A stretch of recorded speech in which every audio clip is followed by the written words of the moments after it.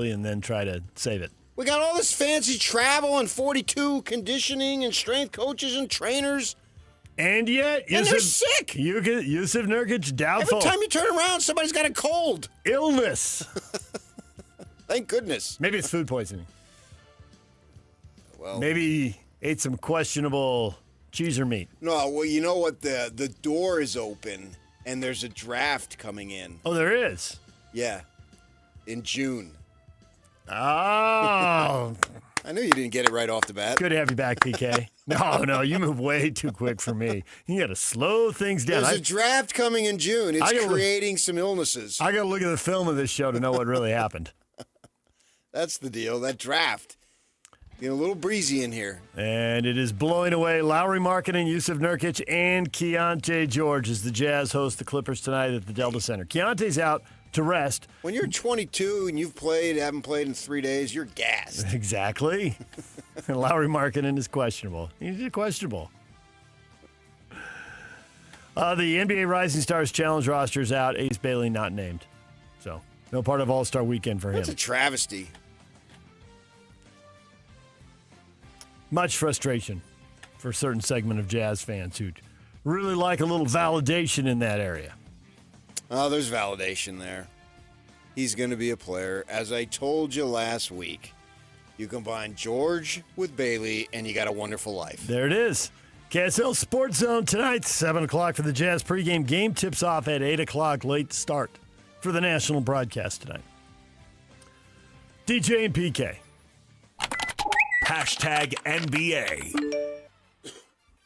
All right, time for your daily NBA injury update. It's the Bucks and Giannis Antetokounmpo this time. Bucks not setting a timeline.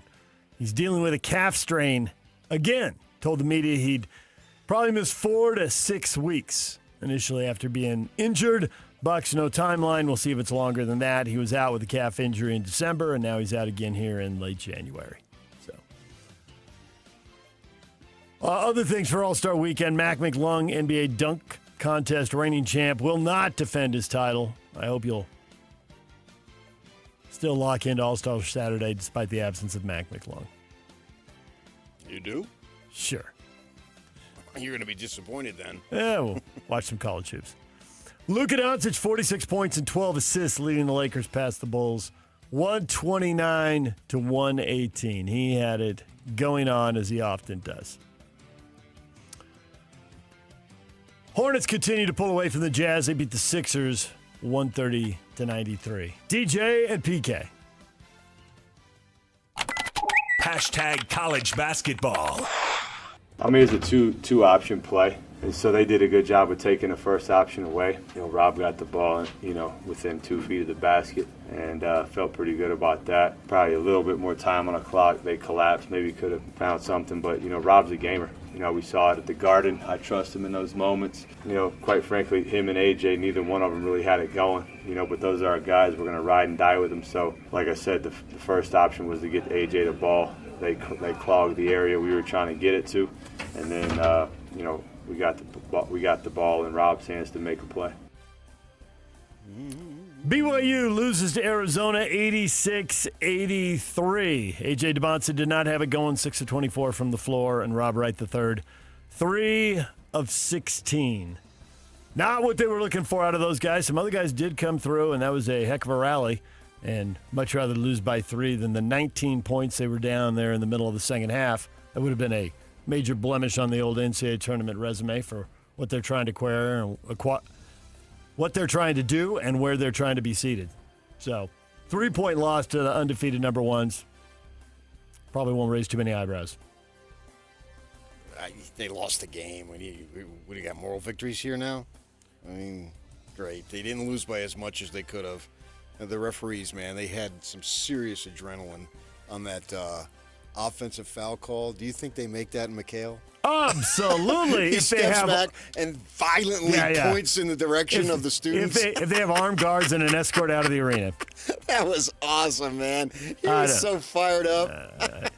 Remind me of that time we got pulled over when we were going out to Tooele, and I didn't move over the lane. You remember that cop? Yeah, man? I do. He was so fired up, man, when he pulled us over.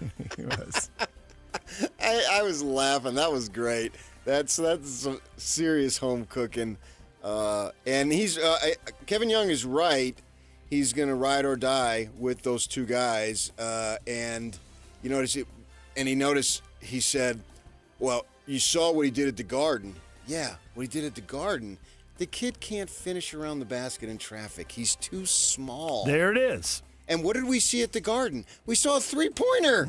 He's a gamer. But he's just too small. He got inside. He had to wait for the guy who was defending him. Kind of his momentum carried him out of bounds to give him a little shot. But by then, somebody on the other side of the court who's defending a three-point shooter on the far sideline sees what's happening and runs over and blocks the shot from behind. He is a gamer. I agree. I love having the ball in his hands. But in traffic, he's just too small. And there's just no way. Tommy Lloyd would have gone out and Latrell Spree-rolled the referee if they called a foul on that one. After they had just done a jump ball. And the way the emphatic, could you calm down the emotion a little bit, referees here? No, they're feeling the crowd. They're feeling the crowd. It's Tony Padilla, man. Come on. They're just caught up in the whole situation. I did think it was good that both coaches, they had questions that led them there, but they both backed off. Because if Tommy Lloyd goes nuts, it's like, well, you shot 32 free throws to their 19 at home. Yeah. And Keita had a big block. He was mad because he got stripped at the other end. And he came like a freight train to the other end. And they called a foul on that. Pretty iffy, and the crowd was going nuts. And I thought Saunders' third or fourth, I think it was his fourth foul, there wasn't much there. But it's like you always love to say, that stuff happens. And over the course of the game, it probably happens to lots of different players. Yeah, I think BYU is going to have a problem throughout the season consistently of outshooting teams from the free throw line because they don't have any inside game. And DeBonta, I know you're on TV. I know you're battling for the number one pick and all that. Man, you got to take some better shots. Some forced? Yeah. Feeling it. Yeah, and it wasn't there. What was he, 6 of something? 6 of 24 and 1 of 8 from 3. But I appreciate their effort and their desire. All that stuff was there. There was no question about it. They're just a little outmanned. They don't have as much talent as Arizona does. Right. Arizona with 7 guys averaging in double figures. Yeah. And BYU, it's 3 guys who are going to carry the load. Now, Kennard Davis Jr. Good for him. Couldn't hit a 3 in the first half. Couldn't miss in the second half. That was something. It's a law of numbers. He finished with 17 points and was 5 of 8 from 3. Yeah, and he picked up the slack. And Saunders, they're going to need that. Saunders shot it well, and Davis shot it well. And then some other foreign kid that I haven't seen play in a good while. He came in and hit a couple of buckets. They need every little thing that they can get there. Mm-hmm. They're short of big guys. It seems like they got a whole bunch of 6'7" guys who can run and jump and do those things, but they don't have enough skill inside. Arizona does. It's Koa Pete. He's from Phoenix. I've heard about him for 5 years now. His brother was an offensive lineman for the Devils and then transferred down to Tucson. So he comes from an athletic family. They just have more talent. To me, this is going to be a fun run.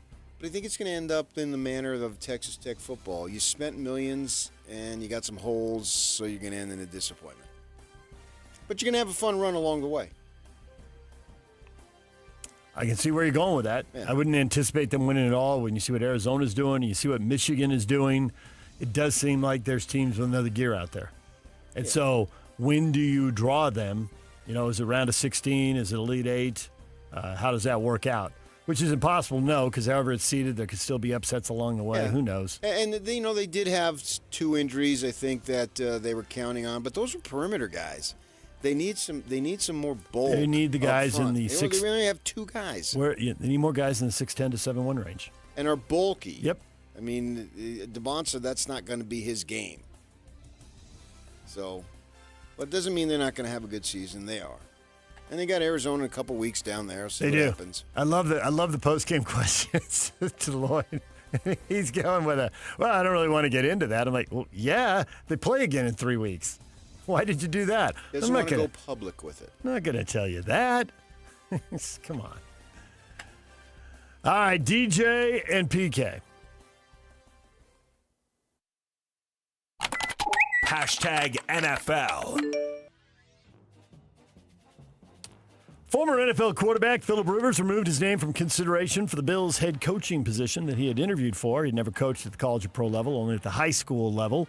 So he takes his name out. Now, PK, you have covered a lot of coaching searches. When you hear that someone is taking their name out of consideration, don't you usually think they know they're not going to get it? They also probably know who is going to get it, so we're probably 24 to 48 hours away from finding out. Yeah, I don't think that they were going to hire a high school coach. I just don't see that. I don't care how great of a player you were.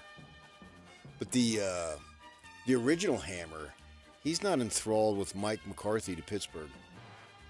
You know who the original Hammer is? Fred Williamson. Nice.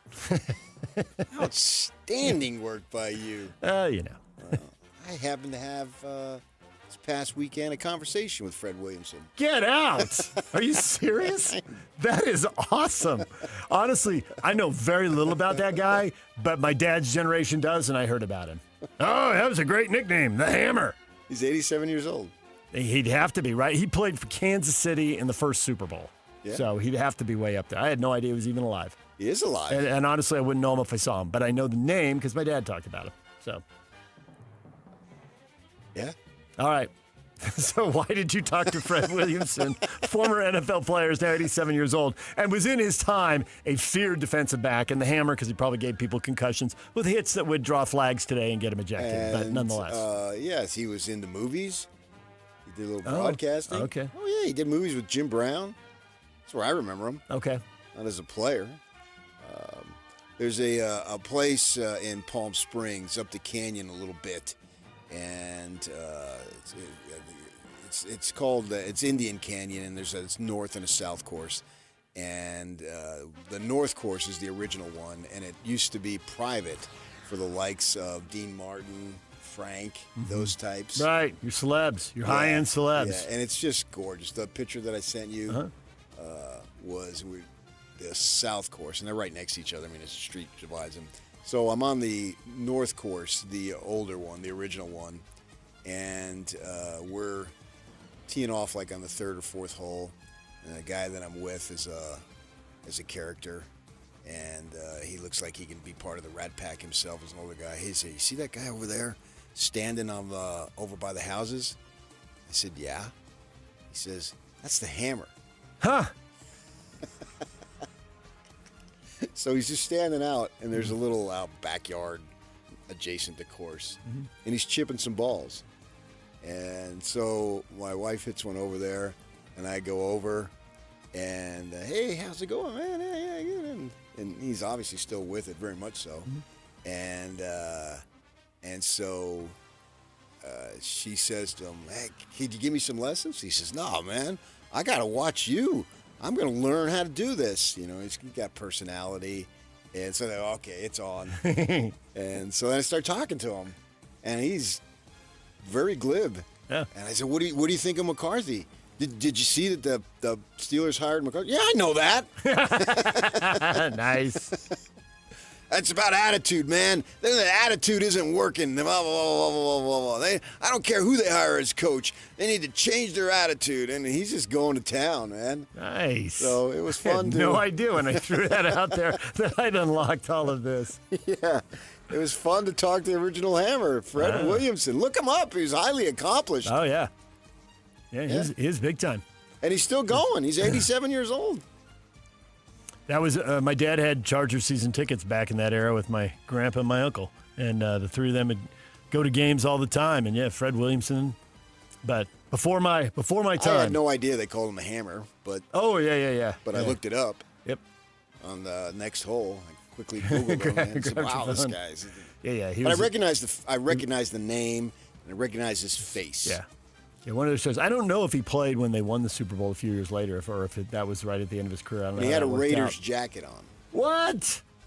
He was a Chief, and in that era, they hated each other. He had a Raiders jacket on. Had a big old brawl years I later. looked it up. He was a 3-time All-AFL player for the Raiders, then moved to the Chiefs. Oh, so he's with the Raiders first. Okay. Yeah. There you go. All right. Well, then, okay, go ahead and wear the Raiders gear. I did not know that. He played for both those. That's funny, changing sides of that back in the day when they were button heads. All right, so anyway, all that digresses the original Hammer, not Fred Williamson. Are we talking Wilner, or you got another Hammer? No, he is the original. Okay. That's what I'm saying. He's the original. Okay. The NFL has tapped Browns quarterback Shadur Sanders to be the replacement for the Patriots quarterback Drake May in the Pro Bowl games, drawing scrutiny as to why he was the replacement pick.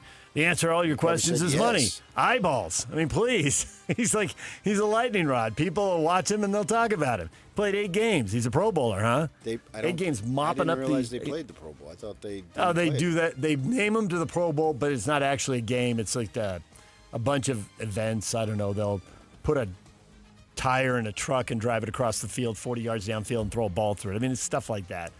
They reinvent it every year. I don't know. It's more like a skills competition. They have a flag They have a flag game. Yeah. DJ and PK. Hashtag college football. The University of Utah names Joe D'Orazio as their new general manager, replacing longtime GM Robert Blecken, who's expected to join Kyle Whittingham's staff at Michigan.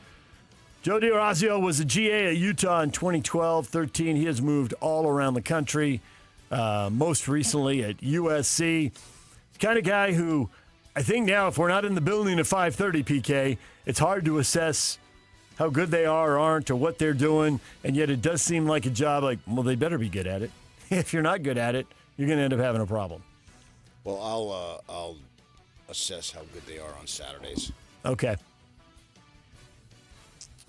Yak, you got some breaking news, you say. What just happened? So Duke quarterback Darian Mensah, who's been in a litigation battle with Duke, they've settled that, and he will be able to enroll elsewhere, which is expected to be the Miami Hurricanes. So write a check and you can go. There it is. Week after the Big 12 announced the championship game was moving to Friday night, the ACC championship game will be played in the Saturday morning slot the Big 12 had been occupying.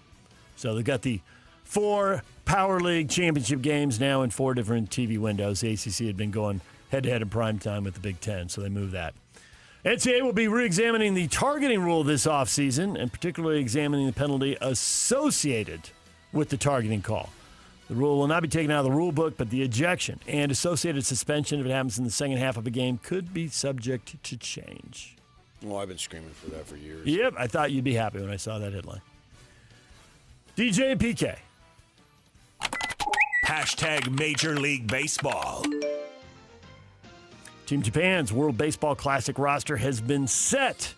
You will not be shocked to learn that Shohei Ohtani is the biggest name on the roster.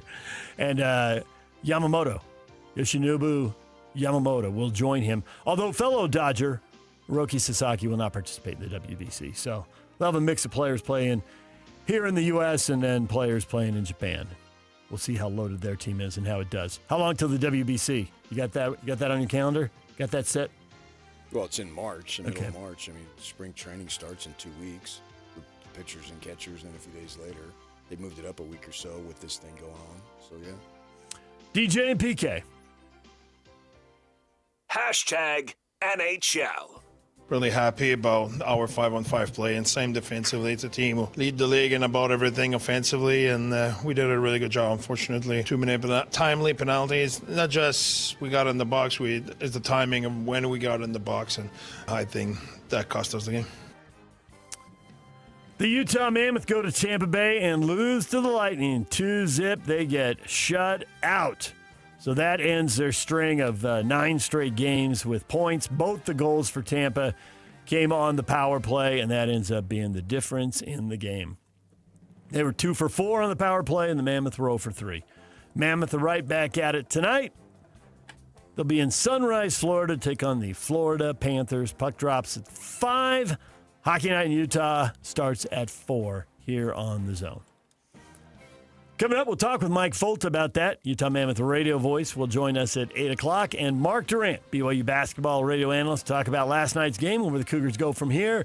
That's coming up at 9 o'clock. It's also a Jazz Ticket Tuesday. We got a pair of tickets to watch the Jazz take on Egor Demin. No. Dielman. Egor Dielman and the Brooklyn Nets Friday night at the Delta Center. That's coming up at 8:30 and 9:30. So stick around for that. The question of the day is next.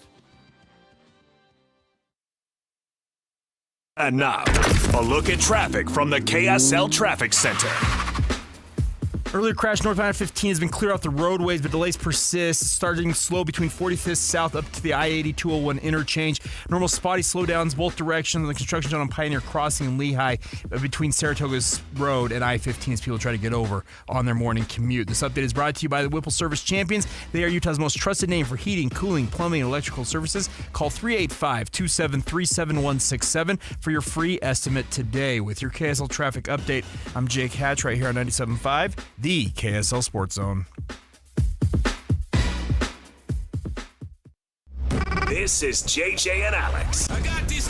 Joining us on the program right now, he's Bill Bender. He writes for Sporting News. How do people replicate what Indiana's doing, or is it really that difficult to replicate what Curt Cignetti and Indiana has done in just 2 years? People will try, but the thing for me is it's about Cignetti himself. Yes, he worked the portal, but so has TCU and Louisville and Colorado, and yes, he rebuilt this program in a hurry, but I think a lot of it's a reflection of Curt Cignetti, the talent evaluator. One point I was trying to make is I think he's going to end up regretting saying Google me, because that's all people are going to want to know, right? And there's so much more to him than that. I don't think Indiana's going away. I think you're going to bring in this next portal class. They're going to recruit a little better. You're going to see it, because I think he's that guy as the coach. You know, if that continues, you're looking at a program that should be able to be pretty good next year. Catch JJ and Alex afternoons from 3 to 7 on 97.5, the KSL Sports Zone. What goes better with a meal? Bacon. At Heartland Steakco, they take their bacon seriously. From their double smoked hickory to their honey jalapeno, which brings sweet and spicy together for the perfect combination, to their all-new bacon flavors like whiskey peppercorn with its smoky richness, to their applewood double smoked bacon that's smoked over real applewood chips, to their all-new maple bourbon bacon, which brings out the subtle notes of maple and bourbon for a rich taste. Heartland Steakco has your bacon and USDA Midwestern beef ready to ship and delivered straight to your door. Don't wait. Order today for yourself, a friend, or anyone who loves that true Midwest taste. Ordering is easy at heartlandsteakco.com. And right now, when you spend $199.99 or more, you'll get free shipping plus 2 pounds of bacon with promo code BACON. Go and get your bacon from heartlandsteakco.com. That's heartlandsteakco.com, promo code BACON. Taste the Heartland difference. Fox Sports Radio. Did you know we're on YouTube? Did you know you can find all of your favorite shows on YouTube? Look at us. We're waving at you right now. Did you know that you can find the best clips and the best videos from your favorite shows? All the interviews, clips, everything is there. This is why you're the smartest listeners in the world. Completely agree. Because you went to YouTube and you searched Fox Sports Radio, and you were the ones that hit the subscribe button and the notification bell. You're the ones that watch videos from Two Pros and a Cup of Joe with Jonas Knox, Brady Quinn, and LeVar Arrington. You can't even make this up. You got some holy water in your bag, baby. Dan Patrick, Colin Cowherd. Wow. Covino and Rich, The Odd Couple with Rob Parker and Kelvin Washington. Oh, my God. Oh, boy. The Jason Smith Show with Mike Harmon. Think about that for a second. And The Ben Maller Show. Fox Sports Radio. On YouTube. That's strong stuff. By searching Fox Sports Radio. Check us out on YouTube, subscribe, hit that thumbs up icon, and comment away. Dev Simplify are your software pros. Whether it's websites, mobile apps, or complex custom systems, Dev Simplify is here to make it work and make it easy on you. Need help building software or ongoing management? You've got both. DevSimplify.com designs, develops, and manages the process so your deadline stops slipping and your team stops guessing. Maybe you're stuck in the middle. AI can start a project. Freelancers can build pieces of it. But without real project management, teams get stranded halfway through. DevSimplify.com brings the roadmap, the pit crew, and the finish line. When a software project slows down, breaks down, or stalls out entirely, DevSimplify, the software pros, can turn that chaos into beautiful completion. DevSimplify.com. From the start, or in the middle, to finish and beyond. Ready to move? At DevSimplify.com, you can always schedule a quick and free project assessment. But right now, you can get a complimentary discovery session with 5 hours free. DevSimplify.com, your software pros. What goes better with a meal? Bacon. At Heartland Steakco, they take their bacon seriously. From their double smoked hickory to their honey jalapeno, which brings sweet and spicy together for the perfect combination, to their all-new bacon flavors like whiskey peppercorn with its smoky richness, to their applewood double smoked bacon that's smoked over real applewood chips, to their all-new maple bourbon bacon, which brings out the subtle notes of maple and bourbon for a rich taste. Heartland Steakco has your bacon and USDA Midwestern beef ready to ship and delivered straight to your door. Don't wait. Order today for yourself, a friend, or anyone who loves that true Midwest taste. Ordering is easy at heartlandsteakco.com. And right now, when you spend $199.99 or more, you'll get free shipping plus 2 pounds of bacon with promo code BACON. Go and get your bacon from heartlandsteakco.com. That's heartlandsteakco.com, promo code BACON. Taste the Heartland difference. As Americans, we love to try and fix our own stuff. It's as American as Paddington Bear. We pride ourselves in going to the hardware store and knowing exactly where to find the tools we'll only use once. But every once in a while, we bite off more than we can chew. When once all the screws are stripped, wires crossed, and hairs grayed, isn't there a certain charm to admitting you need an expert? And don't worry, there are lots of things that need help, but don't like to admit it. Things like self-checkout machines. I feel like I'm doing most of the work there. Autocorrect, again, most of the work. Also, the French. So if you've general custarded yourself into a bad situation, give Shamrock Plumbing a call. We're here to help. Attention Jazz Nation. The long wait is finally over. Mountain basketball is back and better than ever. Let's go! All tickets are on sale now, and you won't want to miss the action. Jump on the opportunity to watch your favorite players live and in person. Whether you're after season tickets, mini plans, or single game matchups, the Utah Jazz has got your back. There's a plan for every fan. Don't miss out. Secure your seats today and be part of the excitement all season long. Let's go! Visit UtahJazz.com today. Hey, this is Chris with JCW's. Drop in for one of our delicious gourmet burgers made with 100% choice Grand Chuck. We're in Lehigh, American Fork, Provo, South Jordan, and Harriman. JCW's, quality and a lot of it. This is a Utah Jazz at 30 update on 97.5, the KSL Sports Zone.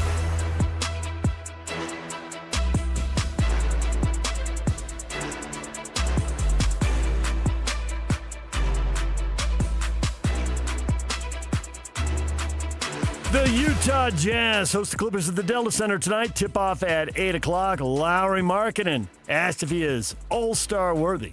I think I've played at that level. NBA is really talented. There's a lot of high-level players, and obviously that's an individual goal of mine, and I hope to make it. And I think I've played at that level, but we'll see what happens, and just control what you can control and keep putting the work in and keep playing every game as hard as you can, and we'll see what happens. Jazz and Clippers tonight, 8 o'clock on NBC and Peacock. Coverage on the Zone begins at 7 with Jazz pregame. This Utah Jazz 30 update is brought to you by University of Utah Health. At University of Utah Health, hope is in our DNA. Learn more at uofuhealth.org. This is Utah's best coverage of the Utes, Cougars, Jazz, and Mammoth. Here we go.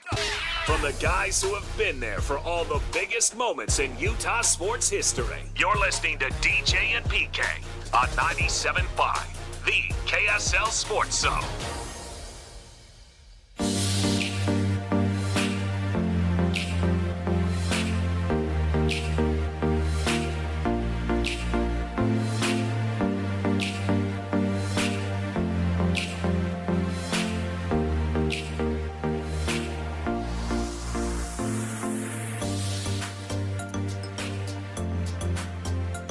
Don't miss your chance to win big every week on the KSL Sports Zone. This week, win tickets to see Pro Bowl riders unleash the Beast Tour at the Delta Center on February 6th.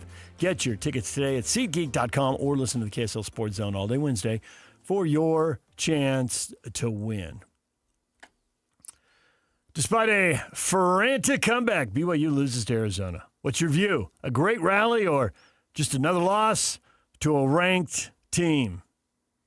Chris, great comeback. Gotta try and get the offense in a better flow. Too much ISO ball. I'm going to hold the ball, look at you, and try to take you one-on-one. Not the first time we've seen that. They're so talented. It has worked in other games, but didn't work against Arizona.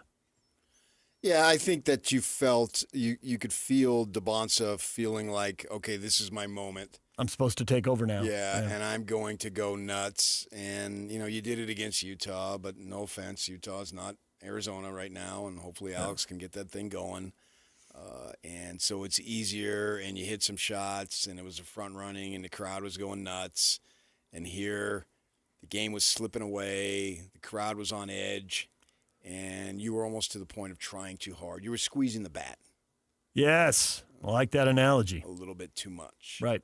And you were forcing the action.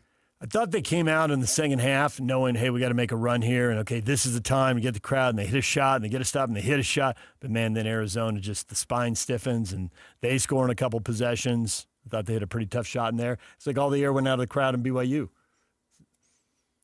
Right. The situation, big Monday, no other games. No one's watching the NBA. It was you, front and center. Yeah, no NFL. You're not tucked away on ESPN2 or FS1. You're on the big dog. Right. Prime time in the East. Yeah, and it was going to be their lead story after the game, and they were leading up to it, all that, watching the Duke-Louisville game and all that, and halftime, that's what they were talking about. And so it was a big deal. And I think that for Arizona, now they got a lot of freshmen, but I think as a program, Arizona's used to being on that stage. And they're 21-0, tied their best start, I think 2013-14 they did it. BYU's sort of a new kid here, at home, pressure to win. You coming off, I realize it's not the very last game, but the last time you played a ranked team, you tripped over yourself down the stretch in Lubbock. So you put all that stuff together, and I think it created an undue amount of pressure, and you could feel it. The comeback would have been one for the ages if they were to pull it off. I mean, when they got the ball with only down one, I was like, oh, my gosh, let's do this. I know, right? It would have just been an unbelievable story. Rob Wright, he's too small to be going into the basket like that against that level of competition, which has all sorts of the Arizona's got 7'2" guys and their guards. Burries, I think, blocked the shot. He's 6'4". Wright is generously listed at 6'1". And so you put all that stuff in there, and I think it was just too much for BYU. BYU is an extremely flawed team, as are most teams, but we're talking about our team that we cover here. And we're holding them up against the standard of Final Four. Yeah, and that's what they said. DeBonsa, he was interviewed over the summer at the Summer League, and he said, it's we want to win it, go to the final, and that's their goal. And I got nothing wrong with having that goal. Set the goal as high as you can, and maybe they can pull it off. But I think under the circumstances that it was just too much for them in the moment. Now, they still have 6-7 weeks before the tournament starts. So you have an opportunity to do something. I mean, he's going to have to develop the bench. We can sit here and say, oh, well, Pickens and Baker are out, woe is us. Or you can develop the bench. What's it going to be? Well, in my world, you just sit around and moan and complain. But I suppose with the millions he's getting, it would be better if he developed the bench. Yeah.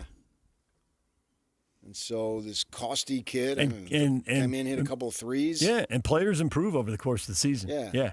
And it's one, you don't have to develop a star here. You need to find someone who's got one or two skills. A big guy who could provide a little toughness, maybe somebody who plays a little bigger than they are. I don't think they have anybody. Okay. I think that's then a they deficiency in their roster. find a three-point shooter, so when defenses are collapsing on the stars, your feet are set, you can catch the ball and hit a shot. Right, but they're always going to lack underneath. That's where the roster's flawed, because Pickens and Baker aren't those types of players. They could have been the greatest bench players of all time. But they weren't going to be Keita's. Right, yeah. Keita and Ahmed, he fouls out in 10 minutes. Yep. 10 minutes. That's not good enough. And you didn't get him until the middle of the season. You should have known when you're putting this roster together that you need another big guy. And the Kozlowski kid, he's tall, but he's a perimeter guy. And then I realize he's out. But you lack, the roster construction has a gaping hole. Where a big physical guy should go. Yeah. And Keita, Who doesn't love the kid? The kid's motor is incredible. He's limited, but whatever he's got, he's giving it to you every single game. Well, he was big in that final minute. He had an offensive rebound and put back bucket, and they ran a pick and roll, and he got an alley-oop dunk. Right. Which is about what you expect out of him, and where his 4, 6, or 8 points. No complaints. And he had 6 in the game, He's giving you everything he has. But they need another big guy. And they knew Foose was graduating. Foose was a kid who was a little on the smaller side for the position he played. But, he could go over the left shoulder and put something up. And I wonder why Young didn't go after another big guy. Not enough money left or what? I don't know. I mean, if you're not going to be outbid, go get me another big guy. And they had to get this kid out of the G League here, and he's limited himself. You can't. And this is what you have. And you can't really get another big guy who's going to be dominant. I don't know. It's DeBonza saying, "Hey, wait a second. You owe me development to get me ready for the NBA." That was the deal. Yes, but it's about having another Queta-ish player. Minimally. But that's what I'm saying. You're not going to get a big dude who you're going to dump the ball into him time after time. Because the touches are going to go to the other 3 guys, especially DeBonza. Right. DeBonza, you're going to have to live with DeBonza jacking it up. Because dad and son, that's part of the deal. And dad is right there every game. Every game, yes. They're always showing him on TV. Right. And so he's going to get the FGAs. That you sold, it sounds dramatic, but you basically sold your soul. This is what you signed up for. For him getting FGAs. Okay, sold your soul. Right. And now I feel like we're in some it's literary dramatic. masterpiece. It's dramatic. But that's when you the get commitment you made when you get a player of his him. ability, yes, he's going to get shots. And he had 24 shots and he had 16 free throws. So you can tell how much he's going to have the ball in his hands. Right. But you don't get somebody like that to play him off the ball a lot. No. I mean, the shot distribution. You're not going to take him out if he takes a bad shot. Right. The shot distribution, 11 for Saunders, 16 for Wright, and 24 for DeBonza, not that far off. You just want better productivity, more efficiency. You want to make more shots. And the other guys are there, when you're open. Boscovich, 2 of 5, 1 of 4 from 3. That's what I expect. Davis was hot, obviously. But I wouldn't expect him to get more than – I wouldn't expect him to get more than 9 shots. Do I really need DeBonza to shoot 8 threes? He's not a three-point shooter. No. But yet the point I'm making is you can't take him out because that's a bad shot. No. Because you signed on with Pops that he's going to fire away whenever he sees fit. And also, you're not going to beat Arizona without him. You can sit him on the bench if you want. You're going to lose the game. But you could, but you're not going to do that. You're not. But you could tell him to take better shots. But it's almost like his game is untouchable. Well, he took lots of other shots. I mean, that's why he gets to shoot 16 free throws, and he took 16 twos. I mean, he's just going to get a lot of touches and take a lot of shots. Now, you could say within the game. The other thing, though, is he's so good in high school. Maybe in some of these international teams they talk about, but I don't even know. Really played high school. I know, exactly. So when's he been in an arena with this many people and the adrenaline pumping, and they're behind, and there are expectations that aren't being met? Well, I don't think he's been in that very often. These guys have. Huh? So we'll see if he handles it better next time. But the point I'm making is somebody else you can get in his face. I don't think and he's going to hear about this, I know, because he's heard about stuff that I said and he comes back at me.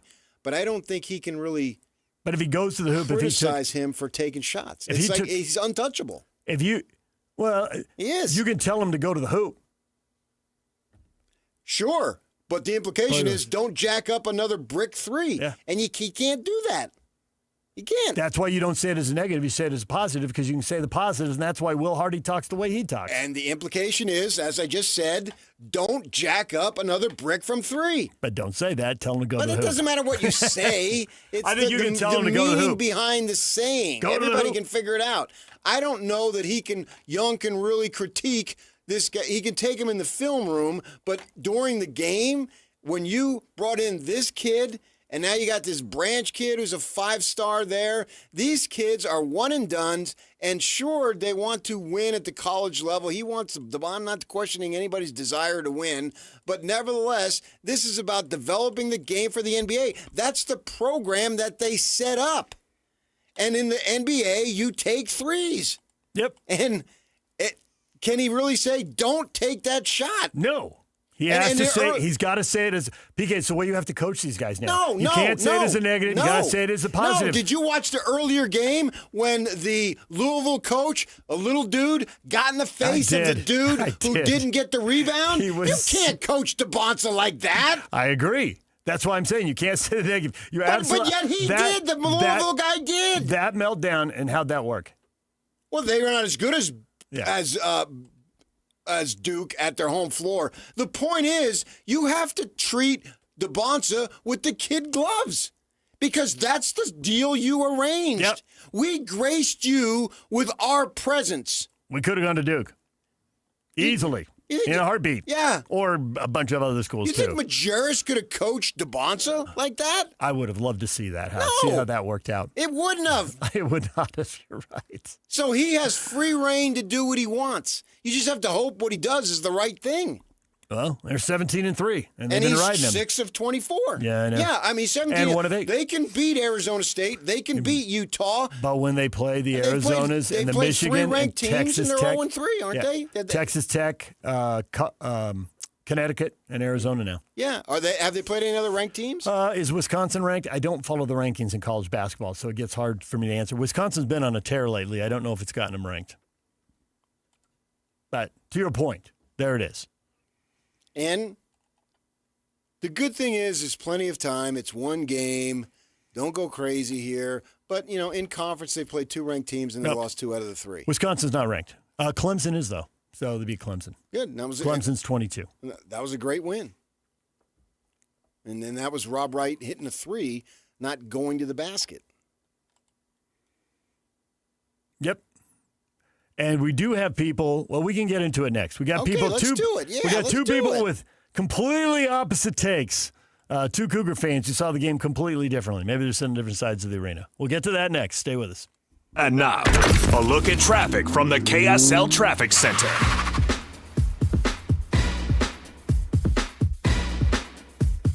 Going to crash northbound Mountain View corridor just after 41st South. The left lane is blocked. Or delays are lasting all the way back to 35th South at this moment, stacking from there. Northbound I-15 slowing around the South Interchange in South Salt Lake and also approaching University Parkway in Orem down in Utah Valley. This update is brought to you by UTA. Put your energy into the fight song, not fighting for parking. You win when you take UTA to the game. Plan your trip today at rideuta.com. With your KSL traffic update, I'm Jake Hatch right here on 97.5, the KSL Sports Zone.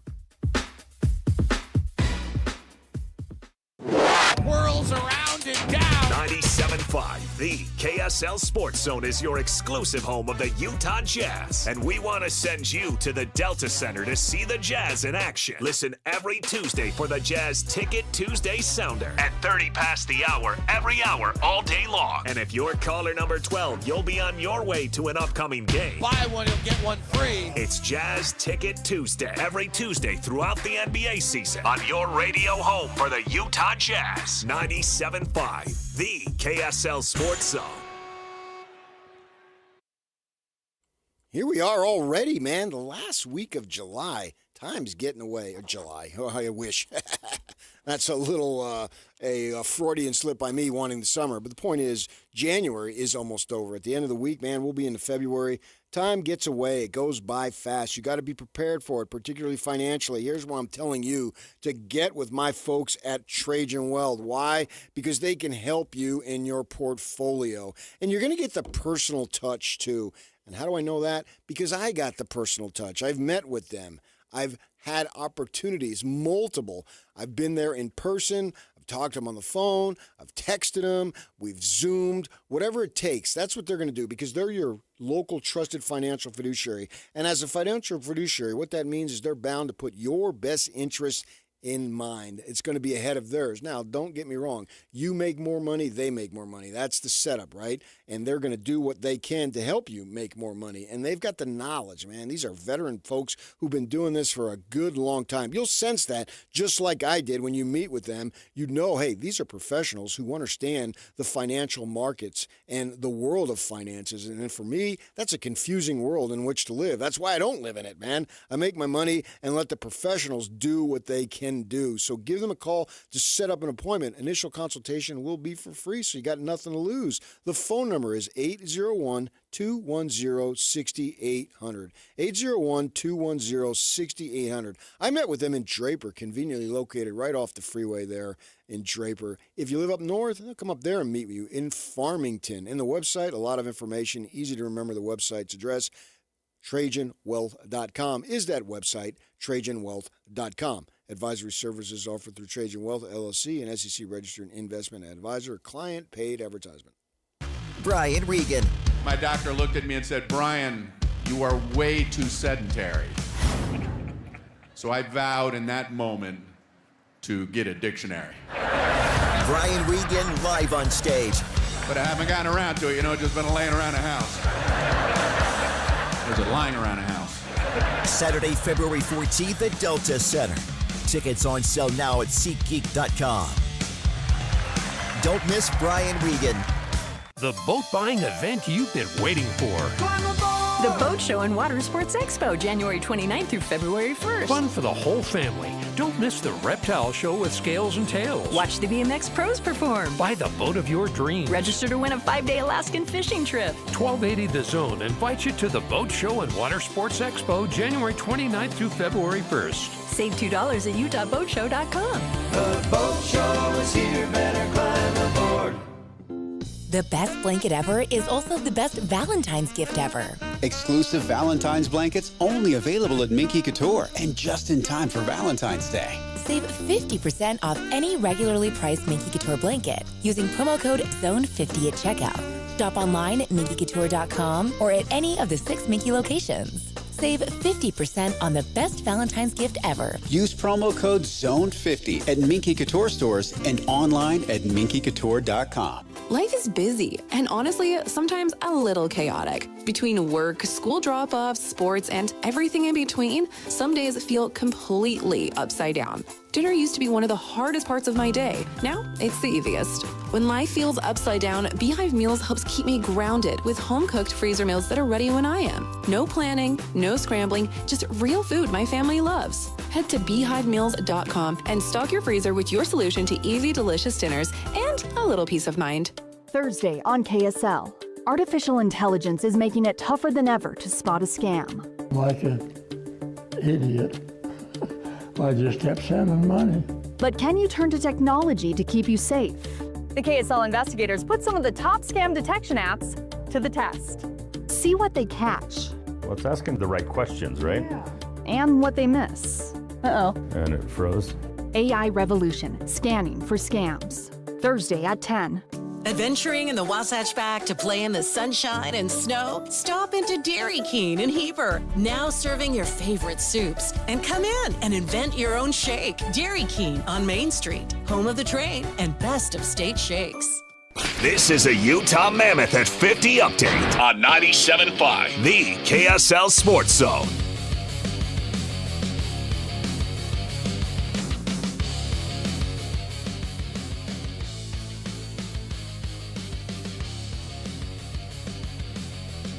The Utah Mammoth go to Tampa and get beat. They get shut out 2-0. Ian Cole and the team's performance in the loss.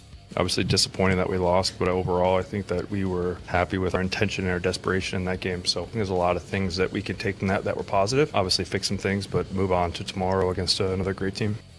Lightning got both goals on the power play. Utah's back at it tonight in Sunrise, Florida against the Florida Panthers. Puck drops at 5, pregame at 4 right here on the Zone.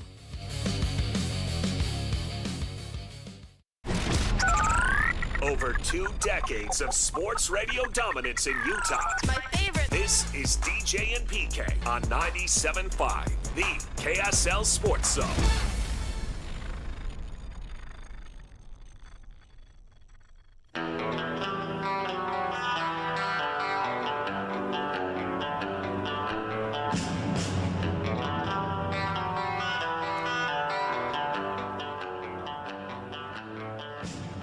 Why did BYU lose to Arizona? What went wrong? There were many things. We were just talking about A.J. DeBonsa, 6 of 24, and 1 of 8 from 3. There were multiple takes here. Joshua should have won. Got to work on the last plays of the game. Meanwhile, JD, honestly, need to figure out how not to fall behind by large amounts. It's way too hard to overcome these deficits. They're a really good team. Arizona's defense was legit. They don't have real weaknesses. I'm more with JD there. I mean, got to work on the last plays of the game, sure. But if you're going to keep letting games come down to the last play, you've had a couple, and one time you hit a shot and one time you didn't. To your point, the shot selection probably played a major role in both of those. But honestly, you're too talented to be down by 19 or 20 points. And I forget what the margin was against Clemson, but they were down big. And that was a dramatic rally. And they're down 19 in this one. You shouldn't be down by that much. That's where you gotta look at stuff. And the calls that go for you and the calls that go against you, that's not really the thing either. You're inbounding the ball, and they're not in any organized pressure. They're just one guy looming, just kind of hanging around, seeing if he can. You can't cough the ball up in that. You got to be locked in more than that. You're Jersey king of mental toughness. Okay, then don't have 2 lane violations either. There's another good one. Just giving free throws away. Simple, really straightforward. And you can probably break down some of the fouls and some of the turnovers again and just say, you're not locked in. You got to be dialed in. Okay, was Arizona not locked in then when the lead evaporates? I mean, isn't I that would just say the nature of the game? There's runs in basketball. There are definitely runs in basketball, and I do think it's a little bit of the nature of the game. To your point, hey, a lot of these Arizona guys haven't played in front of crowds and these kind of stakes on ESPN and all that.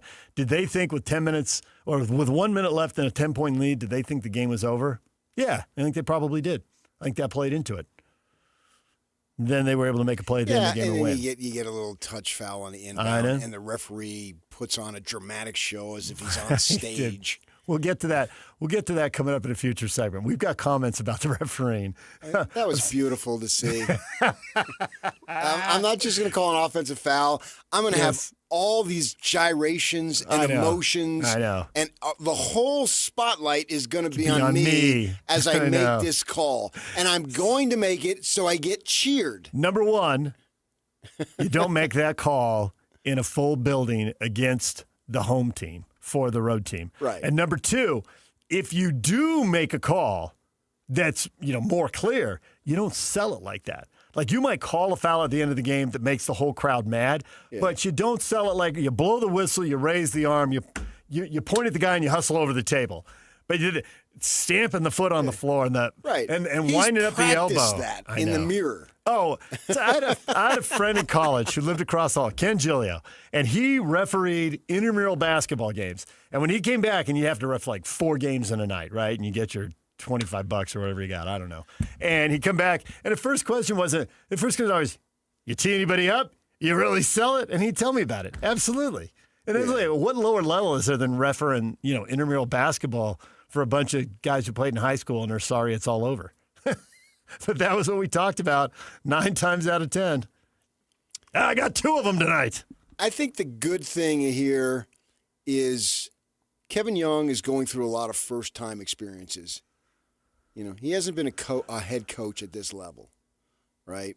And he's going to develop himself and his proficiency. The game never rested on his shoulders from the coaching standpoint. And I don't care. He could have been an assistant coach in the NBA 100 years. It doesn't matter. It's different. Yes. And so he's going to learn from this. And I believe in Kevin Young's ability to coach basketball.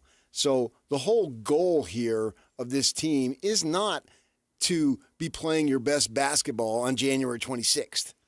It is to progress. And I think he has the ability to get this team to be better. So we still have 6 weeks to go.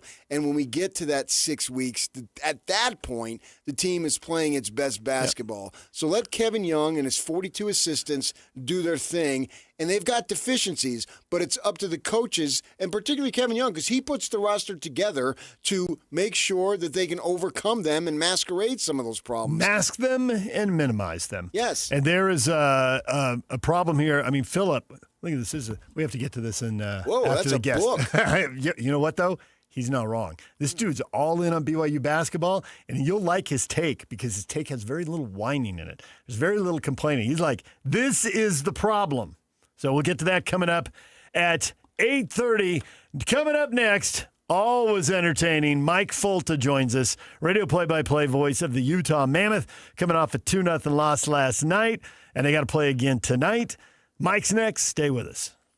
Win big this Wednesday on the KSL Sports Zone with Win Ticket Wednesday. This week, win tickets to see the Pro Bull Riders Unleash the Beast Tour stop at the Delta Center February 6th. Get your tickets today at SeatGeek.com and listen to the KSL Sports Zone all day Wednesday for your chance to win.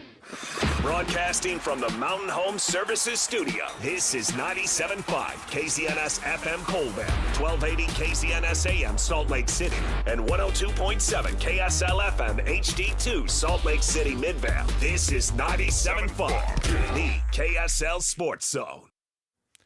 David James here for Soda Weight Loss. Now is the time. If you are trying to lose weight, how about a deal? Everybody likes to save money. 2 transformations for the price of 1. If you're going to get on the program, get somebody to do it with you. You can both save money. You can look and feel 10 years younger. At Soda, they're going to get you a nutritionist. Instead of trying to put you on a shot or a drug that you need to take forever, Soda teaches you how to eat correctly and keep the weight off for a lifetime. Don't get caught up with shots and drugs that offer a quick fix. A lifelong financial commitment and no end in sight. Unlike the weight loss shots and drugs, Soda's goal is to have the nutritionist teach you how to eat and keep the weight off for a lifetime. You probably know you have too much sugar and sodium in your diet, but there's even more sugar and sodium that can be cut out, and you can lose the weight and keep it off. Best of all, you walk away healthy and you got money left for retirement or golf or whatever you want. Soda, you can reach out to them online right now, get to them on the web, or you can pick up the phone and give them a call at 866-800-SODA, 866-800-SODA, or online at sodaweightloss.com. That's SOTA weightloss.com. Soda, join us for a short time to have results that last a lifetime.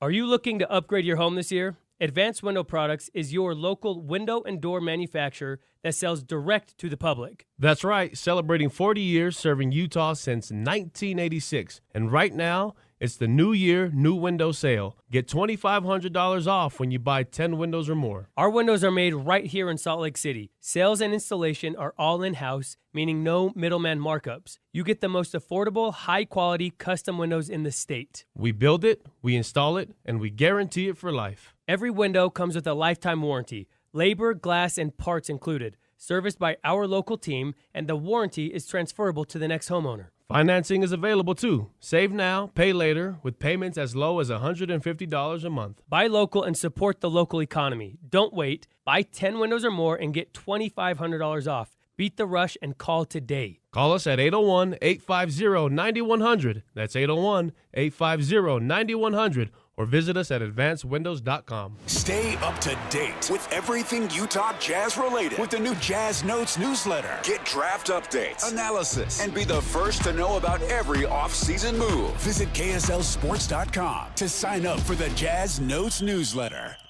Start the new year strong with a Hercules Gold Tier checking account.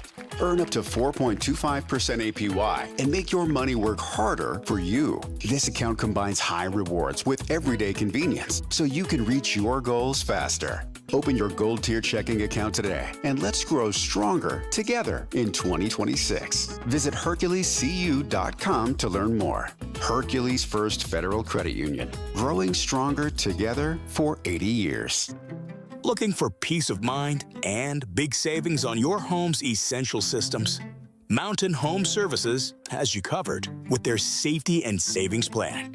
Here's what you'll receive. Front-of-the-line repairs when you need them most. Annual inspections for HVAC, plumbing, and electrical systems. Exclusive discounts on equipment upgrades, services, and repairs. Mountain Home Services is proud to be the first to offer upfront pricing with no hidden fees. Plus, every job comes with their 100% satisfaction guarantee. Call 801-543-2222. 801-543-2222 or online at mountainhomeservices.com and join the safety and savings plan from Mountain Home Services. Protect your home, save money, and enjoy total peace of mind. Mountain Home Services. Your home, their priority. Since 1954. Dev Simplify are your software pros. Whether it's websites, mobile apps, or complex custom systems, Dev Simplify is here to make it work and make it easy on you. Need help building software or ongoing management? You've got both. DevSimplify.com designs, develops, and manages the process so your deadline stops slipping and your team stops guessing. Maybe you're stuck in the middle. AI can start a project. Freelancers can build pieces of it. But without real project management, teams get stranded halfway through. DevSimplify.com brings the roadmap, the pit crew, and the finish line. When a software project slows down, breaks down, or stalls out entirely, DevSimplify, the software pros, can turn that chaos into beautiful completion. DevSimplify.com. From the start, or in the middle, to finish and beyond. Ready to move? At DevSimplify.com, you can always schedule a quick and free project assessment. But right now, you can get a complimentary discovery session with 5 hours free. DevSimplify.com. Your software pros.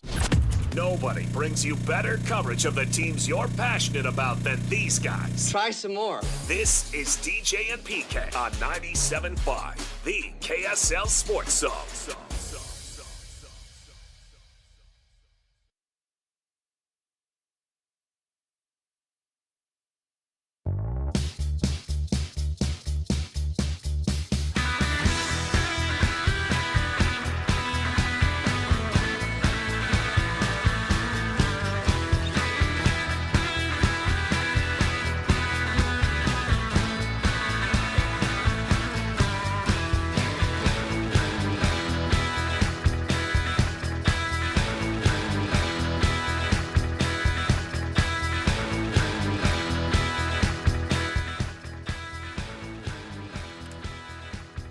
DJ and PK, it's 97.5, the KSL Sports Zone.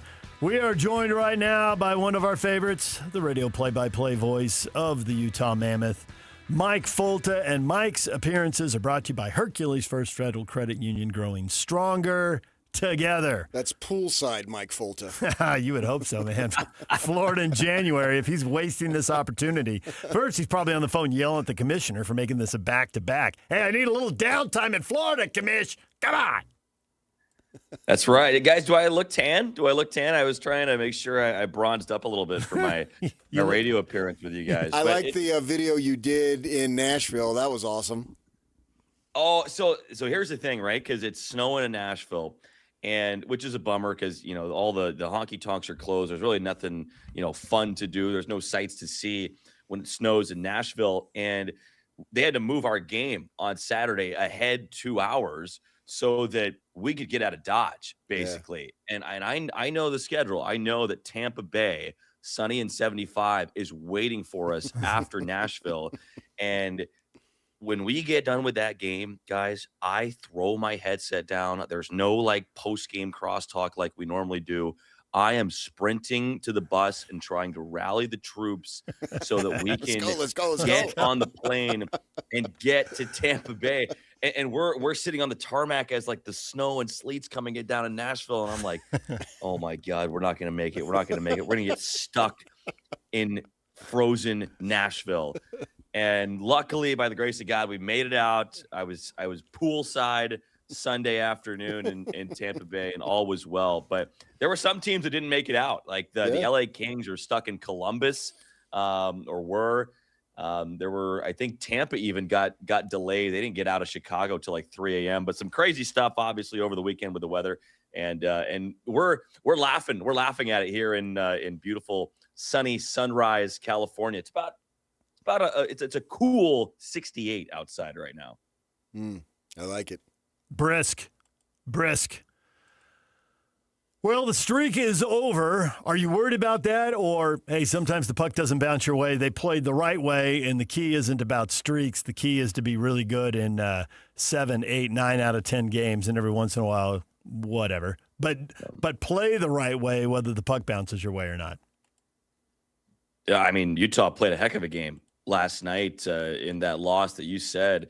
broke up the point streak. Mammoth had points in 9 straight before losing 2-0 last night to the Tampa Bay Lightning.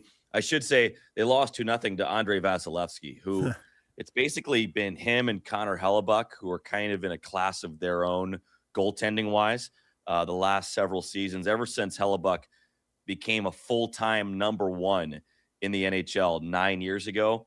He leads the league in wins, save percentage, goals against, like all the big statistics that we track for NHL goaltenders. And he blanked Utah last night. You know, we talk about analytics sometimes on this show. I know you guys are big numbers guys, but our friends over at SportLogic who track like the expected goals, right? Like based on the quality and the quantity of chances that you create, how many goals do the analytics folks expect you to score? The Mammoth had like over 4 expected goals last night and scored 0. Analytics, you know, be darned, whatever. That is a jarring discrepancy compared to what we typically see, where you have a 4-goal gap between expected and actual. So Utah did a lot of great things. Andre Tourigny said as much in his post-game presser last night. You just didn't score against one of the best teams in the NHL. And I think when you have 2 teams that are playing at a high level, 2 really good teams, like, for example, if the Mammoth make the playoffs and have to play a really good team in round 1, you have 2 good teams. The difference is in the details. And the difference last night was in special teams. The Tampa Bay Lightning scored a couple of power play goals. And another big difference can be in goaltending. And Karel Vejmelka was great for Utah last night, but Vasilevsky was perfect. That's what it boils down to. The other night, man, Clayton Keller was such a fun game against Philadelphia to see what he did there to tie it up with just under a minute to go, and then the overtime win. And you look at him, and he's on a roll, 17 points in the last 12 games in the month. I'm wondering, you know, you want to win no matter what you're doing. That's obvious. But the opportunity to be on the Olympic team, how much do you think that was driving him? Because last year there was some disappointment. And now, I mean, you can argue clearly that he's playing the best he's ever played and is going to have this opportunity. Yeah, I'm glad you brought that up, PK, because last year when he didn't make the Olympic team, you look at his numbers basically after the announcement when he's all mad, and you look at his numbers before the announcement. And I'm going off the top here, but I did the math myself, so I'm pretty sure I got this right. But he was on like a 70-point pace last year before the Four Nations announcement. After the announcement, he was on a 100-point pace. So his scoring and production dramatically picked up after he learned that he was not on the Four Nations team for Team USA. We've seen kind of the same thing happen, but in a more positive light, where he did make the Olympic team. He found out on New Year's Day. The official announcement was January 2nd, but he found out on New Year's Day. And ever since the calendar turned to 2026 and Keller found out, he's been on like a 120-point pace this year. Now, that's a smaller sample size. It's less than a month's worth of games, but he's been well over a point per game here in the month of January. And just looking at his game too, the points he's picking up, like the assists he's picking up, they're not just secondary assists where you pass it to somebody, you get off the ice, that guy makes a play with the puck, and somebody else scores, and boom, Bob's your uncle. You have an assist out of that play somehow. No, the assists he's creating are hard plays where he's like creating space for a teammate or winning a puck battle and setting up a teammate. At one point, he had multiple assists in 3 straight games for Utah here this month. And really the recent point streak that Utah had, where the Mammoth won 8 out of 9 points in 9 straight, that was piloted by the captain, Clayton Keller. And really, there's no better case in point than that night against Philly. Mammoth are down 3-0 against the Flyers. Keller helps lead them back. He scores with 34 seconds left in that game on just an incredible individual play, and then scores the OT winner as well. And I think that's so encouraging for me as a Utah Mammoth fan, is to see Utah's best players demanding the puck and being Utah's best players in the biggest moments. And Keller's one of those guys. Dylan Gunther's one of those guys. We saw huge plays from Schmaltz in that and Vmelka in that win against Philly as well. But Keller took over that game, and that's hard to do in hockey, right? We might see AJ DeBonza take over a game for BYU. That's basketball. Hockey, it's a little bit harder to, take a guy one-on-one off the dribble, so to speak. Yeah. So it's great to see Utah's captain being as dominant as he has been in these late game moments, but throughout the last few weeks since he learned about his Team USA appointment as well. Do you think, going back to your point about last season and the dramatic uptick in production, do you think the exit interview conversation, and probably conversations before that, and probably conversations after, are, hey, next season is your 27-year-old year. There are young guys in this team with a future, but you're in your prime, and you're the captain, and this team, at minimum, needs to go to the final day fighting for the playoffs, and they really need to be in. And individually, you want to be in the Olympics. And, the time is now. You need to be good from game one, both individually and for the group. This is it. There's an old cliche coaches love, the future is now. And for Clayton Keller, it feels like that's it. This is a big season right in his prime. Yeah, I think that's a great point, because when we were hearing at the end of last year and at the start of this year in the offseason, we were hearing that, okay, playoffs are the expectation this season. We heard that from management. We heard that from, head coach Andre Tourney, but we heard it from Clayton Keller a lot too. And it felt like he was right at the epicenter of those expectations. And there's no player that wants to be on a rebuilding team, right? I was talking with one of our broadcast cohorts, Tyson Nash, who has his own show, the Nashcast.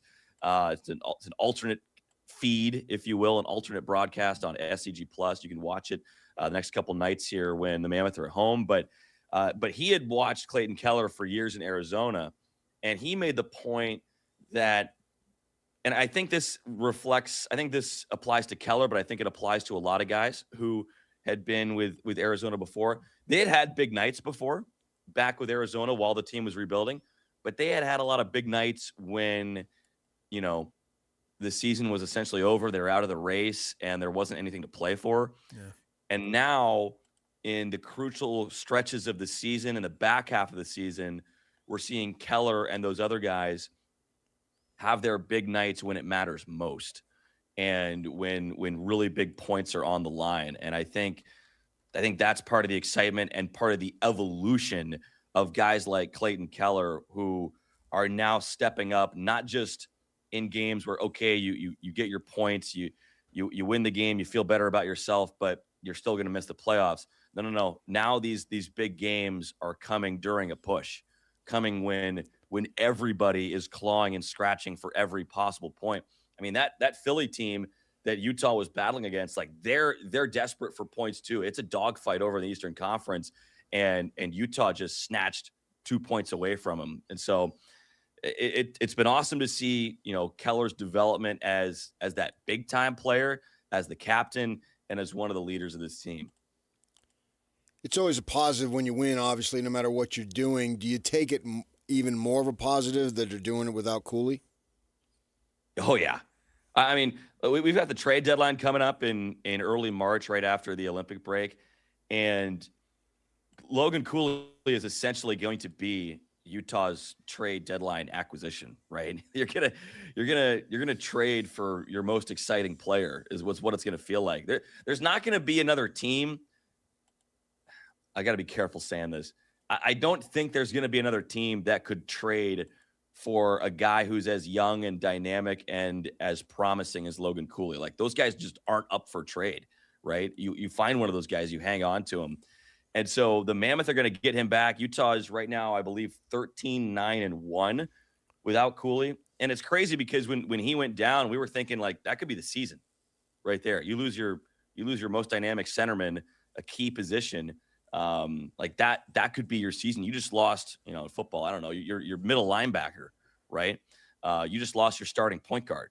That could be curtains right there. And this team is pulled together. You have to mention Nick Schmaltz if you bring up the play without Logan Cooley. Schmaltz is one of the team's top scorers right now. He's having a career year. He's on pace for close to 30 goals, which would be a career high for him. And he has excelled at both ends of the ice. Speaking of that Philly game, if not to keep going back to that, but we saw a great example of Nick Schmaltz's two-way ability. Did you guys see this clip? Garnet Hathaway for the Flyers has an open net, like he's like, PK, you could have scored that goal. and he just gets hawked down by Nick Schmaltz on a furious back check with an empty net. There was no hope for Utah. The game should have been over right there, but it was like a LeBron chase down block, basically, that Schmaltz had, stripped the puck, boom, Utah goes the other way and scores. So you have to bring up him and his transition from wing over to center, which is not easy to do. And he stepped in beautifully. And I think now it creates the conversation when Cooley does come back. Do you keep Schmaltz in the middle? I think you have to. And then, he's him and Cooley are your two top centermen. And if they keep playing, if Schmaltz keeps playing like he does, you feel really good about that combo down the middle.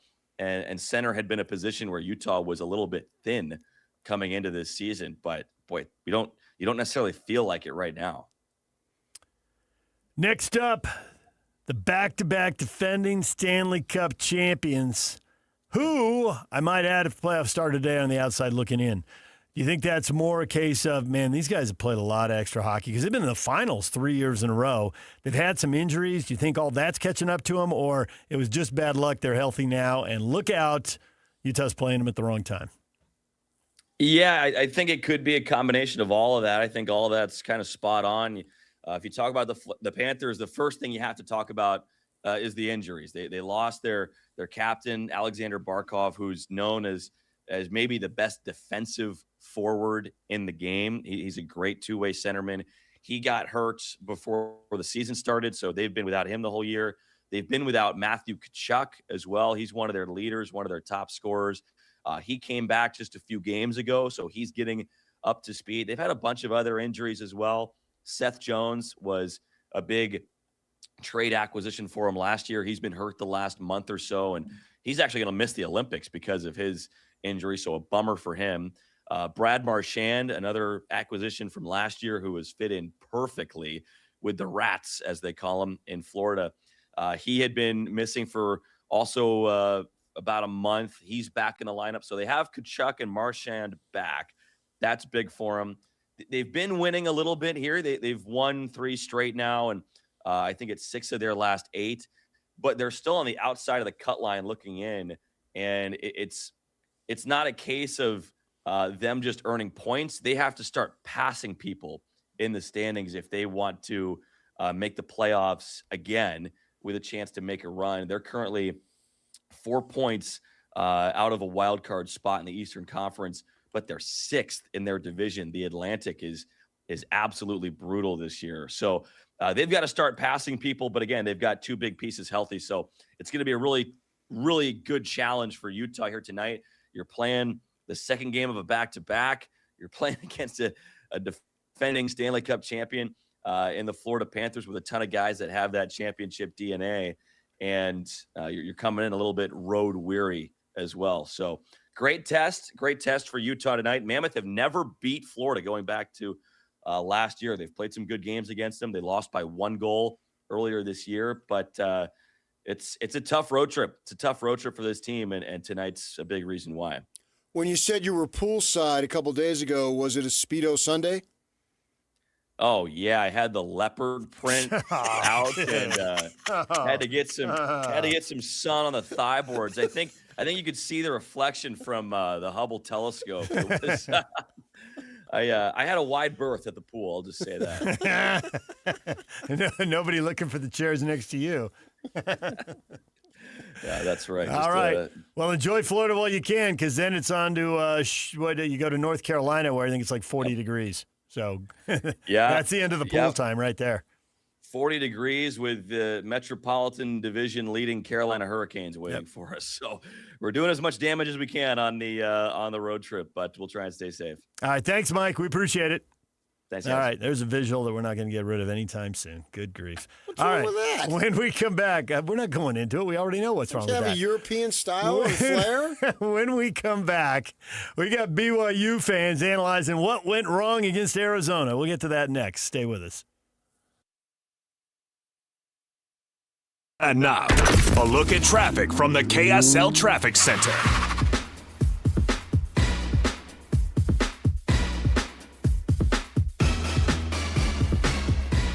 Got a crash southbound I-15 Clearfield just after 650 north. Delay starting Sunset as they try to get through that area. Crash northbound Mountain View corridor has been cleared off the road, but delays still start near 47 South, but starting to break up in that area. This update is brought to you by our friends over at The Roof. Elevate your dining at The Roof, now serving lunch and dinner. Enjoy new ambiance, city views, and favorites. Bacon fig flatbread, steak, pork, or salmon entrees. Reservations or menu, you can go to theroofslc.com. With your KSL traffic update, I'm Jake Hatch right here on 97.5, the KSL Sports Zone. This is Jake Scott and Ben Anderson.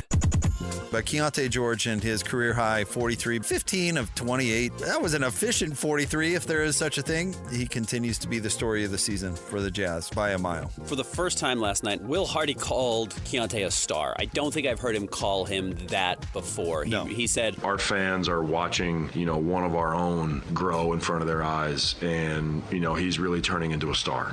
Coaches can prop up their players, coaches can pat them on the back, but for him to call him a star, I think does just kind of give you some insight on how the Jazz are now viewing their basketball team. The Jazz know Lowry's a star, and they view Keontae as a star, and they're going to go try and find a third piece or whatever they have to pair next to him, or maybe Ace Bailey can develop into it. I'm telling you, when they have the green light to make it happen, they're a good enough team to win 40 games.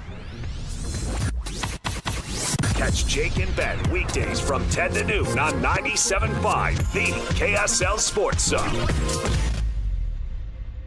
Are you living with dry AMD? If so, you could be on the road to geographic atrophy, or GA, a condition that leads to retinal cell death and permanent vision loss.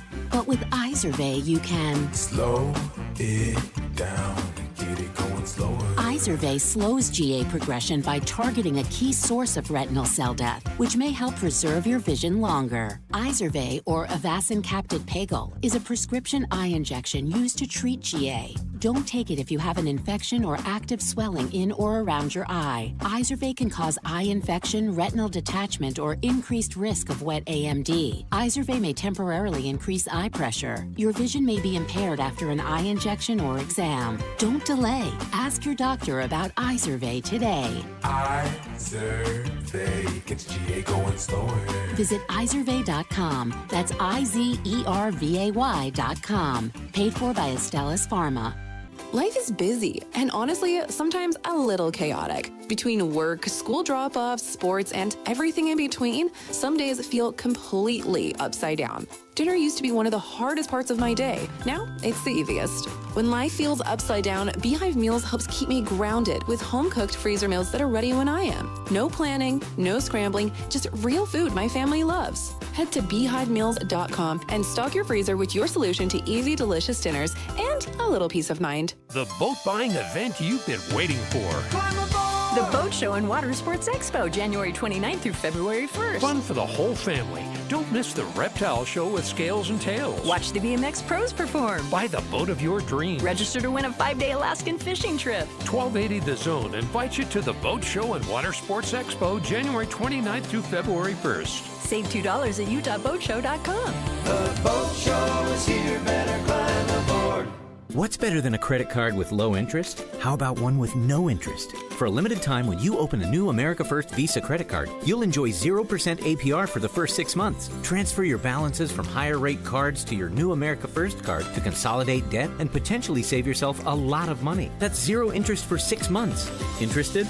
Then hurry to americafirst.com to apply today. Introductory variable annual percentage rate is subject to membership, eligibility, terms, creditworthiness, change, and conditions. Other limits and requirements may apply. Federally insured by NCUA. Equal opportunity lender. What goes better with a meal? Bacon. At Heartland Steak Co., they take their bacon seriously. From their double smoked hickory to their honey jalapeno, which brings sweet and spicy together for the perfect combination, to their all-new bacon flavors like whiskey peppercorn with its smoky richness, to their applewood double smoked bacon that's smoked over real applewood chips to their all-new maple bourbon bacon, which brings out the subtle notes of maple and bourbon for a rich taste. Heartland Steak Co. has your bacon and USDA Midwestern beef ready to ship and delivered straight to your door. Don't wait. Order today for yourself, a friend, or anyone who loves that true Midwest taste. Ordering is easy at heartlandsteakco.com. And right now, when you spend $199.99 or more, you'll get free shipping plus 2 pounds of bacon with promo code BACON. Go and get your bacon from heartlandsteakco.com. That's heartlandsteakco.com, promo code BACON. Taste the Heartland difference. Hey guys, it's Woodrow from Mint Medical Clinic. Are you struggling with ED? Well, you are not alone, and now there's a real solution that treats the root cause, not just the symptoms. Introducing our trifecta approach, a breakthrough combination of acoustic wave therapy, hormone replacement, and cryotherapy, all designed to restore blood flow, boost performance, and rebalance your hormones. Whether it's ED or hormonal imbalance, if you're ready to reignite your love life, this treatment helps bring back your energy, your drive, and your confidence. And right now, when you call, you'll receive a free consultation, a blood flow ultrasound, and an intimacy gift. That's a $650 value, absolutely free. And here's the bonus. The next 20 callers will also receive a 5-night stay at a luxury resort in Hawaii just for taking the first step. But you must call now. With 2 convenient locations in Layton and Sandy, help is closer than you think. Call 801-804-8000 now. That's 801-804-8000. Mint Medical Clinic. We'll get you back to mint condition. So you want soft water, but the thought of hauling all those heavy salt bags and fussing with the water softener is more than you want to deal with? Do what I did. Check out Connecticut. Enjoy the softest water, lowest salt usage, and zero maintenance. Learn more. Visit softwaterutah.com. Tell them Doug sent you. Hey, this is Chris with JCW's. Craving something sweet? We do ice cream right. Come in and try one of our shakes, freezes, or an ice cream cone, and you'll see why we say JCW's, quality, and a lot of it. This is a Utah Jazz at 30 update on 97.5, the KSL Sports Zone.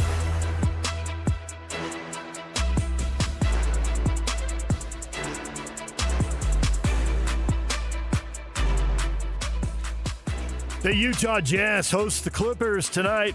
Lauri Markkanen on his health status after battling the flu. I don't want to say any percentages, but I'm getting up there. Like, it's always tough too. We've been going pretty slow with just the way I've felt the first week and a half, and kind of getting back to it. And I felt okay in practice today, and hope to come back tomorrow night. Tip-off set for 8 o'clock on NBC and Peacock. Coverage on the Zone begins at 7 with the Jazz pregame show. This Jazz at 30 update brought to you by University of Utah Health. At University of Utah Health, hope is in our DNA. Learn more at uofuhealth.org. This is Utah's best coverage of the Utes, Cougars, Jazz, and Mammoth. Here we go. From the guys who have been there for all the biggest moments in Utah sports history. You're listening to DJ and PK on 97.5, the KSL Sports Zone.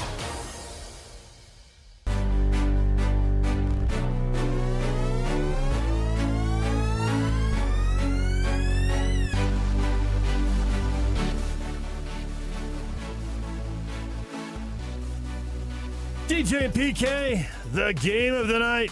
13th ranked BYU, number 1 ranked Arizona. Arizona builds a 19-point lead. BYU down 10 with a minute to go, cuts it to 1 and has the ball. But Robert Wright, the third shot, gets blocked, and they lose the game by 3. The feedback, tons of it from Cougar fans after the game. Robert, great rally. Anytime you're down by 19 and come back with a chance to win, it's a great rally. Duh. Philip, my take is that BYU's a terrible first-half team. They have been down to probably 10 or so teams that they've played all season at halftime. I know BYU is down big to Clemson, UConn, and last night to Arizona. I watched all those games, all 3 by double digits. I also know they were losing to Tech, Miami, Dayton, and TCU at halftime. That's 7 off the top of my head. Now, I know they come back to win 4 of those games, and there's probably other games as well. But my point is, if BYU plays with the intensity they do in the second half of games, they would be at worst a 1-loss team. Philip has had enough of this falling behind and bad starts and poor first halves. And that is where I think you look for trends, because in any one game, and you love this, right? You've preach both these things. Any one game, the call can go against you.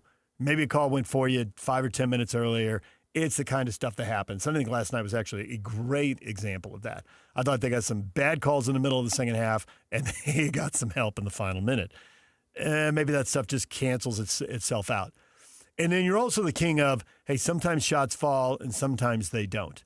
But there's no reason to start as poorly as they've started against as many teams as they've started poorly against. If they're looking for an area where there's a pattern and there's something they can control, the effort and the energy they play with earlier in games be a big deal. Well, maybe they're not good enough.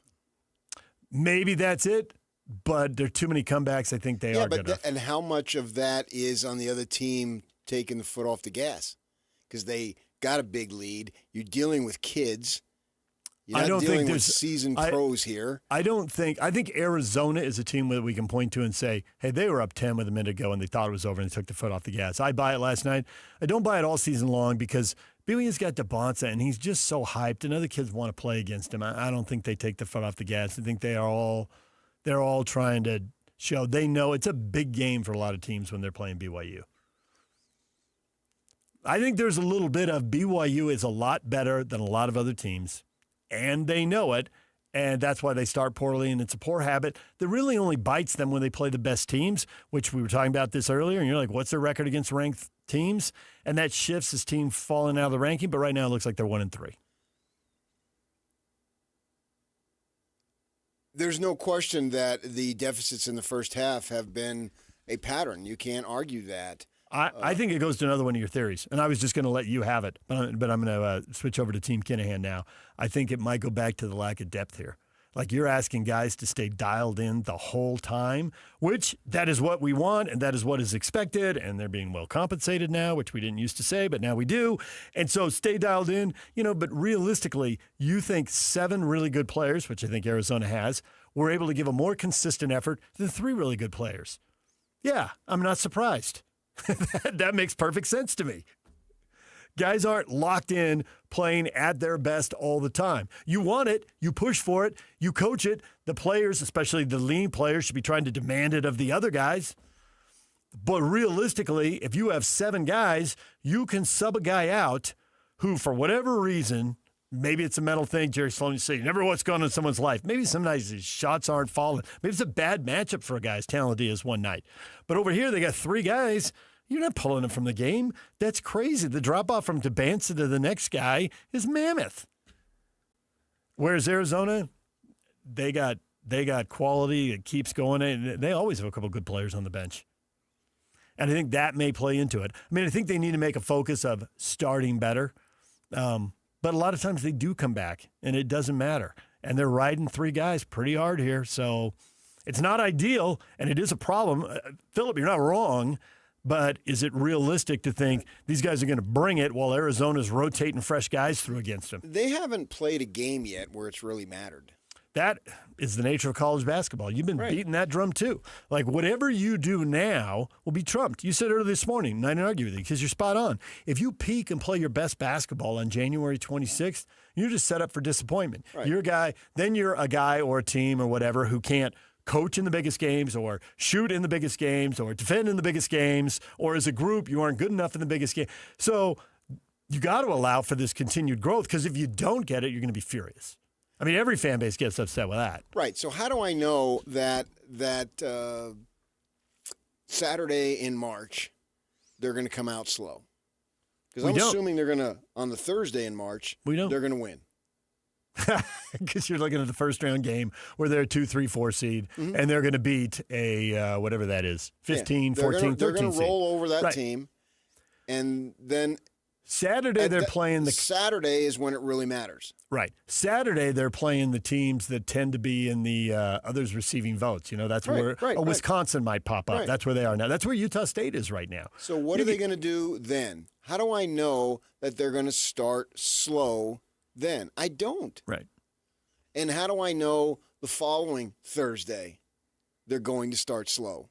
If they do, it could be devastating. But ultimately, that's when it matters the most. Yep, that's and what this we team remember. hasn't played a game where it matters the most. The Utes went to the Final Four, and nobody cares what the regular season conference record was. I think they won the regular season title that year and went out in the first round of the conference tournament. It's all a footnote because what everybody remembers is winning the Sweet 16 game when West Virginia missed a shot right at the end and just pounding Arizona in the Elite Eight. I mean, these games just dwarf all the other stuff that happened.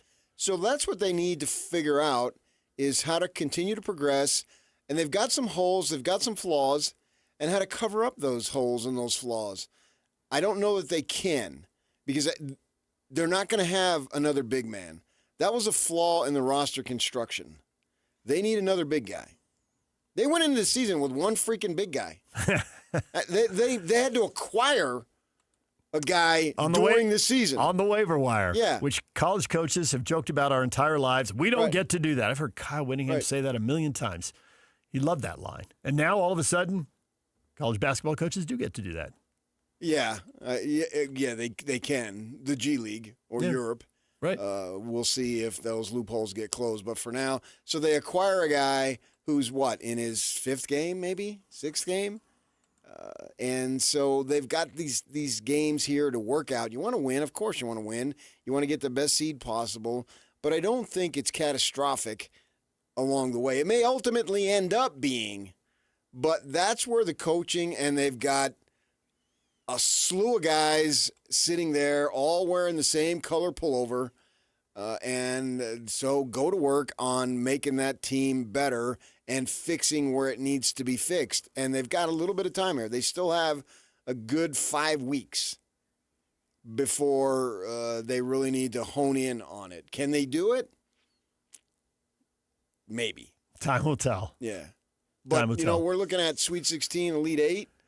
Yeah, I feel better about that. Final 4, not as good. Final 2, not as good. Final 1, not as good. Okay, in a few years, San Diego State was there, and I didn't see it coming at all. They blasted Alabama in the round of 16. Yeah. It's like, okay, it'd be an upset if you won, but upsets happen in the tournament all the time. So when I watched the game, I knew there was a chance. Never did I think they were going to run them off the court. And a year ago, there were all kinds of flaws with BYU basketball in early January. Now we're in late January. But they fixed a lot of them by the time they got to February and March. So we'll see if this team trends the way that trend. But there's going to have to be upsets. There always are. You don't. Well, I'm talking about when they play the best of the best. Oh, because you don't want to. They're not good enough. You don't want to be the 3 seed and have the region go according to form, and then have them have to beat the 2 seed in the Sweet 16 and the 1 seed in the Elite 8. Right. I don't think they're good enough to do that back to back. A lot of these teams that are ranked ahead of them. But if they put together a sensational individual game on a one-game basis, they can do it. What is DeBonsa? What did he go? 6 of 15 against Tech, something like that. 7 of 6. I think it was 7 of 16. Oh, really? And then 6 of 24. Well, what is that in their 2 losses? Let me get those. It was 6 of 17. Right. And he's 6 of 24. So that's 12 of 41. Well, that's not good enough. Right. And then he's got to find a way. Okay, you're the best player. You're going to be a top 2 or 3 pick, but don't force 1-on-5. Don't just think you need to start jacking it up. If the team gets itself into a 7-point deficit, you can see it in his face. Hey, we're down. I better start shooting more. And I'm going to run to the basket, and I'm going to go up against 7-2 guys that Arizona can throw out there, and I'm going to put up some stuff that isn't probable. And then I'm going to flail my arms and act like I am just stunned. It's preposterous that I didn't get the foul call. I saw that way too many times against Arizona. Yep. Stop doing that. Put your head down and get your butt back on defense. You didn't get the call. Live with it. Knock it off. That is the part. And get back on defense. In these games they've lost, not only have there been scoring issues, and we always go to that, right? But if you're losing 86-83 and 86-84, don't you need a few more stops? Let Kevin Young beg for calls. That's what that's what coaches do. Right. He needs to stop doing that right now. He went to the hoop several times. He got knocked down even, and he's extending both arms like, oh my gosh, can you believe it? And if I can believe it. And if you're not getting the call and the ball's in bounds, now it's 5-on-4 the other way. And stop giving up 86 points and thinking you're going to win. Let Kevin Young handle that. You don't need to show emotion. Like, where was the call? Who the hell are you to be thinking that you can get away with that? He's the You've future not number one accomplished pick. anything. He's the star. And he's looked up to all these guys who do it in the NBA, and it's been a plague in the NBA for 40 years since Magic was accused of reffing his own games. I know that. Put your head down, hustle back on defense, and get him the next time on offense. And if Kevin Young, I love it when he's a little dude, goes storming down with his hands behind his back so he's not flailing his arms to get a tee, and do the Bobby Hurley thing where you put your hands behind your back and you just go crazy. Go ahead. That's part of coaching, is to work the referees. I've got zero problem with him doing that. But the player, like, oh, woe is me. I didn't get the call. You went to the line 16 times and you didn't get the call? You want every call every time? You're not going to get that. But that's part of the maturation process. He's still a young kid, no matter how rich he is, right? And he'll learn that. And that's what Kevin Young needs to tell him, or one of the 47 assistants needs to say, hey, don't do that. Stop that. You're not going to get every call. You went to the line 16 times. What's the next guy who went to the line in that game? What's the next most free throws? You're a box score guy. I'm sure you got it up right now. I don't. I'm calling it up. Look it That's up. why I'm you pausing. should always have the box score. No. I count on you on the box score. I give you emotional, irrational feelings. You give me technical, black and white stats. Braden Burry's 14 free throws. As far as BYU, he shot 16 of the 19. There were only 3 other free throws. Yeah. Cada shot 1 and Saunders shot 2. And but these are all that's it. things that are in the developmental stage. And it won't manifest the ultimate level of importance until March. It never does. But we want signs along the way. Well, I think we're getting signs along the way. I mean, they had a 9-point lead against Tech, and it slipped away, obviously. And they had the ball with a chance to win the game. If you would have said to them yesterday morning, hey, you'll have a chance to win the game with 10 seconds to go, you've got the ball against Arizona, the number 1 ranked team who's won 21 games in a row now. At that point, I think it was 20. And would you take that? I'm pretty sure I would say yeah. Probably yes. Yeah. The only thing you would want is Saunders in the game. And he had fouled out, so he's not in the game. Right. Because you want another option. Right. And he's a very good option. All right, DJ and PK. It's 97.5, the KSL Sports Zone. Mark Durant, BYU basketball radio analyst, at the top of the hour to talk more about this game. DJ and PK, the Utah Jazz back in action tonight. We will get to that next. Stay with us. And now, a look at traffic from the KSL Traffic Center.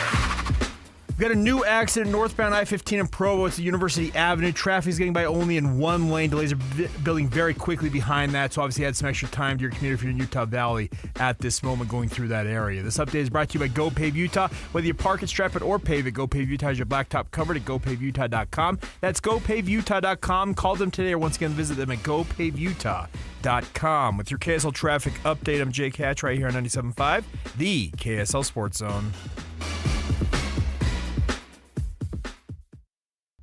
This is JJ and Alex. I got this. Joining us on the program right now, he's Bill Bender. He writes for Sporting News. How do people replicate what Indiana's doing, or is it really that difficult to replicate what Curt Cignetti and Indiana has done in just 2 years? People will try, but the thing for me is it's about Cignetti himself. Yes, he worked the portal, but so is TCU and Louisville and Colorado, and yes, he rebuilt this program in a hurry, but I think a lot of it's a reflection of Curt Cignetti, the talent evaluator. One point I was trying to make is I think he's going to end up regretting saying Google me, because that's all people are going to want to know, right? And there's so much more to him than that. I don't think Indiana's going away. I think he's going to bring in this next portal class. They're going to recruit a little better. You're going to see it, because I think he's that guy as the coach. You know, if that continues, you're looking at a program that should be able to be pretty good next year. Catch JJ and Alex afternoons from 3 to 7 on 97.5, the KSL Sports Zone.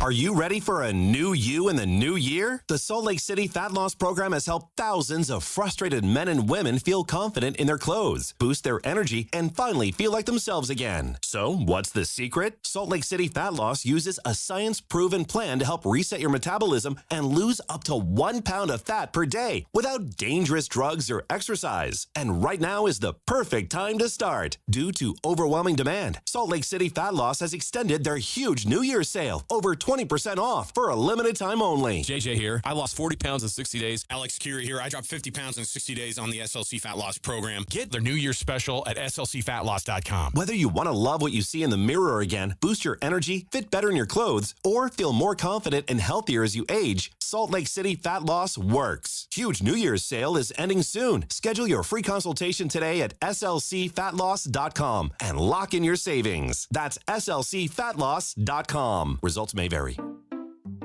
We just want to have enough money for retirement. And travel to visit our grandchildren. I understand. That's why at Fisher Investments, we start by getting to know each other, so I can learn about your family, lifestyle, goals and needs, allowing us to tailor your portfolio. What about commission-based products? We don't sell those. We're a fiduciary, obligated to act in your best interest. So how do your management fees work? We have a simple management fee based on the value of your portfolio, so we do better when you do better. We appreciate that kind of transparency.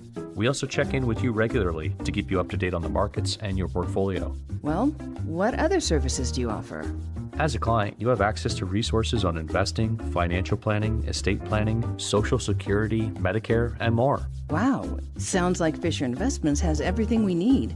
At Fisher Investments, we're clearly different. Learn more at fisherinvestments.com. Investing in securities involves the risk of loss. Do you have 3 ex-wives and your current trophy wife wants a life insurance policy 3 times the size of the policies you had to purchase for your previous mistakes? If so, you need to call Big Lou at Term Provider, 800-444-2013. Big Lou is intimately familiar with your problems, and if you're 50 or 60 years old and in reasonably good health, a $1 million policy should only cost about $100 to $200 per month. Big Lou may have a solution for your previous policies as well. You may even save enough money to lighten the load on your new $1 million policy. Remember, call Big Lou. He's like you, except he's only on number 2. Call Term Provider at 800-444-2013. That's 800-444-2013. For $1 million in term life insurance that you can live with. Call Big Lou at 800-444-2013. 800-444-2013. Now's the perfect time to recognize the everyday heroes who make youth sports happen in our community. The KSL Sports Zone and Beehive Meals are celebrating the coaches, referees, organizers, and volunteers who give their time so our kids can play. Nominate the youth sports volunteer you know for the Beehive Meals Hero of the Week at KSLSports.com/contest. Each week, one deserving hero will be spotlighted during the JJ and Alex Show at 4:30 p.m. every Thursday. And the winner receives a $250 gift card courtesy of Beehive Meals. Don't wait. Lift up someone who lifts up our kids. A family office is a team built to handle the 3 biggest financial responsibilities a family faces: wealth management, tax strategy, and estate planning. Most firms only manage your investments and refer the rest out, hoping everyone stays aligned. At Trajan, we built something different. Your wealth, tax planning, and estate planning are handled together inside one firm under one roof. There's no guessing whether your CPA, advisor, and estate attorney are truly in sync, because our team works together every day on your behalf. When your financial life becomes more complex, your advice should become more coordinated, not more fragmented. One plan, one trusted team. Call Trajan today. 801-210-6800. That's 801-210-6800. Trajan Wealth, an SEC-registered investment advisor. Additional services through Trajan Estate and Trajan Tax. Additional disclosures and accreditation at TrajanWealth.com. This is a Utah Mammoth at 50 update on 97.5, the KSL Sports Zone.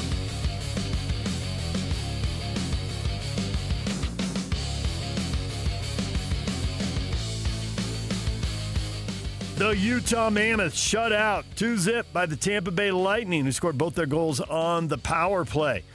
Andre Tourney, head coach, credits Tampa Bay's defense and goalkeeping.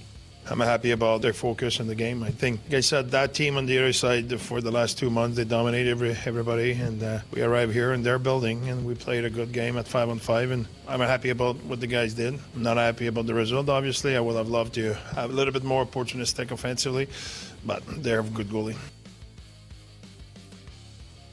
Utah's back in action tonight, playing the Florida Panthers. Puck drops at 5. Coverage begins at 4 here on the Zone.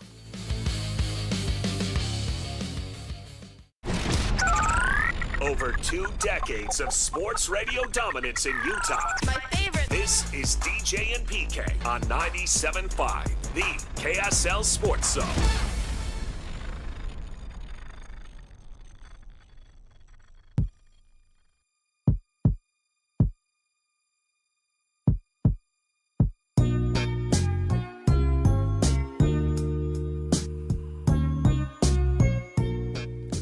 DJ and PK, it's 97.5, the KSL Sports Zone. PK, we got new rules. When can you sit a player? When can you not sit a player? It's a national TV game tonight. I think some of these rules kick in.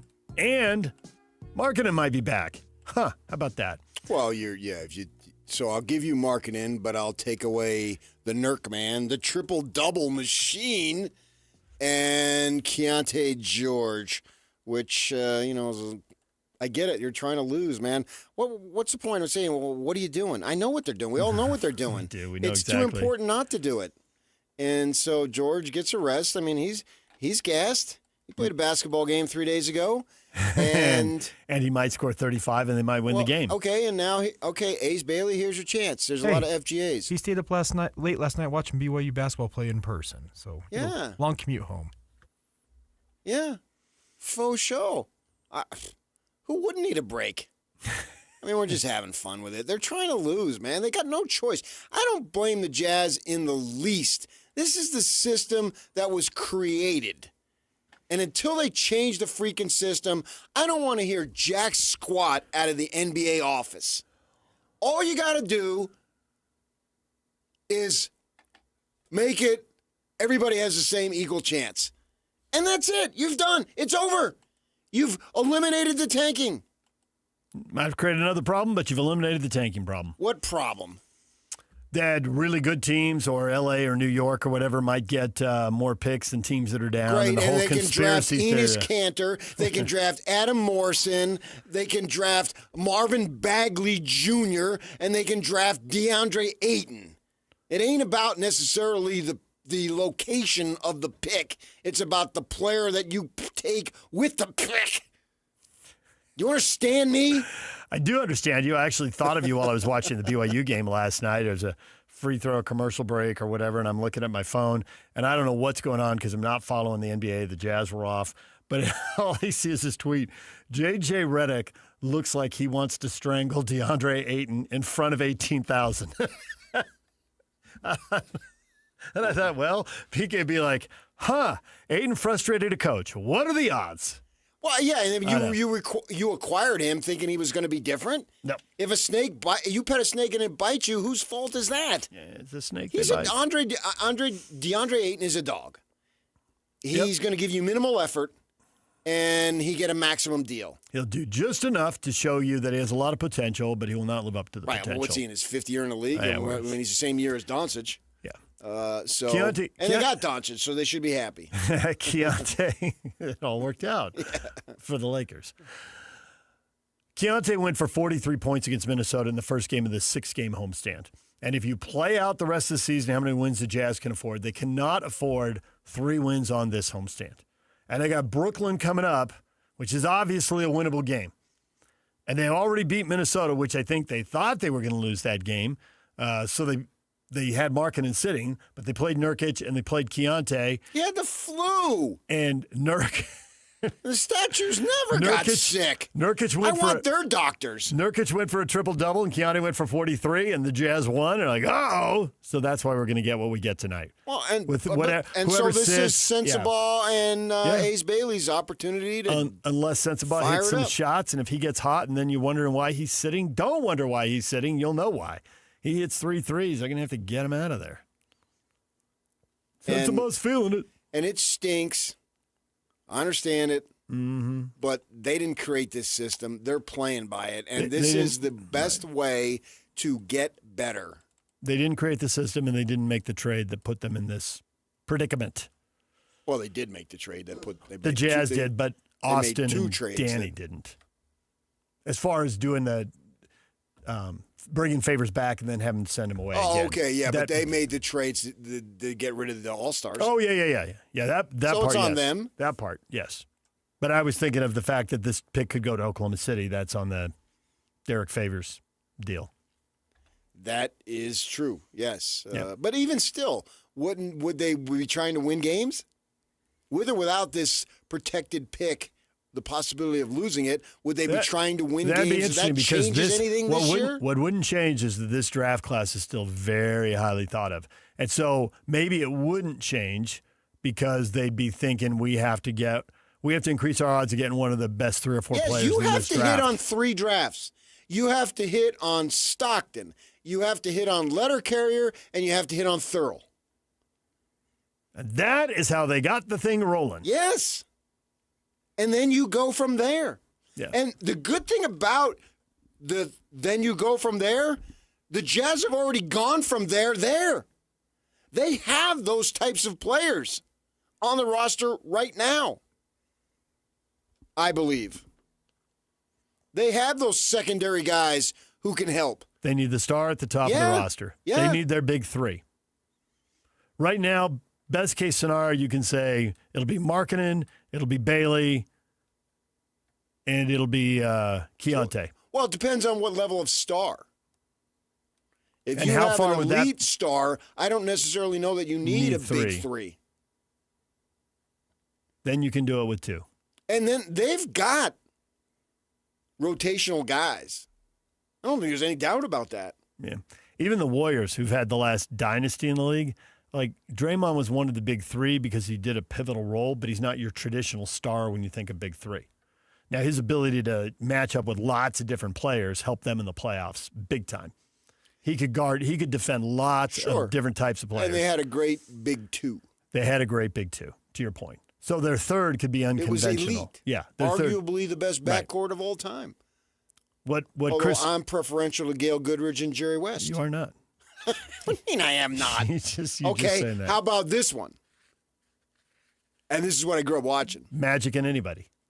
No, well, Magic and anybody. Magic and whoever's next to him. No, I'm going way back. You're going to go to New York. That's before my time. I don't remember watching those guys, but I've looked at the stats. I've heard people talk about them. I'm going Monroe, I heard Frazier. Kevin O'Connor talk about them, and he said a lot of nice things about them. I had a little He's black like, and white TV as a 7-year-old. Yeah. He was like, oh, those guys. And I watched those them. guys. Yeah. They didn't win championships by accident back in the day. Right. Were they together for the first one? Were they together for both of them or only the second one? I I'm not believe sure. both. Oh, okay. But I have double check. Yeah. And the Pearl had to sacrifice his game. You want style, you had flair. That fella had it. DJ and PK, it's 97.5 at the KSL Sports Zone. Yak, you want to give us some tickets that we should have already given away? Let's do it. Jazz Ticket Tuesday. Jazz Nets Friday night. Agor, say it with me, Yak. Dealman. Dealman, yeah. Dealman. There's an invisible O in there. Dealman. Agor, the former Cougar, is back at the Delta Center Friday night. We got 2 tickets now. We'll give away, if you don't win now, we'll give away another pair of tickets at 9:30. DJ and PK. Coming up next, we're talking Cougar hoops with Mark Durant. What are his takeaways after the Arizona game? Stay with us. Whether you're stuck in the office, I believe you have my stapler. in your car, or at your in-laws, You want a piece of me? You bet I do. the Zone is with you every step of the way. Download the KSL Sports app to get live streaming of your favorite shows and access to all the latest updates on your favorite teams. Your home for the best coverage of the Utes, Cougars, Jazz, and Mammoth is on air, online, and on the KSL Sports app. This is 97.5, the KSL Sports Zone. David James for Soda Weight Loss, SOTA. It is state of the art. I'm already a third of the way to my goal. They hook you up with a nutritionist. They'll get you a plan. And if you stick to the plan, you can lose the weight and lose it pretty quickly. Now, it's going to be a nutritionist. You're going to have to really focus on your diet. And not just the meals. They work with you on what you do with snacks between meals. They work on you with the beverages because there's a lot of hidden calories, sugar, and sodium in beverages. It's a really detailed approach. And you do that instead of going somewhere else and trying to put you on a shot or a drug that you need to take forever. Soda teaches you how to eat and keep the weight off for a lifetime. Don't get caught up with the shots and the drugs that offer a quick fix, a lifelong financial commitment, and no end in sight. Unlike the weight loss shots and drugs, Soda's goal is to have our nutritionists teach you how to eat and keep the weight off for a lifetime. And best of all, you walk away healthy and you have money left for retirement. You can find out more online at sodaweightloss.com. That's SOTA weightloss.com. Or call 866-800-SODA. 866-800-SOTA. Soda. Join us for a lifetime to have results that last, or join us for a short time to have results that last a lifetime. Hi, this is Derek Overstreet, president of the New Millennium Group and co-host of Stop Working, Start Living with KSL News Radio. Can you imagine what your life would be like if you could retire 3 to 5 years earlier than you thought possible? The things you could do, the loved ones you could spend time with, the memories that you could create. That's what our team at the New Millennium Group does. We'll walk you through the entire process every step of the way. If you'd like to get a copy of the 5-step proprietary plan that will help you retire 3 to 5 years sooner than you thought possible, give us a shout right now. 888-999-6370. That's 888-999-6370 or utahsfinancialplanner.com. Listen, most of our listeners right now have a tax problem, not a money problem. There's not enough money in Social Security Medicare as it is. Let us show you how you can significantly reduce your taxes. That's 888-999-6370. 888-999-6370 or utahsfinancialplanner.com. What goes better with a meal? Bacon. At Heartland Steak Co., they take their bacon seriously. From their double smoked hickory to their honey jalapeno, which brings sweet and spicy together for the perfect combination, to their all-new bacon flavors like whiskey peppercorn with its smoky richness, to their applewood double smoked bacon that's smoked over real applewood chips, to their all-new maple bourbon bacon, which brings out the subtle notes of maple and bourbon for a rich taste. Heartland Steak Co. has your bacon and USDA Midwestern beef ready to ship and delivered straight to your door. Don't wait. Order today for yourself, a friend, or anyone who loves that true Midwest taste. Ordering is easy at heartlandsteakco.com. And right now, when you spend $199.99 or more, you'll get free shipping plus 2 pounds of bacon with promo code BACON. Go and get your bacon from heartlandsteakco.com. That's heartlandsteakco.com, promo code BACON. Taste the Heartland difference. Looking for peace of mind and big savings on your home's essential systems? Mountain Home Services has you covered with their safety and savings plan.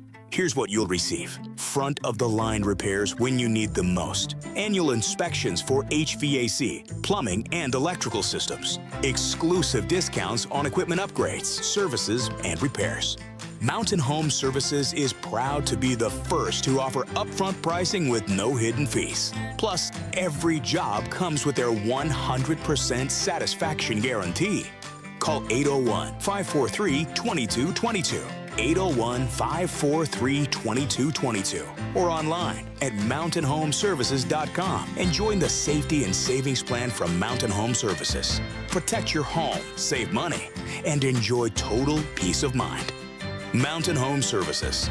Your home, their priority since 1954. Planning a party or office lunch? Let Kenny J's Barbecue bring the flavor to you. From 10 to 1,000 guests, Kenny J's has you covered with slow smoked ribs, juicy brisket, and all the homestyle sides your crowd craves. Join Kenny J's Text Club for 20% off your next order. Text Kenny J to 833-643-5686. Visit KennyJ'sBarbecue.com. Kenny J's Barbecue, where every event becomes a celebration. Come to the Boat Show and Water Sports Expo, January 29th through February 1st at Mountain America Expo. Fun for the whole family. Register to win an Alaskan fishing trip with RW Fishing. Save $2 at UtahBoatShow.com. The boat show is here, better climb aboard. Brought Broadcasting from the Mountain Home Services Studio, this is 97.5 KZNS FM Colville, 1280 KZNS AM Salt Lake City, and 102.7 KSL FM HD2 Salt Lake City Midvale. This is 97.5, the KSL Sports Zone.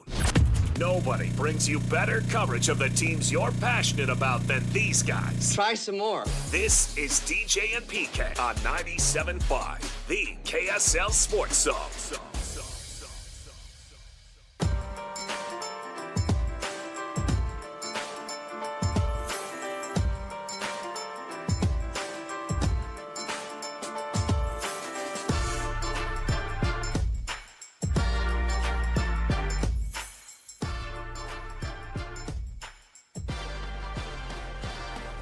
DJ PK, and it is time to welcome Mark Durant back to the show, BYU basketball radio analyst. Mark, good morning. Hey, good morning, guys. Always a pleasure to talk to you two. Always a pleasure to have you on. That was quite a game. That was quite a scene. I am curious, as you process it all, put the headset down, drive home, what is the major takeaway? Yeah, I mean, it was a heck of a game, really, and I had high expectations coming in. BYU started well, had a stretch where they turned it over, and Arizona got going for a minute, opened up a lead, and I thought, well, you know, it's just not going to happen for BYU tonight, and that's okay. Arizona's really good, and try and get better from it. So I kind of consigned myself to a loss, and BYU got it going the last couple of minutes and somehow miraculously had a chance to win the game. And if they would have won that game, that would have been just an all-time comeback against the number one team in the country on your home floor.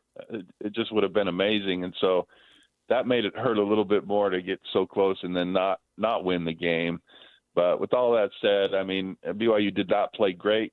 You know, credit them for having a chance at the end and getting back into it. But my takeaway is that Arizona is really good. My takeaway is that BYU is really good as well, but has a little work to do to be able to win those games against the very best teams. But certainly BYU can compete against the very best teams in the country. And they need to get a little bit better to have a real hope in March. But I like this team. And you know, if AJ and Rob Wright had a little better game, you had some good help from BYU's bench, and Moo Davis had a good game, so that's a positive sign. But, yeah, it's hard to win against the best team in the country when your best players aren't quite at their best. And, you know, that happens, so you just kind of have got another great opportunity Saturday on the road at Fog Allen with a ranked Kansas team. So there's missed opportunities, but in this league, there's always more opportunities. So you just try and get better. One of the reasons I like talking to you, Mark, and I've known you for many years, and we've had many conversations about basketball and other things along the time, is that, you know, you're as blue as they come. You don't make any bones about it. But at the same time, you can have a level of objectivity, which means that you're okay with a form of criticism of the team. And so with that in mind, as you review this game, you know, you talked about the turnovers, and that was obviously something in the first half that had allowed Arizona to feel good about themselves and get the momentum. The second half, the final 2 minutes was about as crazy as I've ever seen. One of my critiques would be for AJ. You know, he's the man. There's no doubt about it. A supreme talent. But maybe don't try to take over as much, because I don't like his shot selection all the time, and everybody's going to take bad shots, but it seemed like there was a couple of times, maybe even more, where he's driving to the basket and he doesn't get the foul, so he raises his arms, and meanwhile the guys are going the other end. So work on your shot selection a little bit more, and if you don't get the foul, put your head down and get back on defense. You did get 16 free throws. What do you think of that as far as my observation?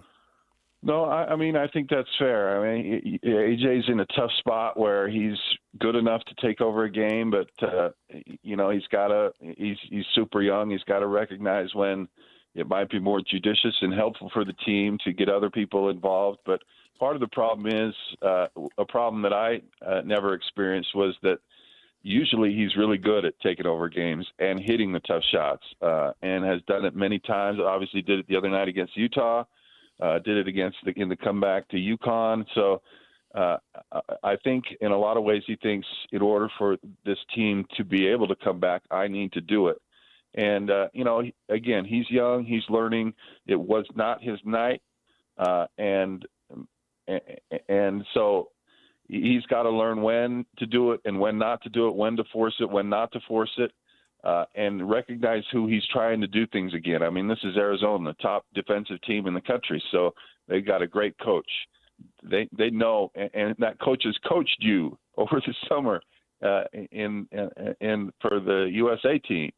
And so they're going to have better ways and good ways of making life very difficult for you. So typically, though, AJ does that from time to time, but he doesn't do that all the time. I think actually he's very efficient. He's not a black hole when the ball comes to him for the most part, and it helps his teammates and cares about his teammates, and other guys get involved. But I think that's a valid criticism of last night, because his shot wasn't there. So to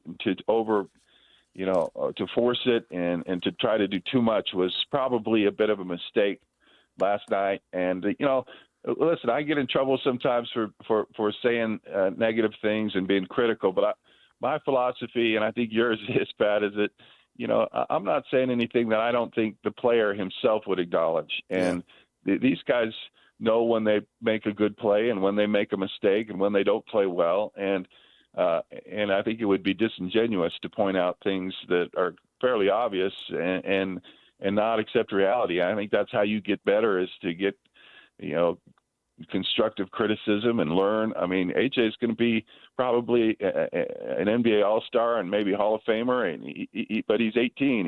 He's got to learn some things. He's got to learn how teams play him and in certain situations what's best, and I think he will. And he's already shown that he's quite a generational talent and amazing what he can do. But even those guys can learn and get better. All right, so here's maybe something else that needs to be talked about, because it's pretty obvious and it's clearly factually true, and it's clearly biting BYU in the butt 3 times this year in each of the losses.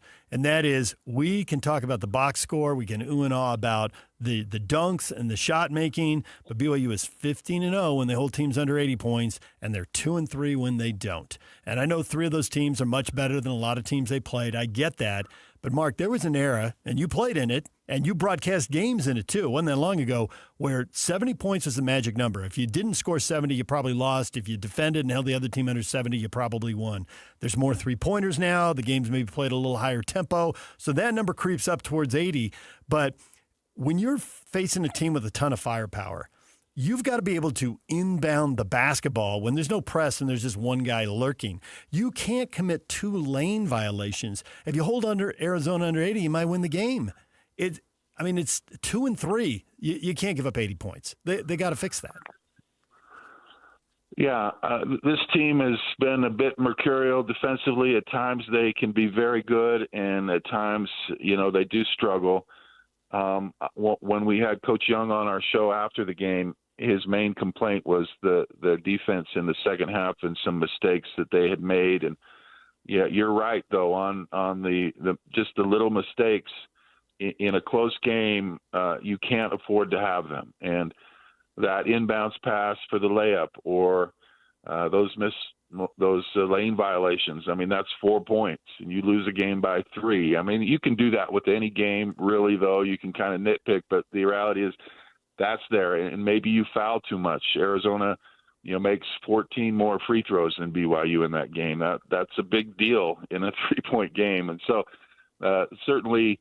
I think this is a good defensive team when they're focused and aggressive, but they have had some slippages, and I think the second half where they really desperately needed stops, they weren't at their best at times. But again, with all that said, they're able to come back in that game, and so they're doing a lot of good things. But certainly for the great teams, if you want to be great, you can't have that kind of slippage. And so hopefully BYU can get better at those things. I think of this team last year at this time, obviously it's a different team in this world from year to year, but last year at this time, they were really struggling. And in March, they were great and got much better. So hopefully this team can figure out some of those things, take care of the ball a little bit better, not make as many mistakes. And in March, so you hate losing games,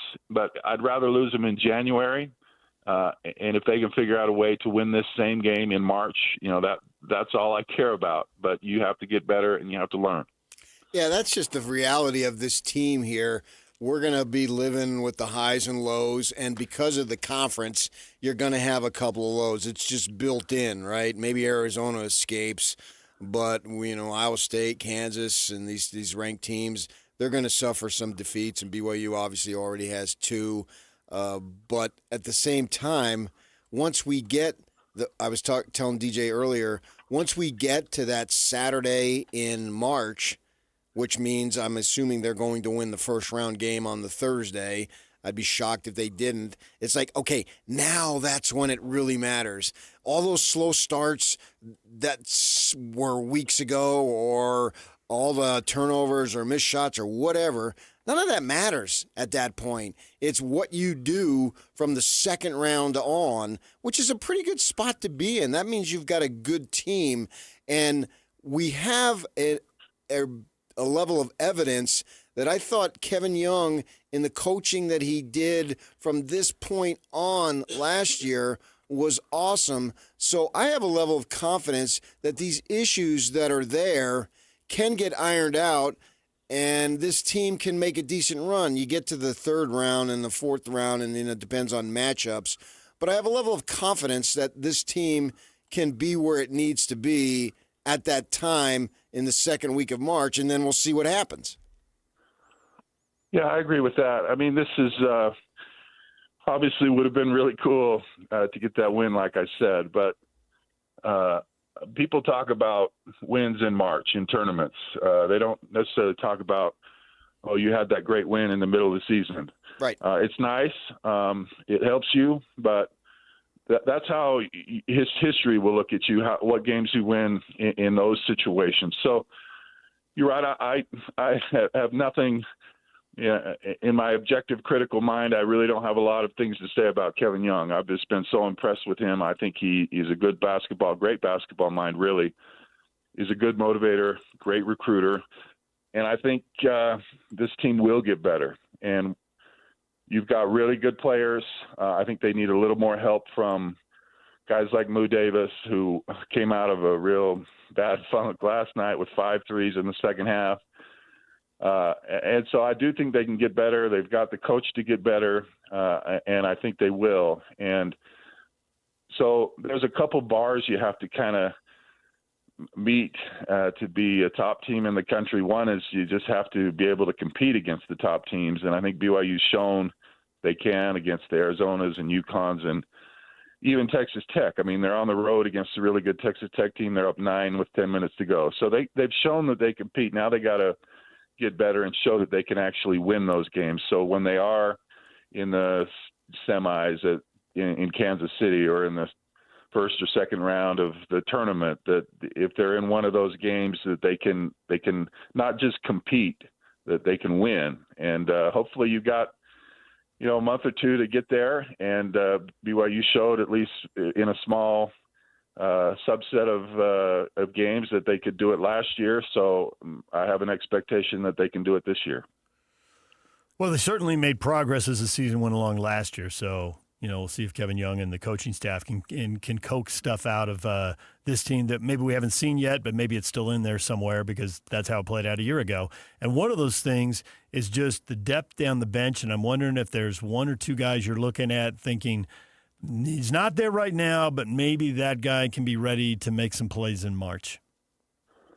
Yeah, so the way I look at this team is you've got the 3 guys, AJ and Rob and Richie, and although that was an anomaly really for Rob and AJ to struggle like they did last night. So, but generally speaking, you're going to get some good performances out of them. That's been the case. They score 2/3 of BYU's points. So you kind of assume that's where those guys are going to be for most nights. And Keita is a proven commodity. He's going to get 6 to 10 points. He's going to be a dominant force in the paint. But this Beto Ahmed has been really good and has been nice. And against teams like Arizona, that the bigs against Arizona did a really nice job. I thought they did a great job against Pete. And so you've got a solid 5 spot. But then Moo Davis has the ability to really make an impact on this team more than anybody. If he can play like he did last night, then he can really help this team. And then you look for anybody else that can contribute. Mihailo Boskovic has looked really good as of late, and he's got size and can stretch the defense, which BYU desperately needs. Alexei Kostic, who has really struggled this year, was awesome last night. He hit a couple big threes. So if he can get some confidence, if you can add a sharpshooter to that mix, that's really what BYU needs. Is when teams are taking away the big three, you got to have guys that punish the defense for doing that. If you're going to commit all your resources to stopping those guys, you have to have somebody who can just hit an open three. And Kostic is a good shooter, and if he can get some confidence, that would really help. I really like Kadeem Boop. I think his upside is great. So you've got guys that can get a lot better and can contribute a lot more to those big three. And I think that's where the improvement for the team can get, is just in that 6, 7, 8 spot. You look at Arizona, and they've got that 6, 7, and 8 guys. They're really talented and can hurt you at that depth level. And so BYU's got to find at least 1 or 2 guys to help to take some of the pressure off the big three. Rob Wright, I think, is a point guard that in my 30 years of following BYU basketball, I don't think they've had, right? His ability to break down a defense is incredible. But I think he's generously listed at 6'1", and he's about 180 pounds. So obviously he's not that big. What do you think about, and we saw it in the final possession against Arizona, next to last anyway, the opportunity of breaking down your guy, but being as small as you are, going up against these teams that usually have a lot of size, or, even the guard, Barry's is 6'4", came in and I think he blocked the shot there on the weak side. Is there any way that as he breaks down the defense, rather than trying to finish, because I think he's had some problems finishing, go with a floater or maybe look to kick to a shooter on the wing? That has been a problem for Rob, but I do think he is getting better. That floater is really nice for him. Earlier in the season, he'd beat his man. He'd try to score it at the rim and would get a shot blocked or missed layups because it was contested. So I think he's learning. He's getting better at not forcing it when he does beat his man, because he's as good as I've ever seen at getting in the paint. Yeah, I mean, if he wants to get in the paint with his handle, he looks like Pat Kinahan out there with his handle, and he can blow anybody by anybody. Love handles. Yeah, I love your handles. Yeah, and so he can get better in his decision making on when to shoot that floater, when to kick it. My preference last night would have had to get the ball to AJ's hands, and I think they tried to do that. But I liked Rob. I thought Rob got to a good spot, and he had cleared his man, and the big for Arizona wasn't going to block his shot. So I think he thought he was in the clear a little bit. But a heck of a play by Burries to come off the perimeter, recognize what was happening, and block that shot. I don't think it was a bad shot or a bad play. But you're right. I mean, one of the reasons you want it in AJ's hands is because if he's in the paint, he's not going to get blocked because he's so long, and so he's either going to get fouled or have a shot. So that would have been ideal. But I think that is an area for growth for Rob, is using that great ability to get in the paint just to make a little bit better decisions when you are in the paint. But I love Rob Wright. I mean, he has been so great to watch this year, and it wasn't a great night for him last night, but he has been the most consistent guy all year long for BYU and making big shots. Obviously made that game winner at Clemson. I love the ball in his hands, but he can get better with decision making in the paint. Next up, Kansas, another ranked team. This will be a road game And there were a lot of NBA people at that Arizona game. I don't know if you got a chance to talk to any of them, if they gave you any hint of what they thought the draft order might be, not even knowing which teams are going to have those draft picks now. It's super early. I kind of think AJ is going to go 1 because Peterson's only played 10 out of 20 games, and I think that's going to scare people. And it's not clear to me that he's going to play against BYU either. Yeah, I don't know. I think it's probably a frustrating thing for Coach Self to have that kind of weapon and not know when he can use it. But he's obviously very good. And I'm probably biased and have seen AJ so much I can't imagine not picking him. But because I think his size and athleticism and his ceiling is way high. So I hope he plays actually. Maybe not so much for BYU's chances, but I just kind of want to see him, and so I can gauge for myself in person. But I love the fact, it's fun watching AJ going against a Toppin or going against Takoa Pete last night one-on-one, and have a chance to go against Peterson. I mean, that's fun for me as a basketball fan, just to watch these guys go head-to-head and see what they can do against each other. So listen, one of the great basketball moments for me was going to Fog Allen. The history there, and 2 years ago, and Dallin Hall hit a big shot late, and they win that game. It was what I call one of those movie moments. It was just such a surreal experience. So I look forward to going back there. And Kansas is, they expect a lot from their teams, and they've got a good team this year, so that'll be a crazy environment. And BYU's got to find a way to get some wins against these top teams, the Texas Techs and Iowa State and Houston and Arizona and Kansas. I mean, that's who they're really competing with and against. And you've got to find some breakthrough wins. Like that was a breakthrough win for Arizona in their conference title hopes, and even if you just want to get in the top 4, you got to find a way to get some wins against these guys. So it'll be a big game for BYU, but I'm excited to watch it. Isn't this whole thing of BYU basketball surreal for you? You go way back. You're a BYU basketball family, obviously, with your brother. We're going back 40-plus years, and as I understand, the potential top pick, a kid named Branch, who was supposed to be the top player in 27, is now reclassifying to 26. He was on a recruiting visit. This whole thing, when you step back a little bit, for a guy like you, it's got to be surreal to see where BYU basketball is being in the mix for kids that, for decades wouldn't have given BYU the time of day. Yeah, it really is crazy, Pat. And you're one of the few that understand that history. You've been around. You're almost as old as me and been around as long. I've been watching games at BYU since 1979, and I challenge anyone who has actually seen more games in person in that period of time than me. I think I hold the record. But, I mean, I was talking with Kyle Collinsworth's dad, who was at the game, and we were reminiscing about playing at Pepperdine and Pacific in the last 20 years. And then here I am watching on the front row the potential number 1 draft pick in a BYU uniform against the number 1 team in the country, having a chance to win that game. And I'm like, is this real life? Is this really happening for BYU? And having a top recruit in the country at the game, watching the game, and having a legitimate shot for these types of guys, and not just a token name, if they're nice to mention BYU, but actually having a chance to get the best players in the country. So it's really cool.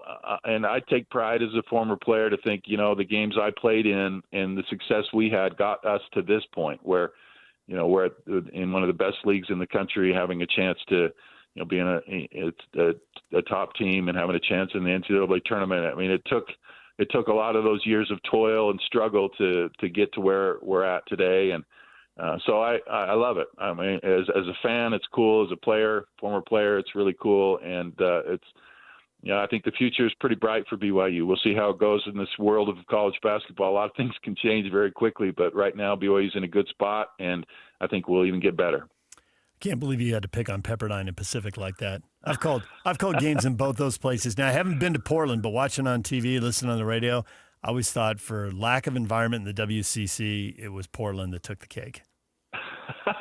Yeah, I think that's right. And listen, there's a lot of stuff I miss about the WCC. I'd rather get on a plane in a lot of ways to Malibu than to Lawrence, but there's certainly some positives there. But man, it's a fun new world BYU's in. Yep. All right. Well, Mark, we appreciate it as always. Enjoy the trip to Lawrence, and hopefully you'll get to see another great game with about 30 NBA scouts. Hey, appreciate it, guys. I love you guys. Thanks for always being so kind and being my friend over the years, and I appreciate you guys. Thank you, Mark. Mark Durant, BYU basketball radio analyst, has been good enough to join us a few times every season for years now. Marky D. That's like you said. He is absolutely a Cougar through and through, but he can come on and say, hey, this needs to get better if things are going to go the way everybody wants in March. And you can't just ignore what's going wrong and then think, hey, March will be great. Right. It doesn't work like I've that. had conversations with him at airports, restaurants, cars, arenas, you name it. Yeah. All right, DJ and PK, everything you missed in this show, plus 2 more Jazz tickets to see the Nets Friday night. Agar Diaman coming into town, the former Cougar. We'll give those tickets away on this side of this break. Stay with us. And now, a look at traffic from the KSL Traffic Center.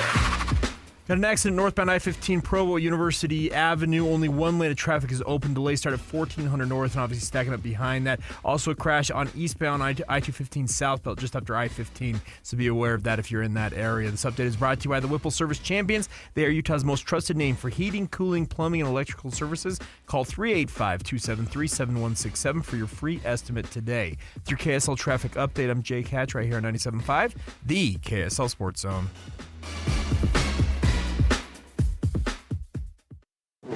Whirls around and down. 97.5, the KSL Sports Zone is your exclusive home of the Utah Jazz. And we want to send you to the Delta Center to see the Jazz in action. Listen every Tuesday for the Jazz Ticket Tuesday Sounder at 30 past the hour, every hour, all day long. And if you're caller number 12, you'll be on your way to an upcoming game. Buy one, you'll get one free. It's Jazz Ticket Tuesday, every Tuesday throughout the NBA season on your radio home for the Utah Jazz. 97.5, the KSL Sports Zone. This month, Tim Daly Mazda Southtown is offering 0.9% for up to 60 months on brand new 2026 Mazda CX-50s. That's right, 0.9 on new Mazda CX-50s. Get yours in wind chill pearl, jet black mica, or any color you choose. There's no better time than now to get your new Mazda. Come in today to Tim Daly Mazda Southtown in Sandy. Some restrictions apply. APR OAC not available with any other offers. See dealer for complete details. All right, unless you are extremely handy, if you want to do some remodeling in your home, what do? You hire somebody to do it, right? If you know how to fix cars, you can do it, but you usually hire somebody if the cars broke down. Now, your money. Well, if you're a great financial advisor, you can do it yourself. But if you're like the rest of us, you need help, go with Trajan Wealth. They can help you. Of that, I am assured, because they've helped me. I can speak from firsthand personal experience. It doesn't get any better than that. You're going to get people who are educated, and they do this every day.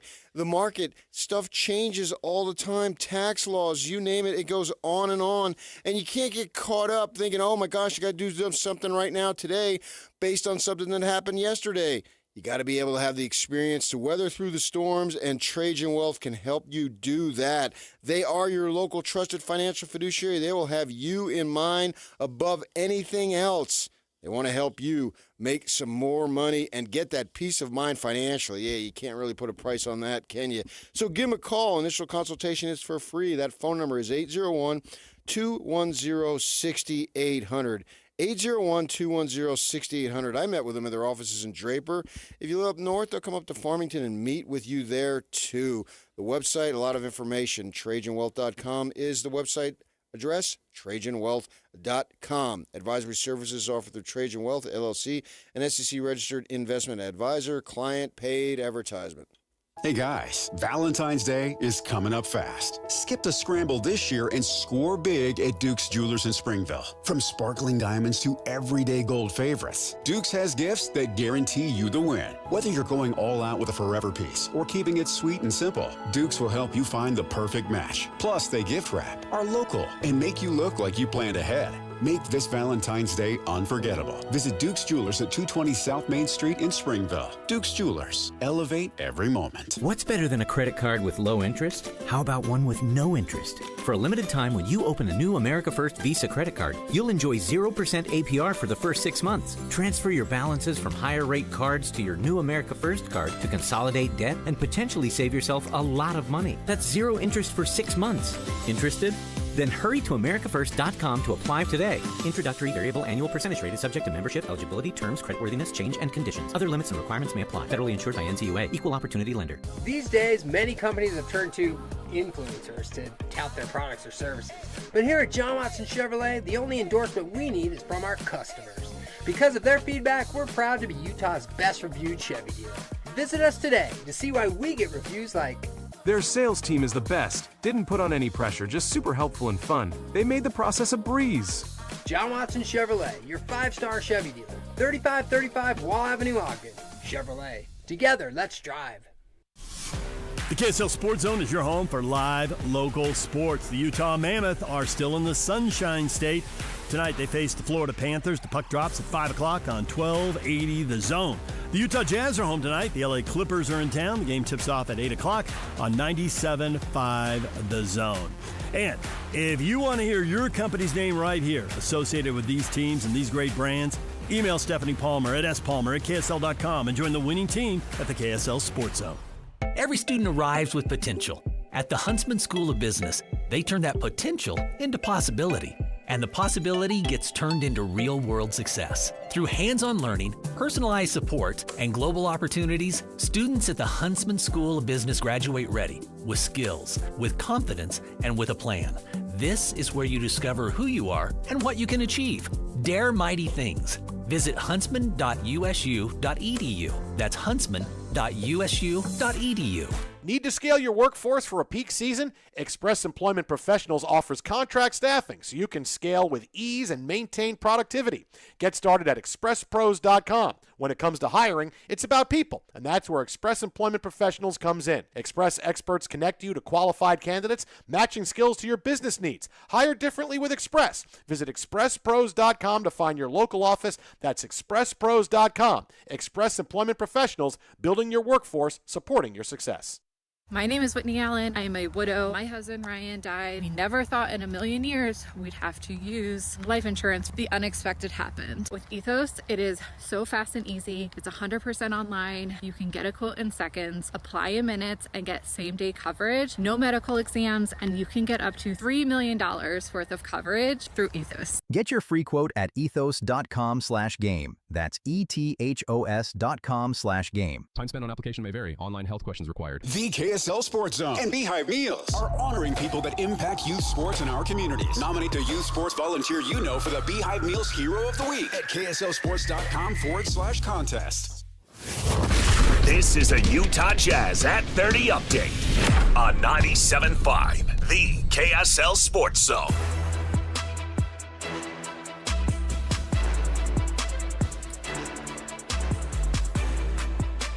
The Utah Jazz are back in action tonight, hosting the Clippers at the Delta Center. Lowry Markkanen, and what makes Jusuf Nurkic so effective? I don't think it's anything new. Like we see it in practice, and we've seen it in FIBA and all these games, that he has the vision and the willingness to share the ball. And I think guys have been doing a great job the last couple games, especially. I think guys are kind of understanding, getting more playing time with Nurk. That he's looking for you every time. So it's really impressive. Tip-off set for 8 o'clock on NBC and Peacock. Coverage here on .org.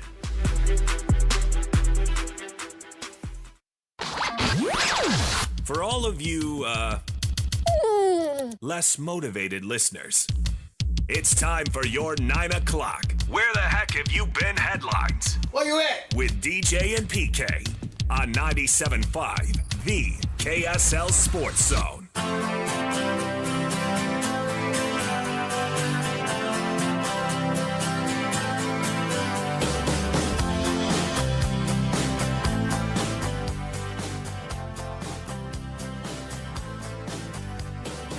DJ and PK, it's time to catch you up to speed on what you missed in the first 3.5 hours of the show. Slacker Radio Headlines brought to you by Trajan Wealth. Call Trajan Wealth today, your local trusted financial fiduciary. Call them at 801-210-6800 or visit their website at TrajanWealth.com. It's Utah Jazz Ticket Tuesday. We're giving tickets away every hour to see the Jazz and the Nets Friday night at the Delta Center. The return of Egor Damon, who played for BYU last year. Why don't we do it right now, Yak? 801-575-ZONE. Call right now, 801-575-ZONE. Caller 12 is going to the game Friday night. Jazz tonight. What do you want to see with the Jazz and the Clippers tonight, PK? Loss. I thought that might be the answer. Kawhi go for 35, Harden for 35, and the Jazz get beat. Well, I don't want them to get stomped.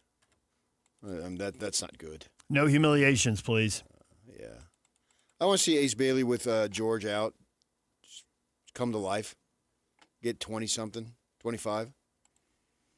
Show them. Letter carrier didn't start at the All-Star game. Once AC Green started, he went out for like 107 points in the next game.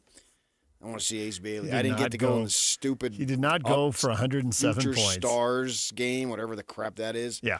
He didn't. He's not one of the best 15 rookies. Is that what it is? That's basically what it comes down to. So I'll show you. Let's see that. You know, we were talking with Mike Folta, who does the radio for the Mammoth, how Clayton Keller was upset he didn't play in the Nations thing last year. Mm-hmm. And after that, he went berserk, and he's continued that, and he got himself on the Olympic team this year. There's nothing wrong with that. A little extra motivation. It's okay to make it up if you need it, but if you've got the real thing, all the better. I mean, we watched that with Michael Jordan in the documentary. Whatever he needed to find one more gear. He was already playing at a high level, but find one more gear. I've used that many times in my work life. I'll show you. Yeah. All those Olympic stories you didn't get to write that you didn't want to write? Nobody has been fired for more gigs in this town than me. Yeah. Bring it. You don't think so? Jazz TV, axed. Jazz radio, axed. Presentation at when they have the awards thing, axed. Hey, come on, man. That's not fired from a gig. That's not having to work for free. Nevertheless, they didn't want me anymore. I know. They're not inviting you anymore. Fired in my eyes. Yeah, I understand. In my eyes. Through my eyes. Thank you, Carl. Nice. Old school. Yeah. Through my eyes. Come on, man. Bill, what do you think about Cuba? It's always awesome to watch people do sports talk radio. See some crazy things. So let's see. You were slighted. This is a real fact. You were slighted. Yes, he was slighted. He is not on there. Locke has already been on his podcast saying that there's just no other way to take it. That's why Gordon Hayward, one of the reasons snubbed. he wanted to leave, didn't think he could get all the glory here. Win. You'll get tons of glory. But you know, you're going to get it to the level of you want someplace else? Okay. Yeah, SGA's getting plenty in Oklahoma City, but okay. Is he? I think he is. I think people talk about the guy all the time. That's not glory. That's not enough. He wants more. Where's all my national endorsements that I would get if I were in L.A. or New York? Right. Face of the league. Is anybody talking about SGA being face of the league? I would disagree with that completely. I think that's the classic example. Who is the face of the league now? That's still a LeBron. segment. Still LeBron, huh? Even though not even the best player on his own team anymore. I know. I mean, he's in his 40s. What do you shouldn't expect? be. I know, right? And they traded for Luka, so it's not like we can't figure it out. I was wondering if you say the Joker's the face of the league, not that he's playing right now. No. In Denver? No. Giannis. You will no. Luka. Anybody in New York? Brunson? No. Small guy. Nobody really buys it. No. I mean, he's awesome, but to a level. The league is going through a transition period. You wonder, can a foreign-born player be the face of the league? I've just listed a lot of foreign-born players, but not Brunson. Are they? But SGA's Canadian. Yeah, close enough. Played college ball. No. I think if SGA was in New York, come on. Come on. You dropped into your Jersey accent for that. I am who I am. I've never run from my roots. I embrace my roots. Say come on again. Come on. There you go. Nice. It's the way I always say it because that's the way they say it. I always go back. When I say come on, I never say come on. I always say come on. After missing you for 3 days yesterday, it was actually almost exactly 24 hours ago, Yak said something about Arizona that I didn't think was tough enough, so I started yelling as if I were from Jersey. Yeah, criticized him for his that. soft Southern California mentality. You can't. No, that's not who you are, man. Yeah, but it worked. We were missing you. We knew you'd be back. It's a matter of time. That's my rule. It didn't come across the same way, though. Right. It cracked you up, though. It can't. It made you laugh. Because you knew it was a parody. It was fake. It was a parody. It was fake. That's one of the things about you is you're fake. Thank you. Now Yock's happy again. I'm authentic. It's good to have you back. Authentic. On my tombstone, it would say, he was authentic. Your tombstone's going to have so much stuff on it. We're not going to be able to read any of it. Need a magnifying glass. Only guy who squeezed in 20,000 words on his tombstone. Is it not going to have this on it, though, also? PK, take it off, baby. Obviously. Oh, but I don't want my eternal rest. I don't want to be nude at that time. That sounds creepy. It's going to be an epitaph. It's just going to have statement after statement on it. It is. I'm telling you, 20,000 words on the tombstone. Well, you got to answer the demand. What was the demand, Yock? PK, take it off, baby. Yep, that was the demand. I look hot in leather. What can I say? Mm-hmm. That was a singular conversation, too. Blah, blah, blah, blah. Your randomness. Mike Folta was on the air, talked at length about the road trip and poolside, and you made him talk about the Speedo. That was horrible. He's a young guy. He can get away with it. He did. Mike, wherever you get your podcasts, hockey fans, gather around and listen to Mike Folta. And we had Mark Durant on to talk about BYU basketball last night against Arizona. Dug a big 19-point hole. 2 of the 3 big guys shot the ball very poorly, low percentage, and they ended up losing by 1 point.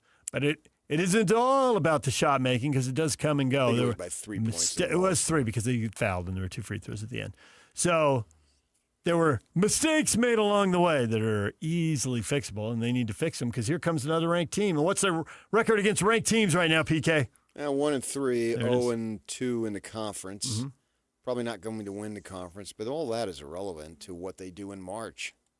And get back at it. And we saw last year they got knocked down, and then they rallied big time. And right now, you know, people are doubting them. Are they really this super team? He brought in these 2 high-profile transfers, and Richie decides to come back for his last season. So, man, they're going to be top 5. Well, now, no. I mean, if they lose in Kansas, they're going to drop maybe to about 20th when you think about it. So they should have a chip on their shoulder. They've got 7 weeks to prove that they belong among the best. And let's see what they can do. It's a phenomenal conference, a lot of fun to be able to know, well, man, you're right back at it. Kansas on the road, well, that's a big win any way you spend. I don't care if Peterson plays or not. That's still a big win. If I tried to pick a Final Four right now for a bracket, Arizona, UConn, and Michigan, those are 3 I would absolutely write down. UConn's only loss is to Arizona, and they've beaten BYU, they've beaten Kansas, they've beaten Illinois. They played a lot of good teams. Yeah, right, and they got that too. So they're right there. Michigan's been awesome. We'll see when we get there. I know that's the goal, but you got to win in the Sweet 16. In my mind, UConn is the epicenter of college basketball.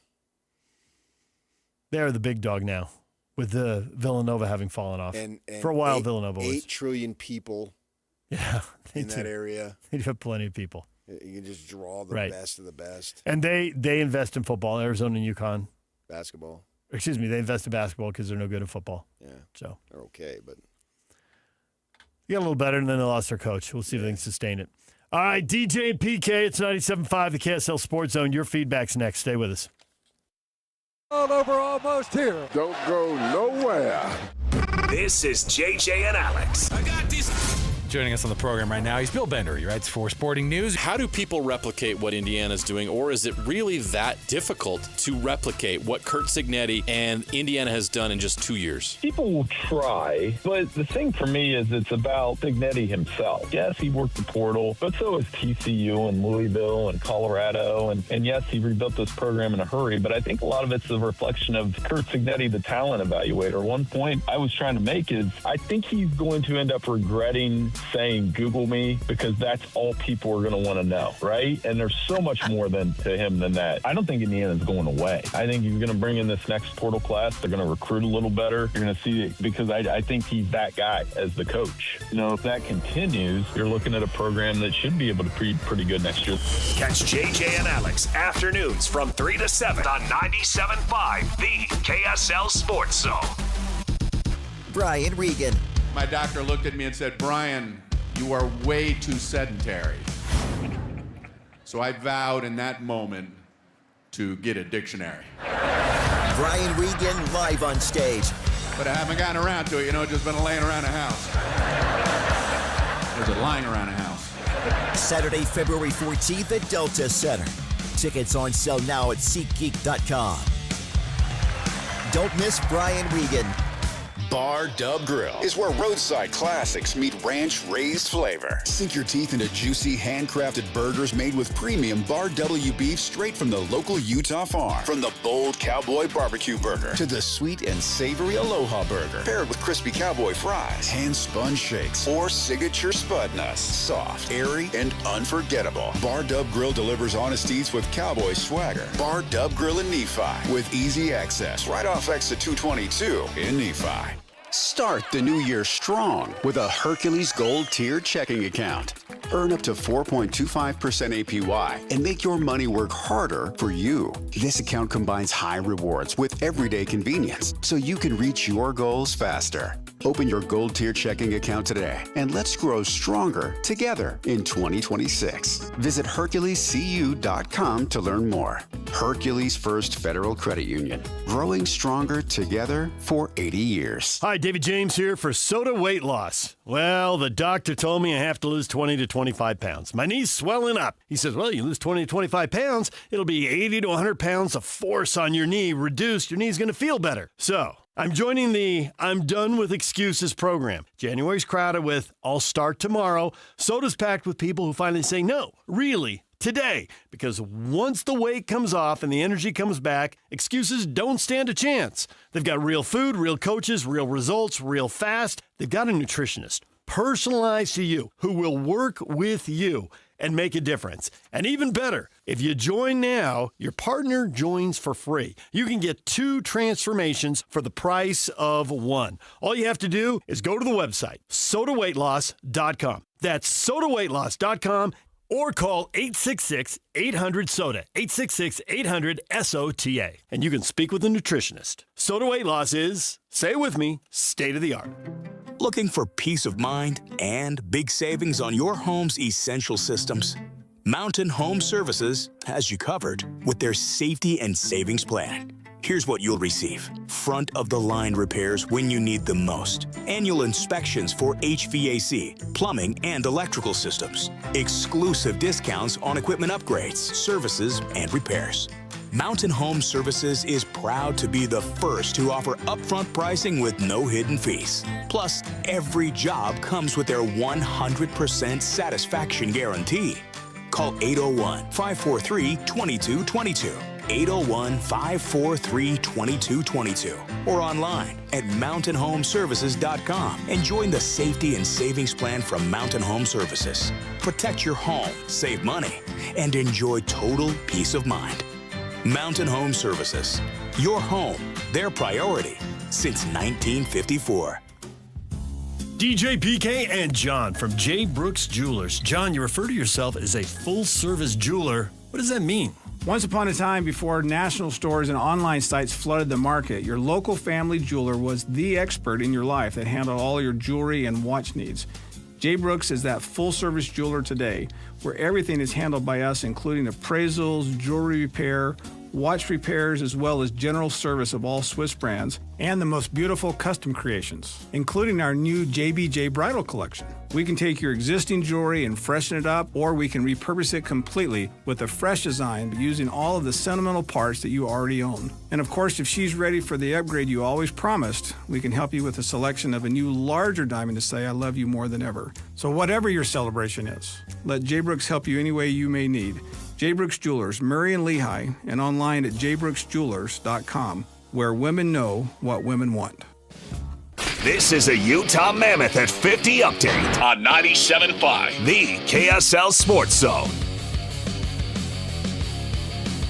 Utah Mammoth losing Tampa Bay 2-0. Ian Cole isn't upset with the team's effort in the loss. They got a lot of great players. It's going to be impossible to shut them down completely, but I think overall we did a pretty good job, and the margins are very thin in terms of what wins the game or not. And unfortunately, it didn't go our way tonight. But I think if we do that, we play a similar game, we'll win a lot of hockey games going forward. Mammoth give up a couple power play goals in the loss. They play the Florida Panthers tonight. Action starts at 5, pregame at 4, right here on the Zone.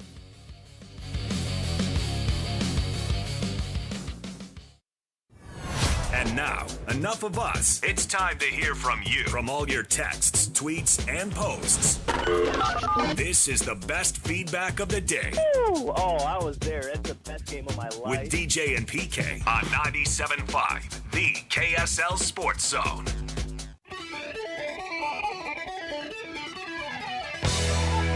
PK, we got Jersey attitude in Pittsburgh. The Steelers hiring Mike McCarthy is getting blowback from the fans. Owner Art Rooney, who's taking the heat, fires back, quote, "None of that'll matter once we start playing games." Oh, that's a fact. Nice. Well, it could matter more if you lose. Fred Williamson didn't sign off on that. The hammer. PK bumping into an 87-year-old NFL legend at a golf course. Good work. Yeah. Fred the Hammer Williamson. I should have asked him if I could have my picture taken with him. Oh, that would have been great. Yeah. I didn't think of it at the time. Raiders and Chiefs back in the day. He was outside his house chipping golf balls. My dad's era. Yes.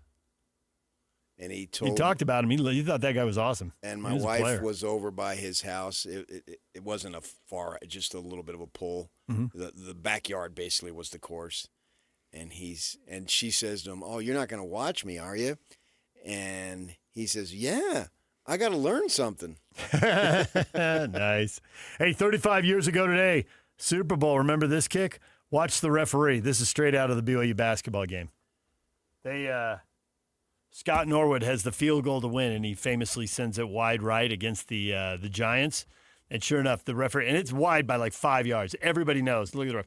No, it's way over there. It's way over there. Just sell it. Scott Norwood was a neighbor of a friend of mine back in Virginia, in Clifton, Virginia. All these brushes with greatness, man. I never met Scott Norwood, but my friend did, yeah. Who lived back there, I knew him in California, and he was in the Air Force, and he had to move back because he was traveling every week. And finally, they decided, let's just move back there. Final word, feedback from you, Jeffrey, on the BYU Arizona game. A great rally. It's going to be a learning experience for them. # prep for March. Everybody's looking forward to the tournament. That'll do it for us. Jake and Ben are next. That show is over! So soon. So soon? We were just getting started. Let's pack it up. Thanks for listening. Don't worry, we'll be back soon. Bye-bye now. See you later, alligators. Whether you're stuck in the office, I believe you have my stapler, in your car, or at your in-laws. You want a piece of me? You bet I do. The Zone is with you every step of the way. Download the KSL Sports app to get live streaming of your favorite shows and access to all the latest updates on your favorite teams. Your home for the best coverage of the Utes, Cougars, Jazz, and Mammoth is on air, online, and on the KSL Sports app. This is 97.5, the KSL Sports Zone. The best blanket ever is also the best Valentine's gift ever. Exclusive Valentine's blankets only available at Minky Couture and just in time for Valentine's Day. Save 50% off any regularly priced Minky Couture blanket using promo code ZONE50 at checkout. Shop online at minkycouture.com or at any of the 6 Minky locations. Save 50% on the best Valentine's gift ever. Use promo code ZONE50 at Minky Couture stores and online at minkycouture.com. Life is busy and honestly, sometimes a little chaotic. Between work, school drop-offs, sports, and everything in between, some days feel completely upside down. Dinner used to be one of the hardest parts of my day. Now, it's the easiest. When life feels upside down, Beehive Meals helps keep me grounded with home-cooked freezer meals that are ready when I am. No planning, no scrambling, just real food my family loves. Head to beehivemeals.com and stock your freezer with your solution to easy, delicious dinners and a little peace of mind. Hi, this is Derek Overstreet, president of the New Millennium Group and co-host of Stop Working, Start Living with KSL News Radio. Can you imagine what your life would be like if you could retire 3 to 5 years earlier than you thought possible? The things you could do, the loved ones you could spend time with, the memories that you could create. That's what our team at the New Millennium Group does. We'll walk you through the entire process every step of the way. If you'd like to get a copy of the 5-step proprietary plan that will help you retire 3 to 5 years sooner than you thought possible, give us a shout right now. 888-999-6370. That's 888-999-6370 or utahsfinancialplanner.com. Listen, most of our listeners right now have a tax problem, not a money problem. There's not enough money in Social Security Medicare as it is. Let us show you how you can significantly reduce your taxes. That's 888-999-6370. 888-999-6370 or utahsfinancialplanner.com. Are you ready for a new you in the new year? The Salt Lake City Fat Loss Program has helped thousands of frustrated men and women feel confident in their clothes, boost their energy, and finally feel like themselves again. So, what's the secret? Salt Lake City Fat Loss uses a science-proven plan to help reset your metabolism and lose up to 1 pound of fat per day without dangerous drugs or exercise. And right now is the perfect time to start. Due to overwhelming demand, Salt Lake City Fat Loss has extended their huge New Year's sale, over 20% off for a limited time only. JJ here. I lost 40 pounds in 60 days. Alex Curie here. I dropped 50 pounds in 60 days on the SLC Fat Loss program. Get their New Year's special at slcfatloss.com. Whether you want to love what you see in the mirror again, boost your energy, fit better in your clothes, or feel more confident and healthier as you age, Salt Lake City Fat Loss works. Huge New Year's sale is ending soon. Schedule your free consultation today at slcfatloss.com and lock in your savings. That's slcfatloss.com. Results may vary. Dev Simplify are your software pros. Whether it's websites, mobile apps, or complex custom systems, Dev Simplify is here to make it work and make it easy on you. Need help building software or ongoing management? You've got both. DevSimplify.com designs, develops, and manages the process so your deadline stops slipping and your team stops guessing. Maybe you're stuck in the middle. AI can start a project. Freelancers can build pieces of it. But without real project management, teams get stranded halfway through. DevSimplify.com brings the roadmap, the pit crew, and the finish line. When a software project slows down, breaks down, or stalls out entirely, DevSimplify, the software pros, can turn that chaos into beautiful completion. DevSimplify.com. From the start, or in the middle, to finish and beyond. Ready to move? At DevSimplify.com, you can always schedule a quick and free project assessment. But right now, you can get a complimentary discovery session with 5 hours free. DevSimplify.com, your software pros. Broadcasting from the Mountain Home Services Studio, this is 97.5 KZNS FM Colville, 1280 KZNS AM Salt Lake City, and 102.7 KSL FM HD2 Salt Lake City Midvale. This is 97.5, the KSL Sports Zone. And now, it's 10 a.m. Let's just get down to it. And it's time for your sports fix. Strap yourselves in, folks. From two guys who have covered the teams you're passionate about for years. We are professionals. This is Jake Scott and Ben Anderson on 97.5, the KSL Sports Zone.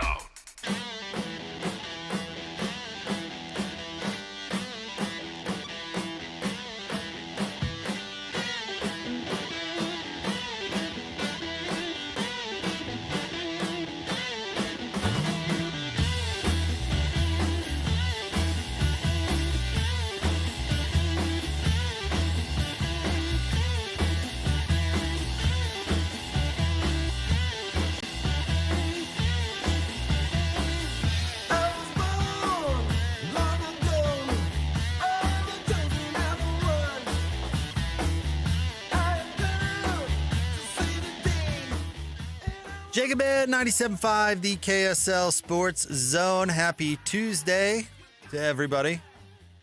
How's it going over there, Ben? Oh, bad news. Just It's pulled hot up in on yahoo.com. The doomsday clock is now 85 seconds to midnight, the closest it's ever been. 4 seconds closer than it was last year. Dude, I'm serious about this. You are addicted to just the gloomiest. Like, you want to start the show with the doomsday clock? That is what we're doing. It's a Tuesday. I'm in a good mood because I'm here and not sleeping next to a sick 4-year-old. And we're starting it out with the doomsday clock? Like, honestly, why? It's a sports show. This isn't even a news show. It just hit me right in the face. It was front page, so I had to look at it. And you're such a freaking and bozo. you had to share it? Well, I just read what I see. You know how we do. I mean, like, I know I need the word out. I need to get to all the people is the doomsday clock. Great. Where do we want to go from there? They do it to me every time. I'm not kidding. It has to go to death or doomsday or the plague. Yeah. What? I mean, Yeah. should we sink our teeth into cancer? 1991, it was at 17 minutes, which is the furthest from doom. It doesn't mean you need to do more.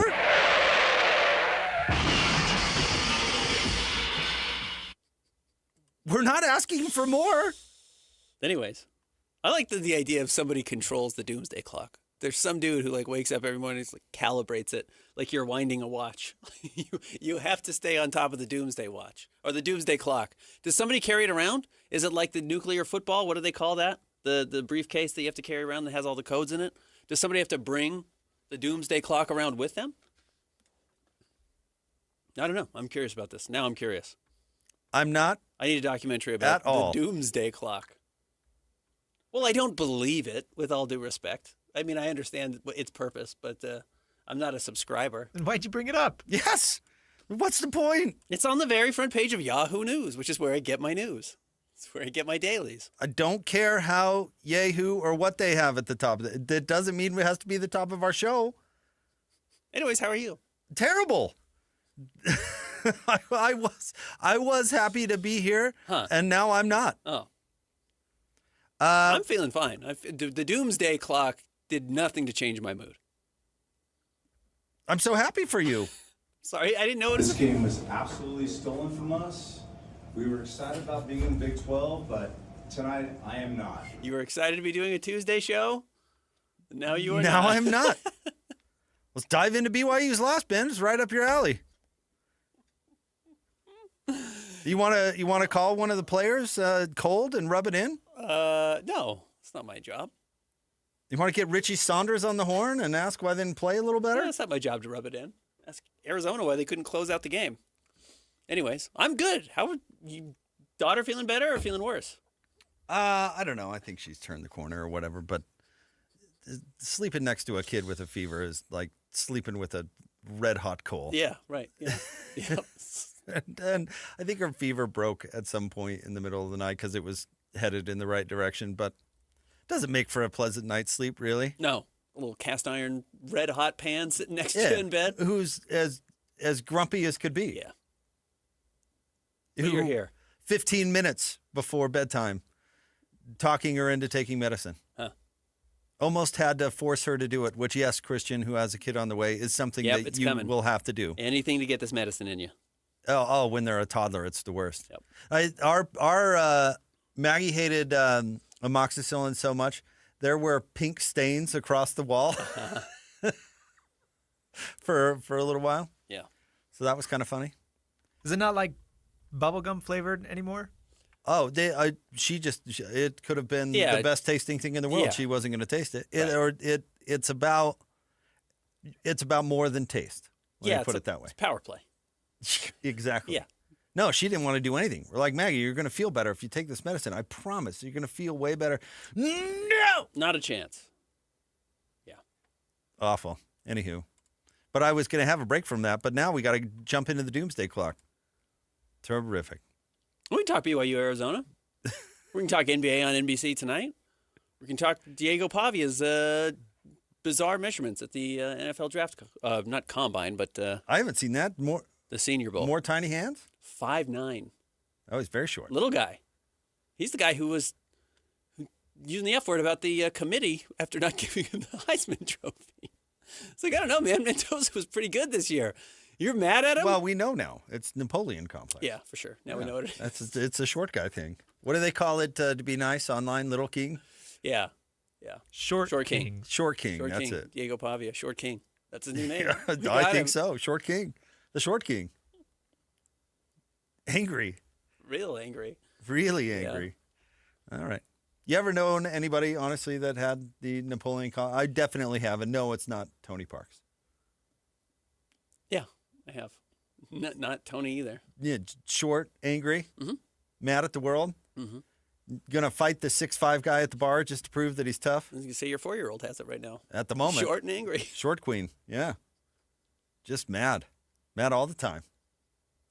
I don't think Coug fans should be too mad this morning. The slow starting thing and closing with a fury is really something. I thought the Texas Tech loss might straighten that out a little bit. Apparently it did not. But, I mean, you got to give the Cougs credit for closing and making a game of it. But Arizona's awesome. They're really good. You know what I like about Arizona? Complete team. Yeah, absolutely. You watch it and you see, Awaka coming off the bench, and he had just some absolutely dynamite minutes, and he had some issues too, but fouled too much. But they guard. Everybody can score. They move it. I mean, I really like it. He was as good or better than Keita last night, and having that player coming off your bench is such an enormous plus. Keba, as much as, there's obviously AJ, and that's the most important piece of BYU right now. Richie Saunders is great, and Robert Wright's great. I've said, and I believe, that Keita is the second most important player on the team because there's just not that many great bigs that do what Keita does in college basketball. And you saw Awaka come in and do exactly the same thing to BYU that BYU has done to other teams that has made them so successful with Keita on their roster. When you have that coming off your bench behind your other stellar front court players, you're in really good shape. And Arizona absolutely deserves the number one overall ranking, at least right now in the country. The collapse was bizarre. Some bad coaching decisions, some bad player decisions, some bizarre refereeing decisions on the foul that I thought was insane. But, you got to like that BYU sticks with it and does have the ability to go on these late flurries of scoring runs that will allow them to get back into any game. It's truly never over. And I don't think Robert Wright and AJ DiBonza are going to, hone their masonry craft like that.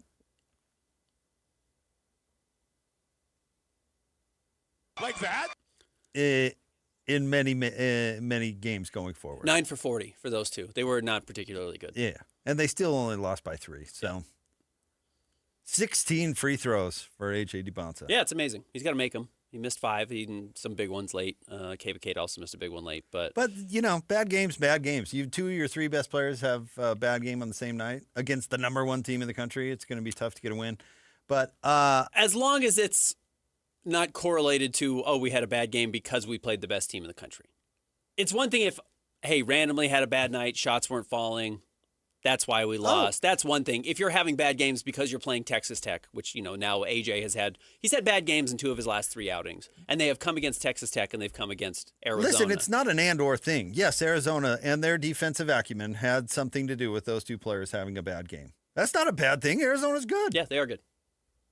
Texas Tech is really good. Yeah, and Utah's not. And he put up 43 as soon as Utah was not good. I mean, so it's you can have an off night and the shots didn't fall, and you can also be playing against a good defense that makes it really difficult.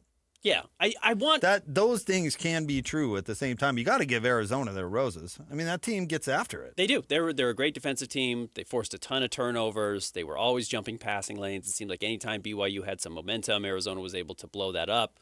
3 turnovers for AJ DiBonza and Keita and Richie Saunders in that game. So Arizona deserves their credit. AJ does need to be better. AJ's the highest paid player in college basketball right now. BYU needs him to come through, and 24 points is certainly not a bad night, but he's settling for way too many tough shots. He's got to be better than that because his physical tools, we saw that dunk in the second half where you double team him and he pierces through the defense and gets to the rim.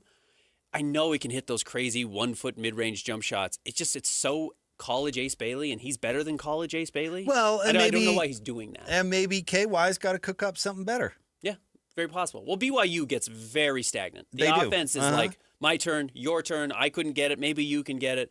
And they started ISOing Arizona, and Arizona had to say, game's over. We won this game. Here's the problem with trying to bring the NBA to college, is that the college is not the NBA. It's not.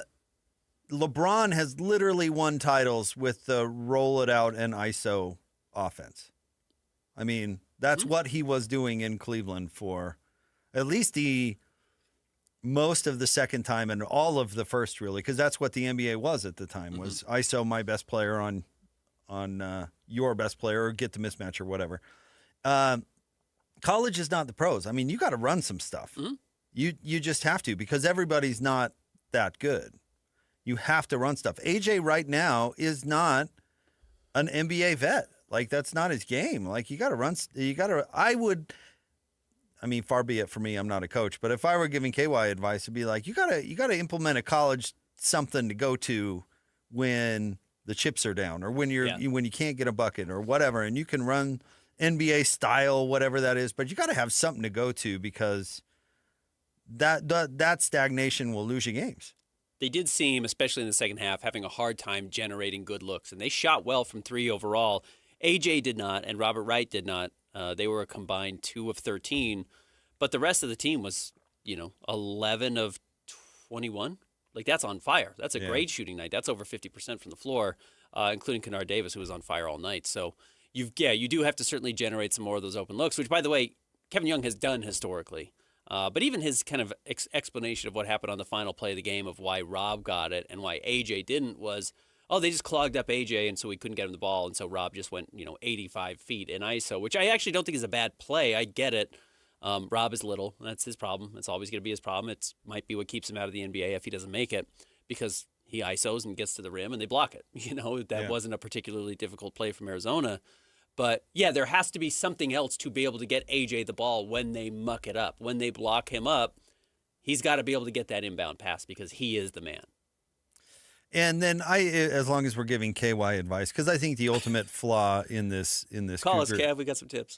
I think the ultimate flaw on this Cougar team is depth, and if anything gets them, I think that will be it if we're looking for one particular thing. But how about this? No subbing. Okay, well, that's going to be the tournament, yeah. But I mean, like, when Richie Saunders fouls out, you go with my team's on the floor. Okay, straight Hoosiers. Straight Hoosiers. Okay. And just really, I mean, in practice, lean into conditioning. You know what I mean? How did Abdullah Ahmed foul out in 5 minutes? 10 minutes. 5 fouls in 10 minutes? Not a particularly effective game from him. No, I mean, I think you can have an effective game where you foul out. But he's fouled out in 2 of the last 3 games. And in those games, he's played a total of 26 minutes. Yeah, that's not good enough. Gonna have to work on that. Yeah, you're gonna have to be way better than that. Do you remember Rudy when he first got into the NBA was just a walking foul? Absolutely. I mean, fouled every time down the floor. But Abdullah Ahmed's the guy who came from the G League, right? Like, you've got to be better than that. You played pro basketball already.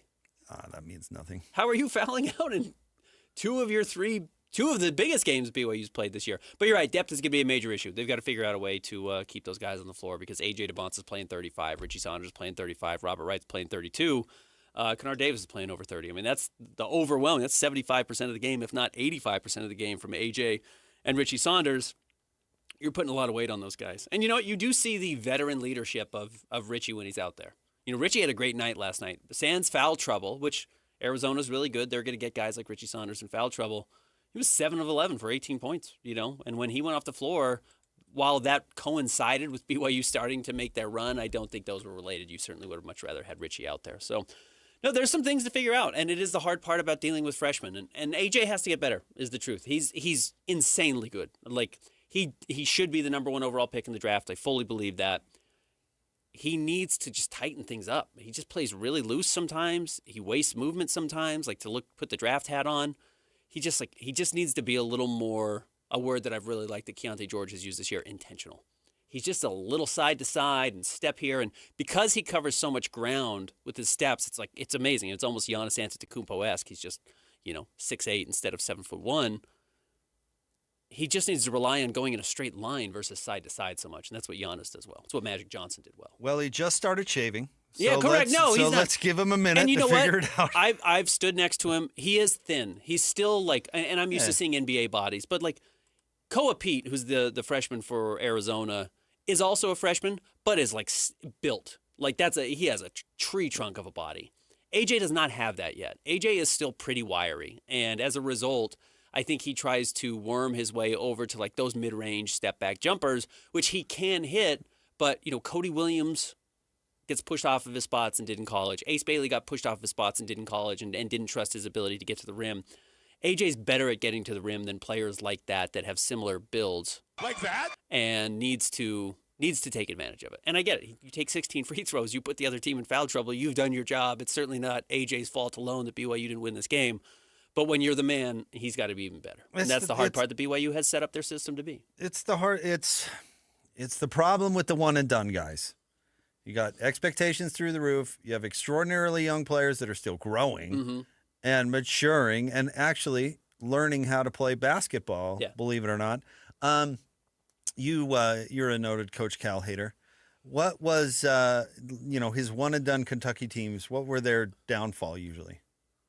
They were the dumbest teams you've ever seen. They made the dumbest mistakes you've ever seen and like weird, stupid stuff like missed a zillion free throws because they're not. Couldn't execute late. Yeah, whatever it was. They would be in big games and like hadn't had the time in the gym to practice their free throws. Right. The old take an off season and shoot 1,000 free throws. They didn't have the opportunity to do any of that. So you had these wildly up and down teams because they're just crazy young people who are still growing in all the ways that we're talking about. So it's the downside of it. Right. And ultimately, the problem for them is expectations are crazy through the roof. And we always forget that NBA potential and college success are not correlated. Like the NBA drafting players doesn't correlate with Final Four runs. It can, but it doesn't. And the teams who actually have bought into that too much have sometimes paid the price. Who was that guy from Arizona that went number 2? Derek Williams, because he had a hot tournament or whatever. Yep. But Chris Paul didn't even get out of the first round. No, freshmen rarely lead their teams to huge success, is the truth. I mean, even Cooper Flagg, who is in a different caliber of player than everybody we have talked about so far. I mean, Cooper Flagg was a much better college player than A.J. DeBonsa has been. He's a much better player than Karl Anthony Towns was. Yeah. Sans Anthony Davis, who, did win the title as the number 1 overall pick and as a true freshman. The complete game and the full basketball understanding that we saw from Cooper Flagg last year was super, super unique. And they fell to a very experienced Houston team. And what really helped? Having a veteran guard. And you know what Arizona had last night? Jaden Bradley. Now, I thought Braden Burries was the best player on the floor, but Jaden Bradley also had 26 points, and he's a senior guard. It's like, he's been here. Yeah. He's done all this before. And you're right. This is not a knock on AJ at all or Rob Wright. It's a knock on the difficulty of trying to win games this way with freshmen. No, what is the unique thing about what BYU is trying to do, truly, and the exciting part about it is you mix the get old, stay old BYU basketball program of old with these super disciplined, overachieved type guys like Richie Saunders. Yeah.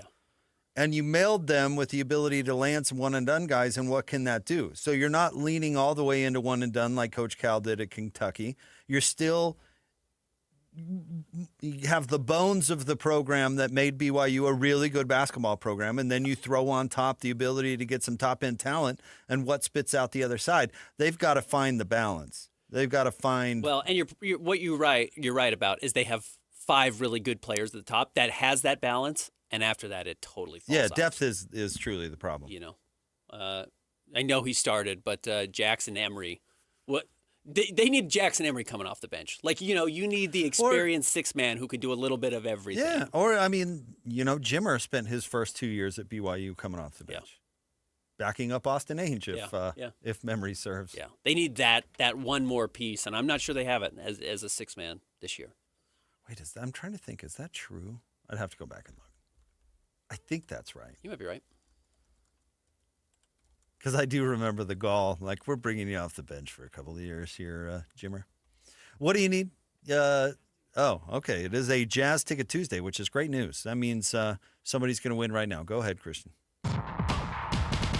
It's Jazz Ticket Tuesday, and your chance to win tickets is right now. Call this number now. Call this number now. Be caller number 12 at 801-575-ZONE. 801-575-ZONE. And you'll be on your way to Delta Center to see the Utah Jazz. He fires the 3. He hits. Oh, don't do me like that. This is 97.5, the KSL Sports Zone. Caller number 12 right now, 801-575-ZONE. You're getting a pair of tickets to go see the Jazz and the Nets coming up Friday at Delta Center. Tip-off for that game is at 7:30. It wasn't Austin. Austin was earlier. Coming off the bench was both Jimmer Fredette and Jonathan Tavernari. No, Jonathan Tavernari started 29 games that year. The starters were Lee Camard, Trent Plaisted, Sam Burgess, Ben Murdoch, and Tavernari. It was a good team. Ben Murdoch. Yeah. We know Ben. Yeah, absolutely. All right, stay tuned. We've got top 3 stories of the day at KSLSports.com. Coming up next is Jake and Ben, 97.5, the KSL Sports Zone. This is JJ and Alex. I got this. Joining us on the program right now, he's Bill Bender. He writes for Sporting News. How do people replicate what Indiana's doing, or is it really that difficult to replicate what Curt Cignetti and Indiana has done in just 2 years? People will try, but the thing for me is it's about Cignetti himself. Yes, he worked the portal, but so has TCU and Louisville and Colorado, and yes, he rebuilt this program in a hurry, but I think a lot of it's a reflection of Curt Cignetti, the talent evaluator. One point I was trying to make is I think he's going to end up regretting saying Google me, because that's all people are going to want to know, right? And there's so much more to him than that. I don't think Indiana's going away. I think he's going to bring in this next portal class. They're going to recruit a little better. You're going to see it, because I think he's that guy as the coach. You know, if that continues, you're looking at a program that should be able to be pretty good next year. Catch JJ and Alex afternoons from 3 to 7 on 97.5, the KSL Sports Zone.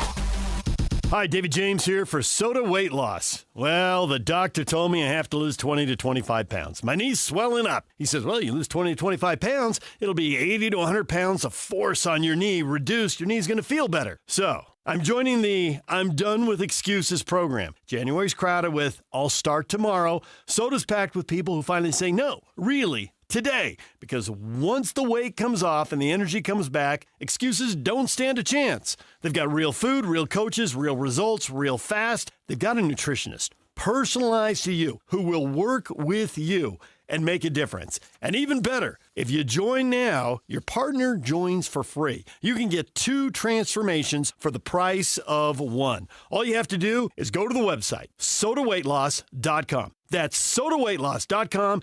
Or call 866-800-SODA, 866-800-SOTA. And you can speak with a nutritionist. Soda Weight Loss is, say it with me, state of the art.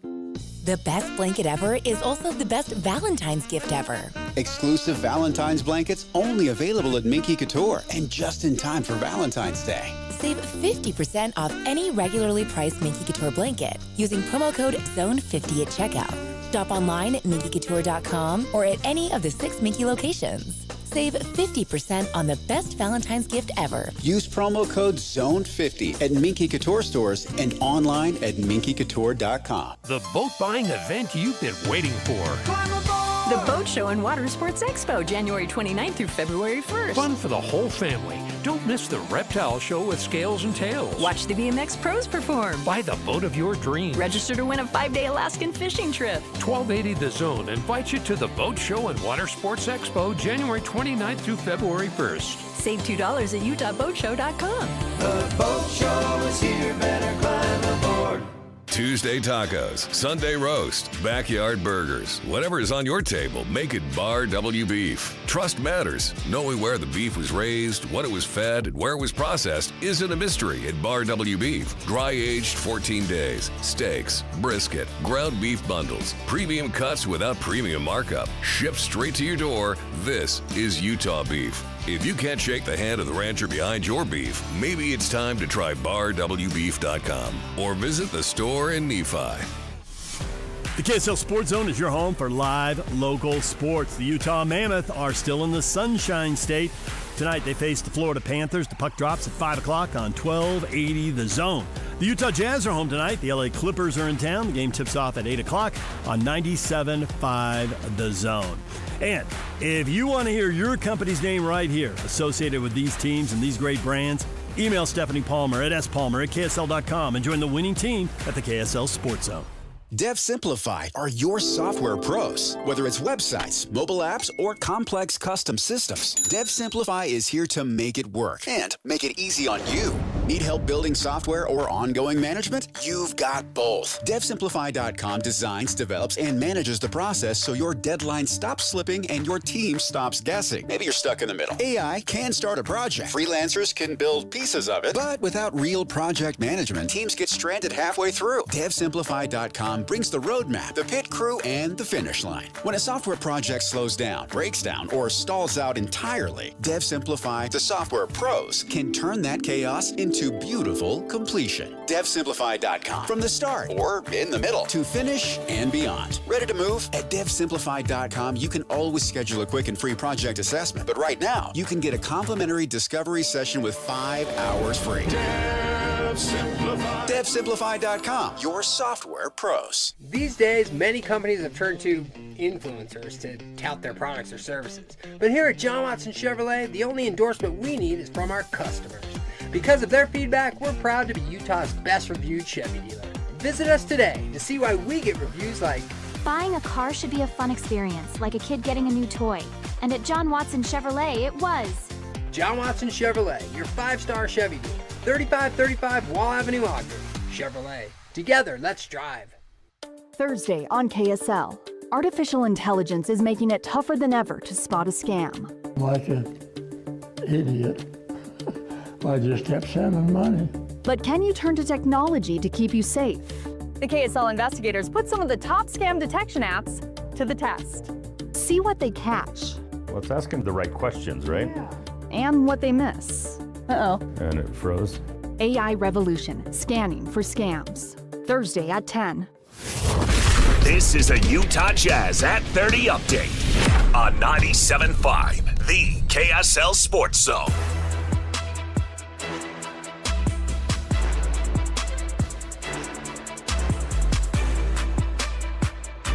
Jazz at 30 update here on Jake and Ben. Here is Nurk talking about Ace Bailey's playmaking.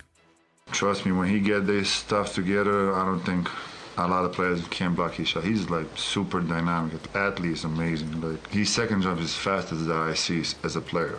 When he land down, he's already up. I don't get it.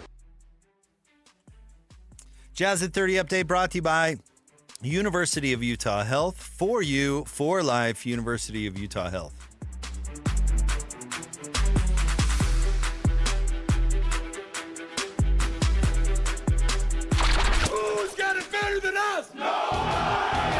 Your home for the best sports coverage in Utah. You're listening to Jake Scott and Ben Anderson on 97.5, the KSL Sports Zone.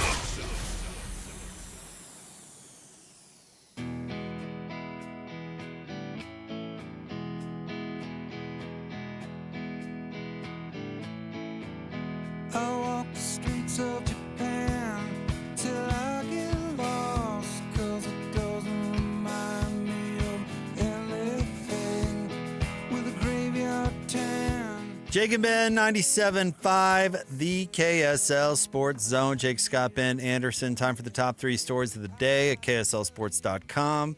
It's brought to you by J. Brooks Jewelers. Cherish your love with J. Brooks Jewelers. Explore their expertly crafted engagement rings made from the finest materials. J. Brooks Jewelers. All right, Christian, where do you want to start today? Number 1, Ace Bailey was snubbed from the Rising Stars game, or whatever they call it these days. It is the Rising Stars game. They select 21 rookies and sophomores to compete in the Rising Stars Challenge. And I thought Ace would be nearly a given to make it to this team, and he did not get picked up. He was one of the only players selected in the top 9 who did not get picked to play in this Rising Stars Challenge coming up the Friday of All-Star Weekend. Cooper Flagg made it, Dylan Harper made it, VJ Edgecombe made it, Con Knipple made it, Trey Johnson, Jeremiah Fears, Yegor Demon, Colin Murray Boyles. Okay, let me figure out how to. I think that Ace deserved to make it. I guess I'll start there, but he should be absolutely thanking them. Absolutely, I could waste my time playing in some stupid thing nobody's going to watch, or I could be on the beach in Cancun. Let me think. Which would I rather do? Waste my time for something people are going to forget about in 5 minutes, or spend a little QT with the ones I love in a place that is not winter. I hope for his sake he does that. Now, it is in Los Angeles this year, so it'll be a little bit warmer. I hope for Ace's sake he goes to Tahiti or whatever and disappears. It's better. And has 10 days. I'm totally with you. It is also worth noting that, Dylan Harper is one of his best friends. All of these guys who I'm sure he's played in AAU with are his best friends, and they're going to go reconnect, and they have money, well, not for the first time now because of college, but they can go and hang out in L.A. where all the rest of the NBA world is and, get to be a part of it. And he doesn't get to be a part of it. So in that sense, I'm sure it's bizarre to look around and be like, what did I do wrong? He's top 8 in scoring. He's top 8 in minutes played, which minutes played doesn't really matter, but it's not like he's missed 50 games, and that's why he's not out there. The answer is nothing. The answer it doesn't. I'm totally with you. Nothing. In fact, who is picking this? I don't even know. I don't know. I had the same thought. I know who selects who drafts the teams. It's Carmelo Anthony and Tracy McGrady and Vince Carter, I think, drafted the teams to set out 3 different rookie-sophomore teams that play against each other plus a G League roster.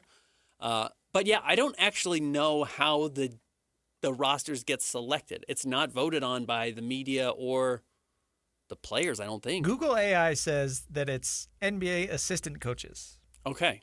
That select the 21 first and second year players. So if I am Ace Bailey, I don't give 2 rips what Vince LaGarza thinks about my season right now. I don't care. I'm going somewhere nice. Van Gundy? And I don't care about your vote. Don't care. Yeah. I don't care. Ace Bailey is coming along extremely well. He is. He hasn't been really given anything. He's really jumped in and earned it. I thought it was interesting. Will Hardy brought it up, I don't know, Ben, a couple of games ago. I think it was in the pregame where he talked about Ace's conditioning and that getting sick at the beginning and then getting hurt right after that really did not do him any favors. Yep. And he's really rounding into shape. We see plays that are eye-opening literally every single game. He's rattling off a couple of 20-point games, although you did jinx the crap out of him. Yes, I did. What was that? Last game? Yeah. It had to be 3 minutes into the game, and Ben said... I think he had 8 points. Ben said he's obviously going to get to 20. I said he's trending. I think he said he's clearly trending towards, hell yeah, Kristen Peek's in here. Wow. All right. Good to see what Kristen. What a legend. Dang legend. Yeah. Oh, she must have been at the BYU game yesterday, if I know. Were you at the BYU game yesterday? Yeah. Kristen rules. Love seeing Kristen. Yes, I did. I said he's clearly trending towards. Yeah, you did. It was like 2 minutes into the game. He had 8 points in 2 minutes, I think. And I think he got to 12. He shut it down. The game started at like 7:38. Ben sent out that tweet at like 7:42. Yeah. It's like obviously getting to Here 20 it comes. tonight. Guess what he got to? Guess what he got to? 12. Yeah. Went cold. Anyways. Well, and went on a foul spree that limited his opportunity. Well, actually, here's the thing that's weird about it for the NBA for me. Don't you want to highlight Ace? Ace is one of the players you're going to want to highlight. He is a highlight reel. Dude, who knows if agents are bribing these guys? This is why it's so dumb, and he should waste exactly 0 time thinking about it. I know PK is like, you should come out and have a Karl Malone game. Yeah. I hope not. I hope he does not care at all because that's how much it matters. Zilch. The Jazz have had some random crappy rookies make that game. Oh, and guess what it did for them? Nothing. And we should note, no Jazz player made it. Actually, I think Sean East from the G League, from the Stars, made it. But Isaiah Collier could have easily been on the second-year list as well. Isaiah's been good in his second year and didn't make the list, so no Jazz representation. Yeah, I'm with you. If it were me, go on vacation, disappear, check out, forget about the NBA for a week, come back and get back into it. I suspect he'll be in Los Angeles regardless. All right, what's next? Number 2, tune in to Channel 5, guys. We've got the Jazz on NBC tonight. Jeremiah Jensen's hosting a 1-hour pregame show, getting you ready for the Jazz. Really? Jeremiah's in the room over there, too. I might be making an appearance. We'll see if JJ will let me come on. But I'm going to try and sneak on television? I'm going to try and sneak on to make it. But no, very cool. NBA on NBC tonight. So we'll get to carry the second game. We're not carrying the first game, which generally, this is a doubleheader, but we will be carrying the second game plus the 1-hour pregame show. But do we know if Kawhi's playing? I have not seen. I know who's not playing for the Utah Jazz. No Keontae. We are seeing Keontae officially hitting the rest stretch of the final, 35 games or whatever it is of the NBA season. Keontae's out. Yusuf Nurkic is doubtful. Lauri Markkanen is questionable with the reconditioning. Kevin Love, though, good news, probable. Okay, well, that might make the difference. We have told you that I think the Jazz are going to start resting Keontae George here coming up for this final stretch, not entirely, but to make sure that they're not winning too many games, this is a clear sign that they're not interested in beating the Clippers like they did the first game of the season. Next. And number 3, in case you missed it, the Cougs lose a close one to Arizona last night. But you know what? It did. I bet you that game got a ton of eyeballs. It was a very fun game to watch. Went down to the wire. I know it wasn't close midway through the second half, but BYU did make the comeback. And one of the reasons BYU is spending the money on this roster, or the boosters are spending the money on this roster, is to draw attention to the program, because attention is good for your program, and it will allow it to stay successful for a long time. That is definitely working. I'll only add that one of the – listen, I started with the station in 2003. Both BYU and Utah were in the Mountain West Conference. And listen, the Mountain West Conference was a good basketball league. Mm-hmm. Like at that time and going into the aughts was a really good basketball league with good teams, and it set up, really good matchups. You can say the same about football, although I think less so, right? Part of what was going to be cool about Utah joining the Pac-12 and then eventually both teams being in the Big 12, and we taught it was like a layup sports radio topic, right? Like, won't it be awesome when Texas is in Provo at the same time Oklahoma's in whatever it is. How cool is it that the number one team in the country, Arizona, a blue blood college basketball program, played a thriller of a game in Provo that had conference ramifications? I mean, that is amazing. It was the fantasy in 2005. You're going to see these incredible teams coming and playing home games in Provo or Salt Lake City or whatever, because you can't get – I mean, I know Tim Duncan played in Salt Lake once, right? And Utah played the number one Alabama team in Salt Lake. But in college basketball, it's impossible to get these programs to play home games in your stadium. Out of conference. Yeah. Almost impossible. Yep. And then to have the number 1 or number 2 overall pick on the roster already too for BYU. Yeah, this is what is cool. This is the golden years. This is right. This is what you've been waiting for. And so I just thought I'd take a moment to appreciate it, because that was so common. It was almost a trope on sports radio. Like, can you imagine? And credit the crowd at BYU. I mean, you look behind it, and there's signs, and there's the spinning thing, and there's the giant Cougar stand. It's like they really show up. Did they throw garbage at the refs? I hope so. No, they should have done. They should have been sending them flowers for those late foul calls. I'm just seeing. Yeah, I guess it was circumstance were a little different. All right, stay tuned. More Jake and Ben coming up next. 97.5, the KSL Sports Zone. Hey, bro. You hear us every day with our crazy opinions. Hey, what you doing? Well, now it's time to hear from you. Hey, great show. Download the KSL Sports app and fire off your thoughts with the call-in tab on the bottom of your screen. Your show is fantastic. It's the one that captivates me the most. You can tell PK to stop singing. G-Bang! Let Jake and Ben know what you really think of the Jazz. Woo! Tell Hans and Scotty about your favorite barbecue spot, or what color of tie JJ should be wearing on TV. The best entries will be played on the air. Download the KSL Sports app now and hit the call-in button to let your voice be heard. I think you guys do an incredible job. This is 97.5, the KSL Sports Zone. Are you ready for a new you in the new year? The Salt Lake City Fat Loss Program has helped thousands of frustrated men and women feel confident in their clothes, boost their energy, and finally feel like themselves again. So, what's the secret? Salt Lake City Fat Loss uses a science-proven plan to help reset your metabolism and lose up to 1 pound of fat per day without dangerous drugs or exercise. And right now is the perfect time to start. Due to overwhelming demand, Salt Lake City Fat Loss has extended their huge New Year's sale, over 20% off for a limited time only. JJ here. I lost 40 pounds in 60 days. Alex Curie here. I dropped 50 pounds in 60 days on the SLC Fat Loss program. Get their New Year's special at slcfatloss.com.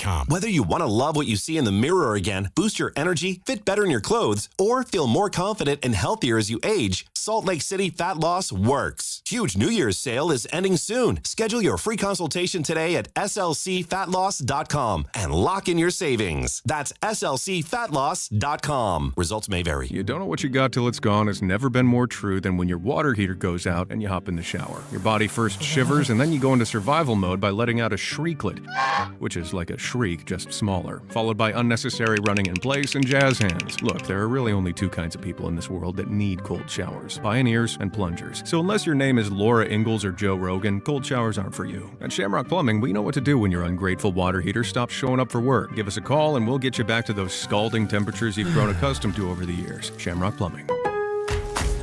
Refresh your bathroom with big savings at Lowe's. Reimagine your bathroom with up to 40% off select faucets during our Bath Savings event. Need it today? Order by 2 p.m. for same-day delivery by 8 p.m. Shop for your bathroom refresh at Lowe's. We help, you save. While supplies last, selection varies by location. Same-day delivery on eligible in-stock items. Subject to availability. Fees vary. Visit Lowes.com/same-day delivery for full terms. Jake from State Farm. I just beat my running PR, so I'm celebrating with the Banana Bonanza smoothie. Hey, and you can keep celebrating when you create an affordable price just for you by bundling your home and auto with the State Farm Personal Price Plan. Go bananas. I will. Hey, make it a large. Bundling, just another way to save with the Personal Price Plan.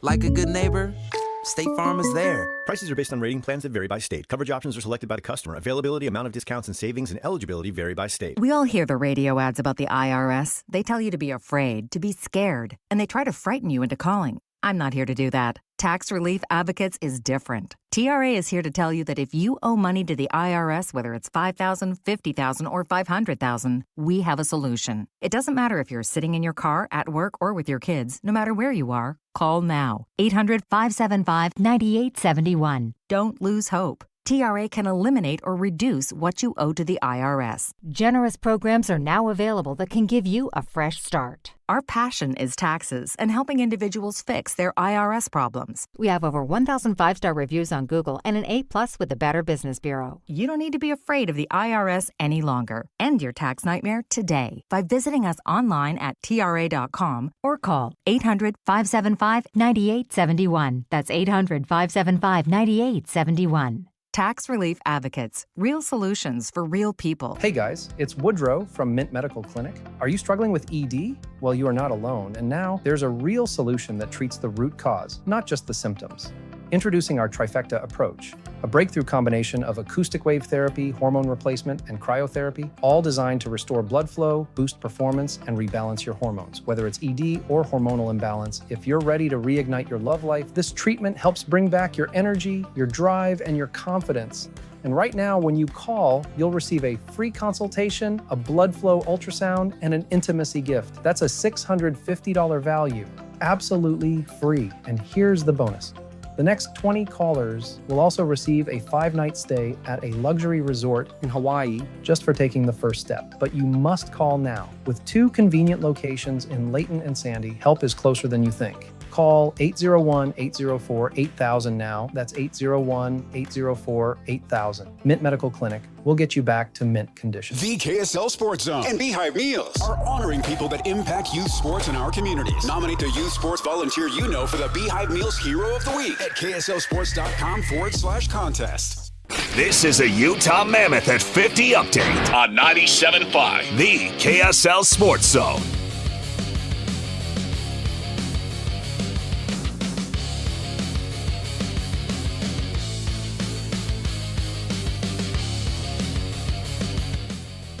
Mammoth 50 update here on Jake and Ben. Here's Ian Cole giving his thoughts on the loss to Tampa Bay. Obviously disappointing that we lost, but overall I think that we were happy with our intention and our desperation in that game. So I think there's a lot of things that we could take from that were positive. Obviously fix some things, but move on to tomorrow against another great team. Stay tuned for Mammoth at 50 updates, 50 past the hour every hour here on 97.5 the KSL Sports Zone.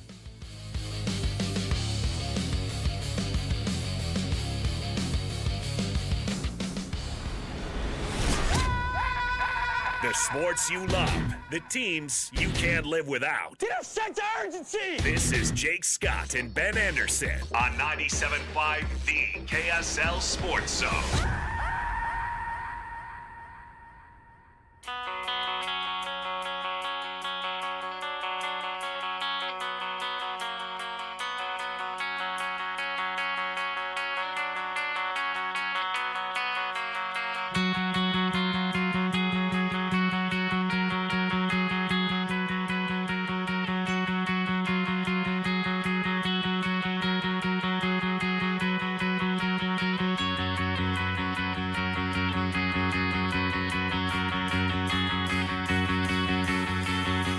Jake and Ben, 97.5 the KSL Sports Zone.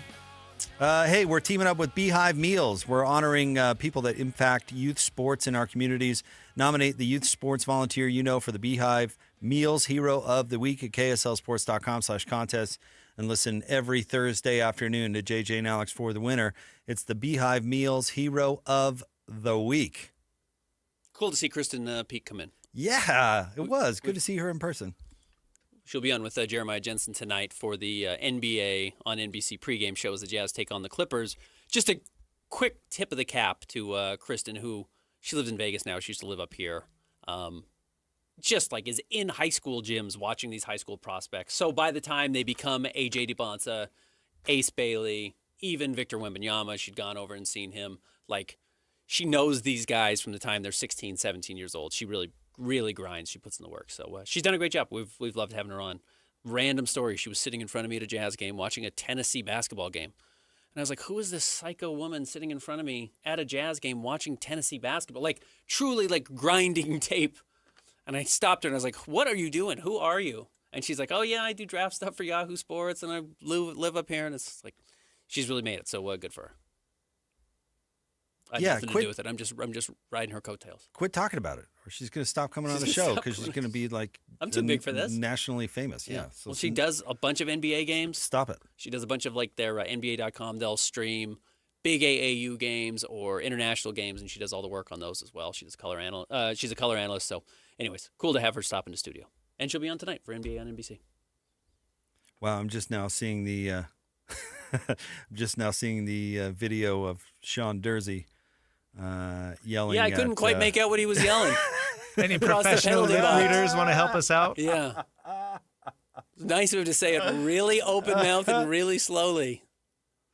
Oh, man. Yeah, that doesn't leave a whole lot of room for interpretation there, no? Tough loss for the boys last night, Mammoth. They were down 1-0. I mean, they ended up losing 2-0, empty netter to get it. No, was it empty netter to get the second goal? No, it was a late penalty kill, I believe. But good push. That was a tough game. They just could not find the back of the net. I think Dursey's saying, excuse me, but I don't like how you're playing right now. I didn't like that you checked me into the glass that way. Wasn't thrilled about that, how that all worked out. Yeah, he was not. And, he yells across the penalty box, which I do love. I didn't realize that was the thing. Guys talking trash throughout the entire penalty. Hey, you, you're not a nice person. If I were to... radio friendly. If I were to say radio friendly, KSL approved. Hey, friend. Hey, friend. It's definitely an F word in there. It's the same thing that the guy said to Jake. Good morning. And yeah, right. Yeah. Uh-huh. And one of those. Yeah. Hey, friend. Hey, friend. Pardon me. You're a bad guy. Sir? Mr. Carlisle, sir? Didn't appreciate that. Like that Dursey. Anyway, so... like that? Check that out. Mammoth back-to-back, right? Back at it tonight. With the Panthers? Tough back-to-back. Yeah, this was going to be a hard stretch. Yeah.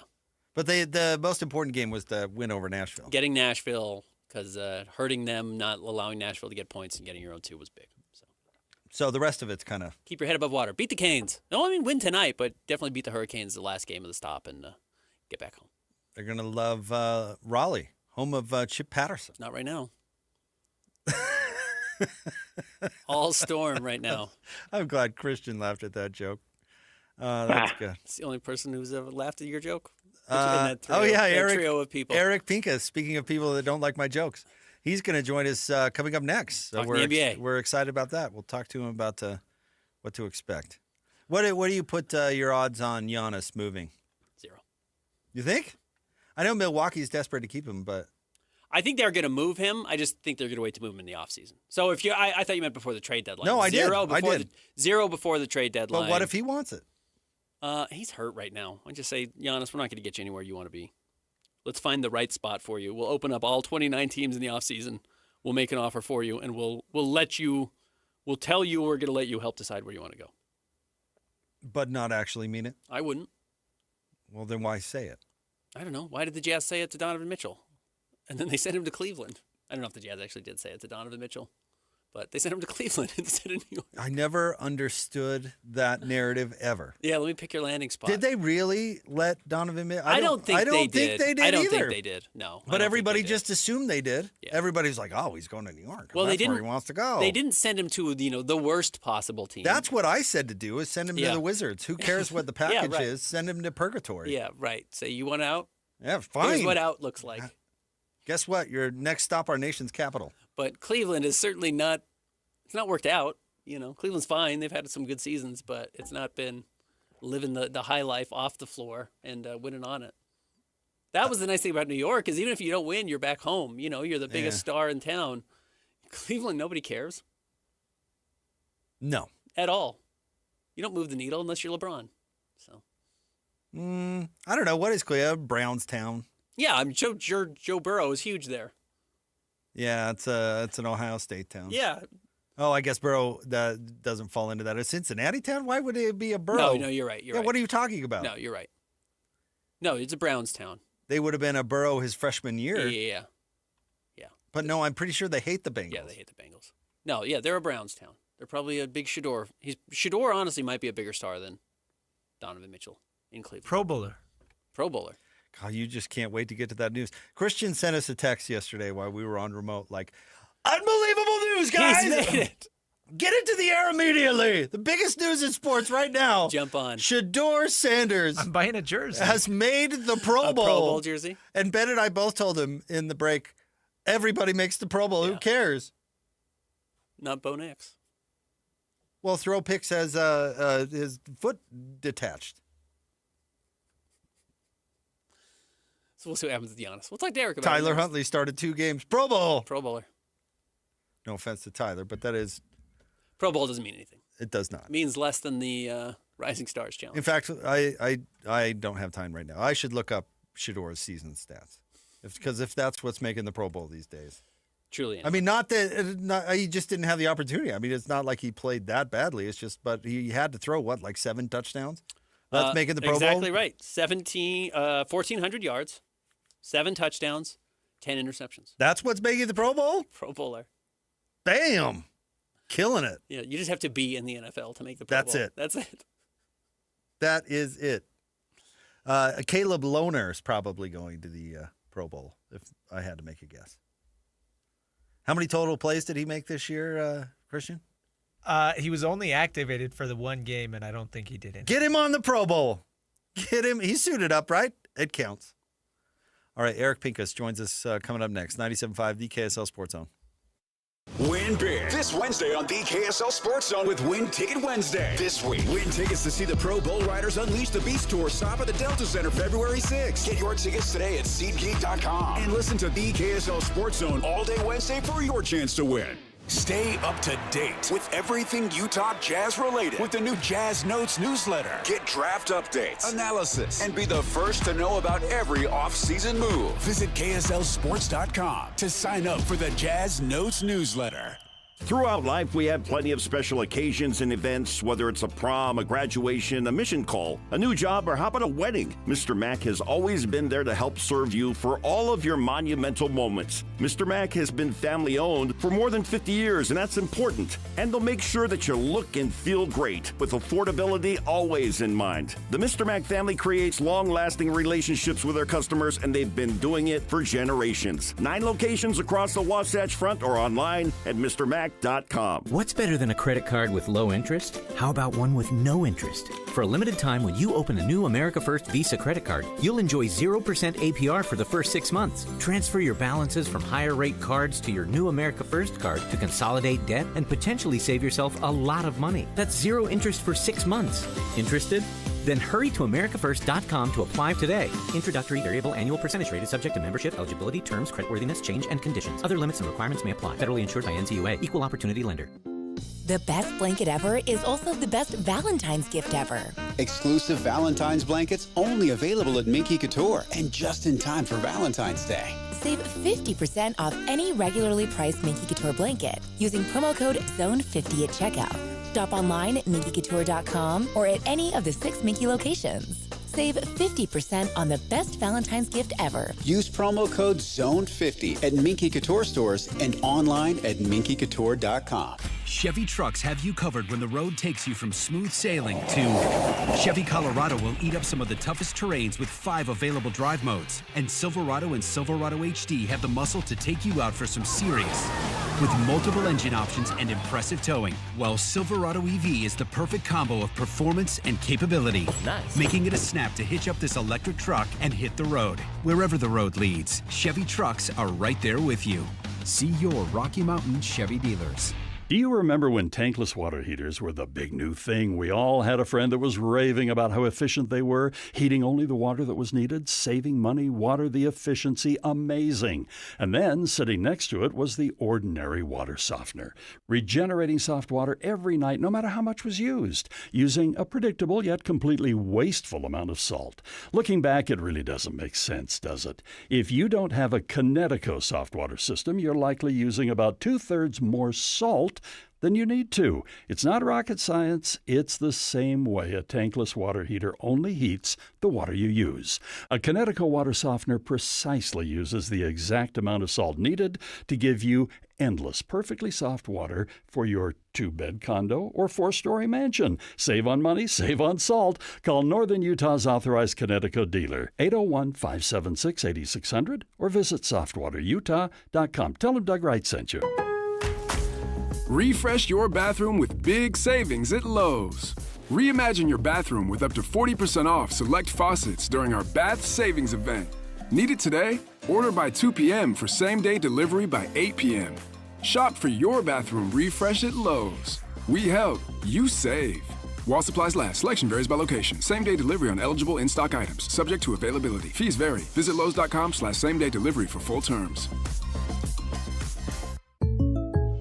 Jake from State Farm. I just beat my running PR, so I'm celebrating with the Banana Bonanza smoothie. Hey, and you can keep celebrating when you create an affordable price just for you by bundling your home and auto with the State Farm Personal Price Plan. Go bananas. I will. Hey, make it a large. Bundling, just another way to save with the Personal Price Plan. Like a good neighbor, State Farm is there. Prices are based on rating plans that vary by state. Coverage options are selected by the customer. Availability, amount of discounts and savings, and eligibility vary by state. Planning a party or office lunch? Let Kenny J's Barbecue bring the flavor to you. From 10 to 1,000 guests, Kenny J's has you covered with slow smoked ribs, juicy brisket, and all the homestyle sides your crowd craves. Join Kenny J's Text Club for 20% off your next order. Text Kenny J to 833-643-5686. Visit KennyJ'sBarbecue.com. Kenny J's Barbecue, where every event becomes a celebration. Broadcasting from the Mountain Home Services Studio, this is 97.5 KZNS FM Colville, 1280 KZNS AM Salt Lake City, and 102.7 KSL FM HD2 Salt Lake City Midvale. This is 97.5, the KSL Sports Zone. What's that? Whether it's the Jazz, Utes, Cougars, or Aggies, these guys have got you covered. Time to eat, fellas. You're locked on to Jake Scott and Ben Anderson. 1, 2, 3, move it. On 97.5, the KSL Sports Zone.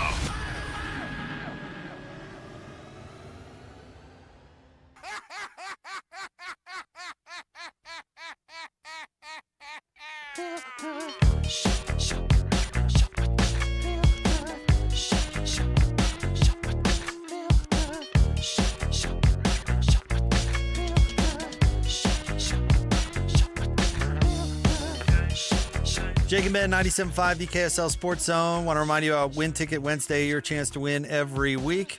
This week, tomorrow, you can win tickets to go see the Pro Bull Riders Unleash the Beast tour stop at Delta Center on February 6th. Get your tickets at SeatGeek.com or listen all day tomorrow for your chance to win. Let's talk some NBA basketball. The Jazz are back at it tonight against the Clippers on an NBC game. So national TV. First time this year? First time in years, it feels like. Yeah, it does. Joining us now, he covers the NBA for Bleacher Report. He's our friend Eric Pincus. What's going on, Eric? I'm happy to be here. Let's talk some Utah Jazz. Looking forward to it. How are you guys doing? I'm not sure anyone wants to talk Jazz basketball nationwide. We will get to the Jazz. I am curious, Eric. We're a little past the midway point of the season. Do you feel like there's been like a singular storyline? What's the overriding narrative of this year in the NBA? Because, we cover it so closely, and I'm thinking big picture. There's a lot of little things that jump out to me. I'm wondering if there's one of which the entire league revolves around. That's a good question. The start of the season, the first part was, would the Thunder challenge the Warriors for the all-time record? So that was sort of, they lost like one game for months, it seemed like. Maybe the onslaught that is the San Antonio Spurs and what Victor Wembanyama and that team's going to be, how good the Pistons are in the East, and maybe how good the Celtics are, despite Jason Tatum. But I'm not sure if that's a good question. What's like the running thread? We've had some rough situations with Terry Rozier, some gambling situations, the Kawhi Leonard investigation that's still ongoing with aspiration with the Clippers. So, behind the scenes, there's maybe some concern over the state of the league as a whole with some of these things that are, uncomfortable to talk about as far as the NBA is concerned. But yeah, I think those are the overarching stories. We're heading to the trade deadline, so I don't think we'll have like a Luka to the Lakers storyline like we did last year, which was, clearly the big one. How many teams could possibly challenge OKC in the West, if any? Well, the Spurs are a really good matchup. They have really, relentless attacking guards. And then you've got Victor Wembanyama, who's, ridiculous. And then, they're just well built. They've got a lot of, youth athleticism. They're just improving. I don't know if they're ready. The usual progression of a team is you go from lottery to playoffs to an early exit in the playoffs to maybe making a leap. And, I don't know if they're going to be able to cut some steps. Feels like the Thunder cut a little bit, like they won maybe a year earlier than the normal progression. So maybe the Spurs will match them and be a real threat. We're waiting for Jokic to get back healthy. The Rockets are there. They're talented. They can play defense. They can score. So I don't want to discount them. The Wolves seem to show up sometimes really well and sometimes not. Don't trust the Lakers defense. And unfortunately, the Warriors aren't healthy. Out east. I'm very curious. I don't really know. The Knicks may be the best team suited for the playoffs, but they have not been great for a period of time. So, I'm curious to see what Detroit is and what Boston is come playoffs. I never bought, Eric, some of the messaging of, maybe Fred VanVleet getting hurt is a blessing in disguise for the Houston Rockets. It's not like he's coming back midway through the year. His season's over, and they don't have a point guard. But I do think that maybe Jokic getting hurt is a blessing in disguise for the Nuggets. They've been so bad over the last few years with him off the court, and his plus minus and his on-off is so drastic. But they've been really good with him off the floor these last 15 games or so. This seems like the type of thing where they're building some momentum and learning how to win without him. So when he comes back, assuming Aaron Gordon's healthy and Christian Brown's healthy, and they get this full roster, they look really dangerous to me. Yeah, it's a. What is it, like an oxymoron? Like Jokic makes everyone better, no question. Like the best passing center maybe we've ever seen. He makes that team a contender. However, and it's a big however, is that he is in the way of others developing into what they're going to be because that team is heliocentric around Jokic. So maybe Peyton Watson or some of these young guys are just not going to get the same opportunity. That's it's not a negative. It's not a slight on Jokic. It's what happens when you have a win now team. The win now players play and the young players don't develop. And that's usually how teams get old overnight, it seems, where, the win now players start to age out and the young guys haven't come along enough because they haven't gotten the chance. So, obviously if you're the Nuggets, you want Jokic to be healthy. You want to be at the top of the conference. You want to have home court advantage, but they're third in the West, tied with the Spurs. As we said, the Thunder got off to such a hot start too, is about as high as they ever were going to get. And they're in that range. So, it's, you want Jokic back. I'm not rooting for a player or a team, but just for having the best players in the world on the court, you want him back. You want to see the Nuggets at full strength. And now their version of full strength might be something different altogether now that these young guys have had a chance to really embrace just the minutes without worrying about failing or being yanked because they're not helping win right now. They had no choice. They barely had 8 players some nights to even go, and yet they somehow find ways to win. So great coaching and great player development, finally getting a chance to show their stuff. Ben and I do one of those cliche radio segments before the season where we make our predictions. And the East being so wide open, I guess, for lack of a better term, I made the mistake of picking the Cleveland Cavaliers, which, they're sitting at 28 and 25th in the East. Why are we talking about them atop the East? Why is Cleveland not better, I guess? Yeah, it's a good question. So, there are a lot of, terms that people are afraid of. One of them is the second apron, and it's this boogeyman of penalties and whatnot. And the only team right now that's above the second apron, this line in the sand, is the Cavaliers. And so they're paying as a front office for a win now team. They're looking at their team and saying, we have everything we need to win right now. Last year we were the best team in the East, got knocked out in the second round, but we'll be better with continuity. Unfortunately, they're not. They look like a very solid B, you know what I mean? And when you're paying top dollar for a solid B, that's not great. And so some of it is injuries. I know Garland missed a lot of the season. They've had guys in and out for quite a bit. But I don't know. Max Strus, he's not healthy. They did trade away a couple of guys who helped them last year. Isaac Okoro, and who else? They lost Ty Jerome, who's been hurt all year anyway. So even if they had kept him, he probably, assuming the same injury, he wouldn't have even played. So it's a tough one. I think that teams aren't going to stay at these high levels for long. So they need to really soul search and decide, do they start backpedaling at the trade deadline, which is in less than a couple weeks, February 5th. Do you get out of a Garland or a Jared Allen or a DeAndre Hunter? The team is interesting. They have two guards who are, Donovan Mitchell's a big 6'3", he's not like he's not like 150, 160 pounds at 6'3", but they don't have a lot of height in the backcourt. And the idea is that their front court of Allen and Mobley can offset that lack of size in the back. But I don't know if the combination works. I think Mobley probably needs to be the 5 full time. You probably want Donovan Mitchell as your lead guard with like a defensive minded 2. Well, basically combo guard. If we can go back like an Eric Snow, if you remember, right, with Allen Iverson. Yeah. Right. Allen Iverson was like 165 maybe pounds. Generously. Yeah. Yeah. And they had Eric Snow, who was a combo guard who played defense and could score a little bit.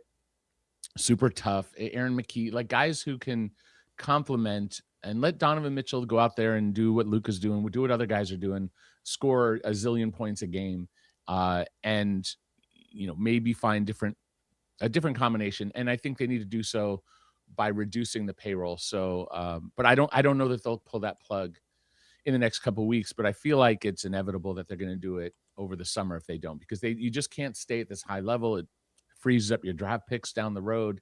It limits your flexibility. They're basically the same team next year if they don't start to unwind this a little bit. So I just think it's the combination. It is one of the perplexing questions of this season for sure. The Cavaliers' lack of success. You said an interesting term there, pull the plug. At the trade deadline, because it's a bit of a zero-sum game, if a good player leaves one team that pulls the plug, he goes to another team, which means they're plugging it in. Do you think we see more sellers or more buyers? I mean, more teams pulling the plug or more teams trying to go for it at the trade deadline? Because it seems quiet 8-9 days out now. Yeah, I have very mixed messaging, mixed feelings, because it really depends on like who I talk to. I spoke to somebody with the team the other day who thinks there's going to be a ton of action. I'm a little more conservative in what at least what I've heard to this point.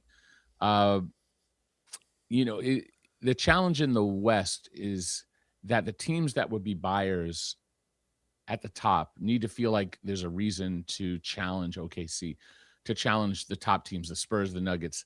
Are there any teams that can make that leap? And in the East, there is that opportunity because the Pistons are unproven. They are very good, and they probably don't agree with me. But in terms of like, they don't have a resume yet with this group of going to the conference finals and winning a title. New York has a conference finals. Celtics without Jason Tatum, who knows, obviously had championship pedigree, but they lost a lot of their main pieces that did that. I left out the Raptors, who are among the top 4 teams. They're a really good defensive team. The point is that it's pretty wide open in the East. So there could be teams that are jumping that would make them buyers. There are definitely sellers. I think that, talking to people around the league, 2026 in June is a very, very strong draft. And 2027 is more of a mystery box where teams aren't projecting that's the year to go chase the lottery and whatnot. So I think there are more teams that want to sell. I could see, for instance, and not saying this happens, and aggregators, plug your ears, but like Jaren Jackson Jr. with Memphis, do the Grizzlies want to pay that large contract, or do they want to get maybe some draft comp, maybe as early as in June, to go and hit the draft a bunch of times, get 2, 3, 4 picks, including their own, out of moving Jaren Jackson. And so obviously John Morant is available, according to many folk, although I don't know if there's a market for it. But I do think there are sellers. I do think there are buyers. There's the big, what the elephant in the room, so to speak, is Giannis Antetokounmpo. Whether or not the Bucks will eventually move him now. He's hurt. Does that change the equation? And I think there are a lot of teams that maybe would be buyers, but just the prospect that if they wait until July, they might be able to get Giannis then. And so maybe they don't buy now because they wait till then.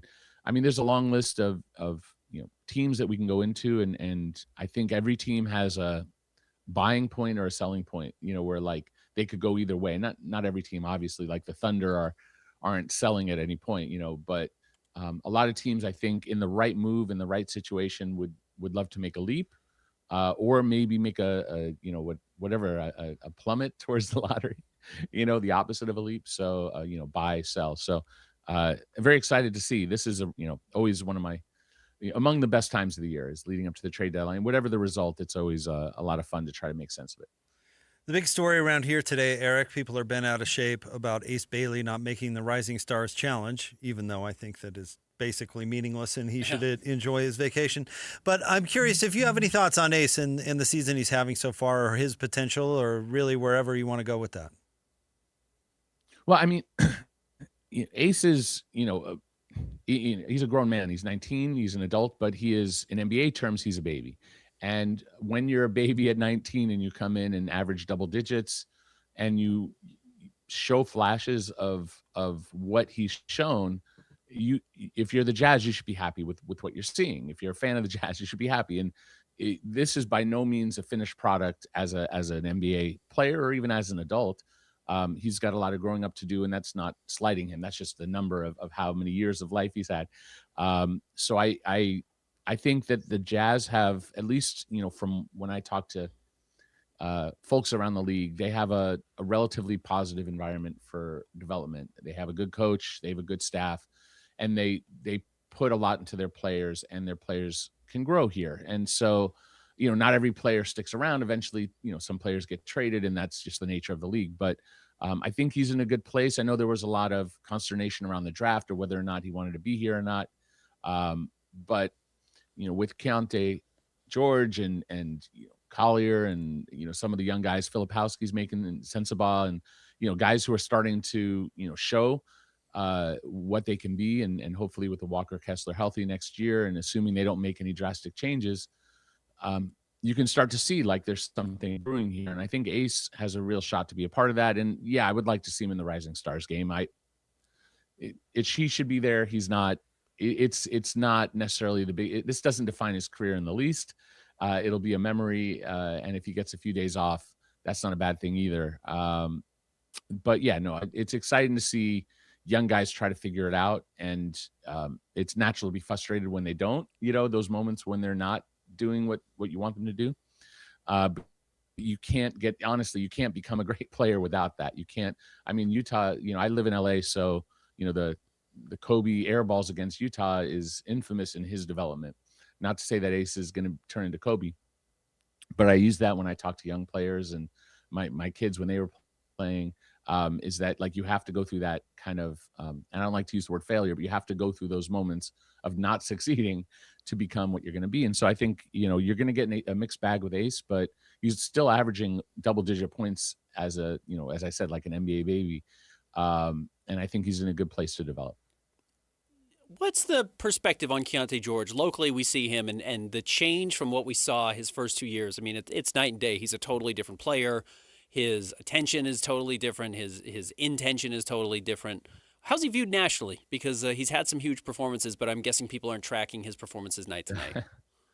Well, I mean, I live in circles of people who work for NBA teams who pay attention to what's going on instead of maybe if the national audience isn't paying attention, that's their loss. That's just the reality, because he's a problem. I mean, he's gained confidence, which you want to see second, third year guys step into, what they're going to be. And he's also, 22, he's starting to become really what he will be as like an NBA adult. That's around when it starts. So he's showing everything that you want to see. He's shooting the three, well enough on a pretty high volume. He's not like a 40 or he's not like a Steph, but he's shooting well, and he's 24 points a game. I mean, come on, that's like finding 20-point scorers in this game. And I know that scoring is inflated the last few years, and so we have more 20-point scorers, but he's incredible. I mean, he's averaging great assists. He's unselfish. There'll be some turnovers with a young guy, also on a team that's not really finished in terms of, this is not the Jazz as they will be when they make a run for the playoffs. They will evolve. And so when you're a point guard on a team that's not great, there's going to be more turnovers. Some of them are going to be on Keontae developing. Some of that's going to be on the team not quite being there. But he's an end game player who likes to take big shots, and that's going to come with misses and clutch moments where he's not clutch. But that's the best players of all time have those, right? You remember the clutch ones, but you forget, oh yeah, they missed like just as many as they had made. So he's the guy that they go to in Utah to take a lot of those shots. And so that just takes, certain amount of makeup to be able to step into those moments, live with the ones that don't drop. He's fun. I think, people look at him as a building block for this Utah team. And so, building blocks are hard to find, I mean, especially where you drafted him. I forget the number, but he was not top 10, right? Yeah, 15, 16, somewhere in that range. Yep. Yeah. So he was outside the lottery, no less. So it's kind of like Tyrese Maxey, who was 21 or so. When you can find these guys in the lottery or outside the lottery, like end of lottery, just outside of it, 15 to 20, that's money in the bank. And then, as I said, Utah is known for, or at least has the reputation for putting in the time into their young guys and, letting them flourish. So obviously I don't think the fans are in love with the record over the last year or so. But I don't know that a player like Keontae can develop similar to what we talked about with Denver, where they're expecting wins right now and not letting him, don't want to say fail, but let him make those mistakes, let him develop, because that's just the process of how an NBA player becomes great, is by not being great for a period of time until, it all starts to click. Eric, we appreciate you and your valuable time. Thank you very much. Keep up the good work. Thanks, Eric. Thank you. Anytime. Thanks for having me. All right, there you go. That is Eric Pincus, covers the NBA for Bleacher Report. Yeah, I'm curious. You tend to overvalue the players that you get to see every day, and that happens in every market, and they tend to get a little bit undervalued nationwide. So I am curious to see how people are coming along on Keontae George. I like the term Eric used. I'm going to steal it. Keontae George is becoming a problem. I mean, that is a guy you have to account for when you're coming into Utah or the Jazz are coming to play your team. He has a problem. He is one of the guys you have to think about. And I think the nice thing about Keontae his first 2 years, if you were an opposing team, is that was the solution. Keontae was going to hurt the Jazz as much as he was going to help them, and now it's the total opposite. I know Eric basically agreed with us that Ace Bailey shouldn't worry about this Rising Stars thing and that it is basically meaningless, but I think I'm changing my opinion on it. Okay. I think Ace should start burning down assistant coaches' houses. Okay. Like find Vince's house down in Phoenix and just raise it to the ground. Yeah, is that where LaGarza is? Where's LaGarza? Yeah, he's in Phoenix? I don't know why he's the particular assistant coach I'm picking on today, but sure. I'm sure any of the rest of the old Jazz assistants are all on the Hawks. You could start there. Ekpe. Yeah, is he? Udo? Udo. Yeah, Udo. Yeah, I think he's still an assistant, right? Yeah, all those guys over there in Atlanta are all former Jazz fans. Where's oh man, what was his name? I'm trying to remember. The Quinn's he's in Indiana. What's his name? Why am I forgetting? Because he went to Dallas and then he followed Rick Carlisle up to Indiana. If I remember correctly. Quinn's driver. Yeah. The guy who got his start is Quinn's driver. Not Sean. That's Will's assistant. What? I can't Give me a second. Filibuster, Ben. I'll find it. Yeah, not picking Ace Bailey is bizarre especially because if you've watched the Jazz, I think if it's the assistant coaches voting on it, these are people who know. And they know Ace Bailey is a good player. I think everybody has been surprised by how holistic Ace Bailey's game has been impactful. Holistically, it's been impactful, as opposed to just being a guy who comes out and scores. And we played a clip, I think it was in one of our Jazz updates yesterday, about Will Hardy being like, it's my fault that Ace is not just going out there and bombing away. We could let Ace take 20 shots a night, and I'm not letting him do it. And it would be fun to let him do it, but it's not where they've put him. And had they, he would have easily been averaging 15, 18 points a game already. I mean, I think he's that gifted of a scorer, but they've tried to work on developing some other spots of his game, and maybe as a result, he's not getting the recognition nationally as one of the better rookies in the NBA. Okay, so he's not coaching for the Pacers. Oh, he's not anymore? You were wrong. Zach Guthrie is his name. Zach Guthrie. He is the head coach. Oh, that's right. That's right. Of the South Bay Lakers. Yeah, he's Bronny's coach. Yeah, he's Bronny's coach. That. I remember that. He's Bronny's guy. That's right. I forgot he got named. He was with the. Oh, this doesn't say he was ever even with the. So it's actually not Pacers. Zach Guthrie's fault that Ace Bailey did not get selected. I thought he followed Rick to Indy. How did I miss that? Anyways, yeah, Zach Guthrie. Zach Guthrie, if you don't remember, was the guy who looked like he was about 18 years old his whole life. But yeah, met Quinn when Quinn was coaching for the Austin Toros and cruised around with him. Actually, it's a great story. I mean, to cool. get your foot in the door, you do what you got to do. Let me see here. How many former Jazz coaches are on the Hawks? Where is their coaching staff? Oh, well, no, this doesn't matter. Oh, here we go.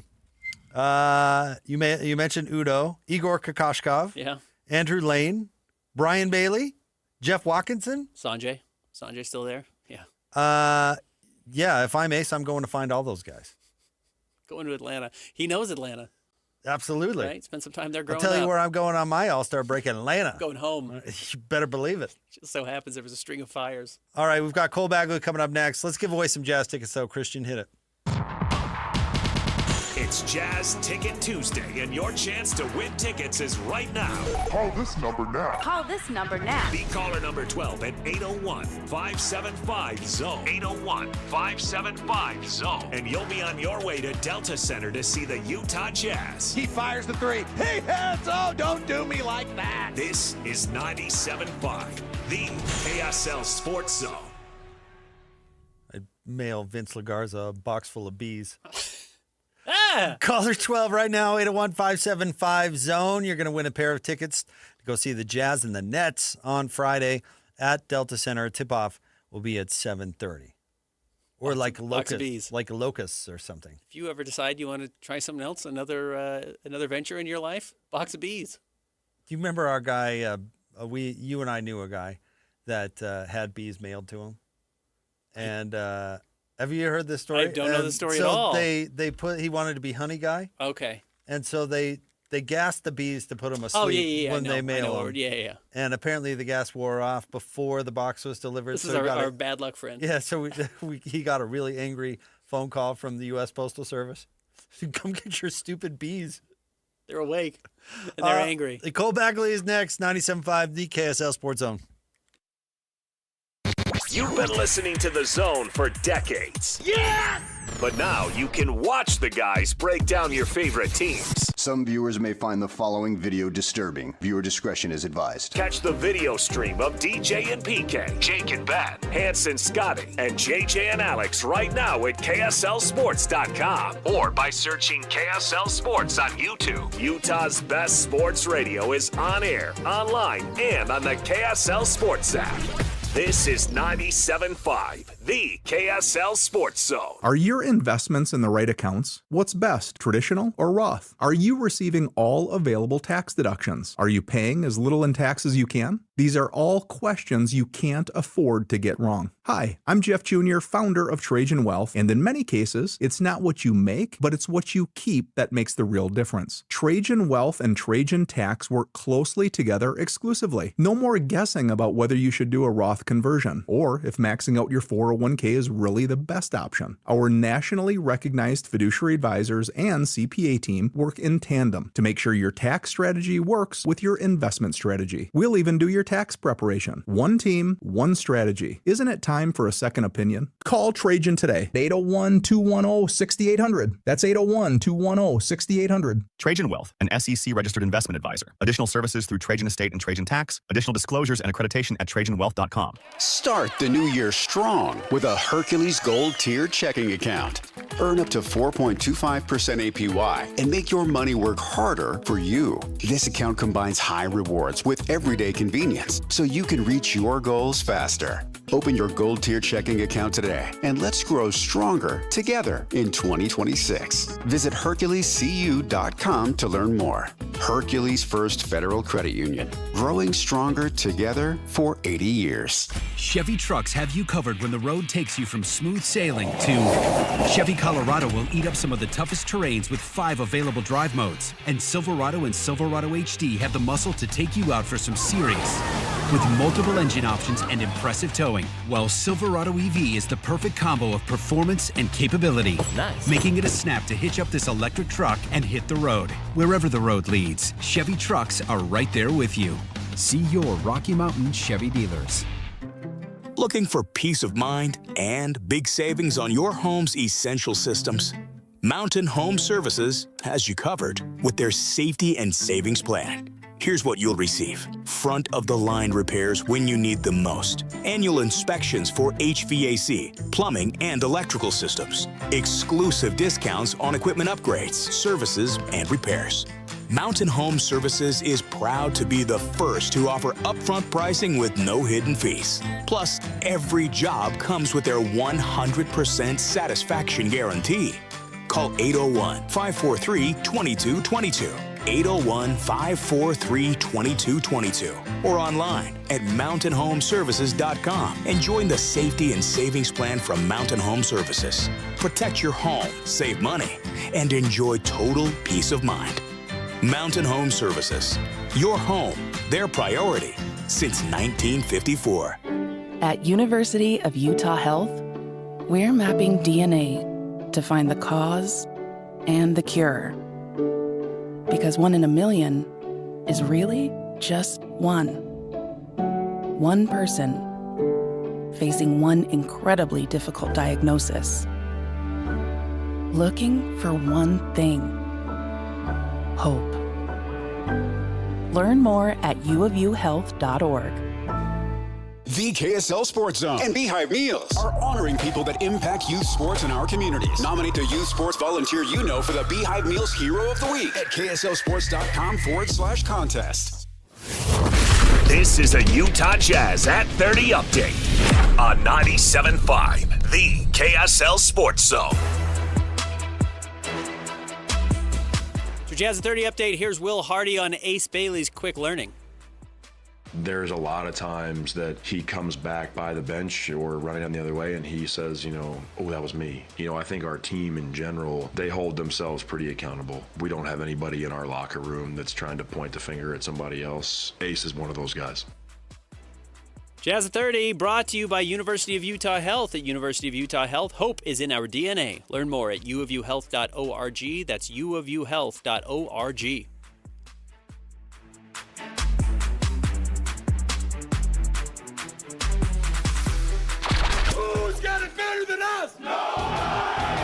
Your home for the best sports coverage in Utah. You're listening to Jake Scott and Ben Anderson on 97.5, the KSL Sports Zone.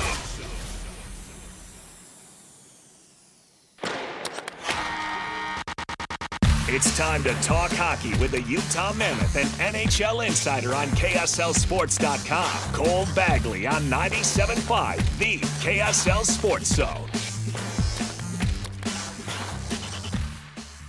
Time to talk a little Mammoth hockey. Our next guest's appearance is brought to you by our friends at Hercules First Federal Credit Union, growing stronger together. He covers the Mammoth for KSLSports.com. He is Cole Bagley with us here on Jake and Ben. How are you, Cole?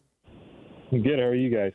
Cole, 2-0 loss last night. I didn't think the Mammoth played poorly, though. I thought if you're going to lose a game, that's not the worst way to do it.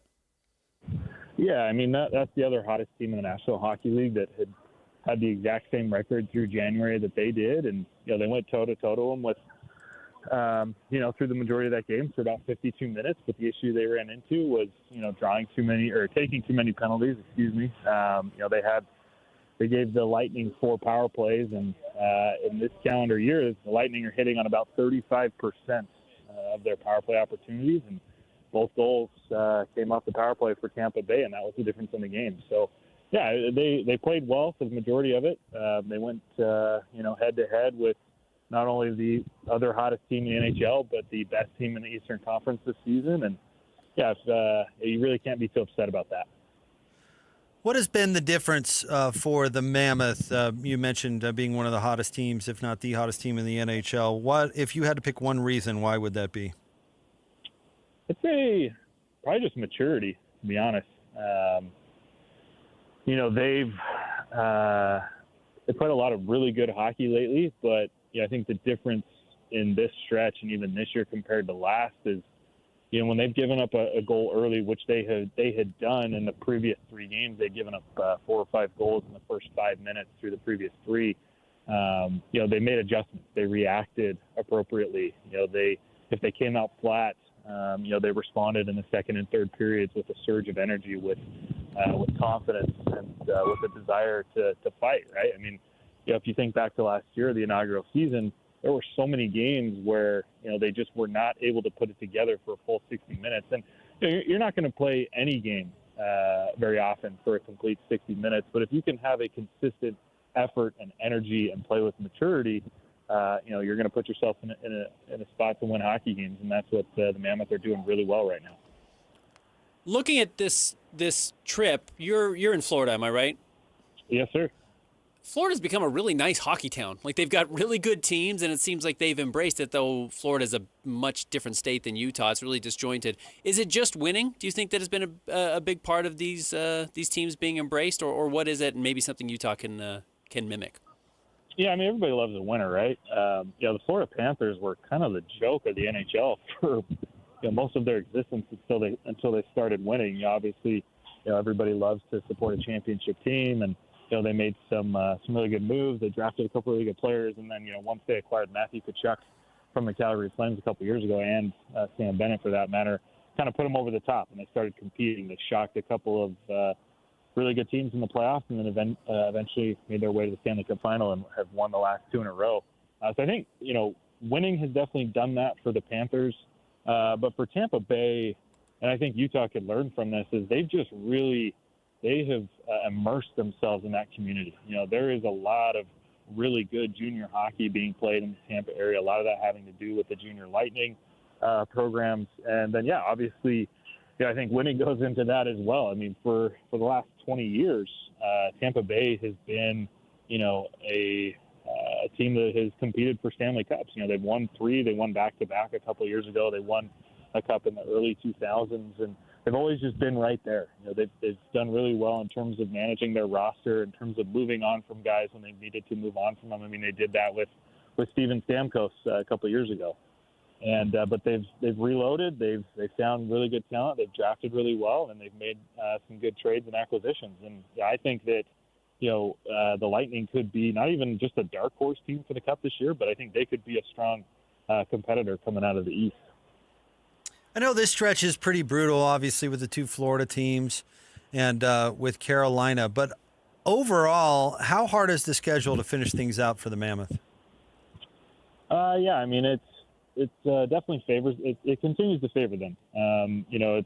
It's a lot nicer to finish out the year than it was to start. They kind of loaded the front half of their schedule. They were on the road more than any other team in the NHL. And I believe through the next, there's 30 games left. I think 17 of those are going to be at home with the remaining 13 on the road. So an opportunity to make the playoffs. And I think I was checking, playoff percentage chances the other day, and Utah was up at about 80%. And so, if through these next 30 games, if they can win, 17 or 18 of those, so if you can win 9 or 10 at home and then pick up 6 or 7 on the road, they're going to put themselves at about 94 points, which is generally the benchmark to get into the playoffs. Sounds like there's some good news on the Logan Cooley front.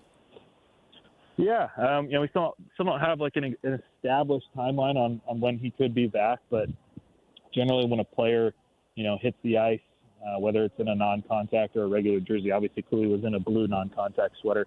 That's generally the first significant step towards a return, and the fact that he's traveling with the team is a good sign. I don't anticipate that we'll necessarily see him play through these next couple of games here on the road, but it kind of signals, hey, he's getting close. We want to get him back into the swing of things. We want him to return to the schedule. Positive news. As Bill Armstrong explained it to me a couple of weeks ago, he could come back before or after the Olympics. I think it'll just kind of depend on how quickly he progresses here over the next couple of days, maybe into the next week. Because there's only about 5 games left before before the NHL takes their break for the Olympics. Cole, we appreciate you and your willingness to jump on the show. Thanks a lot. Thanks, Cole. Hey, thanks, guys. We'll talk to you soon. There you go. Cole Bagley covers the Mammoth for KSLSports.com. Living it up in Florida right now. Yeah, just fine road trip to go on. Yeah, Tampa and then Miami. That's where the Panthers play, right? Those aren't close to each other. I know they seem kind of close. You're like, it's the little tiny tip of Florida. It's like, no, you got to go all the way across the state. Tampa and Florida, opposite ends of the Tampa and Miami. Tampa and Miami, excuse me. You're struggling with that. You called Florida a town. Yeah, it is a town. It's a lousy town. It's a state, I think.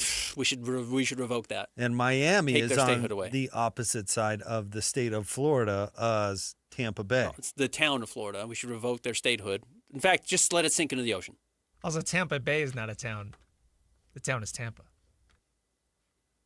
The Tampa Bay is actually a bay. It's a city. Tampa Bay is a city. I don't know what you're talking about, Christian. I thought the city was called Tampa. It's called Tampa Bay. I'm sorry. The team isn't named after the body of water. The Tampa Bay Buccaneers. It's not. This facility isn't floating in the bay. Yeah. They don't play on a naval ship. No. They should. That would be cool. Very unique. Tampa is a city on Tampa Bay, along Florida's Gulf Coast. There you go. In the town of Florida.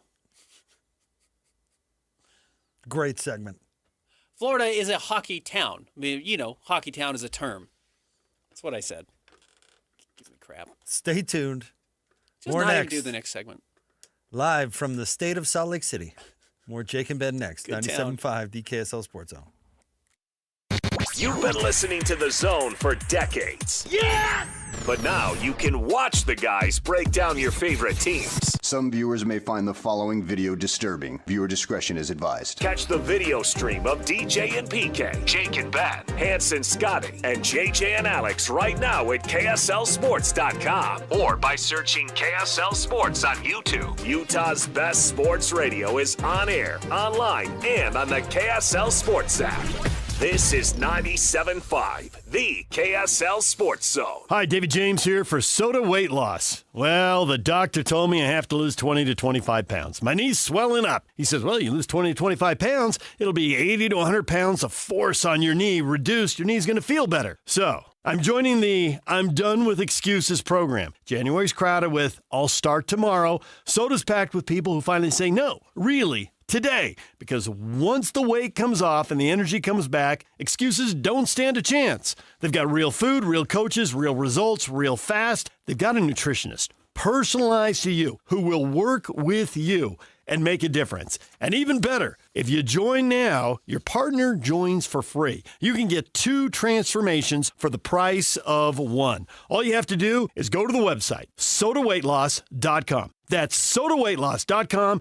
Or call 866-800-SODA, 866-800-SOTA, and you can speak with a nutritionist. Soda Weight Loss is, say it with me, state of the art.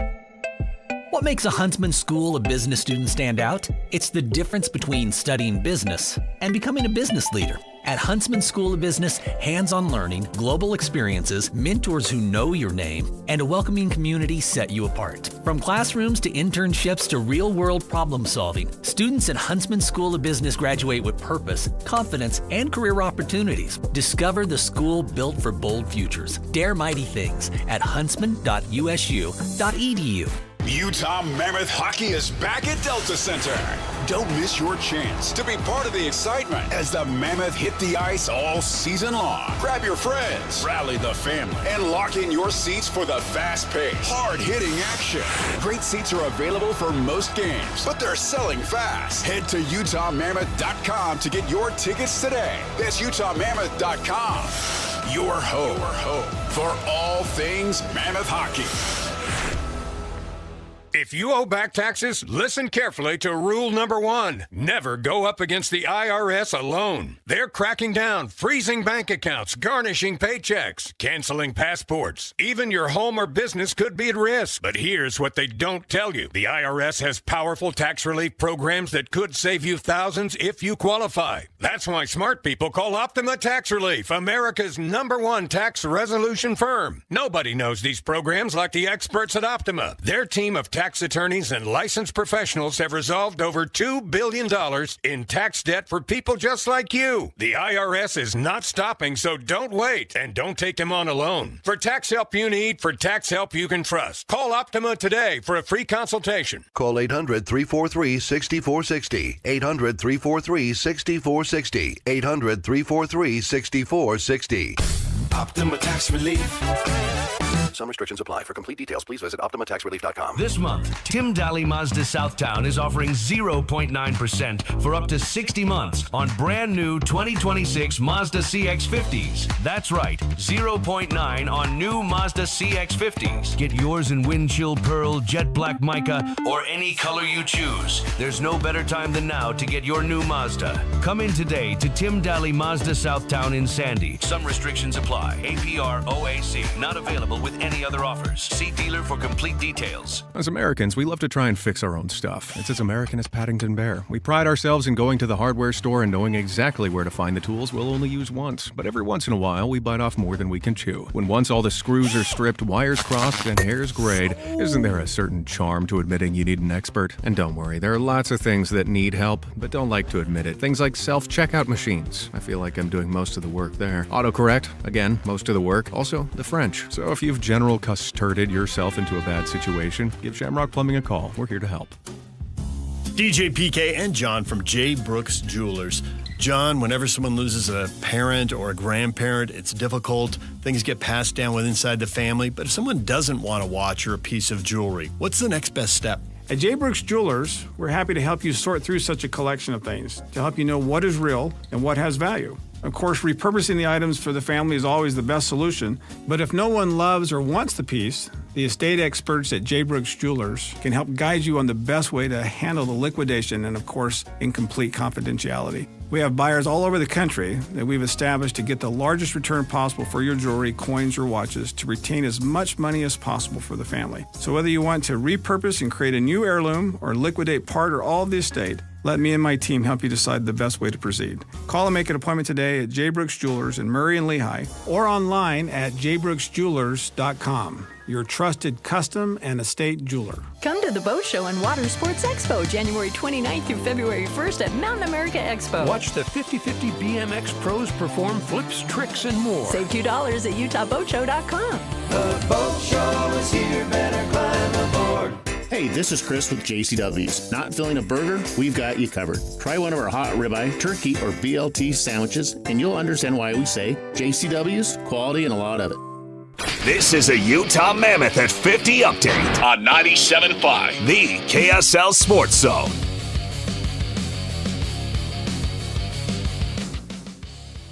It's your Mammoth at 50 update. Here's Coach Bear on the team's effort against Tampa Bay. I'm happy about their focus in the game. I think, like I said, that team on the other side for the last 2 months, they dominated everybody, and we arrived here in their building, and we played a good game at 5-on-5, and I'm happy about what the guys did. I'm not happy about the result, obviously. I would have loved to have a little bit more opportunistic offensively, but they're a good goalie. Catch the Mammoth pregame show tonight right here on The Zone, beginning at 4 o'clock. Puck drop is at 5.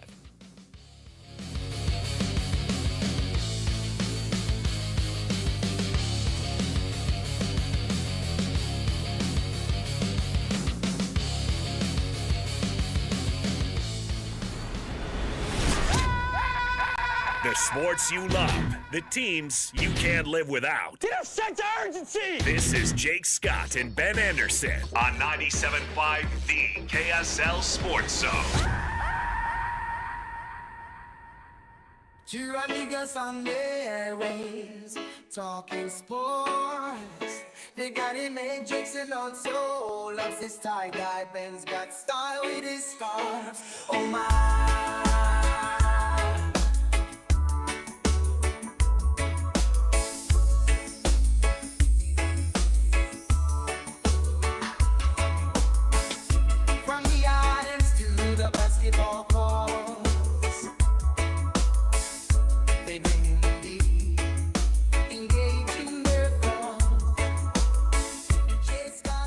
Jake and Ben, 97.5, the KSL Sports Zone. Hey, join The Zone and JJ and Alex at the Boat Show this Friday from 3 to 6 at Mountain America Expo Center in Sandy. Your opportunity to shop, compare, and buy the boat of your dreams.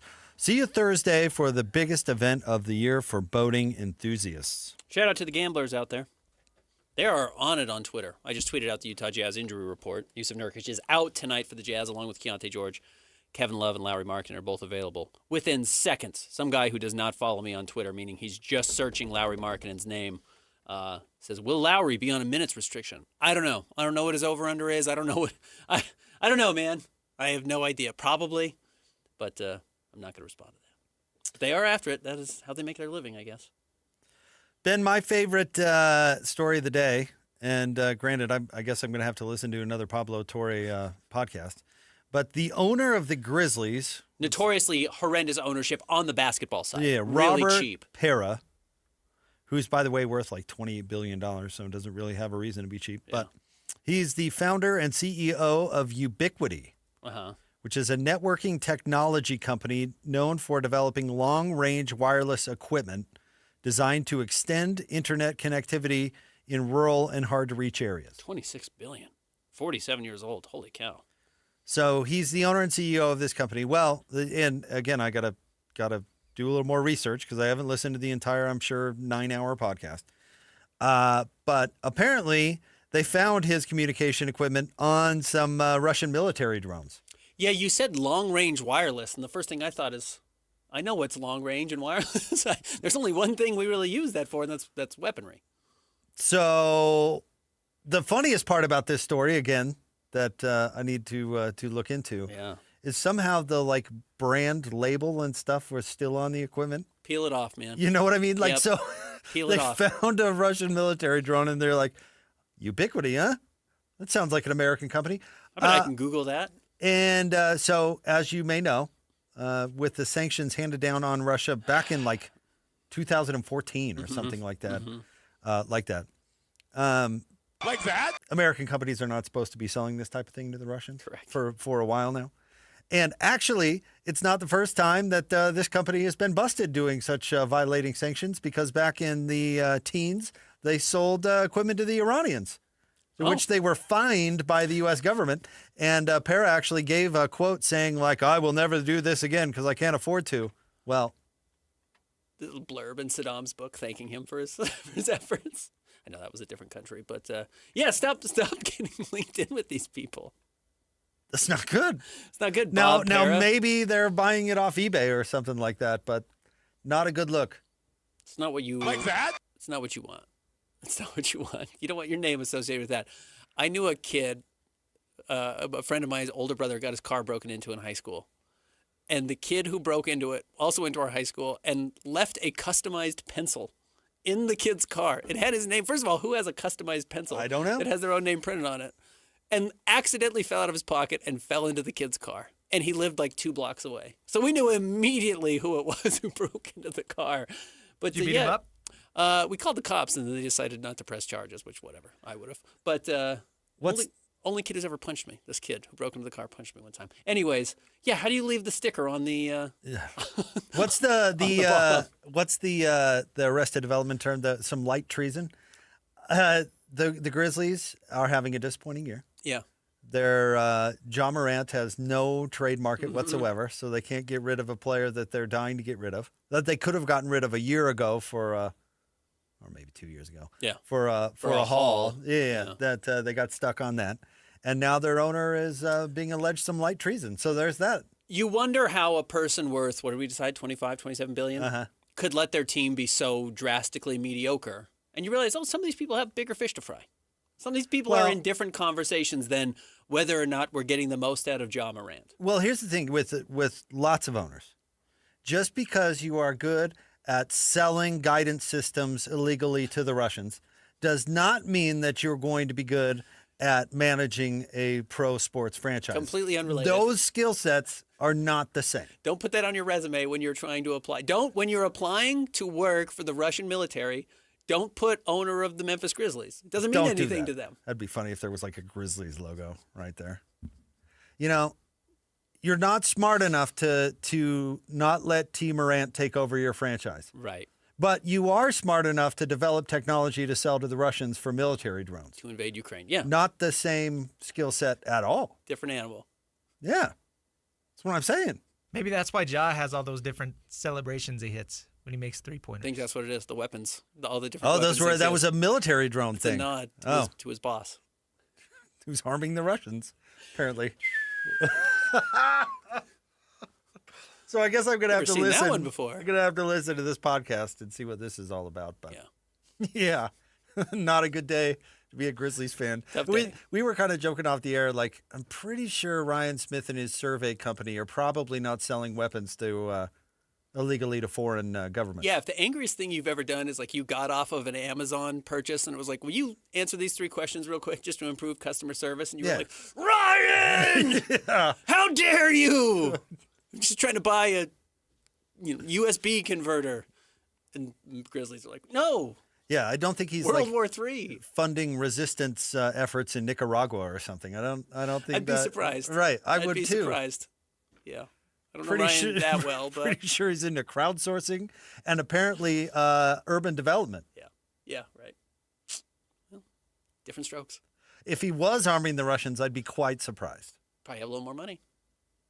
He's done quite well for himself. He's done fine. He's done very well for Imagine himself. if he sold arms to the Russians. Could have made double his dough. Yep. He's been doing great. Glad he's not. Man, the NBA has really had some doozy stories. Some rough stories lately. Some real doozies. Yep. Well, we'll see how the Saudi Arabia stuff works out. All right, stay tuned. Hans and Scotty G are coming up next. Thanks, Christian. 97.5, the KSL Sports Zone. Win big this Wednesday on the KSL Sports Zone with Win Ticket Wednesday. This week, win tickets to see the Pro Bowl Riders Unleash the Beast Tour stop at the Delta Center February 6th. Get your tickets today at SeatGeek.com and listen to the KSL Sports Zone all day Wednesday for your chance to win. Want to get the latest info on Utah's newest sports franchise? Sign up for the Utah Mammoth newsletter. Get exclusive analysis, plus the latest news and notes on the Utah Mammoth. Sign up today at KSLSports.com for the Utah Mammoth newsletter.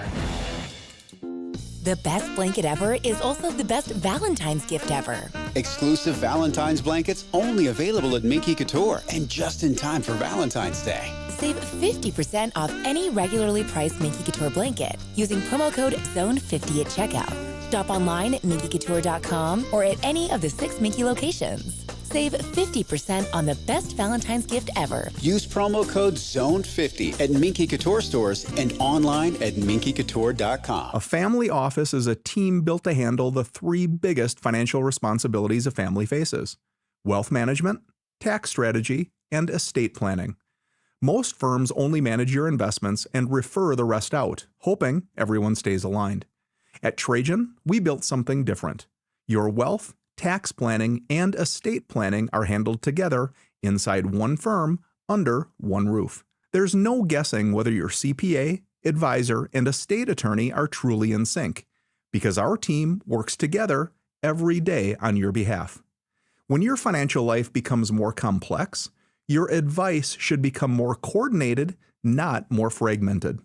One plan, one trusted team. Call Trajan today. 801-210-6800. That's 801-210-6800. Trajan Wealth, an SEC-registered investment advisor. Additional services through Trajan Estate and Trajan Tax. Additional disclosures and accreditation at TrajanWealth.com. Hey, bro. You hear us every day with our crazy opinions. Hey, what you doing? Well, now, it's time to hear from you. Hey, great show. Download the KSL Sports app and fire off your thoughts with the call-in tab on the bottom of your screen. Your show is fantastic. It's the one that captivates me the most. You can tell PK to stop singing. Cheap bangs! Let Jake and Ben know what you really think of the Jazz. Tell Hans and Scotty about your favorite barbecue spot or what color of tie JJ should be wearing on TV. The best entries will be played on the air. Download the KSL Sports app now and hit the call-in button to let your voice be heard. I think you guys do an incredible job. This is 97.5, the KSL Sports Zone. Now's the perfect time to recognize the everyday heroes who make youth sports happen in our community. The KSL Sports Zone and Beehive Meals are celebrating the coaches, referees, organizers, and volunteers who give their time so our kids can play. Nominate the youth sports volunteer you know for the Beehive Meals Hero of the Week at KSLSports.com/contest. Each week, one deserving hero will be spotlighted during the JJ and Alex Show at 4:30 p.m. every Thursday. And the winner receives a $250 gift card courtesy of Beehive Meals. Don't wait. Lift up someone who lifts up our kids. This is JJ and Alex. I got this. Joining us on the program right now, he's Bill Bender. He writes for Sporting News. How do people replicate what Indiana's doing, or is it really that difficult to replicate what Curt Cignetti and Indiana has done in just 2 years? People will try, but the thing for me is it's about Cignetti himself. Yes, he worked the portal, but so has TCU and Louisville and Colorado, and yes, he rebuilt this program in a hurry, but I think a lot of it's a reflection of Curt Cignetti, the talent evaluator. One point I was trying to make is I think he's going to end up regretting saying Google me, because that's all people are going to want to know, right? And there's so much more to him than that. I don't think Indiana's going away. I think he's going to bring in this next portal class. They're going to recruit a little better. You're going to see it because I think he's that guy as the coach. You know, if that continues, you're looking at a program that should be able to be pretty good next year. Catch JJ and Alex afternoons from 3 to 7 on 97.5, the KSL Sports Zone.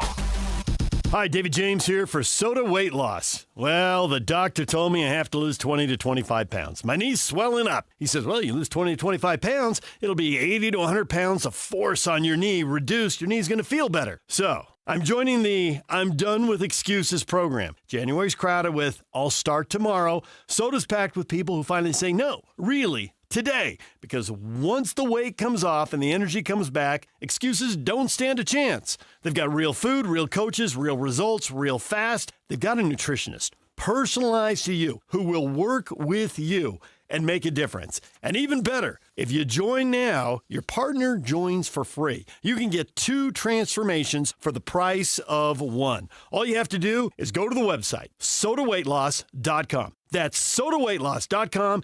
Or call 866-800-SODA, 866-800-SOTA, and you can speak with a nutritionist. Soda Weight Loss is, say it with me, state of the art. Dev Simplify are your software pros. Whether it's websites, mobile apps, or complex custom systems, Dev Simplify is here to make it work and make it easy on you.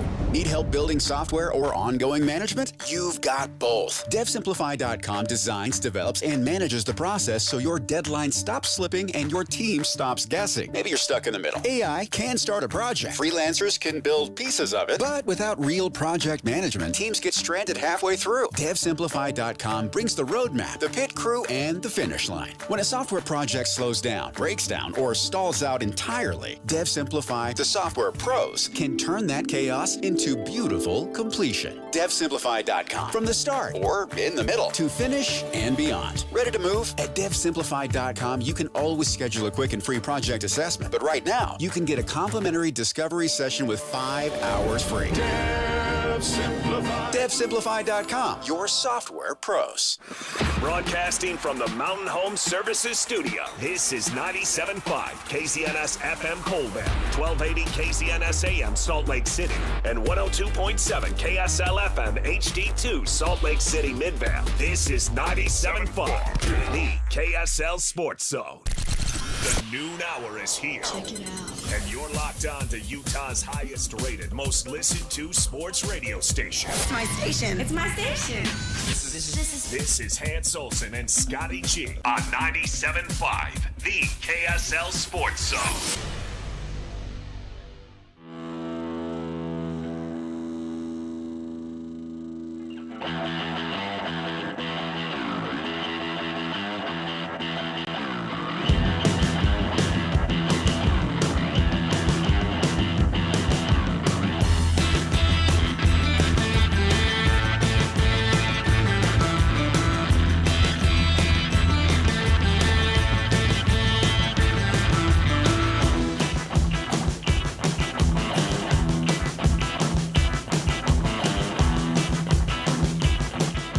Have you seen a guy look more uncomfortable at a press conference than Mike McCarthy right now? No, he can't stop drinking his water. He's had the water at his lips for the last 8 minutes. And I think that he's like, well, you're coming to the presser, yeah? You're like, do you have a suit? Somewhere in the closet? Yeah. Dude, I don't know. Do you have a tie I could borrow? He also looks like he's got a bear claw just stuck right there in the lower part of his throat. Like he was taking down a blueberry cream cheese bear claw. It's like that moment when somebody calls you and you're in the middle of a gas station donut and you're like, yep. Hello? Yeah. Like, Mike, is there any way you could just clear your mouth before we talk here? Oh, man. Mike. What is Pittsburgh doing? And wasn't it Mike McCarthy that went on the basketball court? Chided the officials? I don't think it was even his kid. It was like his stepkid. Which, it's his kid. I think you could actually hear me in the talkback. Like, come on, I can't even believe Mike McCarthy's in the news on the day that the week I'm leaving sports radio, and we get to relive one of the greatest moments. Yeah, I think the Steelers had that all in mind. Like, what can we do? What can we do to help these guys out? What can we do to bag on Scotty G? Let's get the spotlight off Hanson. And by the way, that tie on Scotty. That tie looks like something a missionary would have gotten in 1998. Like that's old school there. It really is. I kind of like it. It's silk. Oh yeah, absolutely. It's silk. That's 100% made in Bangladesh right there. So Pittsburgh's thinking, yeah, this is our guy. Pittsburgh's thinking, yeah, this is. They've had two coaches in the last 20. Well, three in like the franchise history because it went Chuck Noll to Cowher to Tomlin. Yeah. So they just want to get into the coaching firing tree? I guess so, because this isn't going to last very long. No, this isn't it, man. And Mike McCarthy, I think they're throwing a Hail Mary to try to get Aaron Rodgers back because Aaron and Mike were together for so long at Green Bay. I think it's just like, well, what can we do? You see what the quarterback market looks like right now. Maybe we can get one more year out of Aaron if we hire this jabroni. Geno Smith might be available. Oh, my gosh, that's a bad idea. Holy cow, that went poorly. I just think that this is a flatline hire. Steelers fans cannot be happy about this. No, they're irate. No, they got to be. They're incredibly upset. Was Mike Tomlin, he was let go? It was like a refirement. I think it was, he officially retired, but I think it was like, hey, Mike, you spending enough time with your kids. Do you feel like your life's fulfilled? Do you want to travel more in the fall? Maybe you should do that. We'll make that a easy thing, transition for you. They'll be saying that to Mike here in about 4 months. Yeah. Like, Mike, we've noticed you haven't showed up to work much. There's certain guys that get hired and you immediately know that ain't going to end well. Yeah. Like at this press conference, I can tell you right now, he will not be coaching this team in 2 years. Like a year and a half from now, the end of not this season, but the next season, the Steelers will release a tweet that says, we have decided to part ways with Mike Tomlin, and we wish him well in the future. Yep. I think he and his stepkids. You got to find a way to think outside of the box. And Pittsburgh has just been so comfortable with their head coaches. And their head coaches just always put out a good product. Now, whether that product makes it to the postseason or not, it always plays out one way or the other. But they've had a head coach that they've been able to trust, and they're about to get into the spin cycle. Yeah. And hopefully they can find something pretty quick. I'll have to check on Chris Hoke. Chris Hoke does all their... Oh, yeah, that's right. Chris Hoke does all their sidelines and pre and post, and he works their games at home. And he has obviously a very attached interest into the Pittsburgh Steelers organization. So I'm curious how he'd feel about the Mike McCarthy hire. All right, kicking off the show, Hans and Scotty, 97.5, the KSL Sports Zone. Hope you're all having a great day. We got a lot to talk about. It's a Tuesday, which means it's a Bill Armstrong day, so we'll talk a little Mammoth with him. Of course, we've been talking about nothing but wins with him, and now we get to actually talk about a loss. Yeah, But they ran into a pretty good team last night. They did, but their run and their point collection was exceptional, what they were able to do in that period of time. So we kind of knew that this trip to Florida and then the trip to Carolina, I kind of expect 0-3 over these, including the game they just lost, because it's a tough road trip. They're exhausted from the run. I think they will lose to Florida, lose to Carolina, and then I think that they'll come home, get started in this 6-game road stand. That 6-game homestand is where they're going to really make their money. Yeah. Because they play the 3 teams that are in their division in the West, in the Delta Center. That's an opportunity to make double the points. Keep the points out of Dallas's hands, out of Colorado's hands, and out of Minnesota's hands, and put those points in their own hands. I'm telling you, Scotty, like, this is a big, big 6-game homestand. Yep. And I will be at a couple of those games. Are you really? Yeah, I'll be at 2 of them. What up, Sean? Headed out to Colorado and Minnesota there at the Delta Center. So I'm excited to just take that all in. And by the way, you're going to be like now you're like fan mode. You can just sit back and do whatever you want in the game. I got to tell you, man, it's kind of nice. I bet. Because we got a couple minutes. I'll just tell you. No. So hey, we got more than a couple of minutes. So let me tell you, one of the tougher things of our job is we don't go to games to build relationships or shoot the breeze or have a conversation with Johnny and Jimmy to our right and left about what we saw. We go to games to collect the information of what our eyes are taking in.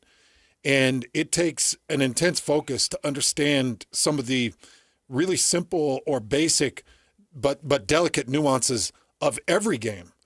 You know, and as I'm learning the NHL and I'm sitting 4 or 5 rows up and I'm laser focused on the glass, I want to be able to talk to our listeners.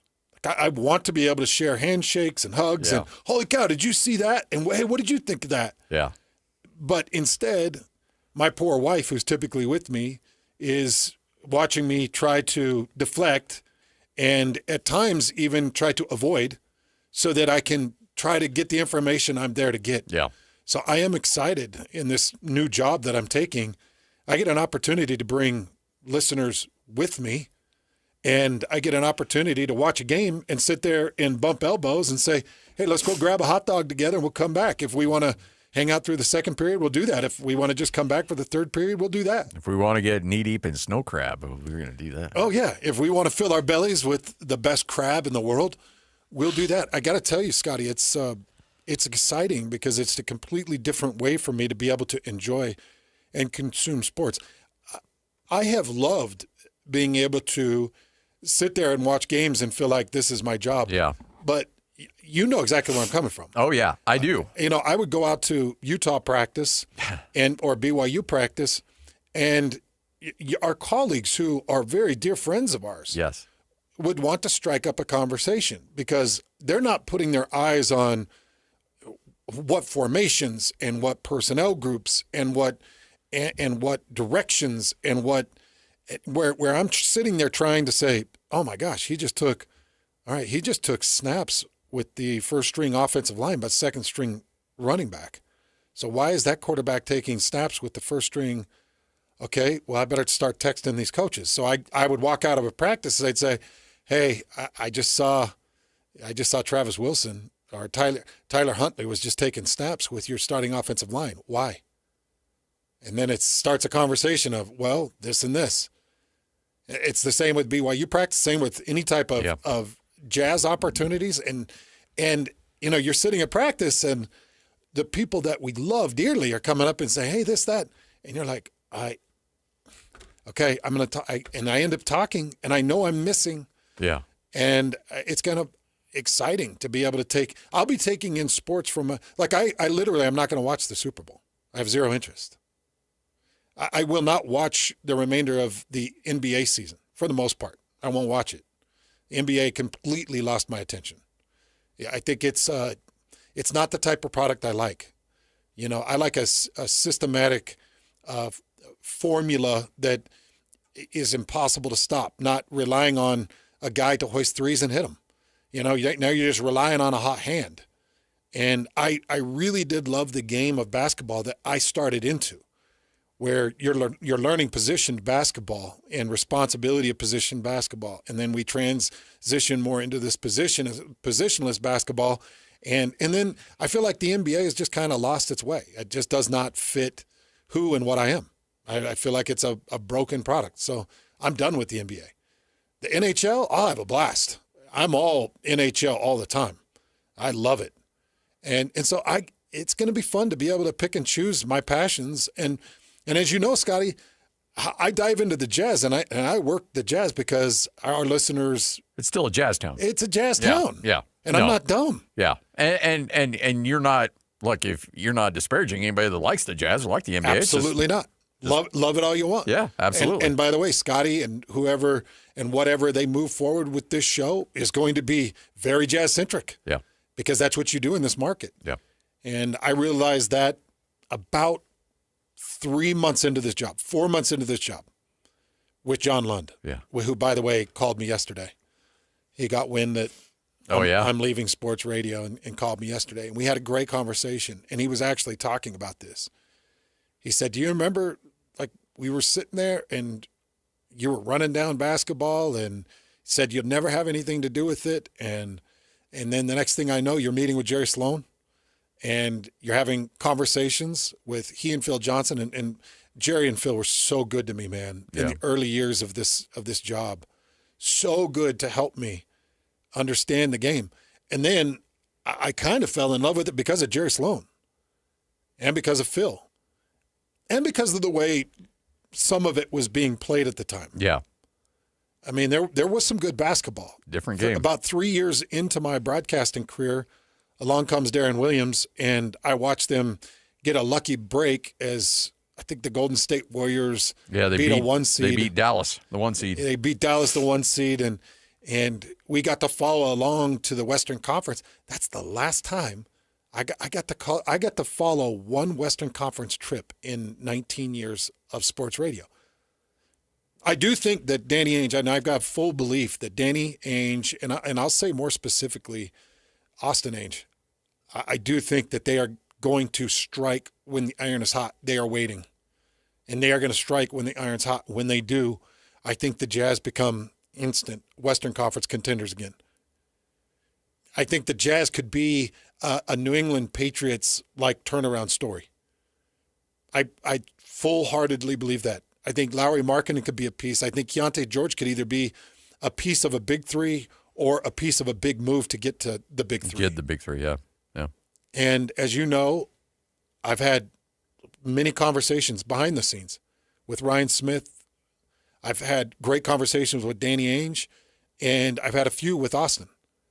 And I can tell people that they have the best interest of this organization in mind. They're not sitting there thinking, well, we're just going to collect paychecks and we're going to ride this thing out. This is not the Donald Sterling situation. They are not just sitting on a name and a logo thinking, wow, we're going to ride this out. I can promise you the conversations I've had are always motivated and always driven towards, you got to understand your assets. You got to understand what your assets mean. You got to understand what long-term contracts in this league do to you. You know Scotty better than anybody.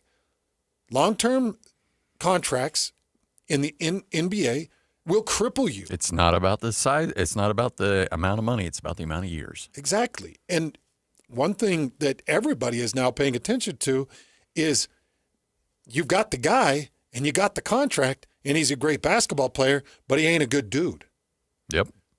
He's a bad dude that's going to force trades, that's going to go public, that's going to have his agent go public and say, I'm disgruntled, and completely throw the coaching staff into a whirl.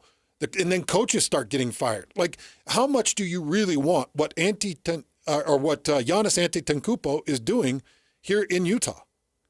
Well, yeah, I want the Greek Freak. Absolutely. But do I want the Greek Freak holding an entire city and its basketball team hostage? I don't. I mean, look, if you can keep him happy, great. But when one man is gobbling up 48% of an entire cap, how happy can you keep him? And at what point do you go to him and say, look, dude, honestly, you're the problem. I can't, there's no other way to put this for you. Yeah. You're the problem because you keep threatening you're going to leave. Your agent keeps threatening that you're unhappy.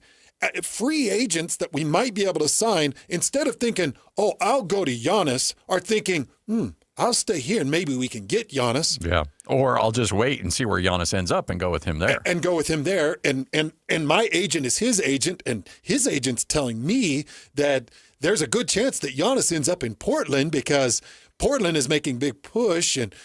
But I've got the same agent, but I'm working with different access, and my different access, it's a mess. I hate what the NBA has become. It's frustrating to me what it's become. Somebody can hold an entire organization hostage. Okay, so speaking from a former professional athlete, like, I'm happy for them because if I'd had a guaranteed contract, that second contract I signed with the Colts would have paid me $1 million. And they were able to tear that up in front of my face and throw it on the ground and say, go home. So I understand guaranteed contracts and what it means, and I'm happy for NBA athletes that they have it. The problem is, over the last 5 years, Scotty, what do you think? 5 years where we've seen these like the James Hardens of the world. Yeah. It's not right. And when Harden signs a contract extension and then immediately asks for a trade, so he wants his cake and eats it too, and yep, gets both. And so people have got to understand that there is a formula and there is a striking stance and there is a holding pattern. And I know Jazz fans are sick of the holding pattern. I'm sick of the holding pattern. You're sick of the holding pattern. I just talked about it.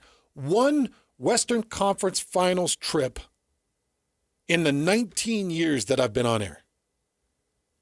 The holding pattern seems like it's been forever, even through Donovan Mitchell and Rudy Gobert. When things were really good, you still didn't get a chance at the Western Conference Finals. And I'm looking at the Jazz thinking, this is going to break. I mean, eventually it's going to break. I'm just not into the sit down of it. Honestly, my heart's not in the NBA anymore. It's just too hard. It's like every time you turn around, somebody's swinging a gun on an Instagram or a Twitter and they're getting suspended. Every time you turn around, there's a disgruntled superstar that's holding their organization hostage. Every time you turn around, your guy has made too much money and controls too much of the cap, and you can't build around him. And to me, it's like, geez, Scotty, the NBA's got problems. Hans and Scotty, 97.5, the KSL Sports Zone. Segment brought to you by Mountain Land Supply, where the pros go for plumbing, landscaping irrigation, agricultural irrigation, HVAC parts, tools, and safety equipment. Find a location near you at mountainland.com. BYU nearly pulled it off. A historic upset last night, right there, a historic comeback. You just needed one shot to fall. Crazy, crazy game last night in the Marriott Center. We'll break it down next right here on The Zone. This is Jake Scott and Ben Anderson. But Keontae George and his career-high 43, 15 of 28. That was an efficient 43, if there is such a thing. He continues to be the story of the season for the Jazz by a mile. For the first time last night, Will Hardy called Keontae a star. I don't think I've heard him call him that before. No. He said, our fans are watching, one of our own grow in front of their eyes, and, he's really turning into a star. coaches can prop up their players, coaches can pat them on the back, but for him to call him a star, I think does just kind of give you some insight on how the Jazz are now viewing their basketball team. The Jazz know Lowry's a star, and they view Keontae as a star, and they're going to go try and find a third piece or whatever they have to pair next to him, or maybe Ace Bailey can develop into it. I'm telling you, when they have the green light to make it happen, they're a good enough team to win 40 games. Catch Jake and Ben weekdays from 10 to noon on 97.5, the KSL Sports Zone.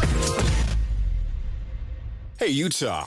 This winter, a fireplace makes all the difference. Grab a gas or electric fireplace from Croft Fireplace and get free basic installation up to a $695 value with qualifying purchase. Friendly staff, top quality fireplaces, and expert installs make it easy. Check out the Bountiful or Salt Lake City showrooms or croftfireplace.com/sports. Offer ends March 31st. Croft.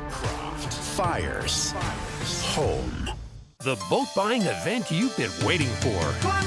The Boat Show and Water Sports Expo, January 29th through February 1st. Fun for the whole family. Don't miss the reptile show with scales and tails. Watch the BMX pros perform. Buy the boat of your dreams. Register to win a 5-day Alaskan fishing trip. 1280 The Zone invites you to the Boat Show and Water Sports Expo, January 29th through February 1st. Save $2 at utahboatshow.com. The boat show is here, better climb aboard. You're listening to Leaf Filter Radio, and the guru of gutter protection himself, Chris Coonahan, is here to take your most pressing leaf-related questions. Hey, everybody, Chris here. I understand we have Ron on the line. Ron, where are you calling from? Uh-oh. Ron, are you calling from a ladder? Well, I was. I wanted to ask Chris what I need to do to get my gutters ready to have leaf filter installed. Oh, Ron, you don't have to do anything. A Leaf Filter Trusted Pro will come out and clean out your gutters, realign and seal your gutters, and install a Leaf Filter, America's #1 gutter protection system. So I didn't need to get on this ladder? Ron, Leaf Filter Trusted Pros are in your neighborhood and ready to help. Just visit leaffilter.com/deal to schedule your free gutter inspection and get up to 30% off. Thank goodness. What was that site? To get this special radio offer, go to leaffilter.com/deal for your free gutter inspection today and get up to 30% off. That's leaffilter.com/deal for up to 30% off. leaffilter.com/deal. See representative for warranty details. At Fisher Investments, we may seem like other money managers, but we're different. Are you really that different than the rest of us? We are. As a fiduciary, we always focus on what's best for our clients. What services do you offer besides investing? We have a team of specialists in financial planning, estate planning, and more. Your clients rely on you for all that? Yes, we ensure clients receive unparalleled service at every step of the relationship. Okay, but you still sell commission-based products, right? No, because we believe that's a conflict of interest. We prioritize service over sales goals. So, then how do your fees work? We have a simple and transparent fee that's a percentage of our clients' portfolios. So we do better when our clients do better. Wow, we're more different than I thought. At Fisher Investments, we're clearly different. Learn more at fisherinvestments.com. Investing in securities involves the risk of loss. Hi, this is Derek Overstreet, president of the New Millennium Group and co-host of Stop Working, Start Living with KSL News Radio. Can you imagine what your life would be like if you could retire 3 to 5 years earlier than you thought possible? The things you could do, the loved ones you could spend time with, the memories that you could create. That's what our team at the New Millennium Group does. We'll walk you through the entire process every step of the way. If you'd like to get a copy of the 5-step proprietary plan that will help you retire 3 to 5 years sooner than you thought possible, give us a shout right now. 888-999-6370. That's 888-999-6370 or utahsfinancialplanner.com. Listen, most of our listeners right now have a tax problem, not a money problem. There's not enough money in Social Security Medicare as it is. Let us show you how you can significantly reduce your taxes. That's 888-999-6370, 888-999-6370 or utahsfinancialplanner.com. Thursday on KSL, artificial intelligence is making it tougher than ever to spot a scam. Like an idiot, I just kept sending money. But can you turn to technology to keep you safe? The KSL investigators put some of the top scam detection apps to the test. See what they catch. Well, it's asking the right questions, right? Yeah. And what they miss. Uh-oh. And it froze. AI Revolution, scanning for scams. Thursday at 10. Utah's most talked about restaurant, The Roof, is now open for lunch and dinner. Enjoy stunning city views, an incredible new design, and viral favorites like funeral potato bites, Utah's scones, bacon fig flatbread, lemon chicken pasta, or maple glazed salmon. Reserve Valentine's Day now at theroofslc.com. Listen every Monday morning to DJ and PK and Monday afternoon with JJ and Alex for your Chevy Strong Play of the Game. Win great prizes from Rocky Mountain Chevy. This is a Utah Jazz at 30 update on 97.5, the KSL Sports Zone. It is your Jazz at 30 update right here on 97.5, the KSL Sports Zone. Jazz at home welcoming in the Los Angeles Clippers. A late start, 8 o'clock, 7 o'clock pregame. Larry Markkinen, despite dealing with illness, still listed as available for tonight's game. Just 6 days probably not leaving the house, just laying down, and lost 10 whatever pounds and kind of working my way back, and not a fun process, and sucks to be missing out that many games and not being out there with your teammates, but part of life. I'm happy to be in this position though. That is your Jazz at 30 update right here on 97.5, the KSL Sports Zone, all brought to you by University of Health, for you for life.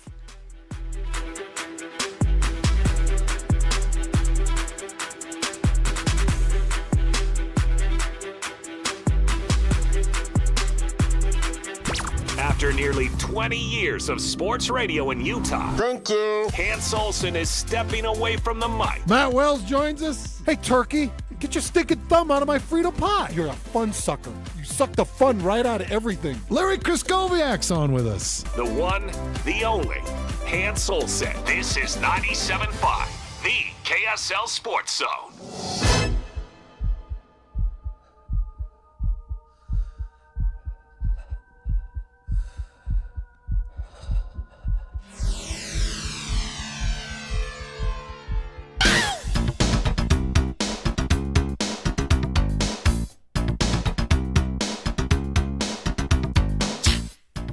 Hans and Scotty, 97.5, the KSL Sports Zone.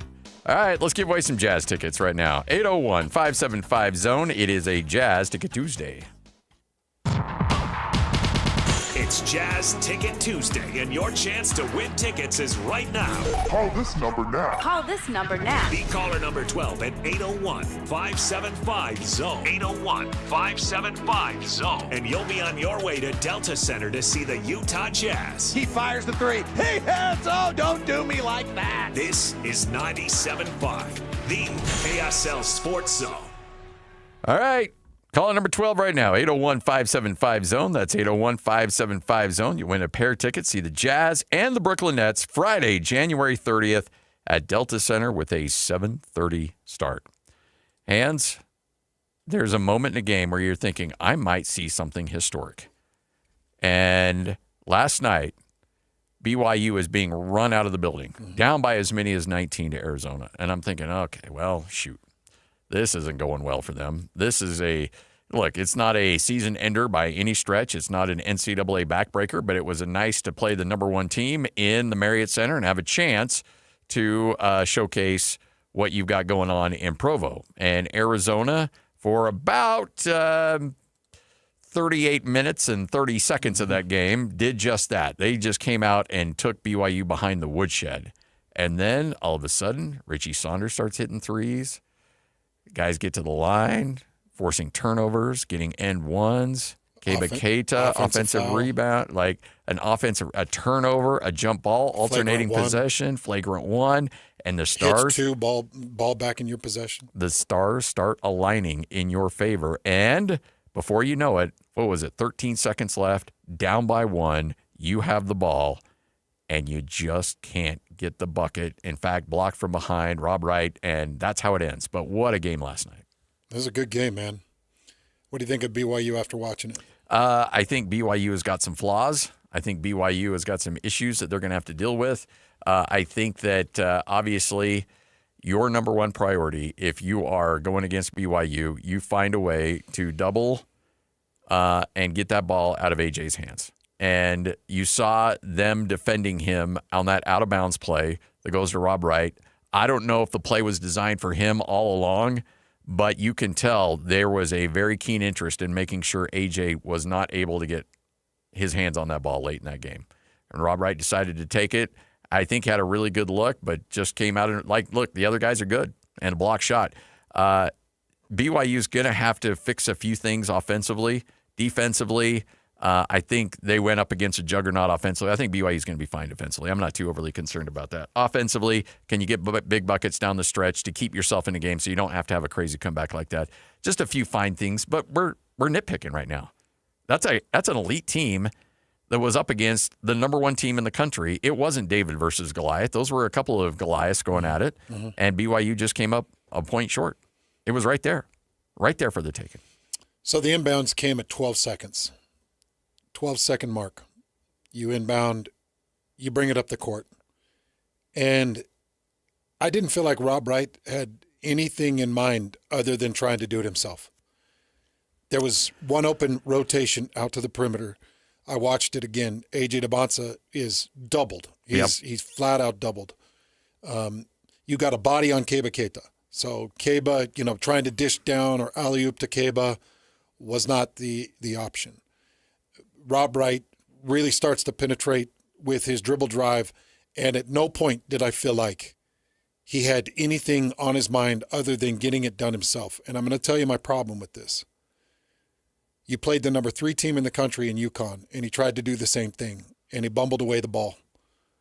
That's right. Turnover to end that game. I forgot about that. BYU had an opportunity. They had the comeback opportunity against UConn, and it was right there in their grasp.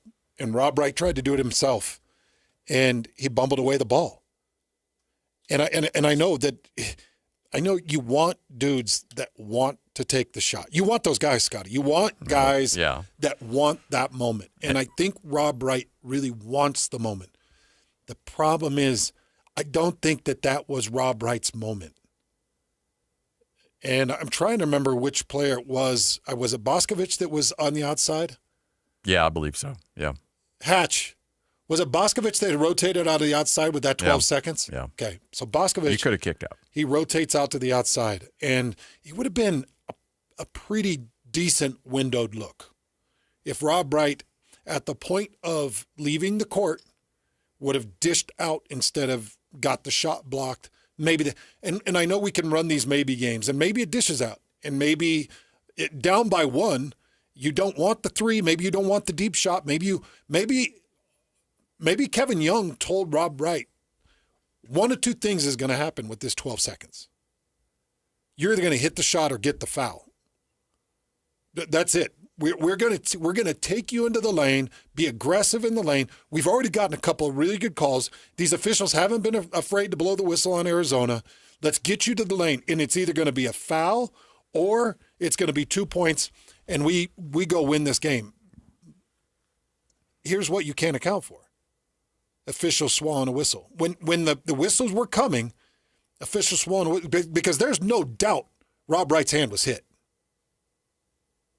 When you watch that come from behind, and look, I'm not complaining. I'm not begging for whistles. I really don't give a crap. Like, whatever, because they got a couple of whistles that went their way. And this was the whistle that didn't go their way.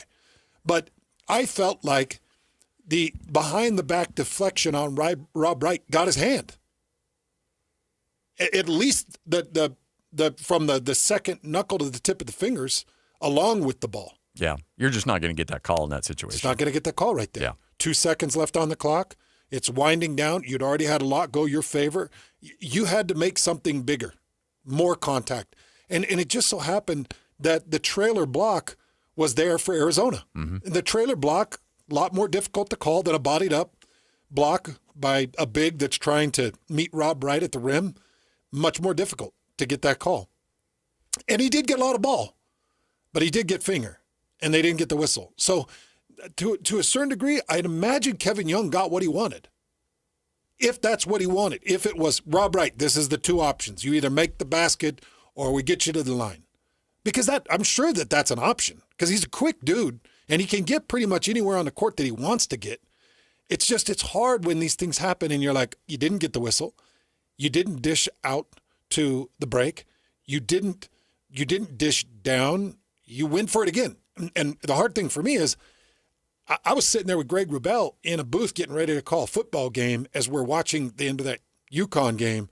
And things heat up, and BYU's in it, and Rob Wright's got the basketball, and he bumbles it. He loses it. And it was like, I don't know if that's his game to lose. I don't know if I think that's AJ's game, or I think it goes AJ's game, Richie Saunders' game, then Rob Wright. Yeah. So who do you put that on, Rob Wright or Kevin Young? Well, that's where I need to have the headset on. You have, and how often in our job, Scotty, do we need a headset on to know if Kevin Young said, Rob, this is the way we're going. It's either the shot or to the line. I want you to be aggressive into the lane and do what you do. Do what you do. Be first defender, get help defense, force people to stay wide, and then force defense to collapse and get to the rim, and let's either get the shot or get to the line. The thing is that Kevin Young knows what whistles are likely or unlikely in that moment. Yeah, that's the thing. I know you're not getting a call there, especially with that crew. Unless you get bodied up. There has to be significant contact. I'm talking significant contact to get a call on that play. See, coaches just have to take it into consideration. Yeah, you have to. What's the moment? 12 seconds left. We're inbounding from Arizona's baseline, didn't they? Yeah, but they kicked it all the way back in the backcourt, and Wright had that running start to get into the lane. That's right. I look at it too from a standpoint of that is. If you're going to lose a game or if you're going to win a game, it's got to be in AJ's hands. Like he is, you mentioned he's your top option. He's option number 1, option number 2, option number 3.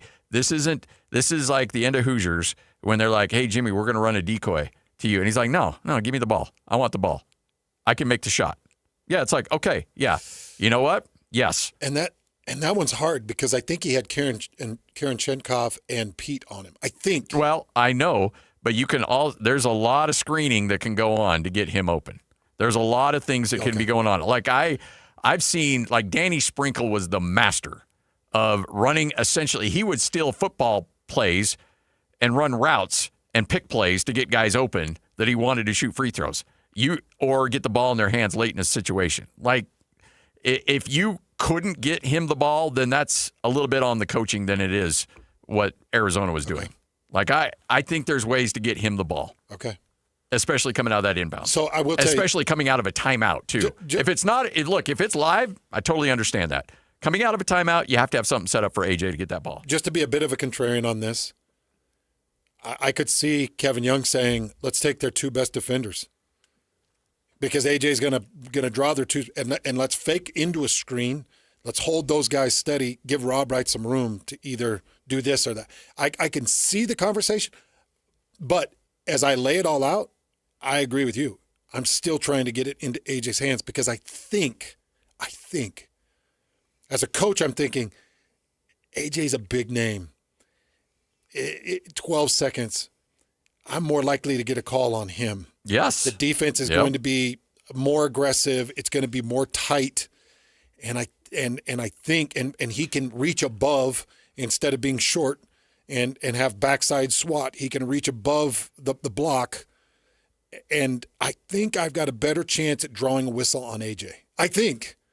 And I'm trying to draw a whistle on AJ before I'm trying to draw a whistle on Rob Wright. I think you hit a really good point there. Everything else is equal. Okay? AJ gets the ball. AJ's the drive. AJ draws the foul. I think they blow the whistle there. But that's the way basketball has evolved for me. I mean, I just see it. I see it. I'm not dumb. Luka Doncic, he deserves about half of the free throw attempts that he gets. He's big. I get it. And you have to beat him up to try to win. But I honestly feel like the league has favored certain individuals to the point of me being nauseous. Like there are 3 or 4 guys that I just don't understand why I've got to watch this whistle after whistle after whistle. Okay, they'll have to adjust. Things are getting aggressive, and guys are really pushing. But these whistles come for these big superstars, and Coach Kevin Young knows that. Yeah. Scotty, we're not sitting here breaking down some type of crazy math formula. It's like we know. So I totally love and see your direction. I could see Kevin Young saying, take the 2 best defenders, create a little bit of space. Let's try to get a man on for Rob Wright. Let Rob Wright beat first defender, get to the lane, And if it was, hey, Boscovich rotates, dish, Bosk, if you got time, take 2 steps in and hit the 2 because we need 1. Get us just a little bit closer. Give us your most consistent shot. You know, if Boscovich is able to take 1 or 2 steps in and he makes it a 13-footer, you're looking at maybe 70% chance make if he's got a window to shoot. Yeah, if it's wide open, yeah, I'd put it in the 60, 70 range. I know we're getting way down into the weeds of this crap. But I think that's – you and I have said this in our 12 years doing the show. When you get good, we nitpick more. Yeah, that's absolutely right. Because we know how good you can be. We know how good BYU can be. BYU absolutely could win a national championship this year in basketball. You know, and I was on with Jeff Kaplan yesterday just kind of talking about this game. And I said this to him, and I'll say it to our listeners. I think that this is the highest profile and best threesome on any court, field, diamond in BYU history. And then the other point I made was they're also the highest paid collectively. They're the highest paid 3. And, you know, you could look at Bear Bachmeier, L.J. Martin, and Isaiah Glasker. And you could say, well, no, that's your best 3 on a field and a court. I don't think so. I don't think it is. Because none of them are going to be the number 1 pick in the NFL draft. Now, whether AJ's number 1 or number 2, it's going to be the highest pick that BYU's had, and it's going to be Richie Saunders landing at camp, and Rob Wright probably not. But Richie Saunders, I expect Richie Saunders to get some type of NBA opportunity. Yep. Okay, now think of the money that those 3 make. I don't think anybody could compare on a football field. No. Now, I know that our history of money-making is very small, but in the history of money-making, A.J. Devonsa, Richie Saunders, and Rob Wright are the highest paid. So when I'm saying to Rob Wright, look, you got to understand what they will and won't call. You got to understand your height. You got to understand that Arizona is the number 1 team in the country, which tells you that they're going to have some of the number 1 backside defensive help in the country.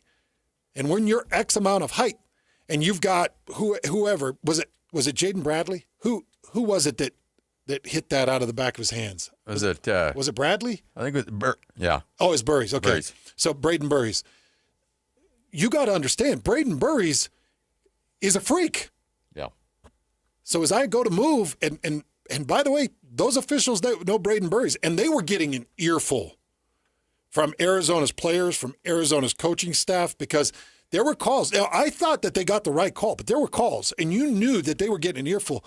They're probably less likely to call in that moment. And that's the thing. I think that there's, especially this staff, and I know, look, I've called so many games where Tony Padilla's been there, and I know BYU fans have been really hard on him over the last couple of years. I've seen Tony Padilla forever, and that dude knows exactly what's going on in the course of a game, and he loves his theatrics. And I think, look, this is my thought here. Was he the one that called the offensive foul? I don't think so. No. And did the whole ram across the court? No. Okay. But the one thing that I do know that he is all about checks and balances. Like, if he gives you one on one end, he's probably not going to give you on the other. And I think Arizona was irate because they thought that tie-up should have been a foul on BYU. But they gave him the flagrant? And they gave him the alternating possession, yeah. And so it goes back to BYU. And I think... So you're talking about the tie-up just previous to the flagrant? I can't remember but you could tell BYU was swiping at it, and Arizona thought he got raked across the arm several times, and instead they say he got tied up, alternating possession. Yeah, okay. The arrow goes. That's a different. Sorry, that's a different possession. The arrow goes to BYU, Yeah. and you can tell that. Okay, I gave you that one, and not to say that it shouldn't have been that call. It probably would have, but it was a very controversial call. If he's gonna make a controversial call here, he's gonna make it go the other way for the other team. He's all about evening things up. And so at that point, when you got one as a coaching staff, you got to know your officiating crew. And I've talked to enough coaches that know how to game plan according to the officials. They see these 3 officials like, okay, we know this. We know that if we get up 5 fouls to 1 with 10 minutes left in the second half, we're not going to get a foul for a long time. They're going to even it up in a hurry. And so you got to be careful. You got to understand that. If they miss a call here, you're going to get a makeup call on the other end. There's going to be these checks and balances. And some officials, you can write a script on how they do things. And Tony Padilla, if he gives you one or his crew gives you one, chances are you're not going to get another. Okay, and I know we got to go get ready for what you may miss, but I want to know from your perspective. Let's say the Rob Wright basket falls. BYU wins by 1. Yeah. Knowing what tier this is and who Arizona is, how much does this loss hurt you as compared to how much would the win have helped you? You know what I'm asking? Yeah, the win would have helped you more than the loss hurts. This loss doesn't hurt BYU. That's not at all. That's what I was thinking. Yeah. The win would have been helpful as the Yeah. number 13 team in the country. I think it would have secured your spot probably close to the top 10. Yeah. But I feel like this loss. Now, if anybody that's watching and says, dang, they're down by 19, they're getting run out. Yeah. And that was a crazy set of circumstances to be within 1 point with 12 seconds left. But I've got to imagine that loss isn't, it's not pulling the rug out from under you. Not at all. Not at all. That doesn't change BYU seed line. It doesn't change anything with the bracket, with the tournament. Especially now, had that game ended a 20-point game, maybe there's a little difference there. Hey, you just got run at home to this team. But there's going to be a lot of people that are going to look at that 1-point game. The metrics aren't going to look at the crazy the crazy circumstances. The numbers are going to say, wow, you know what? Our analytics said that was going to be a 5-point loss. You only lost by 1. That's going to help you. No, that loss does not hurt BYU at all. At all. Now, the win would have helped significantly, but the loss isn't going to hurt you. Well, the good news is BYU's got 2 more opportunities in the next 3 games to get a big win against the top 15 ranked team. Hans and Scotty, 12:52. What you may have missed coming up next. This is DJ and PK. Here we go again. Mark Durant, BYU basketball radio analyst. I have a level of confidence that these issues that are there can get ironed out. In my objective, critical mind, I really don't have a lot of things to say about Kevin Young. I've just been so impressed with him. I think he's a great basketball mind, really. And I think this team will get better. There's a couple bars you have to meet to be a top team in the country. One is you just have to be able to compete against the top teams. And I think BYU's shown they can against the Arizonas and UConns. And now they got to get better and show that they can actually win those games. You hate losing games, but I'd rather lose them in January. And if they can figure out a way to win this same game in March, that's all I care about. But you have to get better and you have to learn. Catch DJ and PK mornings from 6 to 10 on 97.5, the KSL Sports Zone.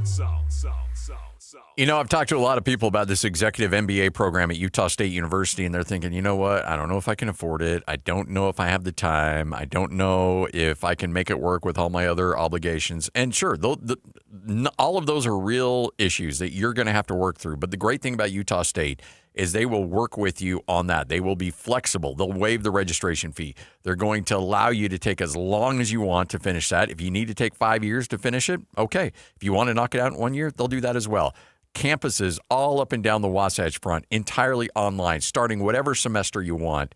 I'm telling you, there's so many ways you can do this. Don't let fear of the unknown or fear of a potential conflict keep you from getting the education and rising up the food chain at your workplace or a potential workplace than what can come if you get that executive MBA program. Great program. It's going to work on the foundations of business, give you the skills you need to succeed. It's the executive MBA program from Utah State University, the John M. Huntsman School of Business.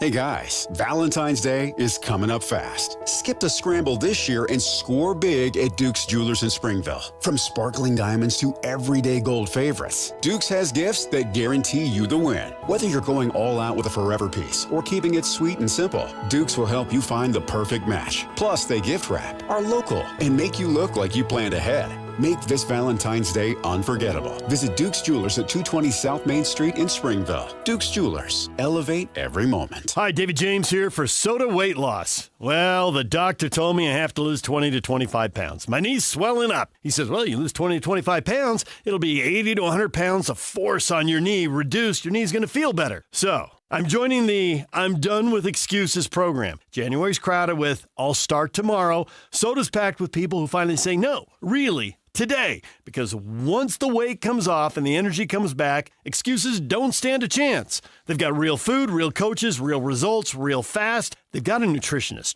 personalized to you, who will work with you and make a difference. And even better, if you join now, your partner joins for free. You can get 2 transformations for the price of 1. All you have to do is go to the website, sodaweightloss.com. That's sodaweightloss.com, or call 866-800-SODA, 866-800-SOTA. And you can speak with a nutritionist. Soda Weight Loss is, say it with me, state of the art. Fox Sports Radio. Did you know we're on YouTube? Did you know you can find all of your favorite shows on YouTube? Look at us. We're waving at you right now. Did you know that you can find the best clips and the best videos from your favorite shows? All the interviews, clips, everything is there. This is why you're the smartest listeners in the world. Completely agree. Because you went to YouTube and you searched Fox Sports Radio, and you are the ones that hit the subscribe button and the notification bell.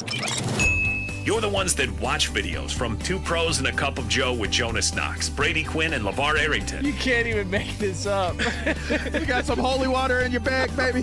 Dan Patrick, Colin Cowherd. Wow. Covino and Rich, The Odd Couple with Rob Parker and Kelvin Washington. Oh, my God. Oh, boy. The Jason Smith Show with Mike Harmon. Think about that for a second. And The Ben Maller Show. Fox Sports Radio. On YouTube. That's strong stuff. By searching Fox Sports Radio. Check us out on YouTube, subscribe, hit that thumbs up icon, and comment away. Dev Simplified are your software pros. Whether it's websites, mobile apps, or complex custom systems, Dev Simplify is here to make it work and make it easy on you.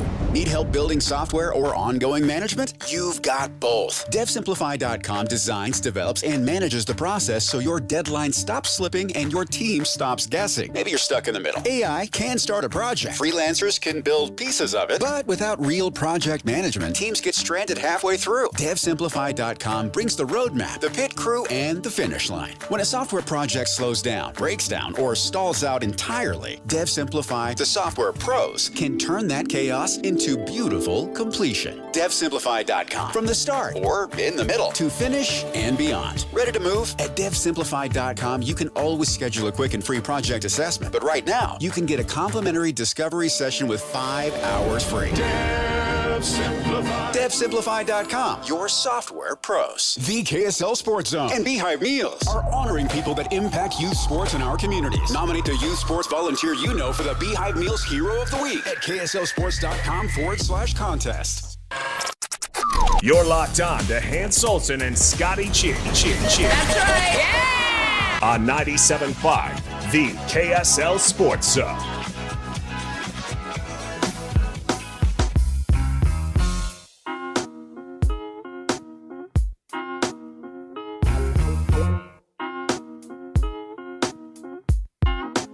Hans and Scotty, 97.5, the KSL Sports Zone. What are you laughing about in there, Lloyd? No, not laughing at anything. You're making fun I got of, nothing. You got something. I got nothing. You got something. What you may have missed right here on 97.5, the KSL Sports Zone. If you got an offense that's cruising, why mess around with it? You did fire Sean McDermott in Buffalo, but you fire a coach, usually that means everybody's getting fired, right? Mm-hmm. Nope. It is the offensive coordinator, Joe Brady, gets promoted to become the head coach of the Buffalo Bills. Signs a 5-year contract. He is now the guy in Buffalo. So I got to imagine Josh Allen may have let his voice be heard on that one. Like, hey, look, I like this OC. Don't screw around with this. He might have. Seems like the guy's pretty innovative. Yeah. I go back to that Baltimore press conference with that owner, and they said, how much power will Lamar Jackson have in the hiring of the new coach in Baltimore? And he goes, he will have a say, and I will let his voice be heard. I will not give him any power whatsoever. If he wants to sit on interviews, great. If he wants to ask questions, awesome. And I remember Kevin O'Connor saying the same thing in regards to free agency about Darren Williams. He said, Darren comes to me all the time with free agents that we should get. It's like, go get this guy, go get this guy, go get this guy. And I will listen to him, and I will tell him I will listen. I will take it under consideration. He said, but once you open that door just slightly and acquiesce to a player, they will kick that door wide open. And if you give them one thing, they're going to take a mile. So he was like, I'll listen, and I'm more than happy to talk to him about the whole process and what I'm looking for and everything else, the financial ramifications, but I will not, by any stretch of the imagination, let him have a final say or or sway me in one way or another. Did Kevin O'Connor stay around in our market? No, he got a house in North Carolina somewhere on a beach, and just rode off into the sunset. My spirit animal, Kevin. Yes, you might be a little further south. You don't like those North Carolina winters. No, but he's my spirit animal. Yeah, I really liked him. I did too. I love KOC. Good dude. I know that probably most Jazz fans out there driving around listening have a reflection on Kevin that's gruff, short. Yes, those are all true. Non-transparent. Very true. But when you'd get Kevin alone. Oh, yeah. Oh, he'd tell you anything. He'd tell you whatever you need. Yep, absolutely. He was so good about that. Man, I miss those old years too. You Yeah. know, with Jerry and Phil and Kevin. You know, the first 3 or 4 years of my existence in this market, those guys were really, really great. Yeah. And I actually think that Ryan Smith has kind of reestablished that feel. They just need the right timing. Oh, yeah. Scotty, you know more than anybody that it's all about timing. That's 100%. That's pretty much life in a nutshell is about timing. Just take a look at the Boston Celtics team that Danny Ainge assembled that just went on and won it. That was perfect timing. Yeah. I'm talking about his more recent one. Yep. Not him bringing in the big three and going and winning that one, but this more recent one, it was just all perfect timing. And it was a couple of picks mixed with one or two free agents that took him over the top. I mean, that's why the Jazz and, Jazz fans will always lament being up 2-0 against the Clippers in the Western Conference semifinals and losing that game 4-2 because the Spurs were down, the Lakers were down. Like, the window was wide open for the Jazz. And they went all in. You know what? You still had Donovan Mitchell on the cheap. You absorbed Mike Conley's contract. And like, okay, you went all in and you just couldn't do it. And that's what's disheartening about the whole thing. And that's why when you hear Justin Zanuck talk about it, you almost hear his heartbreak because you don't get those windows very often. Look at, if the Patriots win a Super Bowl, they will have done so by winning playoff games against C.J. Stroud, Jarrett Stidham, whoever's at Seattle. I'm spacing his name, the USC guy. Like you could not have asked for a better layout for the New England Patriots.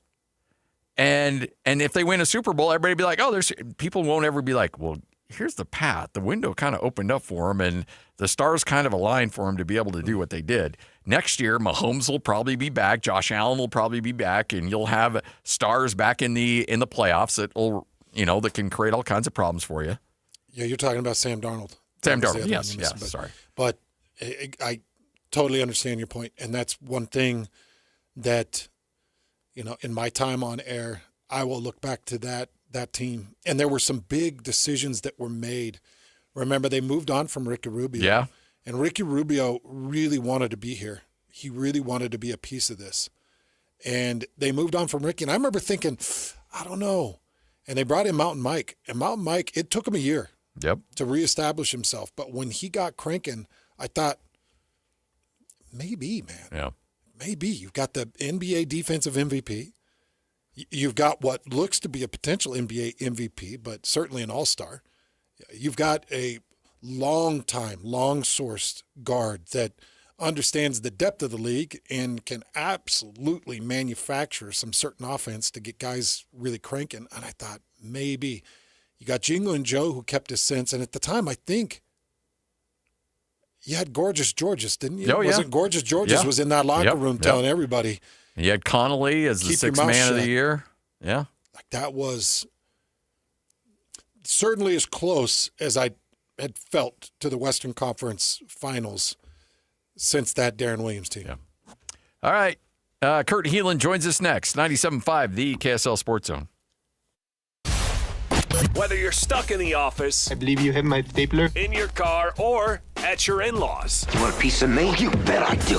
The Zone is with you every step of the way. Download the KSL Sports app to get live streaming of your favorite shows and access to all the latest updates on your favorite teams. Your home for the best coverage of the Utes, Cougars, Jazz, and Mammoth is on air, online, and on the KSL Sports app. This is 97.5, the KSL Sports Zone. Bar Dub Grill is where roadside classics meet ranch-raised flavor. Sink your teeth into juicy, handcrafted burgers made with premium Bar W beef straight from the local Utah farm. From the bold cowboy barbecue burger to the sweet and savory Aloha burger, paired with crispy cowboy fries, hand-spun shakes, or signature spud nuts. Soft, airy, and unforgettable. Bar Dub Grill delivers honest eats with cowboy swagger. Bar Dub Grill in Nephi with easy access right off exit 222 in Nephi. What's better than a credit card with low interest? How about one with no interest? For a limited time, when you open a new America First Visa credit card, you'll enjoy 0% APR for the first 6 months. Transfer your balances from higher rate cards to your new America First card to consolidate debt and potentially save yourself a lot of money. That's 0 interest for 6 months. Interested? Then hurry to americafirst.com to apply today. Introductory variable annual percentage rate is subject to membership, eligibility, terms, creditworthiness, change, and conditions. Other limits and requirements may apply. Federally insured by NCUA. Equal opportunity lender. The best blanket ever is also the best Valentine's gift ever. Exclusive Valentine's blankets only available at Minky Couture and just in time for Valentine's Day. Save 50% off any regularly priced Minky Couture blanket using promo code ZONE50 at checkout.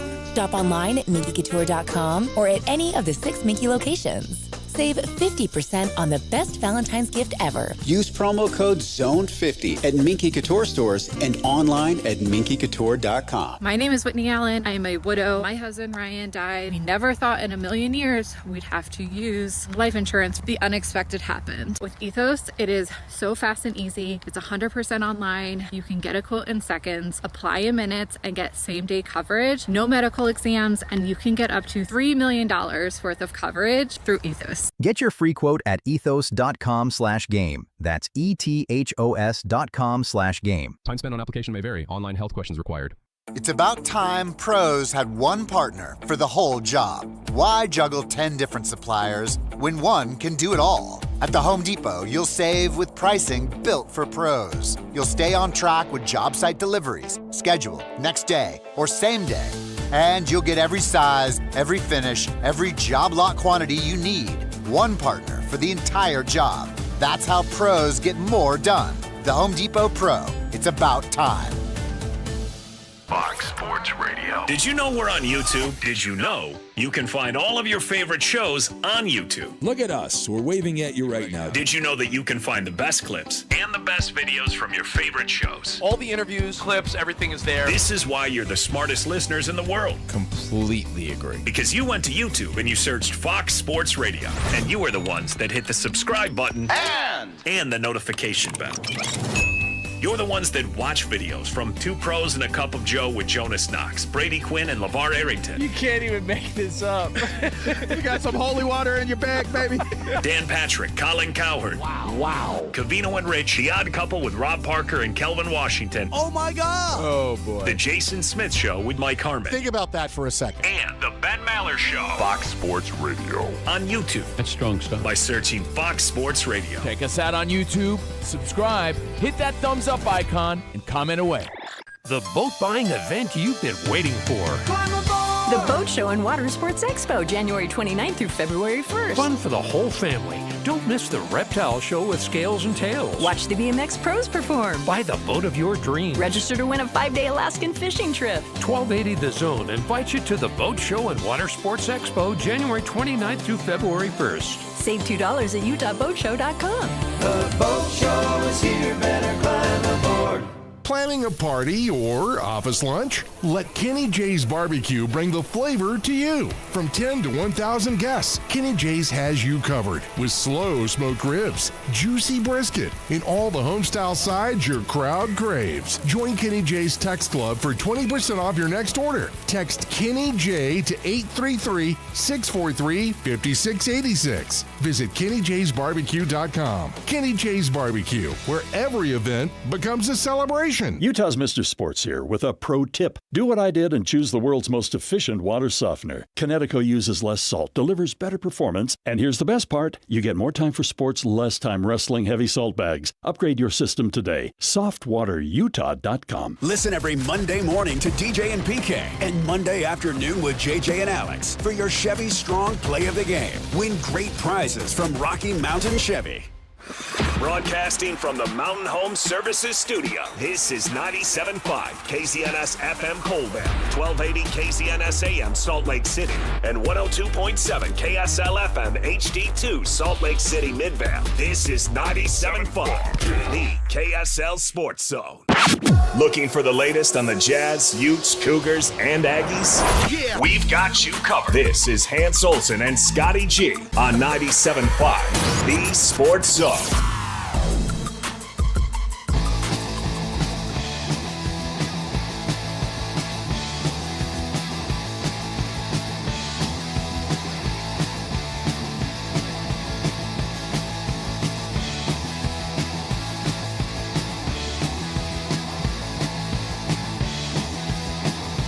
All right, one of our favorite dudes out there, Kurt Heelan, kind enough to join us. Hans and Scotty, 97.5, the KSL Sports Zone. Kurt, how are you?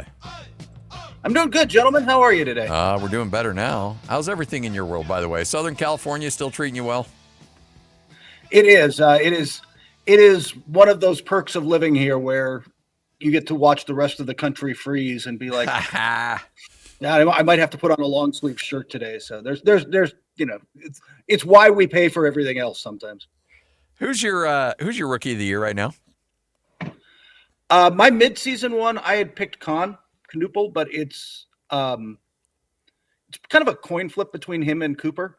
They're really close. Cooper obviously started a little slow, mostly because Jason Kidd kind of had to played him out of position, and so hey, you've been a 4 your whole life. How would you like to be an NBA point guard? Was probably not the way to go about that.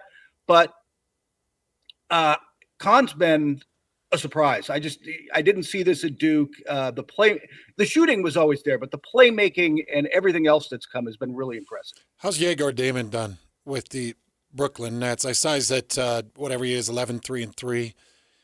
Has he been in any major rookie conversations? Not really. I mean, he might make all rookie, second team or something. I saw the Nets in person this week, and wow, that was painful. I was at the Clipper game where I was like, I think it was 47-14 Clippers, and I'm like, should I just leave? Like, am I getting anything out of being in this arena for the rest of the night? But Igor's finding his way. He's got a shot. He's starting to, I think, like a lot of rookies, I think Ace was here, like the speed of the game and the athleticism, everybody just takes some time to adapt to what you've got to go up against because it is such a leap. And so much more is asked in terms of complexity. The defenses are smarter, so you've got to be smarter on offense, and it takes some time. We touched on this a little bit last week, but, everybody gets excited for a trade deadline, and sometimes it can be like when you get socks for Christmas as a kid. You're like, I'm opening a present, but I'm not really that excited about it. Do you get the anticipation that there might be something fun coming down the pipeline in any way, shape, or form, or is it going to be pretty ho-hum? It's very exciting if you're into salary cap minutia and teams getting under the cap, then this is going to be thrilling. But if you're looking for one of the big moves, it's going to take something. I mean, it's next Thursday, so we've got a little over a week. It would take something pretty dramatic for Giannis or Anthony Davis. I don't know that Anthony Davis or John Morant could get moved. Giannis would have to force his way out, and he said he wouldn't. And so now you're down to like Kuminga's injured, and there's not much of a market, and that's looking like it's not going to happen. And so I'm not sure where a big trade you're going to see. It's going to be DeMontis Sabonis and Keon Ellis and players of that ilk. If the injury didn't happen to Giannis, how much did that injury change things? I don't know that it changed that much. If they kept losing and he were playing, maybe he'd push. Like ultimately, he's going to have to do this, and he has said, "Look, I don't want to be the bad guy, right? Yeah. Like, I don't want to be the guy who demands a trade." And he's got the easy way out this summer. He can get to this summer and not sign the contract extension that they're going to put in front of him. And that's basically asking for a trade because the Clippers and the Heat and a couple teams are lined up. If he reaches free agency, there are teams waiting to give him a max. So they would have to trade him to get something back.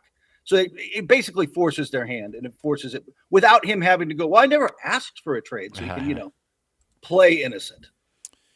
So we're kind of watching a bit of a passing of a torch potentially with San Antonio, sitting at 31-15. We've kind of seen the overall growth and emergence of Wembanyama. We've seen De'Aaron Fox and his contributions, what he's meant, and it feels like it's a nice team effort across the board.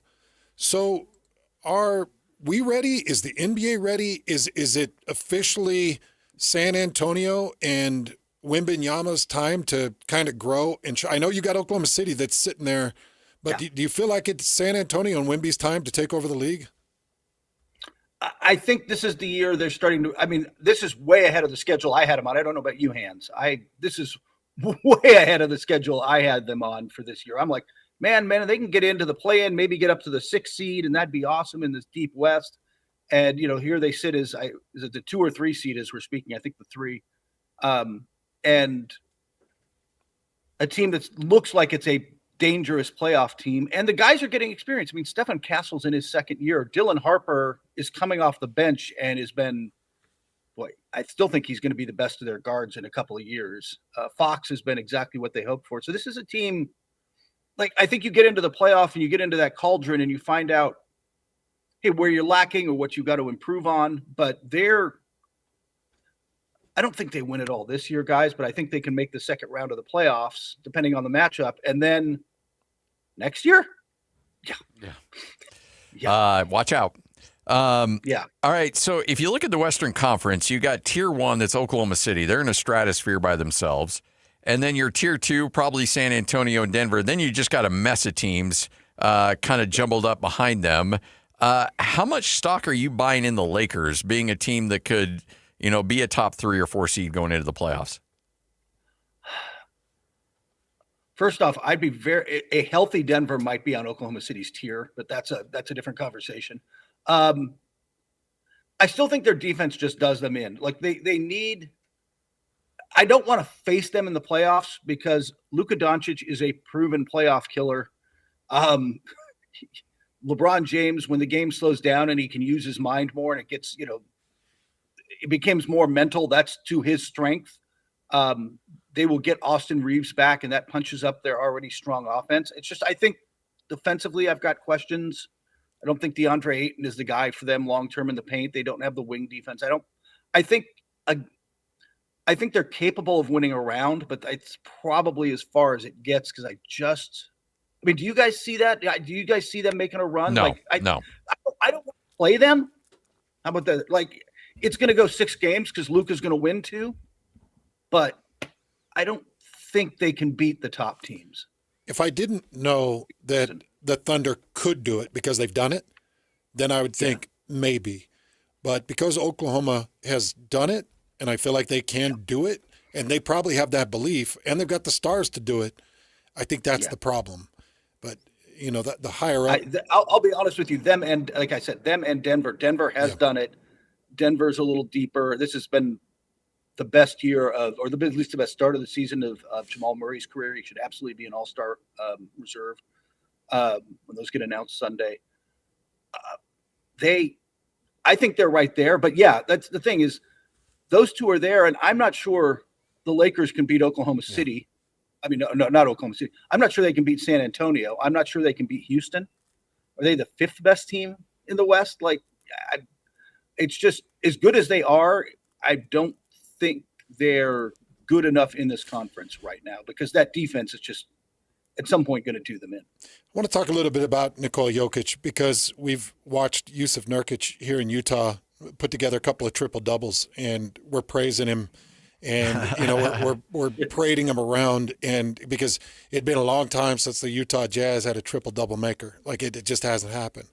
And I go and look at Nikola Jokic averaging 30 points, 12 rebounds, 11 assists. It's not even like he's just dabbling in averaging a triple-double. He's deep in the average of a triple-double.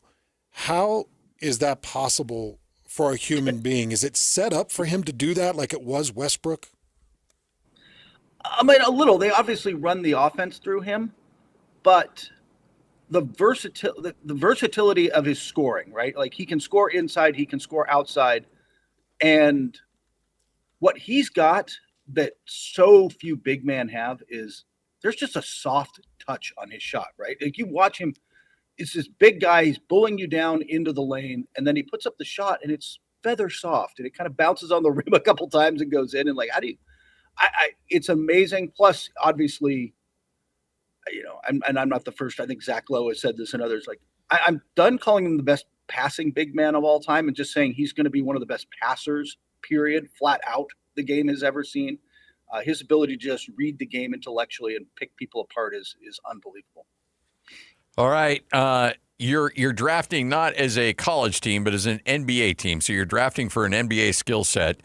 You can choose between Darren Peterson, AJ DeBonsa, Cameron Boozer. Who are you going with? That's a really good question. I would probably go DeBonsa right now. Here's the thing. I've seen DeBonsa in person. I've seen Boozer in person. I have not seen Peterson, and he's only played, was it, guys, 10 games? I've heard something like that. And that's a mild concern. Again, was it a calf or hamstring? Like, it's the kind of injury that shouldn't be long-term, but I need to see more of him. I know scouts were really, really high on him. I'd probably choose DeBonsa just because I've seen him make tough shots. I've seen athleticism and skill set that I think can translate. It helps being 6'9" and being able to jump out of the building. But it also, I think it really depends on A, a little bit your roster, but B, the GM's level. Like DeBonsa's more of a risk. Boozer, I feel like the floor is like the highest floor of those three, right? He's just flat out going to be very good. And you're not going to miss with that pick. Where I feel like maybe DeBonsa, I feel like one of those two is not going to quite live up to the hype of being this legendary top 3 pick, and they're hopefully have good careers. And I hope I'm wrong, but historically, like if there's 3 great players, one of them doesn't pan out, and I feel like it's going to be one of those two. And that said, I'd still probably swing with DeBonsa and go for the upside. He's doing it in college. Did he drop 43 in the last week or something? Yes, he did. He did. Yeah, he's a very impressive athlete in person, I'll say. Kurt, kind of a fun conversation and a break off of what we were just talking about with Carlos Boozer's son being in that conversation or rotation. Who is the greatest NBA player that's a son of a star? I want to know, was Del Curry considered a star? Because it'd be really hard not to go Steph. Yeah, that was my first thought, because Del was 6th man of the year twice, twice. So I would consider that a star. But Carmelo's kid, I don't think is entering the draft this year. Who else are we talking about? Well, I was thinking about Sabonis. I think. That's a good one. Because Arvidas was. It's funny. That's back to was Dad. Dad was a huge star at the time, internet, especially if you knew basketball. But by the time he got to the NBA, he was on the back half of his career, and he was still really good for a long time. If Olympic 1988 Sabonis was in the NBA, he would have wrecked the league. Wrecked the league. Yeah. You talk to David Robinson sometime about it. David Robinson will more than happily tell you what a problem Sabonis was at that point when he was not in the NBA yet. Yeah. Kurt Heelan joining us right here, 97.5, the KSL Sports Zone. So it's the weekly. What are your thoughts on the Utah Jazz? And again, there's good moments, and then you lose by 45. This team just continues to kind of they're making progress. You can tell there's opportunities here. Ace Bailey. Lauri's in and out of the lineup because of the illness. You still are seeing Keontae George continue to take that next step. There's good building blocks, and so everybody's here like, hey, you know what? Keep it going, but don't go too much, because you still got to hold on to that draft pick, and you can't convey that thing to Memphis. So I think the Jazz are walking a pretty good line right now. I think they're handling it well, in the sense that they don't want to win too much, and if you play Lowry too much, he is a floor raiser. He is He is the same reason Trae Young is not seeing the floor in Washington. Like, dude, we don't want to win games. Like, we don't need you out there winning us games right now. So you'll see a little less of him. I hope, though. I think, look, George has kind of made this leap this year, and it's funny, by the way. I heard people like, I had fans of other teams and people of other teams like, well, is he available? Maybe we could trade for somebody like that. I'm like, dude, nobody's trading him. Are you kidding me?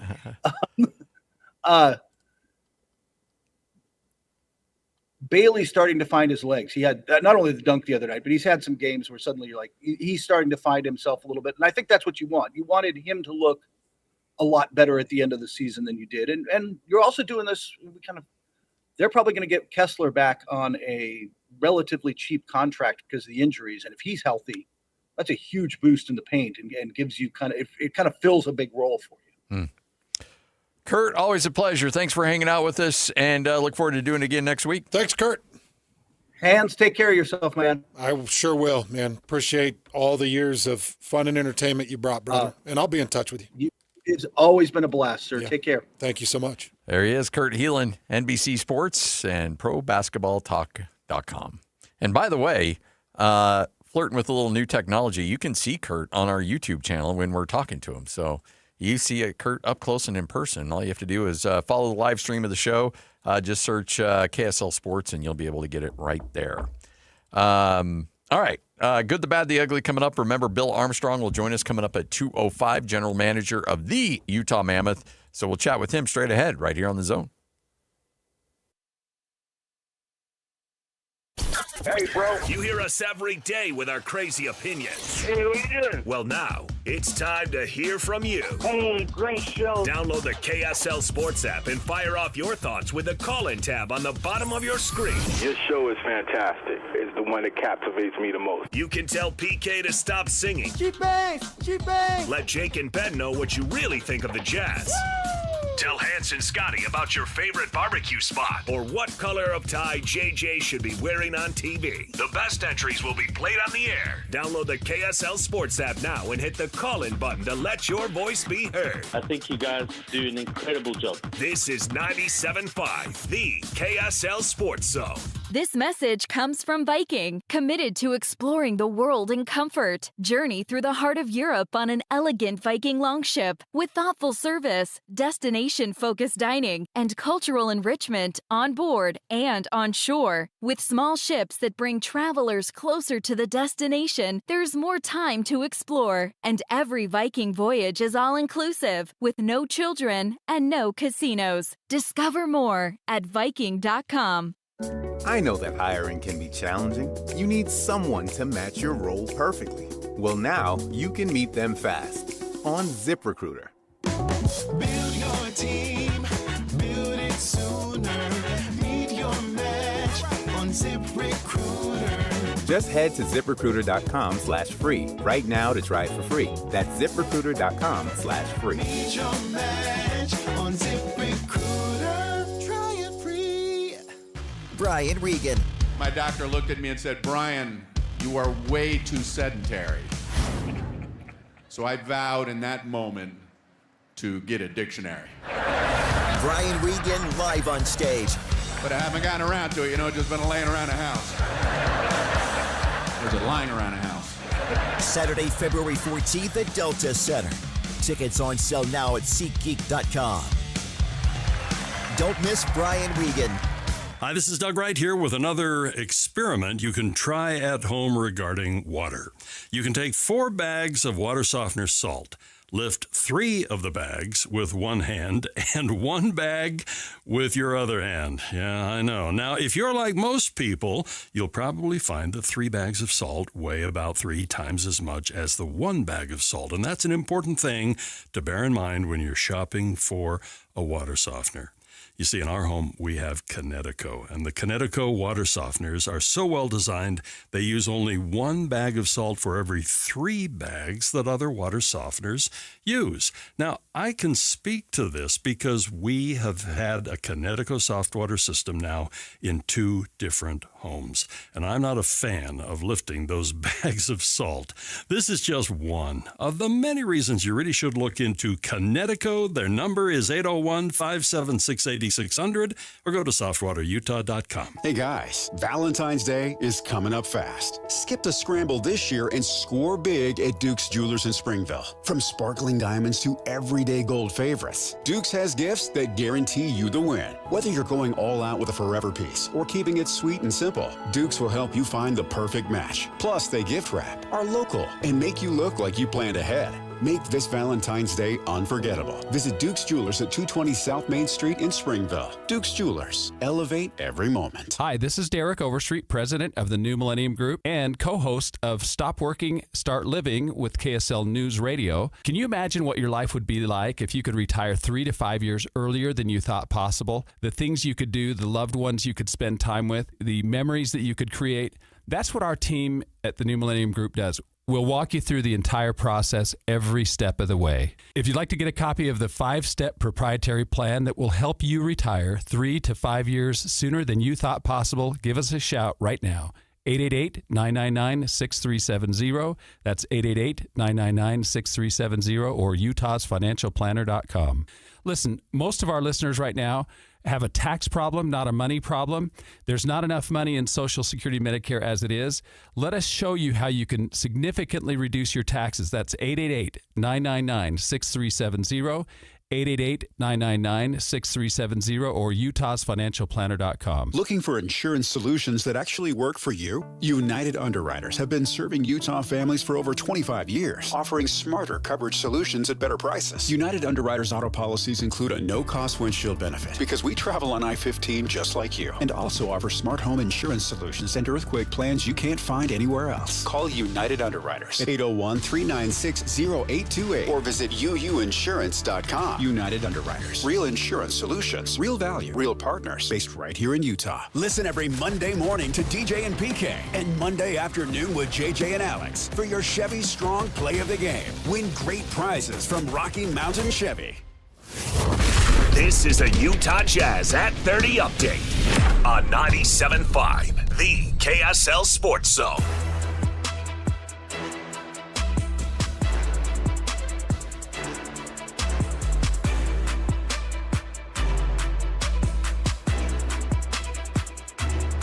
It's your Jazz at 30 update right here on 97.5, the KSL Sports Zone. All-Stars to be announced coming up this weekend. Larry Markkinen asked if he should be one of them. I think I've played at that level. NBA is really talented. There's a lot of high-level players, and obviously that's an individual goal of mine, and I hope to make it. And like I said, I've played at that level, but we'll see what happens, and just control what you can control, and we'll see what happens. That is your Jazz at 30 update. Jazz in action tonight as they take on the Clippers. That game will start at 8. You'll hear it right here on The Zone. That update brought to you by U of U Health. Go to uofuhealth.org.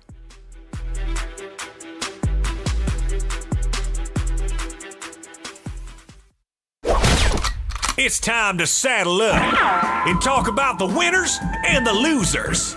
This is the good, the bad, and the ugly. Now, here's the good. Wow. It is your good, it is your bad, it is your ugly, and frankly... Should we just jump to the bad? I don't know. We've got a bad and an ugly. This could be a good, considering how Andrew Bogut's bringing some light to the situation, and I got to imagine being around Andrew a little bit, he's going to find a way to make it right somehow. Help me with that reference. Oh, that was me, when I was coughing. I'm like, find a way to make it right. This is an interesting story. This story popped up on Reddit, and this person said, "Hello, Reddit. I'm writing this post about the NBA, quote-unquote, star player Allen Iverson. On the 22nd of January, Allen Iverson came to Cavallo, Prestige, Melbourne to meet 12 kids who are battling cancer. The experience was organized by Challenge supporting kids with cancer and Allen Iverson's management team. My little brother, who's 12 years old and is currently receiving chemotherapy for ALCL lymphoma, was so excited to meet one of his NBA idols. He came out to be extremely disgusted and disappointed in Allen Iverson's behavior, and so were the other families. Firstly, we were told we would get to sit with him from 10:45 to 11:30, and that did not happen. He was in the podcast room until about 12:30 p.m. and did not come out and apologize. Instead, his security came out and told us sorry.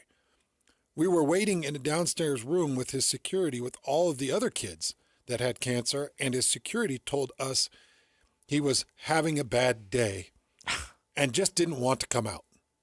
Shortly after, we were told to go upstairs to meet him, and we did not get to meet him there either. He refused to allow parents in the room with him, which, quite frankly, is weird. Once we were directed upstairs, we were escorted to the side of the room while he was doing a news interview. We went into the day being told we were going to get get balls and jersey and anything else we wanted signed, and to think of the questions we wanted to ask him. That did not happen. After we waited hours with these kids who are battling cancer, his security firmly told us he is not signing anything at all, and we did not get to talk to him at all. He did not say a word to anyone. We were lined up, and all the kids got was a photo, and he did not seem impressed about that. He had his hands in his pockets and did not smile or put his arms around the kids with any of the photos. He knew these kids were sick and still did not put any effort or acknowledgement into that. Everyone was so disgusted with his behavior. It was honestly so disappointing. One of the families drove 6.5 hours to meet him, and the kids were so extremely sad in the end. He seemed to think he was better than everyone else, and it was obvious he did not want to have anything to do with the group of sick kids. So, Andrew Bogut retweets this and said, absolute beep human. No excuse for this. If anyone knows this family, please reach out. Told the kids that have cancer, I'm having a bad day? Yeah. Yes. Yeah. Yeah. Well, the security didn't. The security Alan did. was having too bad a day to tell the kids with cancer he's having a bad day. Oh, you think you're having a bad day? Oh, man. This one makes me ill. Okay. So this is why I think this will end up being good, because Andrew Bogut is going to come in like a rock star and save this thing. I guarantee it. Guarantee. Really? Yeah. Andrew Bogut. I don't know anything about him. Never met him. That dude has so much love for his home country. Does he? And he will go to all ends to make sure good for him that these kids get taken care of. And that Allen Iverson burns. Oh, yeah. I guarantee there will be a follow-up on this, and Andrew Bogut will roll out the red carpet for these families. Like, that dude is a man of his word. He'll get it taken care of. Well, the three of us can be severely honest. Yes. At no point have we found Allen Iverson to be no of high integrity, high character, and somebody that you think could just come over to the house and sit back on the couch and welcome you in with big hugs and big smiles and say, it was never me. It was my teammates. Yes. Yeah, I know. I could literally think of 100 NBA athletes I'd rather introduce my kids to. Oh, yeah, absolutely. Okay, and here's the other thing. What 12-year-old wants to see Allen Iverson? That guy's been retired forever. I don't think there is... What are we talking about? Practice? We're talking about practice, man. What are we talking about? Kids with cancer? Come on. Kids with cancer? Like, they need my time. Yeah. No. We're talking about cancer. What are we talking about? Kids? Cancer? Kids? With cancer? Not the game that I go out and die for. We're talking about kids with cancer.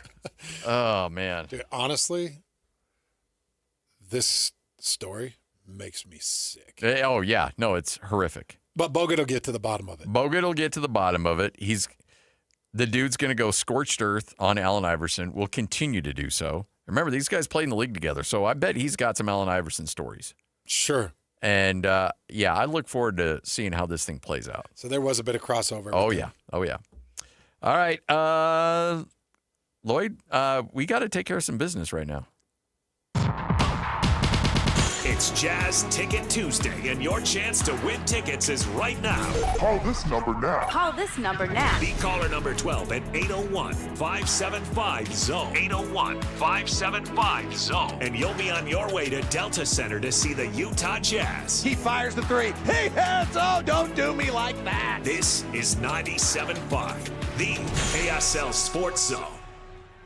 Caller number 12 right now, 801-575-ZONE. That's 801-575-ZONE. You win a pair of tickets. See the Jazz and the Brooklyn Nets coming up on Friday at Delta Center. Game at 7:30. If you don't get tickets, well, that's all right. We'll give away another pair next hour, and the hour after that, and the hour after that. It's Jazz Ticket Tuesday right here on The Zone. Your good, bad, ugly sponsor, RGS Exteriors and Construction, obsessed with quality results. Let's get to the bad. Now the bad.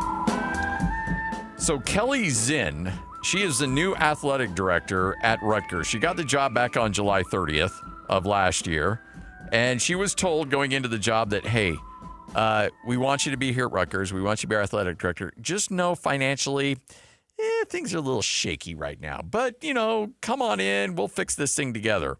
Well, she dug into the books and found out very quickly it is not good at Rutgers at all. Now, remember, Rutgers got you would think, a golden, deal to go to the Big Ten. Like they're print money in the Big Ten, right?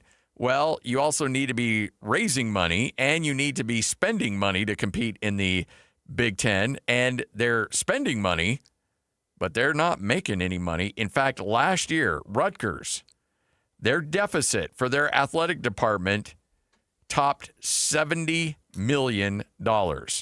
The university spent $193 million, giving them, they're in the red, $70 million. Not just last year. That's the third time in 5 years that they've been in the red, over $70 million. And it's not like $1 million or $2 million. No. In fact, they were excited because they received $10 million from the conference in its share of the football playoffs. $146 million in opening revenues, thanks to the $61 million they got for the media rights. Well, guess what? Their spending also went up 12%. So in all, since joining the Big Ten back in 2014, Rutgers has lost a grand total. Now, this isn't losses. This isn't like expenditures. This is flat out losses over $500 million. Since when? Since 2014. They have lost over $500 million. It's time. Pull the plug. Yeah. Yep. You don't get to be part of this It's anymore. past time. Yeah. You got. Is that? Is it terrible management? Yes. It's got to be, right? Yes. It's got to be kind of like our government with our taxes. Yeah. Just complete tons of money mismanagement. Tons of money is coming in, and they're just like, man, whatever. Let's spend $20,000 on a new table for the office. Frauds and stupid policies. Oh yeah, just all kinds. I guarantee people are lining their pockets like crazy. It's got to be. To have that type of deficit since 2014. Yeah. There's misappropriation everywhere. Has to be. So you've got to run a university-wide audit and just say, where are we leaking money? And how did we pick up a 13% increase? I know times are tough, but we've really the bulk of the inflation hit us 2 years ago. How are we still up 13%? That's higher than our current inflation rate. Yes, which is out of control. Where are we, guys? How are we leaking money? We're losing everything. Scotty, people should be fired. Yep. Funds should be frozen. Teams should be put on notice. And I think that Rutgers needs to step forward and say, we honestly can't keep up with the Joneses. Yeah. We are broke. Who's funding this? Do you start to bust into some of your university footprint? Is that you start to ask for those funds? Endowment? Yeah. That's but endowment is not set to help with red. No, it's not liquid. No. Yeah. Crazy. The highest expenditures, they are spending $50 million a year in coaching salaries, $31 million in support staff and administrator salaries, $23 million in scholarship aid, $14.4 million in just servicing facilities debt, and $8.4 million in student-athlete mills. They get $7 million from the school's general budget, $8 million from the state, and $15.8 million in student fees. They're taxing the crap out of their students. You know, the little student fee, they're getting nearly $16 million in student fees, $60 million from the TV revenue, $10 million from the football playoff series, not to mention what they're getting from the NCAA tournament shares out of the Big Ten. You said $60 million in coaching salaries? Yeah, 50. 50. How much of that would be dead? No, 60. You're right, $60 million. How much of that would be dead money? Oh, I'm sure a lot of it. I'm sure there's probably 3 or 4 coaches that they fired that they're paying. I mean, the Raiders may be able to handle that kind of dead money, but Rutgers, no. Not Rutgers. Not Rutgers. Was that a shot, Lloyd? Yeah, that was. So now what you've done is you've opened up Lloyd. And That's okay. That's okay. Expect some shots to the ribs. I had some fun with my headline writing yesterday, so it was good. Well, you also eliminated the best headline from yesterday. Wait, you pulled out of it. Huh. Yeah. Broncos are feeling pretty stiddy about You're pretty proud of yourself on that one. Yeah, huh? I am. Yeah, that's all right. They earned it. All right, Hans and Scotty, there you go. Good, the bad, the ugly. A little whole world news coming up next right here on The Zone. Is DJ and PK. Here we go again. Mark Durant, BYU basketball radio analyst. I have a level of confidence that these issues that are there can get ironed out. In my objective, critical mind, I really don't have a lot of things to say about Kevin Young. I've just been so impressed with him. I think he's a great basketball mind, really. And I think this team will get better. There's a couple bars you have to meet to be a top team in the country. One is you just have to be able to compete against the top teams. And I think BYU's shown they can against the Arizonas and UConns. And now they got to get better and show that they can actually win those games. You hate losing games, but I'd rather lose them in January. And if they can figure out a way to win this same game in March, that's all I care about. But you have to get better and you have to learn. Catch DJ and PK mornings from 6 to 10 on 97.5, the KSL Sports Zone.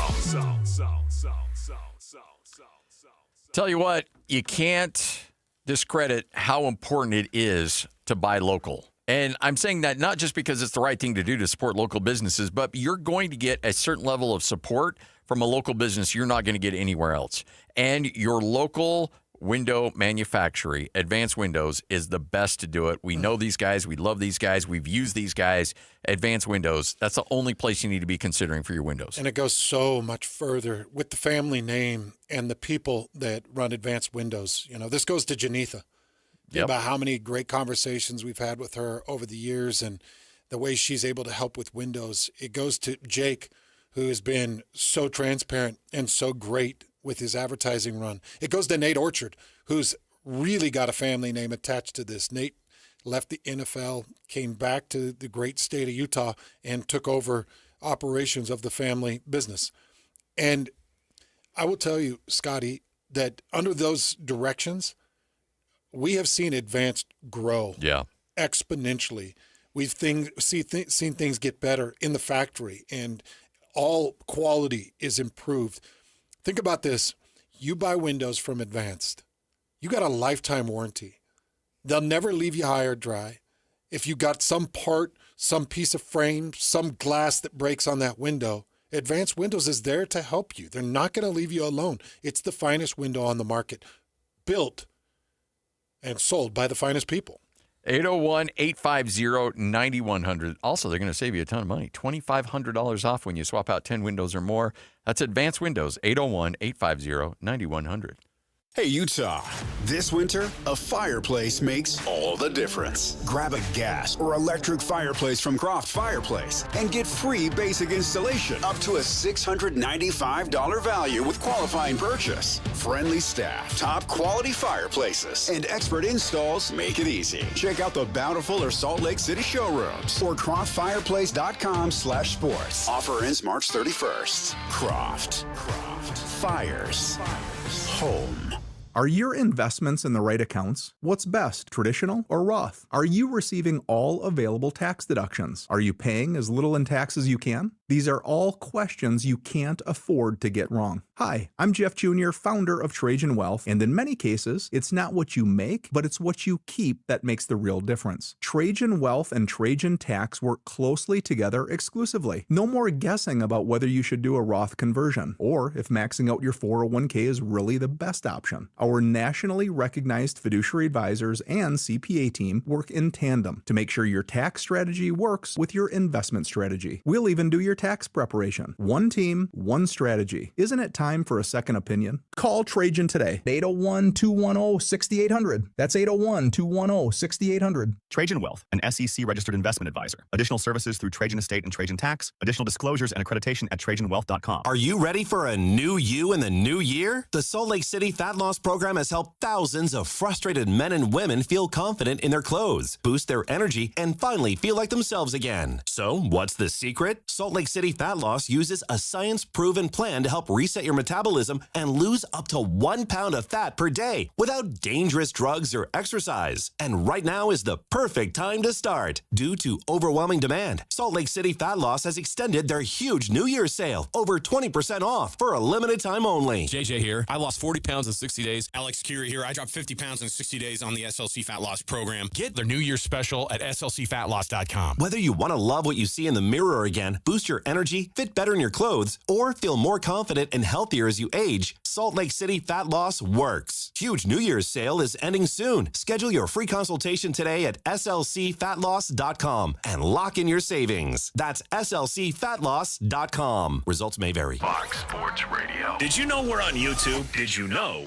you can find all of your favorite shows on YouTube? Look at us. We're waving at you right now. Did you know that you can find the best clips and the best videos from your favorite shows? All the interviews, clips, everything is there. This is why you're the smartest listeners in the world. Completely agree. Because you went to YouTube and you searched Fox Sports Radio, and you were the ones that hit the subscribe button and the notification bell. You're the ones that watch videos from Two Pros and a Cup of Joe with Jonas Knox, Brady Quinn, and LeVar Arrington. You can't even make this up. You got some holy water in your bag, baby. Dan Patrick, Colin Cowherd. Wow. Cavino and Rich, The Odd Couple with Rob Parker and Kelvin Washington. Oh, my God. Oh, boy. The Jason Smith Show with Mike Harmon. Think about that for a second. And The Ben Maller Show. Fox Sports Radio. On YouTube. That's strong stuff. By searching Fox Sports Radio. Check us out on YouTube, subscribe, hit that thumbs up icon, and comment away. The KSL Sports Zone and Beehive Meals are honoring people that impact youth sports in our communities. Nominate the youth sports volunteer you know for the Beehive Meals Hero of the Week at KSLSports.com/contest. This is a Utah Mammoth at 50 update on 97.5, the KSL Sports Zone. It is a Mammoth at 50 update right here on 97.5, the KSL Sports Zone. Mammoth take a loss last night, but Ian Cole pleased with the team's fight through some adversity. Obviously, they're a good team. They capitalized on a couple chances. We did not capitalize on a couple of our chances, and that's the way it goes. But I think in terms of our mentality and our approach, was another good step for us. That is your Mammoth at 50 update. This is 97.5, the KSL Sports Zone.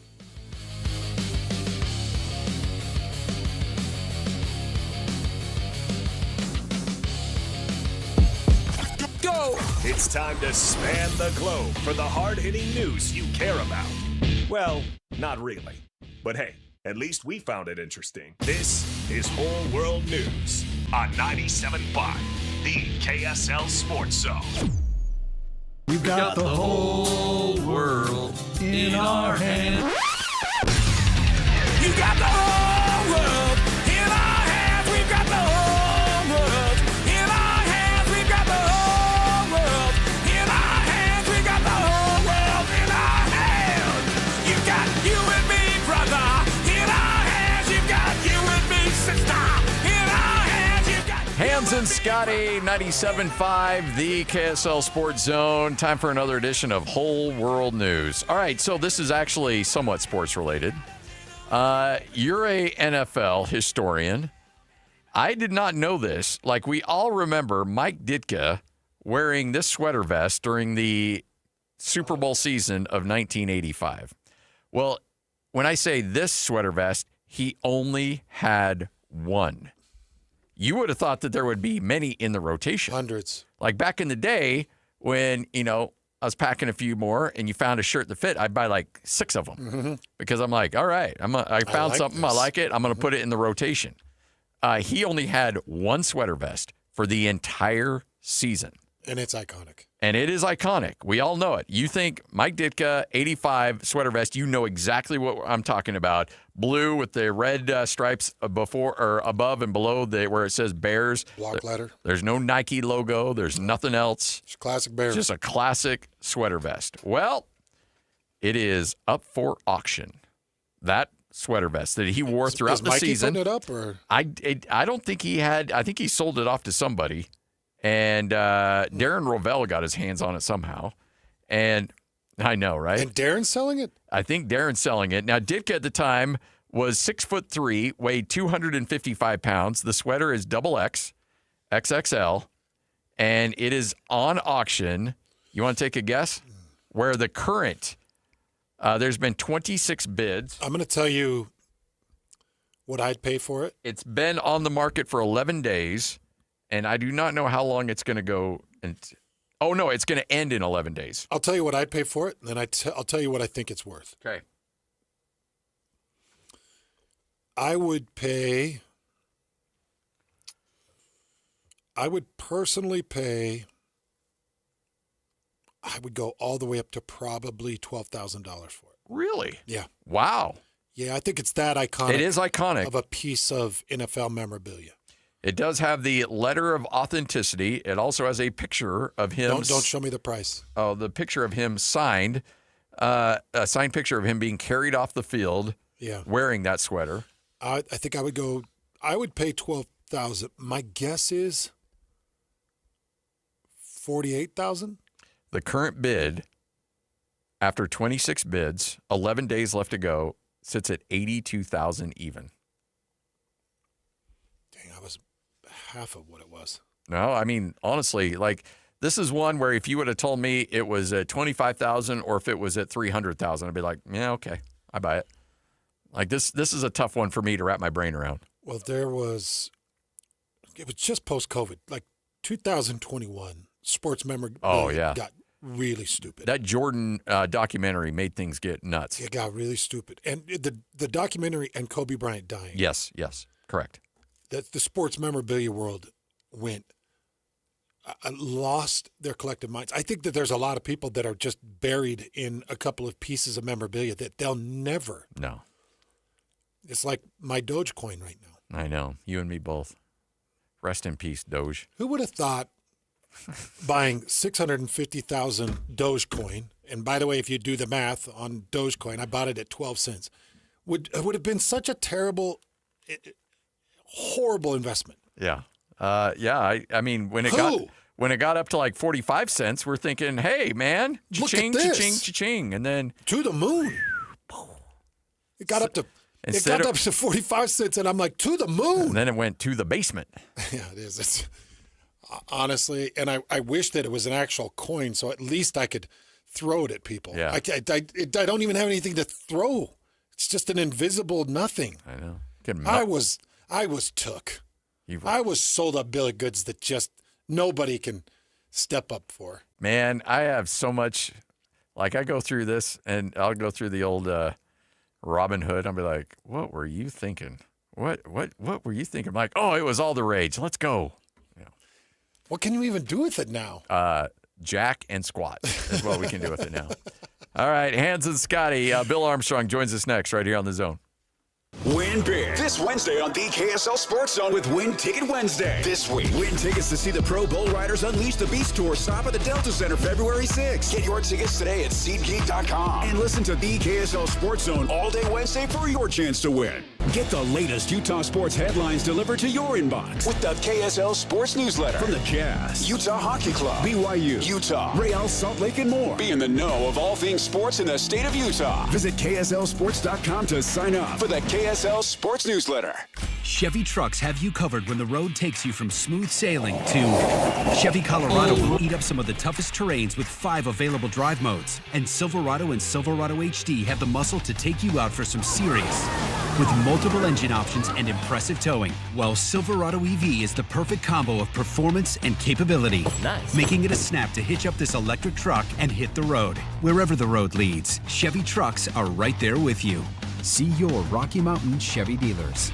What's better than a credit card with low interest? How about one with no interest? For a limited time, when you open a new America First Visa credit card, you'll enjoy 0% APR for the first 6 months. Transfer your balances from higher rate cards to your new America First card to consolidate debt and potentially save yourself a lot of money. That's 0 interest for 6 months. Interested? Then hurry to americafirst.com to apply today. Introductory variable annual percentage rate is subject to membership, eligibility, terms, creditworthiness, change, and conditions. Other limits and requirements may apply. Federally insured by NCUA. Equal opportunity lender. Hi, David James here for Soda Weight Loss. Well, the doctor told me I have to lose 20 to 25 pounds. My knee's swelling up. He says, well, you lose 20 to 25 pounds, it'll be 80 to 100 pounds of force on your knee reduced. Your knee's going to feel better. So I'm joining the I'm Done With Excuses program. January's crowded with I'll start tomorrow. Soda's packed with people who finally say no, really, today. Because once the weight comes off and the energy comes back, excuses don't stand a chance. They've got real food, real coaches, real results, real fast. They've got a nutritionist, personalized to you, who will work with you and make a difference. And even better, if you join now, your partner joins for free. You can get 2 transformations for the price of 1. All you have to do is go to the website, sodaweightloss.com. That's sodaweightloss.com, or call 866-800-SODA, 866-800-SOTA, and you can speak with a nutritionist. Soda Weight Loss is, say it with me, state of the art. Hey guys, Valentine's Day is coming up fast. Skip the scramble this year and score big at Duke's Jewelers in Springville. From sparkling diamonds to everyday gold favorites, Duke's has gifts that guarantee you the win. Whether you're going all out with a forever piece or keeping it sweet and simple, Duke's will help you find the perfect match. Plus, they gift wrap, are local, and make you look like you planned ahead. Make this Valentine's Day unforgettable. Visit Duke's Jewelers at 220 South Main Street in Springville. Duke's Jewelers. Elevate every moment. Broadcasting from the Mountain Home Services Studio, this is 97.5 KZNS FM Colville, 1280 KZNS AM Salt Lake City, and 102.7 KSL FM HD2 Salt Lake City Midvale. This is 97.5, the KSL Sports Zone. It's time to hear from the general manager of the Utah Mammoth, Bill Armstrong, on your exclusive home of the Utah Mammoth, 97.5 the KSL Sports Zone. Time to catch up with one of our favorites, Bill Armstrong, general manager of the Utah Mammoth. Bill, how are you? I'm doing great. How are you guys doing? Oh, man. Well, that was a tough one last night. We were doing great on this 9-game non-loss streak. On the heater, yeah. The 9-game non-loss streak was as good as anything we've seen in the 2 years that Utah Hockey Club / Utah Mammoth have been here. That had to have been a fun ride. It was a fun ride, and I'm a better human when we win. So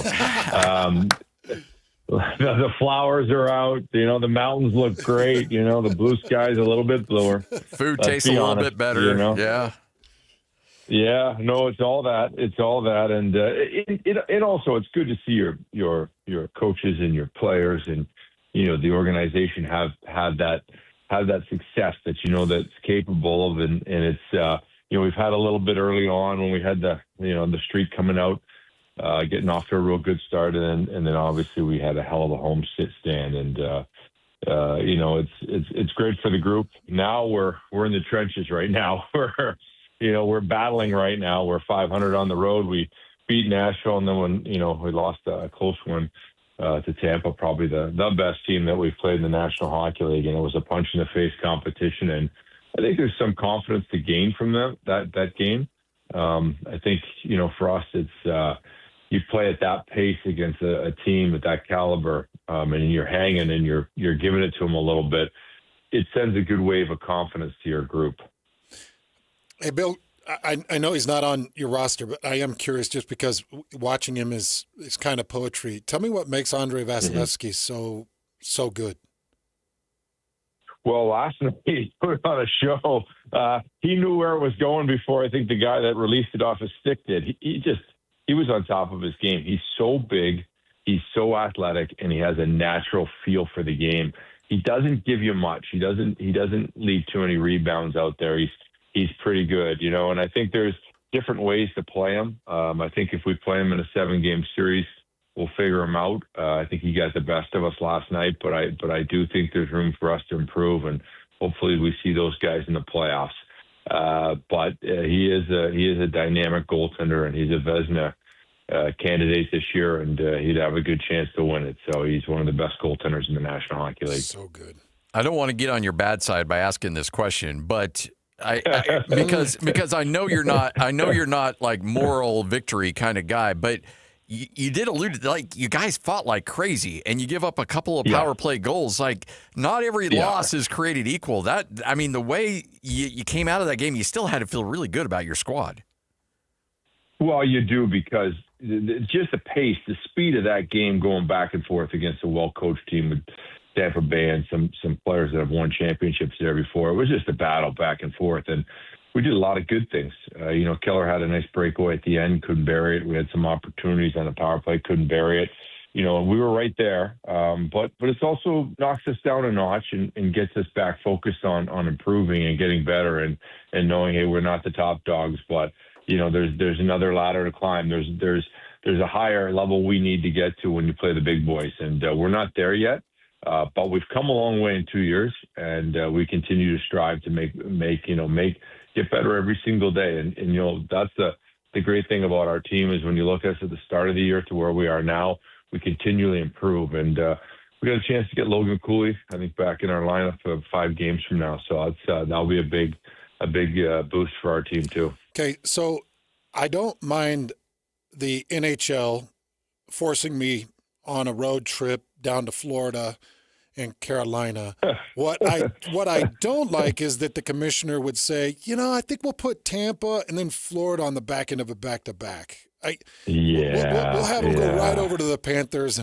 And I got to tell you, Bill, when I'm not a huge fan of the Mammoth, I am a huge fan of the Panthers.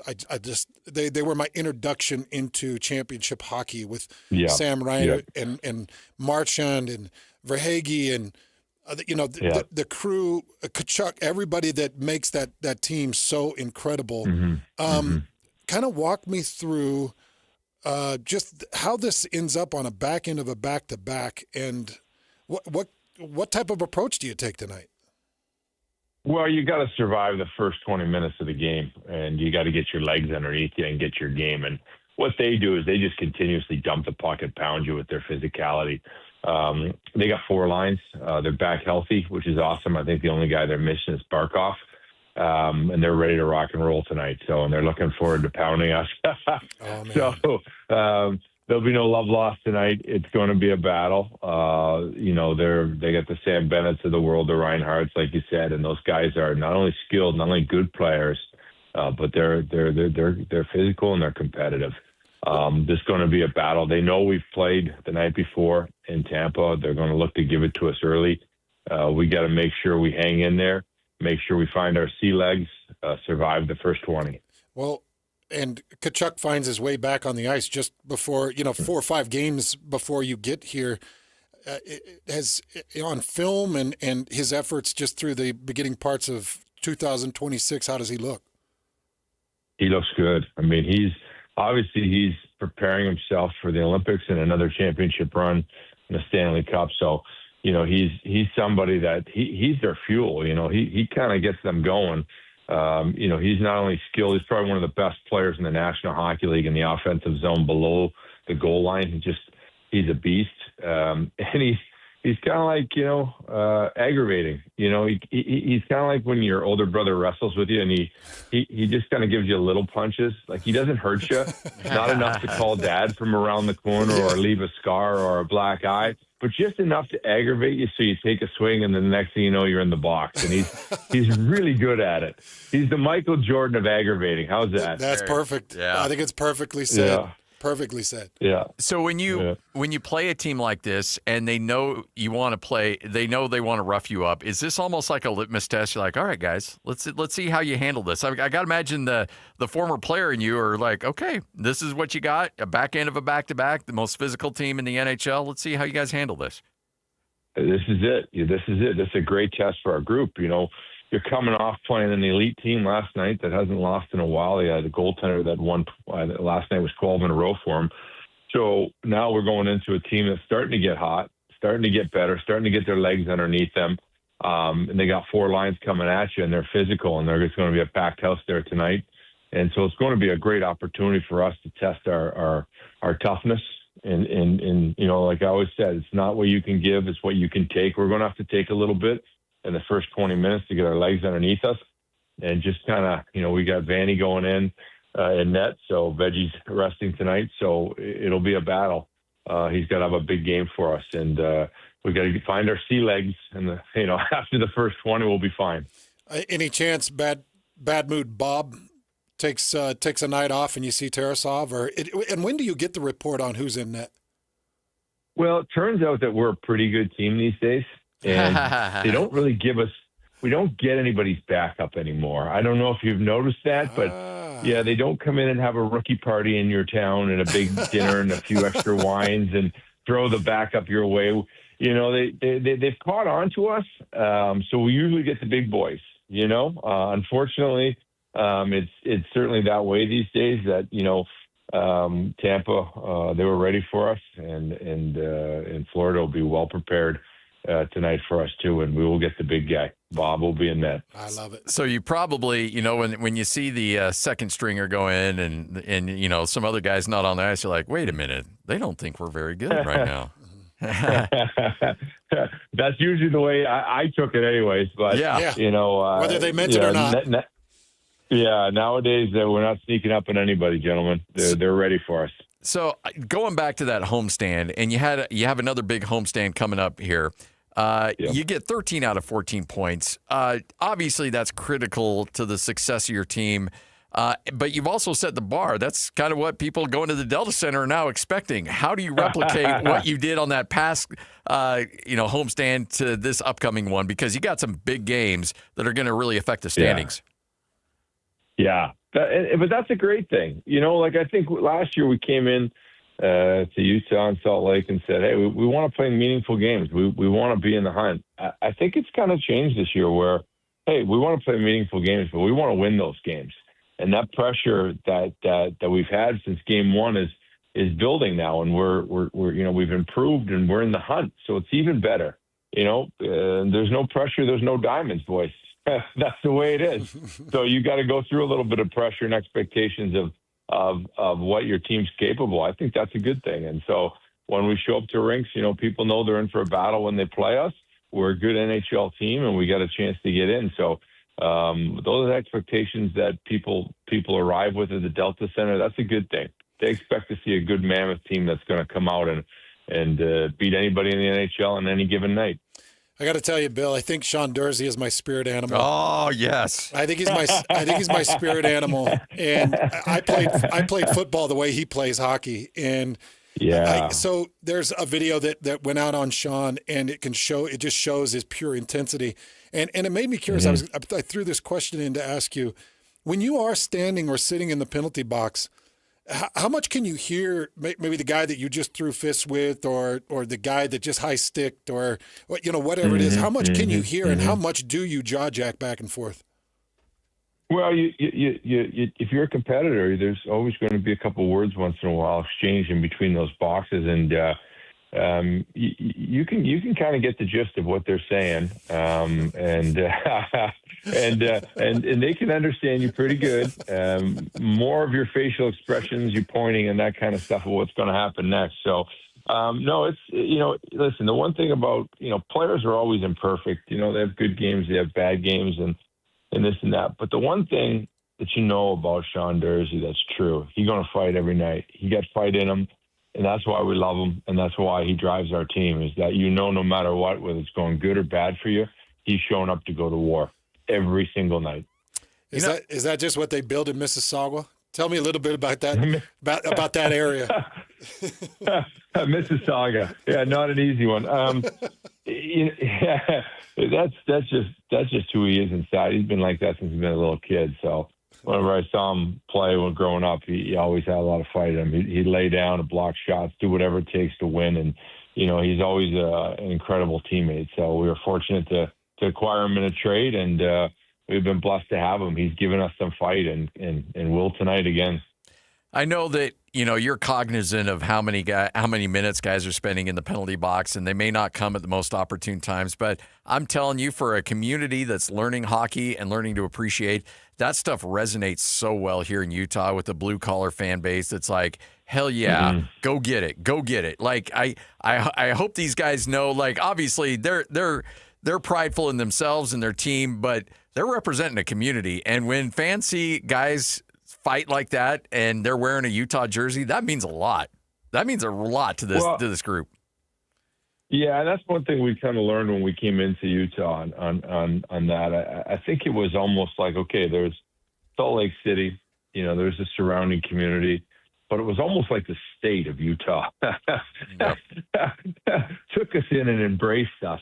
And it's such a simple jersey, but when you see the Utah across it, it's a special thing, and I think that's, I don't know, we've always had that fight in us. I think there's a pride in us about, how much people appreciate us, but we also appreciate them back. And I think you see that in our team and how hard we play. Bill, you're the best. We appreciate it as always. Have a good one, and we'll chat again next week. Go get him tonight, Bill. Yeah, you got it, boys. We'll kick some butt for you. Thank you. Thank you. There he is. Bill Armstrong. I want him to go in to that locker room and go, hey, I just talked to Hans and Scotty, and I said, go kick butt for them. And Dursey, Hans said, watch your language. Oh, dude, I wanted to buy 10 Dursey jerseys after watching that. It was so good. Like, I want my kid wearing that jersey. He had literally lost complete connection with any surrounding or any reality. No. I feel like if there weren't 5 panes of plexiglass between him and the other box, he would have screamed right through him. Like he was that bad. And the lip reading, just put that to the side. Don't worry about that. I want to talk to Bettman. Like, how do you do this? I know. Is it Bettman who's the scheduling? Well, it's the NHL office, so I don't mind making a Florida trip, but you're going to put me on back-to-back with Tampa and Florida? Yeah. So I'm going against the two most physical, the two most dominant goalies. I'm going against the two most physical teams. You're flying me all the way across the country, and you're asking me to do that in back-to-back nights. Thanks. Awesome. Yeah. Appreciate you. No, it's messed up for sure. And, and I go back to, we reference Jerry Sloan isms all the time on this show, and he used to say, the schedule maker is going to give you 20 wins, and the schedule maker is going to give you 20 losses. It's your season's going to depend on what you do in those 40 games. Guess what? The schedule maker gave Utah a loss tonight. Yeah. Now, I hope that's not the case, but, this is what a lot of people will call a schedule loss.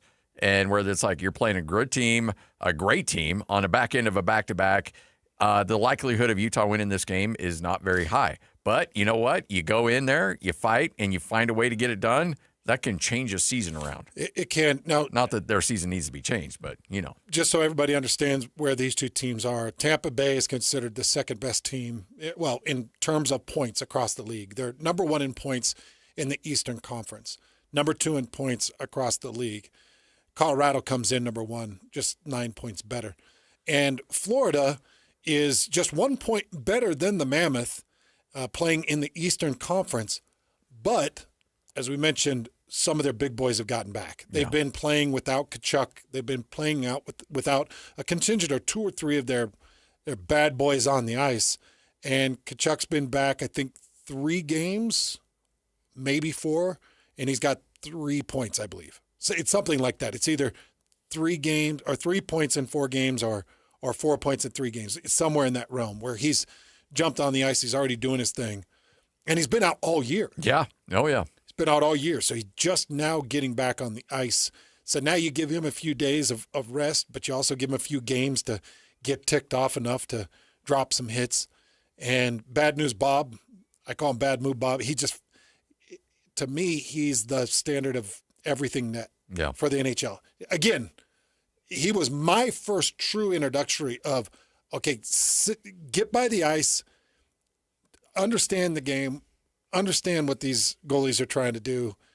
And he had that freakish spinning save one of the sticks. Coolest things I've ever seen. One of the coolest things. And I think that might have been second round of the playoffs, maybe even a game 7. It might have been a game 7 in one of the rounds of the playoffs. It was a big moment when he had that spinning stick save, and that's who you're going to throw on the ice. And by the way, back to Tkachuk, you know that coming off the injury, he's going to be just calm, collect, take it easy, doesn't want to re-injure himself. Sure. Yeah, because that's how Matt Tkachuk. That's how those Tkachuk functions. boys were raised. Yeah, just like, hey, let's just ease it in, back into playing. No, these guys are going to go to the wall and knock anybody's head loose that they possibly can. And it's what I'm learning more and more about hockey. If you watch the Avalanche, they're like listening to beautiful poetry. You know, it's like watching a duck just gracefully glide in the water. And you've got 80-point scores. You got 70-point, 80-point scores. You got the highest scoring skaters in the NHL. And then you look at the Panthers, and it's just like watching a Tasmanian devil on the Warner Brothers screen.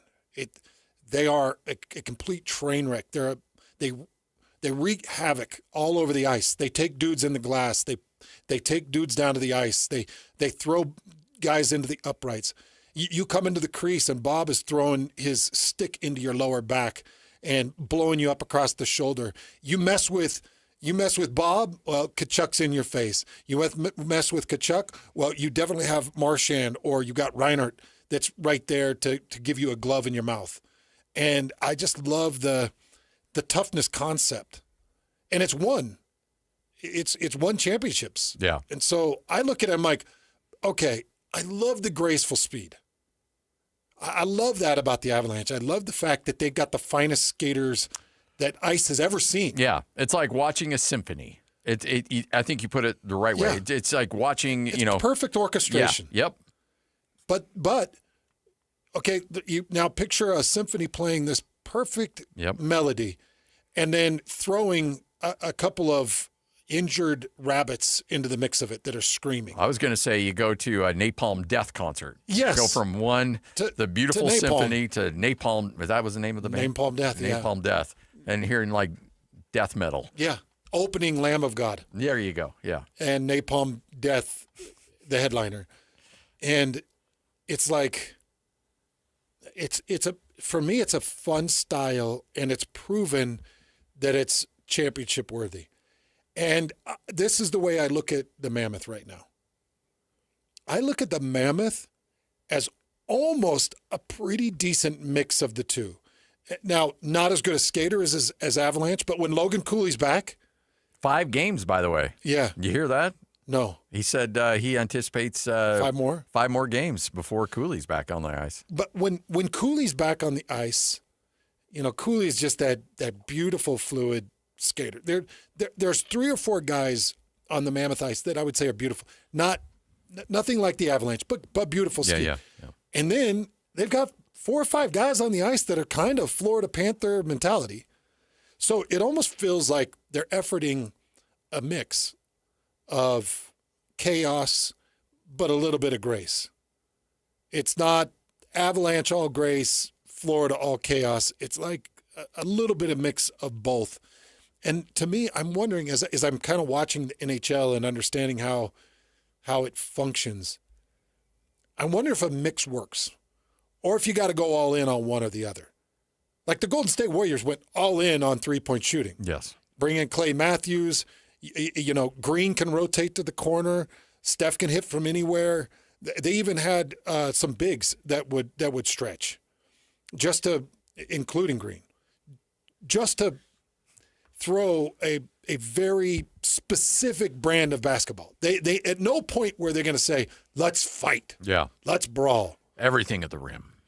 And then on the flip side of that, you can find certain NBA teams that were pretty nasty. I would say that the Nuggets run to a championship was quite a bit different than what Golden State's run was. A lot more physicality. A lot more physicality, and using Aaron Gordon as a physical presence and having a dominant big that could force Will down low. But you identified, okay, well, what are we? And you went that direction. Right now, I can't say if the Mammoth are extremely tough or extremely good skaters. I just say the Mammoth are kind of a unique mix of both. And let me see. Can it work? Can that extreme mix of both work? Because, okay, I'll take Oklahoma City Thunder, for example. Oklahoma City Thunder, maybe they are a little bit of a mix. I think they are. Where they've got a Chet Holmgren that's a bit of a mix-up. Now, he's long and slender, but he's a bit of a mix-up. And they've got a superstar that can hit from anywhere. But I think that they're a little bit more of a Lightning and Thunder than even Denver or Golden State on the Lightning side. Probably a little closer to Denver than Golden State, but yeah, I'd say in the middle. But in the middle. Way. Yeah. So maybe that can be the Mammoth, where, you know, they add a beautiful piece and somebody surfaces as the Shai Gilgeous-Alexander. Somebody all of a sudden becomes that, whether it's Cooley or Kelly or whoever it is that is the go-to, hand it off to him, take the reins, full ownership. Oh, and by the way, we've got this mix of greatness around him, and we've got an in-net presence. Like, Veggie has to become like Bad Mood Bob. He's got to break through this ceiling and become the freak goalie that we need him to be. Because I think he's got the makings, but there's a different element to the greats in goaltending that I'm finding. And I know Veggie's big. I know he's aggressive. We've seen it. But there's this weird edge that the best goalies have that I've watched that I'm like, I want to see that from Veggie. Come out of the crease and just throw a stick on the lower back and leave a dude in a pile of skin and paint on the ice. And then have everybody say, oh, man, every time I skate anywhere close to that paint in front of Veggie, I'm asking for a deep bruise. Yeah. I'm going to peel off this jersey, and I'm going to be just covered in bruises. Yeah, some type of deep, horrible contusion. But I was talking about Vasilevsky, the Tampa Bay goalie with Bill. The reason I'm talking about him is because he leads the league in pretty much every tending category. And he's really, I'm trying to think of the best word. He's really, it's not temperamental. He just plays like he hates you. Yeah. Yeah. He plays angry. He plays angry. So. I love a tender that just has no regard. Like, how dare you be in my crease? How dare you be close to me? So let's see. Vasilevsky, he's second in save percent. He is first in, let's see. Yeah, he's first in attempt to goal. And he is top 10 in attempt saves. So he's across the board. This guy is just owning. Real deal. He's owning the NHL. All right, Hans and Scotty, we'll spin the wheel. A little sports roulette coming up next right here on The Zone. This is JJ and Alex. I got these.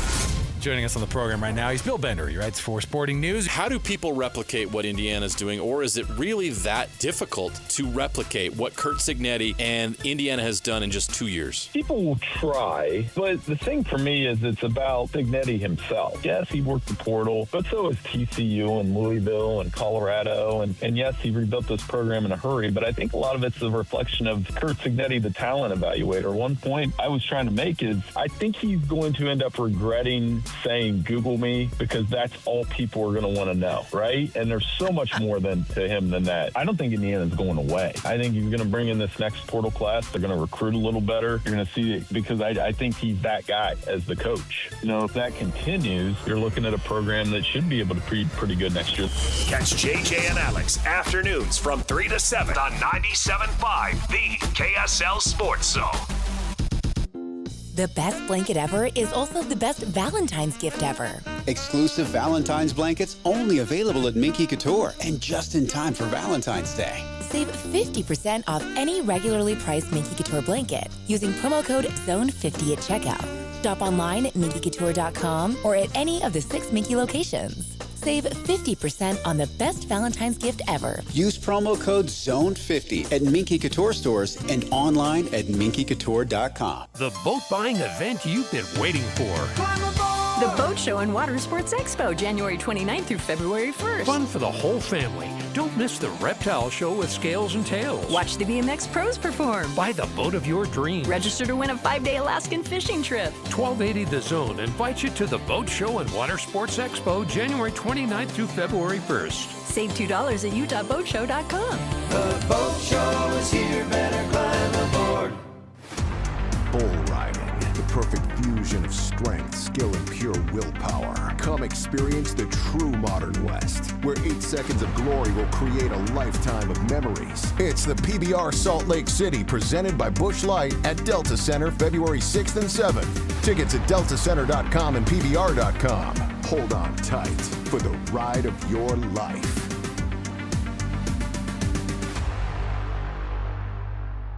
You're listening to Leaf Filter Radio, and the guru of gutter protection himself, Chris Coonahan, is here to take your most pressing leaf-related questions. Hey, everybody, Chris here. I understand we have Ron on the line. Ron, where are you calling from? Uh-oh. Ron, are you calling from a ladder? Well, I was. I wanted to ask Chris what I need to do to get my gutters ready to have leaf filter installed. Oh, Ron, you don't have to do anything. A Leaf Filter Trusted Pro will come out and clean out your gutters, realign and seal your gutters, and install Leaf Filter, America's #1 gutter protection system. So I didn't need to get on this ladder? Ron, Leaf Filter Trusted Pros are in your neighborhood and ready to help. Just visit leaffilter.com/deal to schedule your free gutter inspection and get up to 30% off. Thank goodness. What was that site? To get this special radio offer, go to leaffilter.com/deal for your free gutter inspection today and get up to 30% off. That's leaffilter.com/deal for up to 30% off. leaffilter.com/deal. See representative for warranty details. The KSL Sports Zone is your home for live local sports. The Utah Mammoth are still in the Sunshine State. Tonight they face the Florida Panthers. The puck drops at 5 o'clock on 1280 The Zone. The Utah Jazz are home tonight. The LA Clippers are in town. The game tips off at 8 o'clock on 97.5 The Zone. And if you want to hear your company's name right here associated with these teams and these great brands, email Stephanie Palmer at spalmer@ksl.com and join the winning team at the KSL Sports Zone.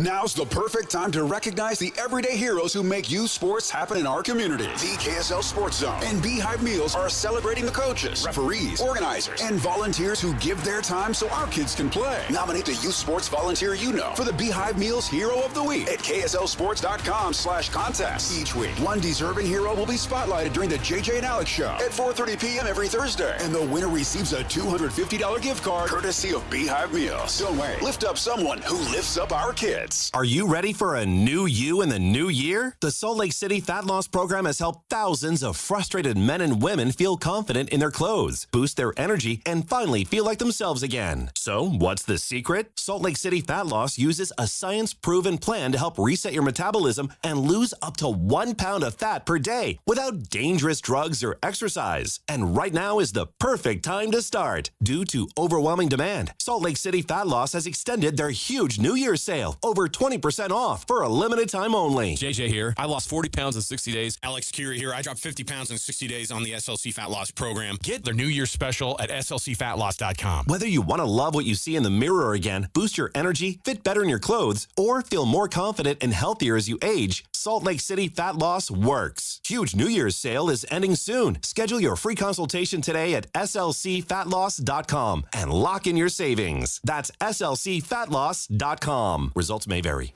Bull riding, the perfect fusion of strength, skill, and pure willpower. It's the PBR Salt Lake City at Delta Center, February 6th and 7th. Tickets available at deltacenter.com. These days, many companies have turned to influencers to tout their products or services. But here at John Watson Chevrolet, the only endorsement we need is from our customers. Because of their feedback, we're proud to be Utah's best reviewed Chevy dealer. Visit us today to see why we get reviews like, "Their sales team is the best. Didn't put on any pressure, just super helpful and fun. They made the process a breeze." John Watson Chevrolet, your 5-star Chevy dealer. 3535 Wall Avenue, Ogden. Chevrolet. Together, let's drive. Thursday on KSL. Artificial intelligence is making it tougher than ever to spot a scam. Like an idiot, I just kept sending money. But can you turn to technology to keep you safe? The KSL investigators put some of the top scam detection apps to the test. See what they catch. Well, it's asking the right questions, right? And what they miss. Uh-oh. And it froze. AI Revolution, scanning for scams. Thursday at 10. Hey, this is Chris with JCW's. Are your kids picky eaters? Bring them in and try our chicken fingers or a grilled cheese sandwich. They'll be smiling big in no time. JCW's, quality and a lot of it. This is a Utah Jazz at 30 update on 97.5, the KSL Sports Zone. It is your Jazz at 30 update right here on 97.5, the KSL Sports Zone. Yusuf Nurkic off to a tremendous run. Nothing that's surprising. Laurie Markkinen, by the way. Obviously, he's had a couple triple-doubles in a row. It sticks out that he's had 15 assists, but I don't think it's anything new. Like, we see it in practice, and we've seen it in FIBA and all these games, that he has the vision and the willingness to share the ball, and I think guys have been doing a great job the last couple games, especially to, like, give into it, too. Nurk's going to take care of you, cut to the rim as hard as you can, and obviously when guys make shots, you get assists, so that helps, too. He's looking for you every time. It's your Jazz at 30 update, all brought to you by University of Utah Health, for you for life.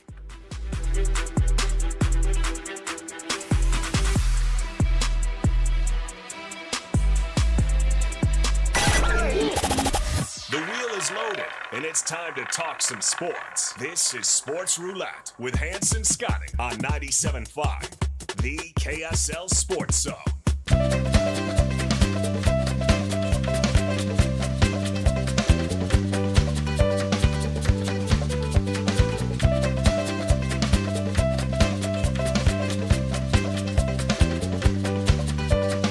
Time for another edition of Sports Roulette. Take some of the big headlines, put it on a roulette wheel, we spin that little white ball. Lloyd will then tell us what we're going to talk about. Before we do that, though, let's hand out some more tickets. It's a Jazz Ticket Tuesday right here on the Zone.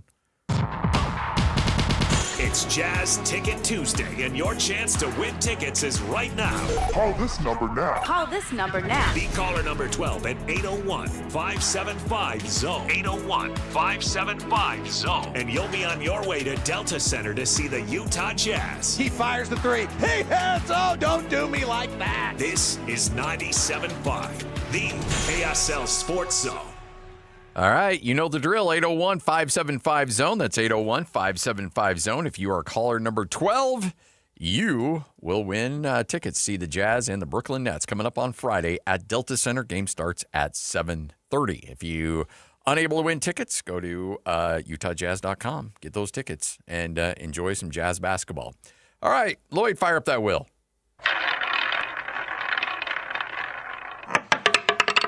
Everything's getting auctioned these days. All right, so we just talked about the sweater vest of Mike Ditka now being the latest sale price is $82,000. That's the latest auction. 11 more days left if you want to buy the sweater vest worn by Mike Ditka for the entire 85 season, including the Super Bowl. That's right now the running price. Curt Cignetti is now auctioning off his headset that he wore in the national championship game for Indiana, with all that money going right into Indiana's NIL fund. Okay. His headset. His headset. The one he won in the national, yes, in the national championship game. Take a gander on that one. Okay, first and foremost, I would take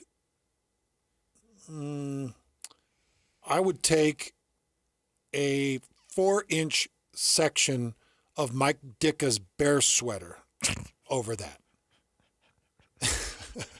Like if you cut a square inch section, I would take that. Does it need to have some of the letters on it? Yes. Okay. It's the portion of the red stripe and a little bit of the white block lettering. All right. By the way, the number is in line with what you're thinking. My guess is that headset is going to go for somewhere around $1.8 million.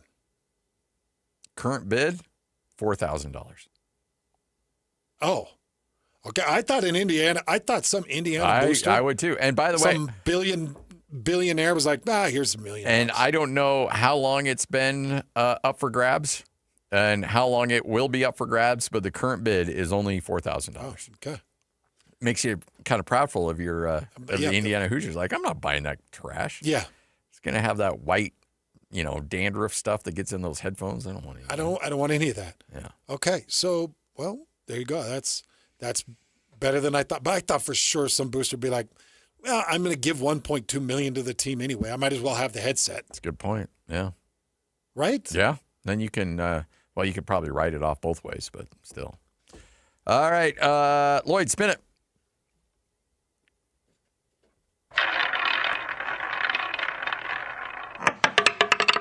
Taking his talents to South Beach. Well, it is now, it is cleared for Darian Mensah, the quarterback for Duke, who at the very last second entered the transfer portal after signing a 2-year, multi-million-dollar contract to stay with Duke.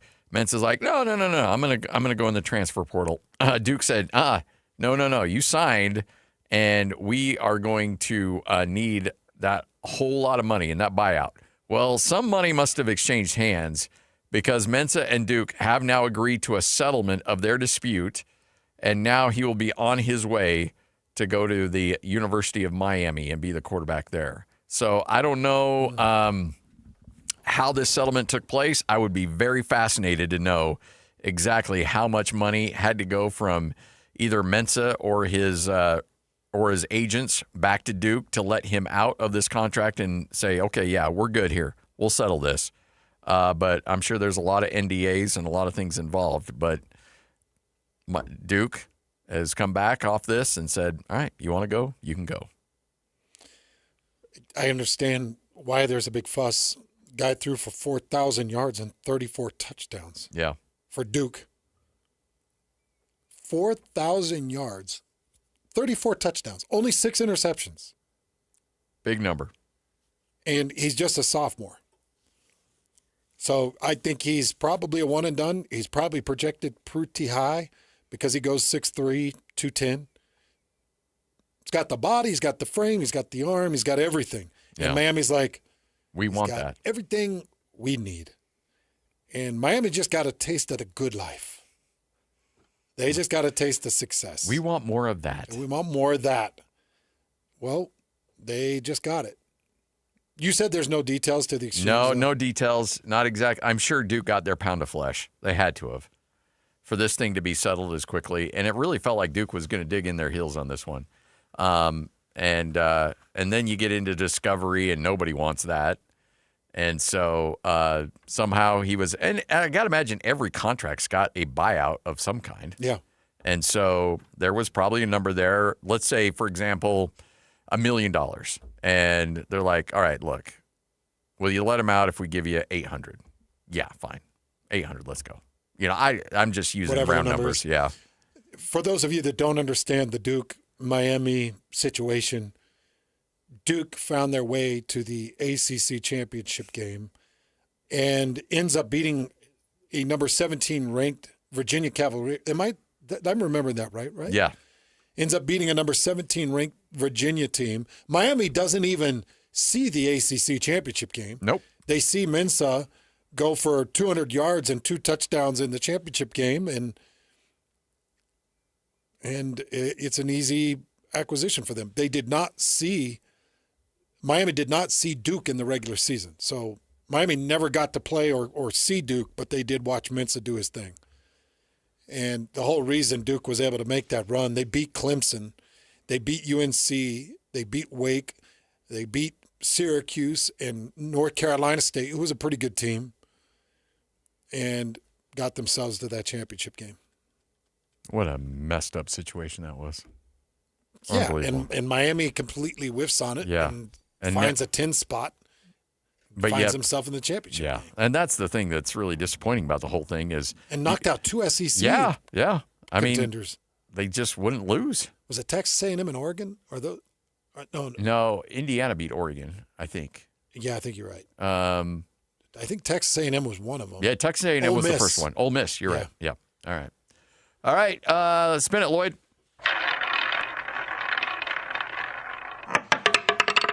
Will he stay or will he go now? Mike McCarthy, we talked about this very beginning of the show, looked just horrifically uncomfortable at his press conference earlier today, introduces the next head coach of the Pittsburgh Steelers. But first question asked to Mike McCarthy, will you get Aaron Rodgers to come back for another year? And his response was, I will definitely do everything I can to get Aaron Rodgers to come back. Did the Steelers actually hire a coach based on keeping a 43-year-old washed-up quarterback? I can't imagine a proud franchise like the Steelers would stoop so low to be like, Aaron, what do you want? I want Mike McCarthy. Okay, we'll go get him. This is only the Not a chance. I can't imagine. Not a chance. This is only the fourth head coach for the Pittsburgh Steelers since 1969. You have to go back to the 60s. You had Chuck Noll, who had it forever. Then you had Bill Cowher, who had it forever. And then Mike Tomlin forever. And now you're going to hand the reins on over to this schlub? And he's trying to keep Aaron Rodgers. In a time where we are watching Bo Nix run to the conference finals, Drake May run to the Super Bowl. We're watching these young, sprouting, these budding quarterbacks that get good development, blowing out these old dogs. And he's like, I think what I'm going to do is take a complainer. I'm going to take an old complainer that's weirdo on a bum wheel. If that's the Steelers' plan, going backfire. Steelers fans will melt down. They're already losing their mind over this hire. They're already beyond ticked off about this. Wasn't it Mike McCarthy that went on the basketball court? Knock it off. Chided the officials. I don't think it was even his kid. It was like his stepkid. Which, it's his kid. Wow, you can hear Lloyd in the background. That might have been me screaming through the old glass over at the old studios. No, I think it was here. No, it wasn't. That was a while Was ago. it over? That was over, over this across the street. Yeah, it's all right. Just kid. Not one of my finer moments. My bad. All right, Hans and Scotty. Take a break. Wrap this up next right here on The Zone. This is Jake Scott and Ben Anderson. But Keontae George and his career high 43, 15 of 28. That was an efficient 43, if there is such a thing. He continues to be the story of the season for the Jazz by a mile. For the first time last night, Will Hardy called Keontae a star. I don't think I've heard him call him that before. He said, our fans are watching, one of our own grow in front of their eyes, and, he's really turning into a star. Coaches can prop up their players, coaches can pat them on the back, but for him to call him a star, I think does just kind of give you some insight on how the Jazz are now viewing their basketball team. The Jazz know Lowry's a star, and they view Keontae as a star, and they're going to go try and find a third piece or whatever they have to pair next to him, or maybe Ace Bailey can develop into it. I'm telling you, when they have the green light to make it happen, they're a good enough team to win 40 games. Catch Jake and Ben weekdays from 10 to noon on 97.5, the KSL Sports Zone. The great people of University of Utah Health can get you back to good health. So what are you dealing with? Is it some type of chronic headache situation? Maybe you're dealing with a dislocated joint. Maybe you've torn an ACL. They've got the men and women to help you get back to good health. University of Utah Health at uofuhealth.org. That's uofuhealth.org. You can search by need. You can search by physician. You can search by area. They've got facilities all over Utah that makes it really simple. And don't forget, these are the men and women that are helping Lauri Markkanen when he falls to the court These are the professionals that are helping a guy like Keller or Vamelka when they end up hurt on the ice. They're helping RSL, they're University of Utah, and so much more. And you've got access to the top physicians. I really do love the men and women of University of Utah Health. They've helped me and my family get back to good health, and they can definitely help you at uofuhealth.org. What's better than a credit card with low interest? How about one with no interest? For a limited time, when you open a new America First Visa credit card, you'll enjoy 0% APR for the first 6 months. Transfer your balances from higher rate cards to your new America First card to consolidate debt and potentially save yourself a lot of money. That's 0 interest for 6 months. Interested? Then hurry to americafirst.com to apply today. Introductory variable annual percentage rate is subject to membership, eligibility, terms, creditworthiness, change, and conditions. Other limits and requirements may apply. Federally insured by NCUA. Equal opportunity lender. The KSL Sports Zone is your home for live local sports. The Utah Mammoth are still in the Sunshine State. Tonight they face the Florida Panthers. The puck drops at 5 o'clock on 1280 The Zone. The Utah Jazz are home tonight. The LA Clippers are in town. The game tips off at 8 o'clock on 97.5 The Zone. And if you want to hear your company's name right here associated with these teams and these great brands, email Stephanie Palmer at spalmer@ksl.com and join the winning team at the KSL Sports Zone. Mike Rowe here with a few thoughts on my favorite sweatshirt. A classic zip-up hoodie that used to be navy blue but has since faded to what the fashionistas call a distressed indigo. It's 13 years old, soft as a flannel bathrobe, and after a few hundred dirty jobs, demonstrably and undeniably indestructible.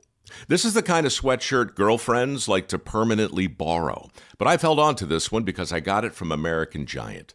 American Giant makes all their stuff right here in the USA so they can control every link in their own supply chain. That matters because when you buy American Giant, you not only get great quality, you create jobs for people in factory towns all over the country.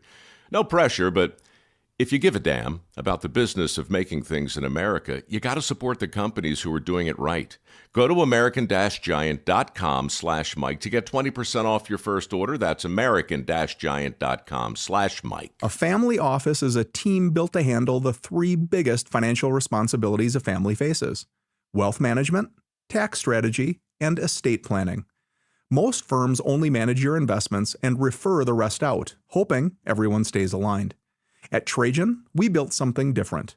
Your wealth, tax planning, and estate planning are handled together inside one firm under one roof. There's no guessing whether your CPA, advisor, and estate attorney are truly in sync, because our team works together every day on your behalf. When your financial life becomes more complex, your advice should become more coordinated, not more fragmented. One plan, one trusted team. Call Trajan today. 801-210-6800. That's 801-210-6800. Trajan Wealth, an SEC-registered investment advisor. Additional services through Trajan Estate and Trajan Tax. Additional disclosures and accreditation at TrajanWealth.com. Planning a party or office lunch? Let Kenny J's Barbecue bring the flavor to you. From 10 to 1,000 guests, Kenny J's has you covered with slow smoked ribs, juicy brisket, and all the homestyle sides your crowd craves. Join Kenny J's Text Club for 20% off your next order. Text Kenny J to 833-643-5686. Visit KennyJ'sBarbecue.com. Kenny J's Barbecue, where every event becomes a celebration. Looking for peace of mind and big savings on your home's essential systems? Mountain Home Services has you covered with their safety and savings plan. Here's what you'll receive: front-of-the-line repairs when you need them most, annual inspections for HVAC, plumbing, and electrical systems, exclusive discounts on equipment upgrades, services, and repairs. Mountain Home Services is proud to be the first to offer upfront pricing with no hidden fees. Plus, every job comes with their 100% satisfaction guarantee. Call 801-543-2222. 801-543-2222 or online at mountainhomeservices.com and join the safety and savings plan from Mountain Home Services. Protect your home, save money, and enjoy total peace of mind. Mountain Home Services. Your home, their priority since 1954. Chevy trucks have you covered when the road takes you from smooth sailing to Chevy Colorado will eat up some of the toughest terrains with 5 available drive modes. And Silverado and Silverado HD have the muscle to take you out for some serious with multiple engine options and impressive towing. While Silverado EV is the perfect combo of performance and capability. Nice. Making it a snap to hitch up this electric truck and hit the road. Wherever the road leads, Chevy trucks are right there with you. See your Rocky Mountain Chevy dealers.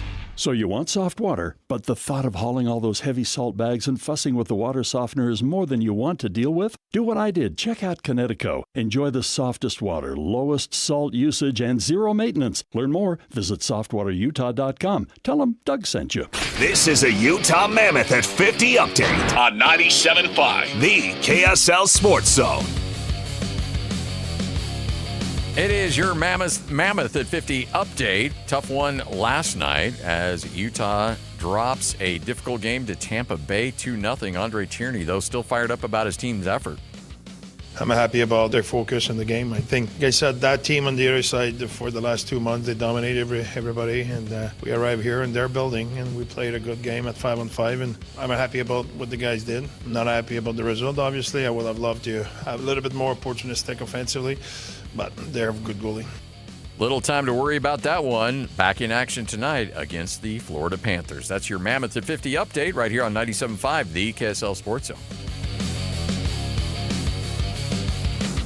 After nearly 20 years of sports radio in Utah, thank you, Hans Olsen is stepping away from the mic. I think if I was swallowed by a whale, I would just start swinging and try to hit it in its dula umbagata. What is my name, Ned? Your name is Hans. God, stupid. Could you call me Hans, Ned? You'd like me to call you handsome. Is that right? Well, it's better than Hans. If I ever find a dinosaur bone that's rare, I'm just going to keep it. The last thing I want is somebody marching into my front room declaring prima nocta on that thing and taking it.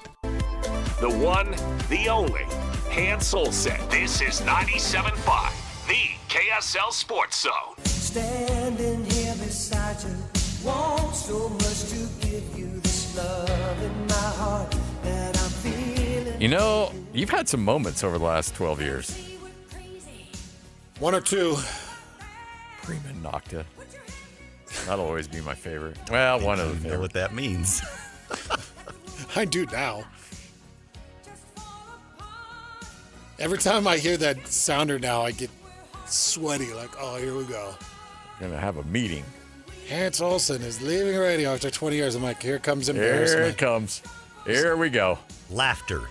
Here comes some laughter and some memories. Some great memories. Lloyd, a little stroll down memory lane. You've outdone yourself, Lloyd. Hey, look who it is. Come in here, Dave. Hans and Scotty, 97.5, the KSL Sports Zone. Coming up next, JJ and Alex. Hold on. I want to say hi to Dave here. There's Dave Nellis. What's up, Dave? America First Credit Union. One of our great sponsors coming in to say goodbye. Jump on that mic real quick. Dave, how are you, brother? How was the drive? The drive was good. We got here just in time. Well, we appreciate you coming in. It's good to see your smiling face. It's great to see you, too. I don't know if you know Scotty, but Dave is a bit of a TV superstar. No. Oh, we all saw your commercial on the conference finals. It was good. Yeah. It was very good. Well, yeah, it's nice to be able to be a voice and a face of an organization.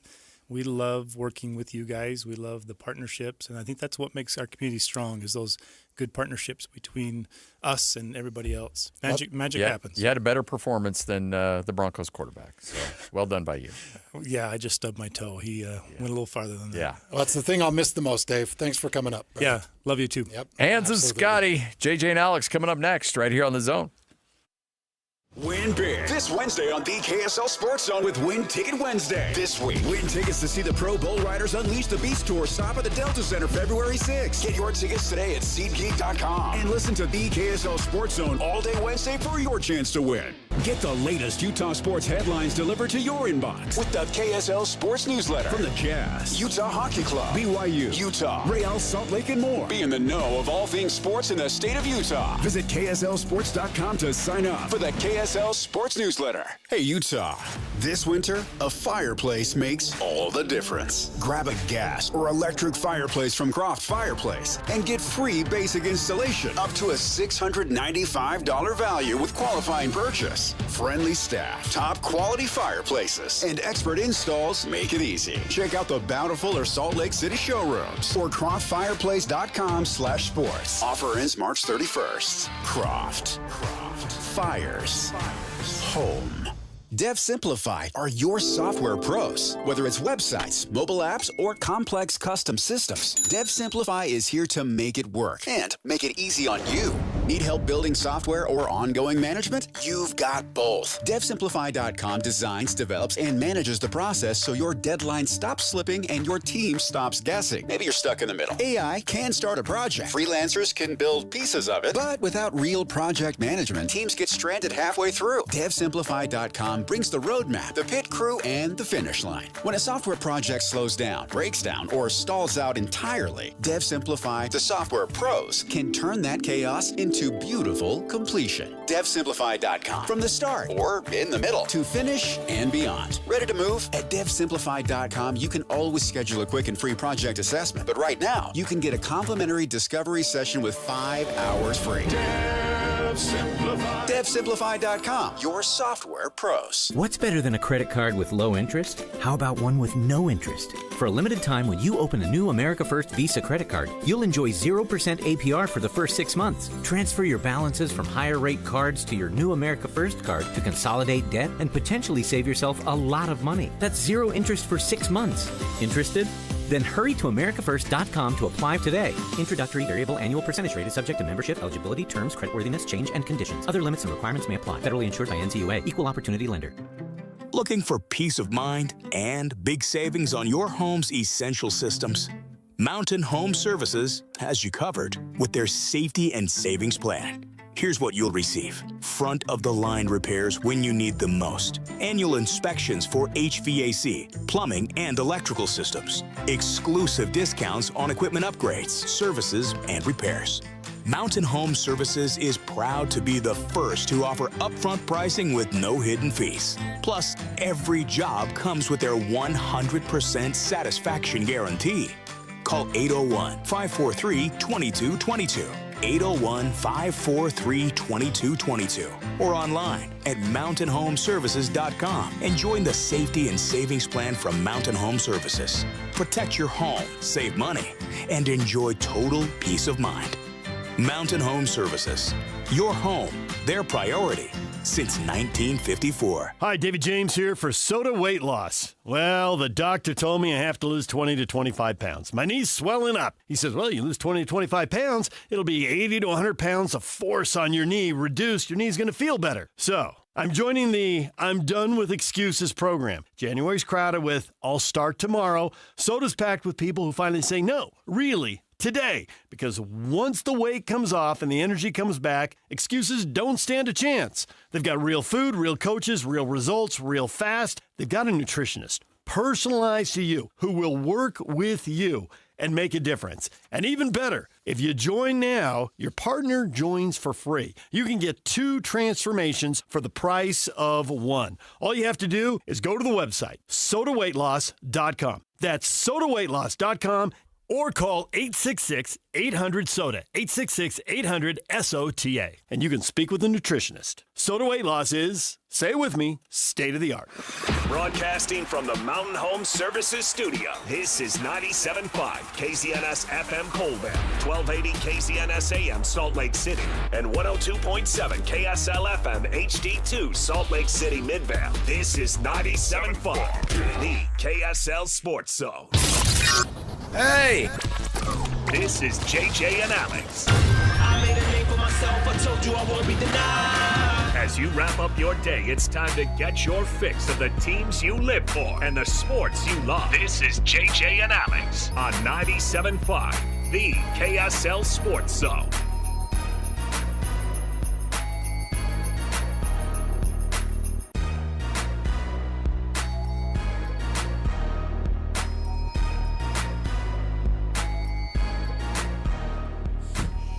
All right, everyone, welcome on in. Happy Tuesday to you. Thanks for being with us on the program. Jeremiah Jensen, Alex Curie. I'm Alex. He's JJ. Our producer's Alex Napolis. This is a Napolis production. Kind of jealous that my name's not Alex. Yeah. Gotta be honest.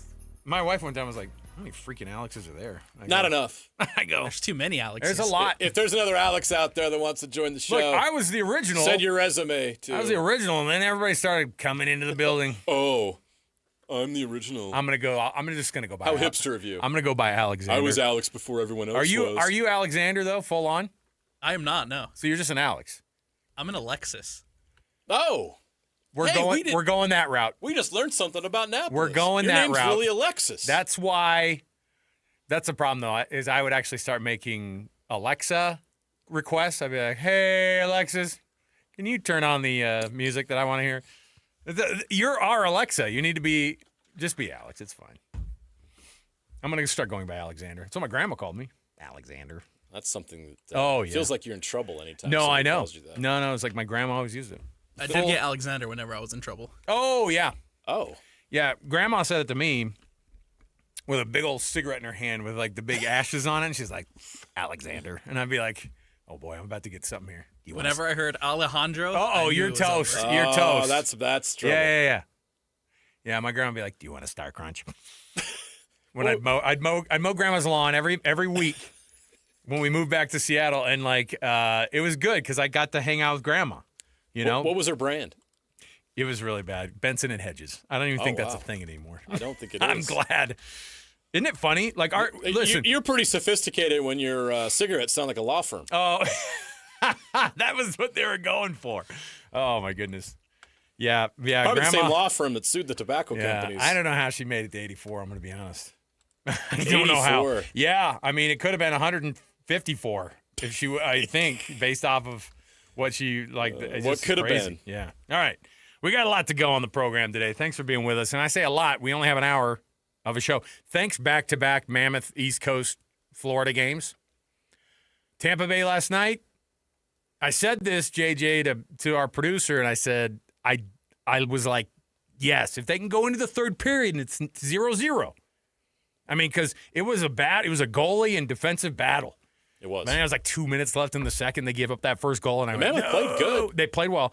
It was not the 8-0 deal from last year. There was a nice fight thrown in there. Or two. But, like, blood, those are always fun. The blood fights, those are the ones that, like, mean something. And when Sean Dursey cussing out the guy that he got in a fight with. You know, when they do the... You saw the video, I'm sure, if you've been on social media. Oh, yeah. F you! It was like... I know everyone's such all, great I don't think hockey you need mouth readers for I this knew one. exactly what Sean Dursey Bring in said. bring in the best lip readers in the business. I want to And get then a fan exactly leans what he into said. the shot and gives Dursey the bird. I know. I love hockey. Listen, but that's what it's about because it was a moment where it was like, hey, because that guy came after him for hitting the rookie on their team, you know, and it's like, but I like that it got to the point where they actually, between these next two games, just get one of these, I say. I have low expectations. Just get one of these, and then you're 2-2 on the road trip. Get tonight to with overtime. Yeah, and listen, they get one more win on this trip, and they're into that 60-point category. Yeah. And then and they already kind of made a little bit of separation between the rest of everybody else. They're in this weird ground where they can make it up with they could catch the Wild at some point here in the second half. So we'll see. Lots to go of hockey, and then tonight, of course, you've got that one fired up. We've got lots on the program. Like I said, our show, as always, is kicked off with the cut, top of the program. Let's make it official, and let's get serious about it. Stop talking about my grandma's cigarettes right now with the cut. Let's do it. It's time for the biggest story of the day. This is what made the cut with JJ and Alex on 97.5, the KSL Sports Zone. Kicking off the show with one of our favorite guests here in a moment, Jonathan Tavernari, JT, of course, former BYU Hooper, joins the program on a weekly basis, talks some college hoops. And last night, of course, JJ was the big one. Everybody waiting on that number one Arizona team coming into Provo. It happened, and it was a very similar game to what we saw kind of at the beginning of the season with BYU, who like to get behind against teams. It's a problem. Did it against UConn. They came back and won a lot of games. You notice that finishing off the best of the best is a very tough thing to do if that's your game plan. Not really their game plan. I'm sure they wanted to play a lot better. I'm sure they wanted to shoot a lot better with their big three. I'm sure Richie Saunders did not want to be in foul trouble and then end up fouling out at the end of the game, and you're sitting on the bench when your team's down 1 with 11 seconds to go. While the dramatics were awesome, I said this at the very top of it, I didn't like that you were down most of this game. I didn't like that you were down double digits. So you can complain about whether or not the Rob Wright, the third, having the ball at the end of the game was the right call or not, or if even that was the call. But I think the bigger problem is slow starts and trying to overcome those types of big leads against the number 1 team in the country. What I got from that is BYU has the ability to go deep, deep, deep in the NCAA tournament. But things have to go well with those top 3.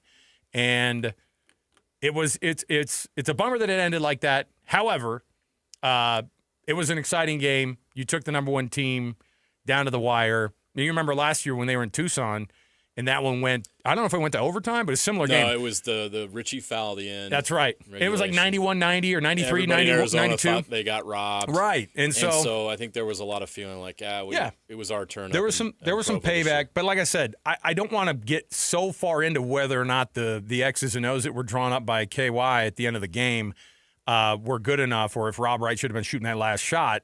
It was about the way you get started in these games, and they were down by 19 at one point in the second half, and I went, this is not the way to do it.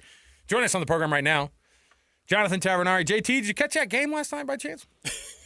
I was there. As you guys know, I do pre, post, and halftime shows for BYU TV and ESPN, and you're phenomenal, by the way. It's really good. I appreciate that. That's why Alex reached out to me, JJ, and said, I just can't take Jeremiah no more. I'm looking for a substitute. Let's try JT for a little bit. So, all jokes aside, it was a fantastic game. It had like a Sweet 16 vibe to it, right? And the reason why I say Sweet 16 and not Elite 8 or Final 4 is just because, BYU has some work to do. And, for about 35 minutes, Arizona looked flawless. And I don't exaggerate. They looked flawless.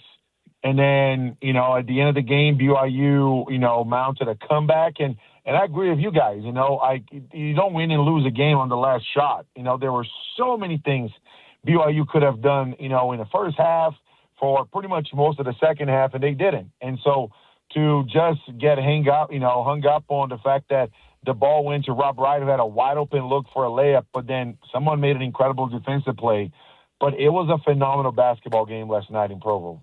What do you attribute to the first half issues that BYU's having this year? You take away the first half, and this team is elite, but the first half has been an issue, even in some games where they should have cruised. I remember the Delaware game. Was it Delaware? I mean, they've had games this year where – they don't play like they're capable of playing in the first half. Then they show up in the second half. A couple times this year it's been too late, and last night was one of those nights. What are you seeing in the first half? To your point, that has happened multiple times. Albaline Christian, Delaware, some games that you're like, geez, the lights are on, the popcorn, the corn is popping, we got to go. Yeah. And it's just one of those things that I just don't understand. It's become a running joke where I say, can Kevin Young make the adjustments, instead of halftime? Can he make them before the game? Can we, whatever pep talk is happening, between the first and the second half, can that happen before the game? And, I don't know if maybe the players need to get a feel for it. They just need to get going. I will say this, BYU is counting heavily on Rob Wright III, AJ DiBonsa, and Richie Saunders. It is borderline too much. And, yesterday we saw a little bit of, flashes of Mihailo Boskovic, getting some shots up and actually forcing a little bit of shots, which I'm totally fine with. We saw Alexei Kostic, that actually came in and knocked down a couple of threes and kind of ignited that little run they had in the last 7-8 minutes. And so, maybe is it something that, hey, because these guys have such a big load to carry, they are just kind of like waiting to get going and get their bodies going, right? But I will say that if I had the answer for that, I would probably be part of, Kevin Young's staff instead of being talking over here with you guys today. Hey, don't dog that. That's a good second choice, all right? Talking with us, it's a good second chance. It could be worse, guys. It could be definitely worse, I'll tell you that. But I appreciate you guys having me on. So when you watch this thing go down and we were talking about Richie being on the bench with, fouling out and anytime that the big three don't do it, that those are these games and they were in it. I mean, obviously you're down 1 with 11 seconds. It was a very different tune from 3 minutes left when they were down 11 or 9 or whatever it was. And yeah, the big comebacks have been happening. I think that you see also that the big comebacks against really, really good teams fall short. They did it against UConn, and people are pointing that out. And I feel bad for Rob Wright because they're like, yeah, and he fumbled the ball at the end of the UConn game too. And I'm like, I think we're missing the point here. You can get away with it against teams like Delaware, even Clemson, right, where they end up having that last second, this miracle shot that was awesome. Except like against the number 1 team in the country and against the number 3 team in the country who have multiple national championships recently, it's just harder to do it, and it's not something you can count on. Well, listen, I'm going to play devil's advocate for a second because you're totally correct on what you're saying. It's a true statement. It's fine. Nevertheless, I'm going to play the other side of the coin here, which is if this team has aspirations of going to the Final Four, who are they going to face down the road? Are they going to face Delaware and, Boo Boo State University College? Or are they going to face, UConn and Arizona and Texas Tech, right? Who are they going to face? And, to your point, the Clemson game was it was my first time in Madison Square Garden. It was an incredible atmosphere to be. It was amazing. Nonetheless, to have to crawl back in these games, the amount of energy, I mean, both of you know this, the amount of energy, it doesn't matter the sport that we're talking about, the amount of energy it takes from, to be able to go from down 20 to a 1 possession game, it's incredible. And so, and maybe that's just the MO for this team, just like it's the MO for this team that, Richie, Rob, and AJ have to score 70% of their points. And so, but again, right, BYU doesn't really have a marquee win this year, if you really stop to think about it, which it's a knock on them, right? It is something, it's an issue that they're facing right now. They played, I think it was Wisconsin when Wisconsin was number 25 in the country, blew them out, right?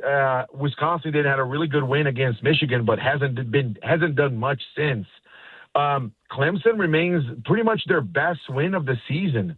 But when you look at all of that, they couldn't get the job done against number 15 Texas Tech on the road, couldn't get the job done against number 3 UConn on a neutral site, and couldn't get the job done at home against number 1 Arizona. Now I'm going to be, put on my blue goggles. Well, geez, JT, look at the 3 games you just talked about. They have, 3 losses on the season, and they're all to top 15 teams in the country. You're right. But again, this is not 2007, JJ, that you covered us, where our goal was to just make to the NCAA tournament. This is a roster of over $15 million in NIL. This is a roster made up for you to get to the Sweet 16, the Elite 8, the Final Four. And so expectations have to be counted on. And so at that point, BYU doesn't have really something that they can hang their head on yet, and which is what makes the Saturday matchup in Kansas beyond important, and personally, I'll say this, and I don't know if anybody on the program that I'm connected to would say this, right, or at least they wouldn't say it out loud, with massive consequences in terms of who's going to be picked ahead. Is it AJ or Darren? Is BYU worthy of a top 4, NCAA, seeding? There is a lot at stake on Saturday, more than just a win on the road on the Big 12. You look at the stats, and A.J. DeBonsa, 6 of 24. Rob Wright, 3 of 16. They combined to go 9 of 40. Do you think that there's a little bit of – you mentioned the toll that those big 3 have had to to carry. And Richie obviously got in foul trouble. Are they getting exhausted here? And is that a product of the lack of depth on this team? Is that a concern? Yeah, and you know, like I was, again, I'm going to play devil's advocate because is there a lack of depth on the team? Absolutely. BYU also have been very lucky because they were very much counting on Nate Pickens being a backup point guard to help Rob Wright. He got hurt before the season even started.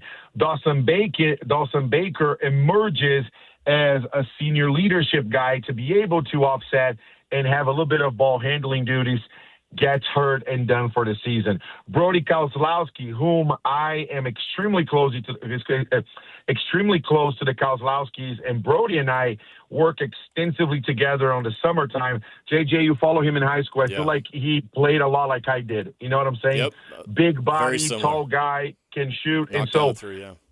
And Brody gets hurt. And so, you know, it's just one of those things like AJ, you know, a global icon and all of that. Nevertheless, AJ is still just a freshman.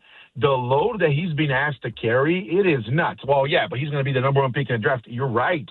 But he's still 19 years old. It's, you know, like there's a reason why LeBron James is LeBron James, right? Kobe Bryant didn't have to do all of this at 19. And so, you know, I think you're absolutely hitting the nail right on the head. You know, that's why I've been so adamant. If you go back on the show and listen to the times you guys have me on, I'm saying someone else needs to step up. Someone else needs to step up because the Big 12 is very much a grind. Speaking of a grind, the Cougs face off against Kansas, of course, this Saturday, another big one that's going to be on a big stage. Everyone will be able to watch it on a Saturday on ESPN. Then they go to Oklahoma State, which last year it was not a good Oklahoma State team, and they got them down there in Stillwater. Meaning Oklahoma State got them. It was just one of those weird games. It was just not they weren't themselves. And there's no time for that, right? But then you got Houston. You go to Arizona. Doesn't stop. You got Iowa State the game after that. And so you just and everybody has little numbers next to their names when you get to this part of the schedule, JT. There's no time to be able to – every one of these games, I'm trying to figure out when you said they don't have something to hang their hat on. In these moments, though, everything can get turned around on a dime as soon as you start to get a win against Kansas, maybe at Kansas again. They've done it before.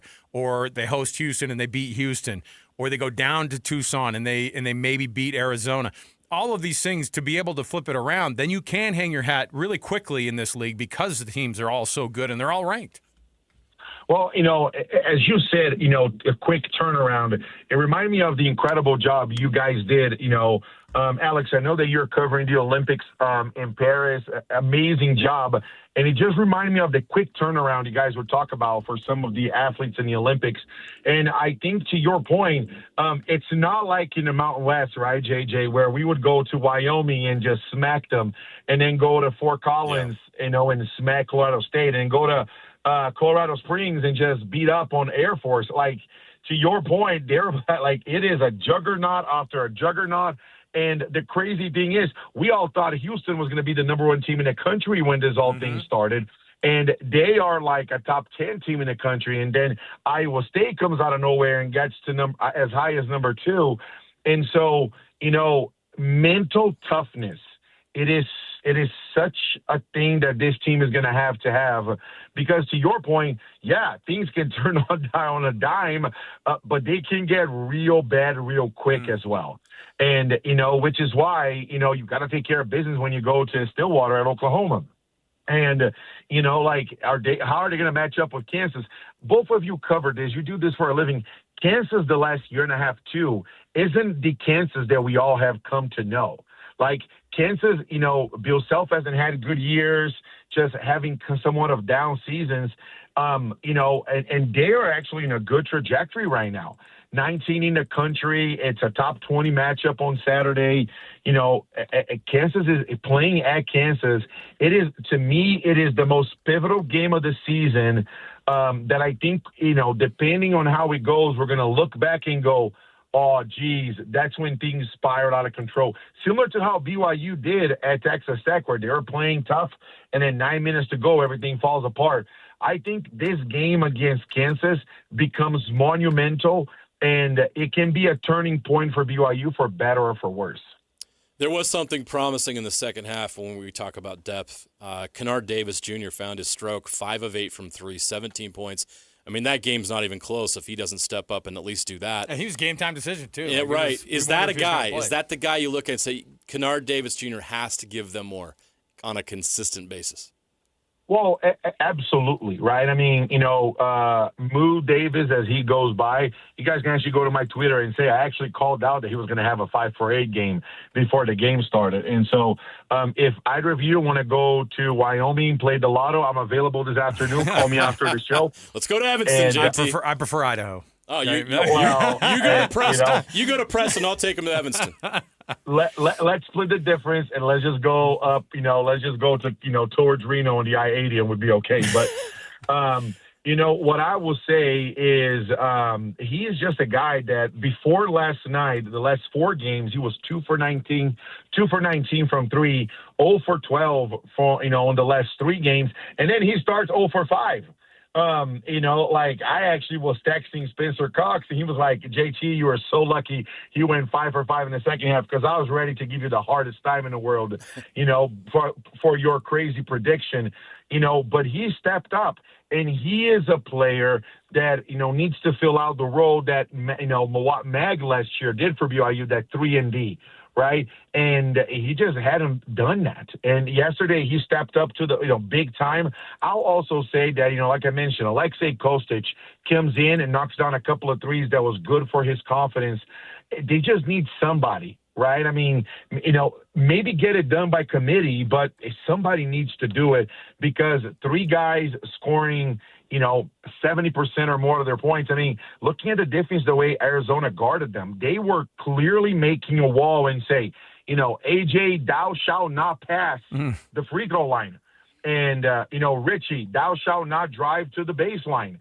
Rob, good luck scoring over us. Now, again, right, Arizona is an exception. This is the number 1 team in the country. Yeah. One of the tallest teams in the entire college basketball scene. And so there's a reason why they made a very good argument last night to be the overall number 1 pick come, the big dance. But, Kennard Davis, glad that he had a better game. More people needs to step up, or to your point, the drag is just going to get heavy, and then it becomes an emotional toll because you lose 2 in a row.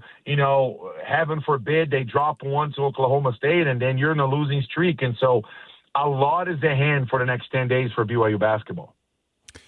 JT, is the season kind of grinds along here, and BYU has been hit with a couple of injuries there too. In games like that where everybody goes, well, the big 3 have to be able to, and you said it last week, that not one of those guys can not have a great night against really, really good teams.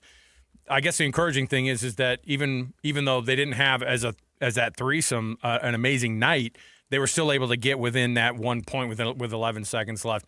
How do you maintain those 3 being able to, night in and night out, especially when that NCAA tournament hits, how do you get them to play at this insane level together all the time? Because it just seems like when they are on and they score 80 points combined, those are awesome games, but those don't happen every night. Well, to your point, I hope, all 3 of them have invested in a hyperbaric chamber, and, they are able to just get an IV plugged into their, to their arm every night. I mean, and, as funny as that sounded, like, Jesus, this guy crazy. Tell me, this is an NBA type of load that they're carrying, where they're playing go look at the minutes. They're playing more than 35 minutes a game, like 2 or 3 times a week. You know what I'm saying? Now, yes, they're getting paid over $1 million, all 3 of them. And, I don't feel bad because I was playing 30-plus minutes a game, and I had a $900 scholarship check eating ramen noodles out of a cup. You know what I'm saying? But, it's just – it is such a grind. The Big 12, that's the thing too, right? They're playing in the best basketball conference in the country, and it's not even close. Before conference started, the Big 12 was 63-3. I mean, those top, the top part of the league was 63-3. Think about that. That's insane. Between BYU, Arizona, Texas Tech, Iowa State, and Houston. 63-3. And so it is, that's the thing, right? Cream rises to the top. And if BYU wants to take the next step, a couple of things have to happen. Either those guys, truly just become Superman and go to the phone booth and somehow, are able to deliver what they do, or someone needs to step up. But again, it's not like they're playing, like I'm going to, just, not to spit away, but I'm glad that they're not a WCC, but like, this is different. Like, we're also playing against, BYU is also playing against massive competition. And so that's also to be considered part of the equation. Jonathan Tavernari, BYU great, and of course he does a phenomenal job breaking down this basketball team. They played Arizona. They've got it back on the road again at a historic venue this Saturday against Kansas, and we'll be looking forward to it. JT, thanks again, man, for hanging out with us as usual.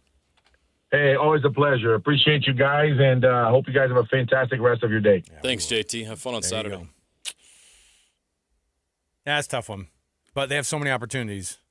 Yeah.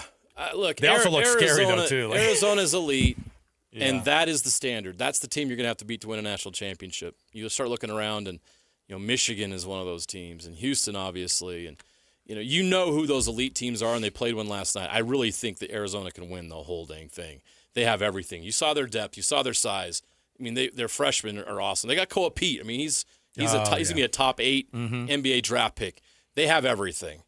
And this is who you got to beat if you want to win a national championship. And, the hard part about last night is it's obvious that BYU's not in that tier right now, but they're close. And they are young. And so you can see that with continued development this year, and if anybody on that bench and even in the starting lineup can step up outside the big three, BYU can hang with these teams. They only lost by 3 last night to the number 1 team in the country. And AJ and Rob had their worst games of the year. That's encouraging. It is. That's my positive spin. There you go.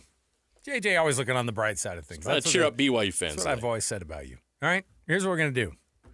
Before we get out to the break, I want to remind you, the KSL Sports Zone and Beehive Meals teaming up for the Beehive Meals Hero of the Week. All we do is take your nominations, and those nominations at kslsports.com/contests, and then you listen every Thursday afternoon. We read off those winners for you, and then those folks get a $250 card to spend at Beehive Meals. So there you go. Beehive Meals handing out prizes to them every week. We read those nominations off. We give you a little shout out on social media as well. And let's honor those people who do the youth sports in your neighborhood to another level. They're all volunteers. Almost all of them are volunteering. And so let's honor those people. Just go to kslsports.com/contests. Also, JJ and I are going to be at the boat show at Mountain America Expo Center in Sandy this Friday, 3 to 6. Join us right there. Your opportunity to go check out some boats and anything that has to do with water sports. We'll see you on Friday. All right, we'll take a break. More to go. Hot and cold next. 97.5 KSL Sports Zone. And now, a look at traffic from the KSL Traffic Center. Early southbound delays on I-15 in the usual spot in Salt Lake County, going by the south interchange between 53rd South and Murray and 72nd South in Midville. It's already a bit slow on US 89 heading south from South Ogden and going down the hill to I-84. Whipple Service Champions is Utah's most trusted name for heating, cooling, plumbing, and electrical services. Call 385-273-7167 for your free estimate today. With your traffic update, I'm Alex Napolis here on 97.5, the KSL Sports Zone. You've been listening to The Zone for decades. Yes! But now you can watch the guys break down your favorite teams. Some viewers may find the following video disturbing. Viewer discretion is advised. Catch the video stream of DJ and PK, Jake and Ben, Hanson, Scotty, and JJ and Alex right now at KSLSports.com or by searching KSL Sports on YouTube. Utah's best sports radio is on air, online, and on the KSL Sports app.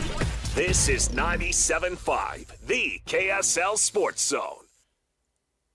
Salt Lake City Fat Loss is a program that you can follow. We followed this program back starting in April of 2024. We're almost 2 years into this thing, JJ. I dropped those first 65 pounds in 60 days, and I haven't looked back. I've kept it off, and this is the most success I've had on any program I've ever tried, and heaven knows I've tried them all. This is not having to buy the meals from them. This is not having to get the supplements. This is not shots. This is you following a program that has been proven to be able to work. And we think it's going to work for you like it did for us. Go check out their website and see those people who've had the same success that we've had. Yeah, it works. And you've heard us talk about it. So you know our story. How about you start your own story? If you need to lose weight, give this program a shot. And right now is a great time to do it. Due to overwhelming demand, Salt Lake City Fat Loss has extended their huge New Year's sale. over 20% off right now, but for a limited time only.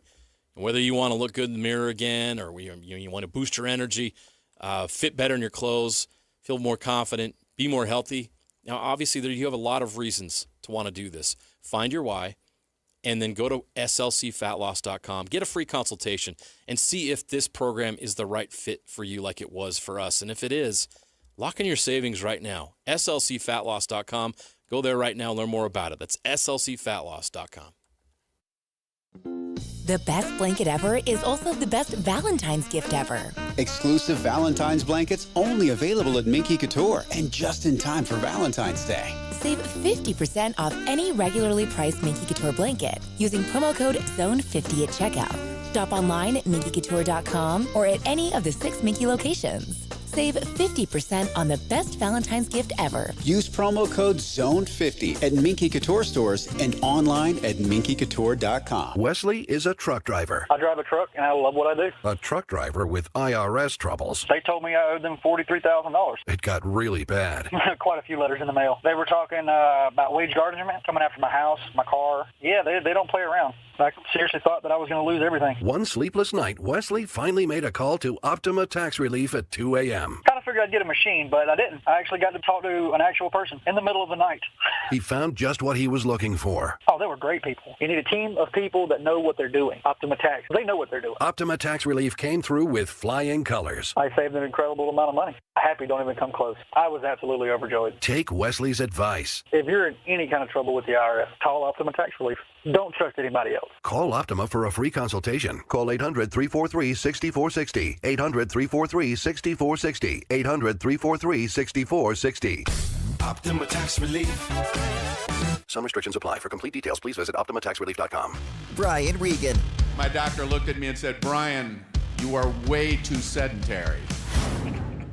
So I vowed in that moment to get a dictionary. Brian Regan live on stage. But I haven't gotten around to it, just been laying around the house. There's a lying around the house. Saturday, February 14th at Delta Center. Tickets on sale now at SeatGeek.com. Don't miss Brian Regan.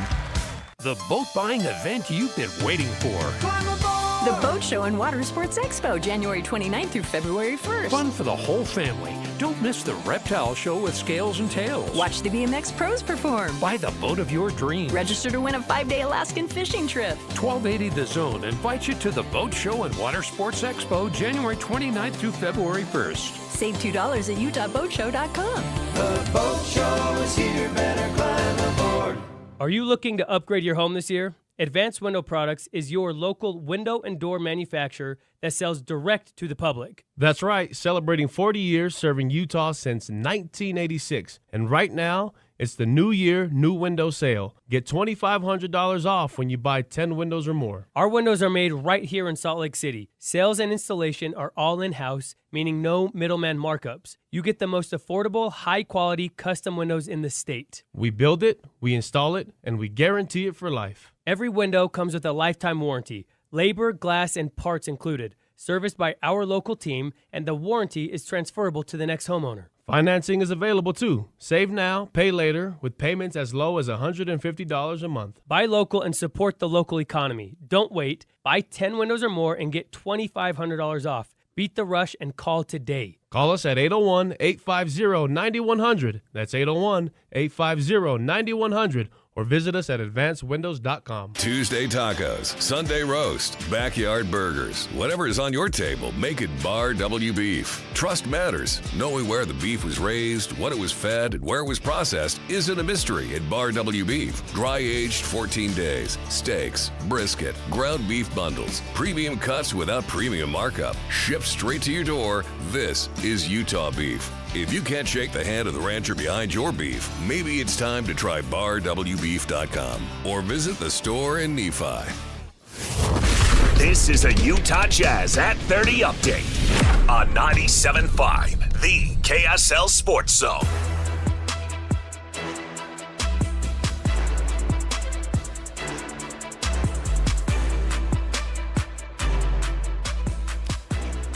Here's Will Hardy. He highlights Ace Bailey's ability to learn from his mistakes. There's a lot of times that he comes back by the bench or running down the other way and he says, oh, that was me. I think our team in general, they hold themselves pretty accountable. We don't have anybody in our locker room that's trying to point the finger at somebody else. Ace is one of those guys. That's your Jazz at 30 update, and it's brought to you by U of U Health at University of Utah Health. Hope is in their DNA. Learn more at uofuhealth.org. University of Utah Health, for you, for life. Hot and cold is next, and the Mammoth are the topic on JJ and Alex 97.5, the KSL Sports Zone. Accessing. When TV and radio collide. Love it. This is what you get. You're listening to JJ and Alex. Don't touch that dial! On 97.5, the KSL Sports Zone.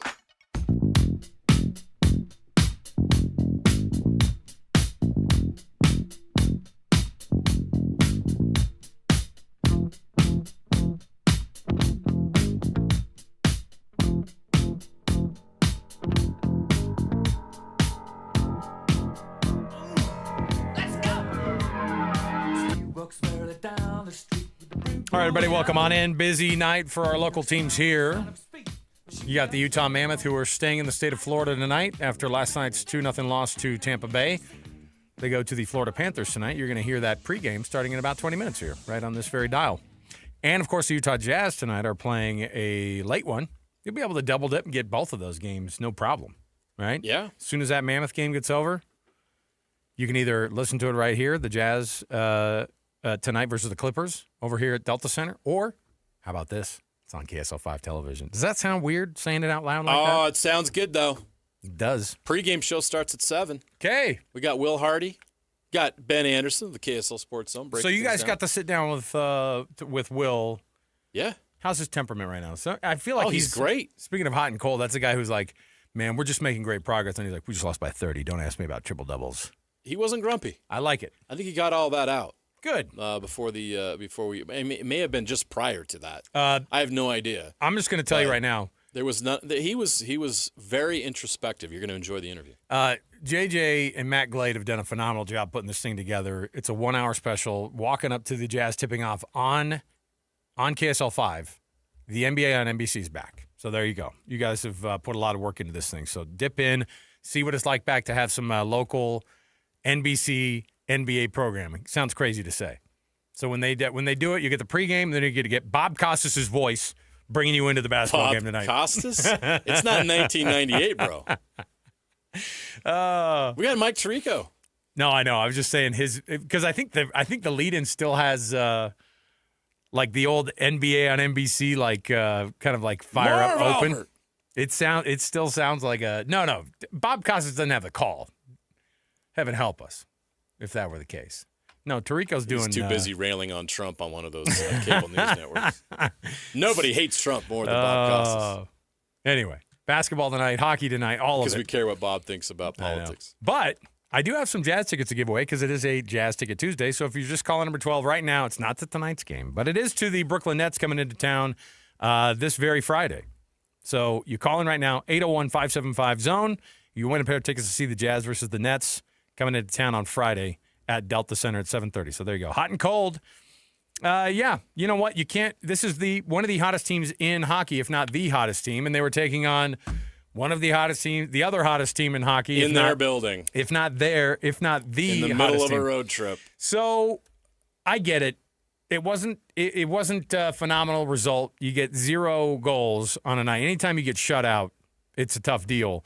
But that's a really good Tampa Bay team. And the hot and cold part of this, by the way, bringing warmth home is Croft Fireplace. Great sponsors of our hot and cold segment here. Upgrade today with free basic installation on qualifying purchases. Croft Fireplace, where warmth becomes home. So that winning streak comes to an end. I don't think anybody thought to themselves that they're going to sweep the East here on this swing. But they do have a chance to make it up tonight at Florida, a team that is more gettable. I don't know who the starting goaltender is going to be, though. Does Vitek? It's got to be Vanacek, right? Yeah, I would. You can't ask Veggie to go back-to-back nights. It's got to be Vanacek against his old team. I mean, I'll ask him to go back-to-back. You want me to? You want me to call him? Like, you need him, man. I know. You're a demanding guy. Well, but they've been playing him like crazy. I mean, he has the most wins in the NHL as a goalie, but he also has, like, the most starts. Right. I mean, they are. He's been an Iron Man this year. Yes, and so I do like the idea of Vitek Vanacek coming in because on these back-to-backs, they'll sit Veggie, and I don't anticipate he'd be playing tonight, but you'd probably see him in Carolina on Thursday. But what has to happen tonight? Because it was an ugly game, but it was a well-played game up until about those last 2 minutes of the third period when they gave up that. The power play is tough. Penalty kill is tough. This is one of the best teams, not just on the ice, but they score goals during power plays. They're the best in the league at it, and they scored 2 power play goals last night against this Mammoth team. You just got to generate more offense. You got to find a way. And I give credit to Tampa. They were phenomenal last night. But you also have to give credit to the Mammoth. Tampa never scored a non-power play goal in that game. Their both goals came on the power play, and if you get that many power play chances, you're eventually going to break through. Now, unfortunately, the Mammoth had just too many penalties. The Lawson Krause one was brutal. That was basically the end of the game. There was no way that they were going to be able to hold that off and then get what very little time they were going to have to win the game. And then obviously giving them chances multiple times on the power play, it's just a matter of time. Maybe that's what Utah needs to do: create more power play opportunities tonight. But they've just got to they got to get out there and be more aggressive offensively. How much do they have left in the tank, though? I mean, that's hard to ask. When what do you have to do to get more offensively? You got to be fast. You got to be fresh. And I don't know that the Mammoth are going to have fresh legs tonight. So they put Veggie out there last night. They tried to go get one of the best teams in the East last night. They came up short. How much do you have left in the tank tonight? How deep can you dig tonight against a Florida Panthers team that's at home, that is starting to dig out of their own hole that they built for themselves, and they are just a couple points out of getting back into that wild card mix. The Panthers have won 3 in a row. They're playing better hockey right now. I think Tkachuk came back. There's a lot going on with them that's positive. There's a lot stacked against the Mammoth tonight, and it would be something if they're able to find a way to at least get it to overtime to get a point. At least get it to overtime. I think tonight's going to have to be one of those grinders, because I just don't think they can do the things that they would need to do to be explosive offensively.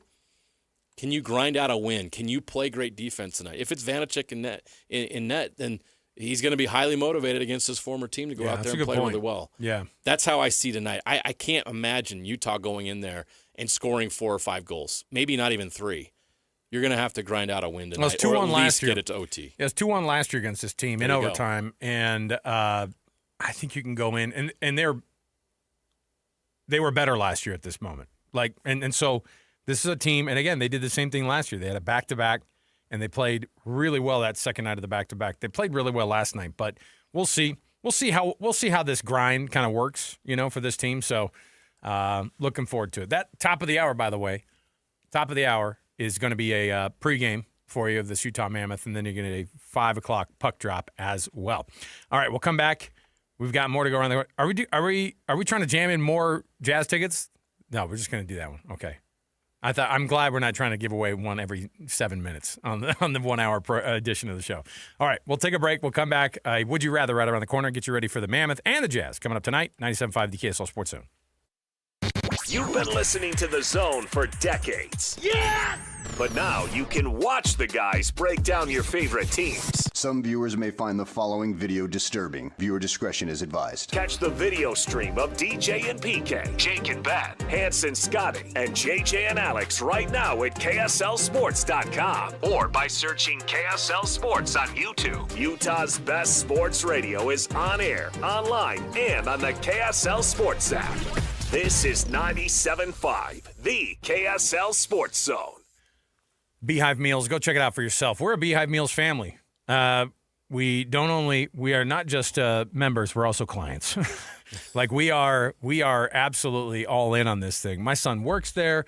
We do the meal services. It's a meal provider. So your son makes dinner every night? Is that what you're telling me? You know what? Don't give him the idea, because he'll actually try to pull that out on us. But it is awesome. I'm telling you, it's a great option, because if you have as many kids as we do, which most people do not, but even if you just have a busy home and you have two parents that are working, that's what happens these days, right? Yeah. Two full-time parents, you got kids that are coming in and out of the door, you got all ages across there. Getting a hot meal on the table is made easier with Beehive Meals, I promise you. Yeah, it's less stress at dinner time. You know what you're going to have. It's in the crock pot. It's ready to go. It's effortless cooking. I mean, anybody can do this. The subscription convenience is nice because you know it's coming every month and you know it's going to be in the freezer. And so you can plan on it. And when it comes to cost, most servings come out to around $3 to $4 per serving. Compare that to grocery shopping. It's either equal to or better than. And of course, it's way better than eating out every night. That's going to kill your budget. Don't do that. Try Beehive Meals. They're affordable, they're predictable, and they're budget-friendly without sacrificing quality. Go to their website, beehivemeals.com. Check out their menu right now. Go see what they have to offer. See if you like it, and order that first menu of Beehive Meals. It'll come right to your door, frozen and ready to go. That's beehivemeals.com, beehivemeals.com. At Fisher Investments, we may seem like other money managers, but we're different. Are you really that different than the rest of us? We are. As a fiduciary, we always focus on what's best for our clients. What services do you offer besides investing? We have a team of specialists in financial planning, estate planning, and more. Your clients rely on you for all that? Yes, we ensure clients receive unparalleled service at every step of the relationship. Okay, but you still sell commission-based products, right? No, because we believe that's a conflict of interest. We prioritize service over sales goals. So, then how do your fees work? We have a simple and transparent fee that's a percentage of our clients' portfolios. So we do better when our clients do better. Wow, we're more different than I thought. At Fisher Investments, we're clearly different. Learn more at fisherinvestments.com. Investing in securities involves the risk of loss.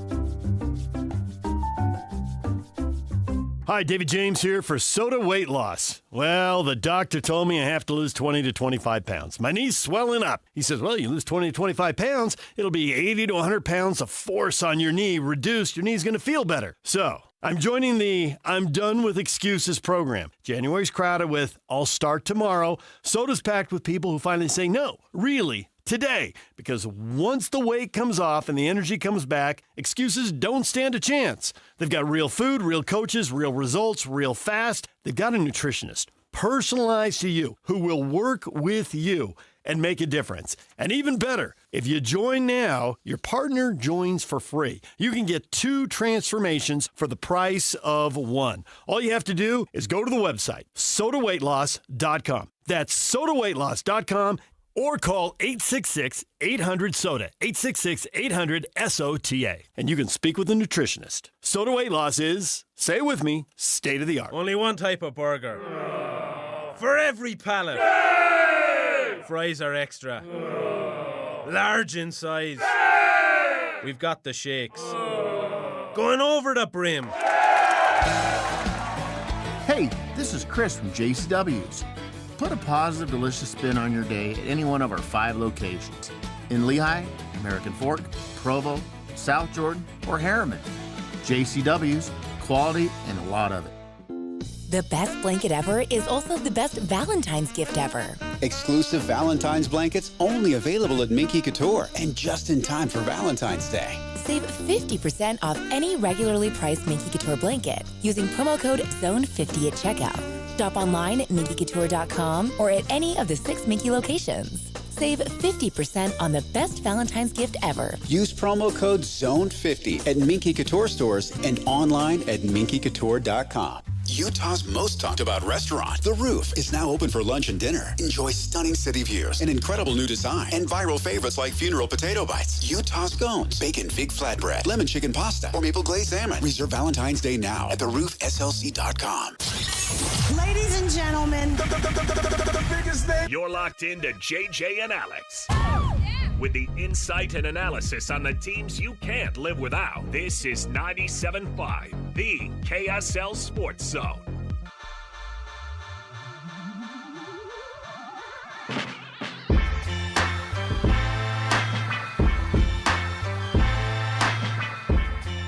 Welcome back. It's JJ and Alex, 97.5, the KSL Sports Zone. Mammoth at the top of the hour here with their pregame and a 5 o'clock puck drop.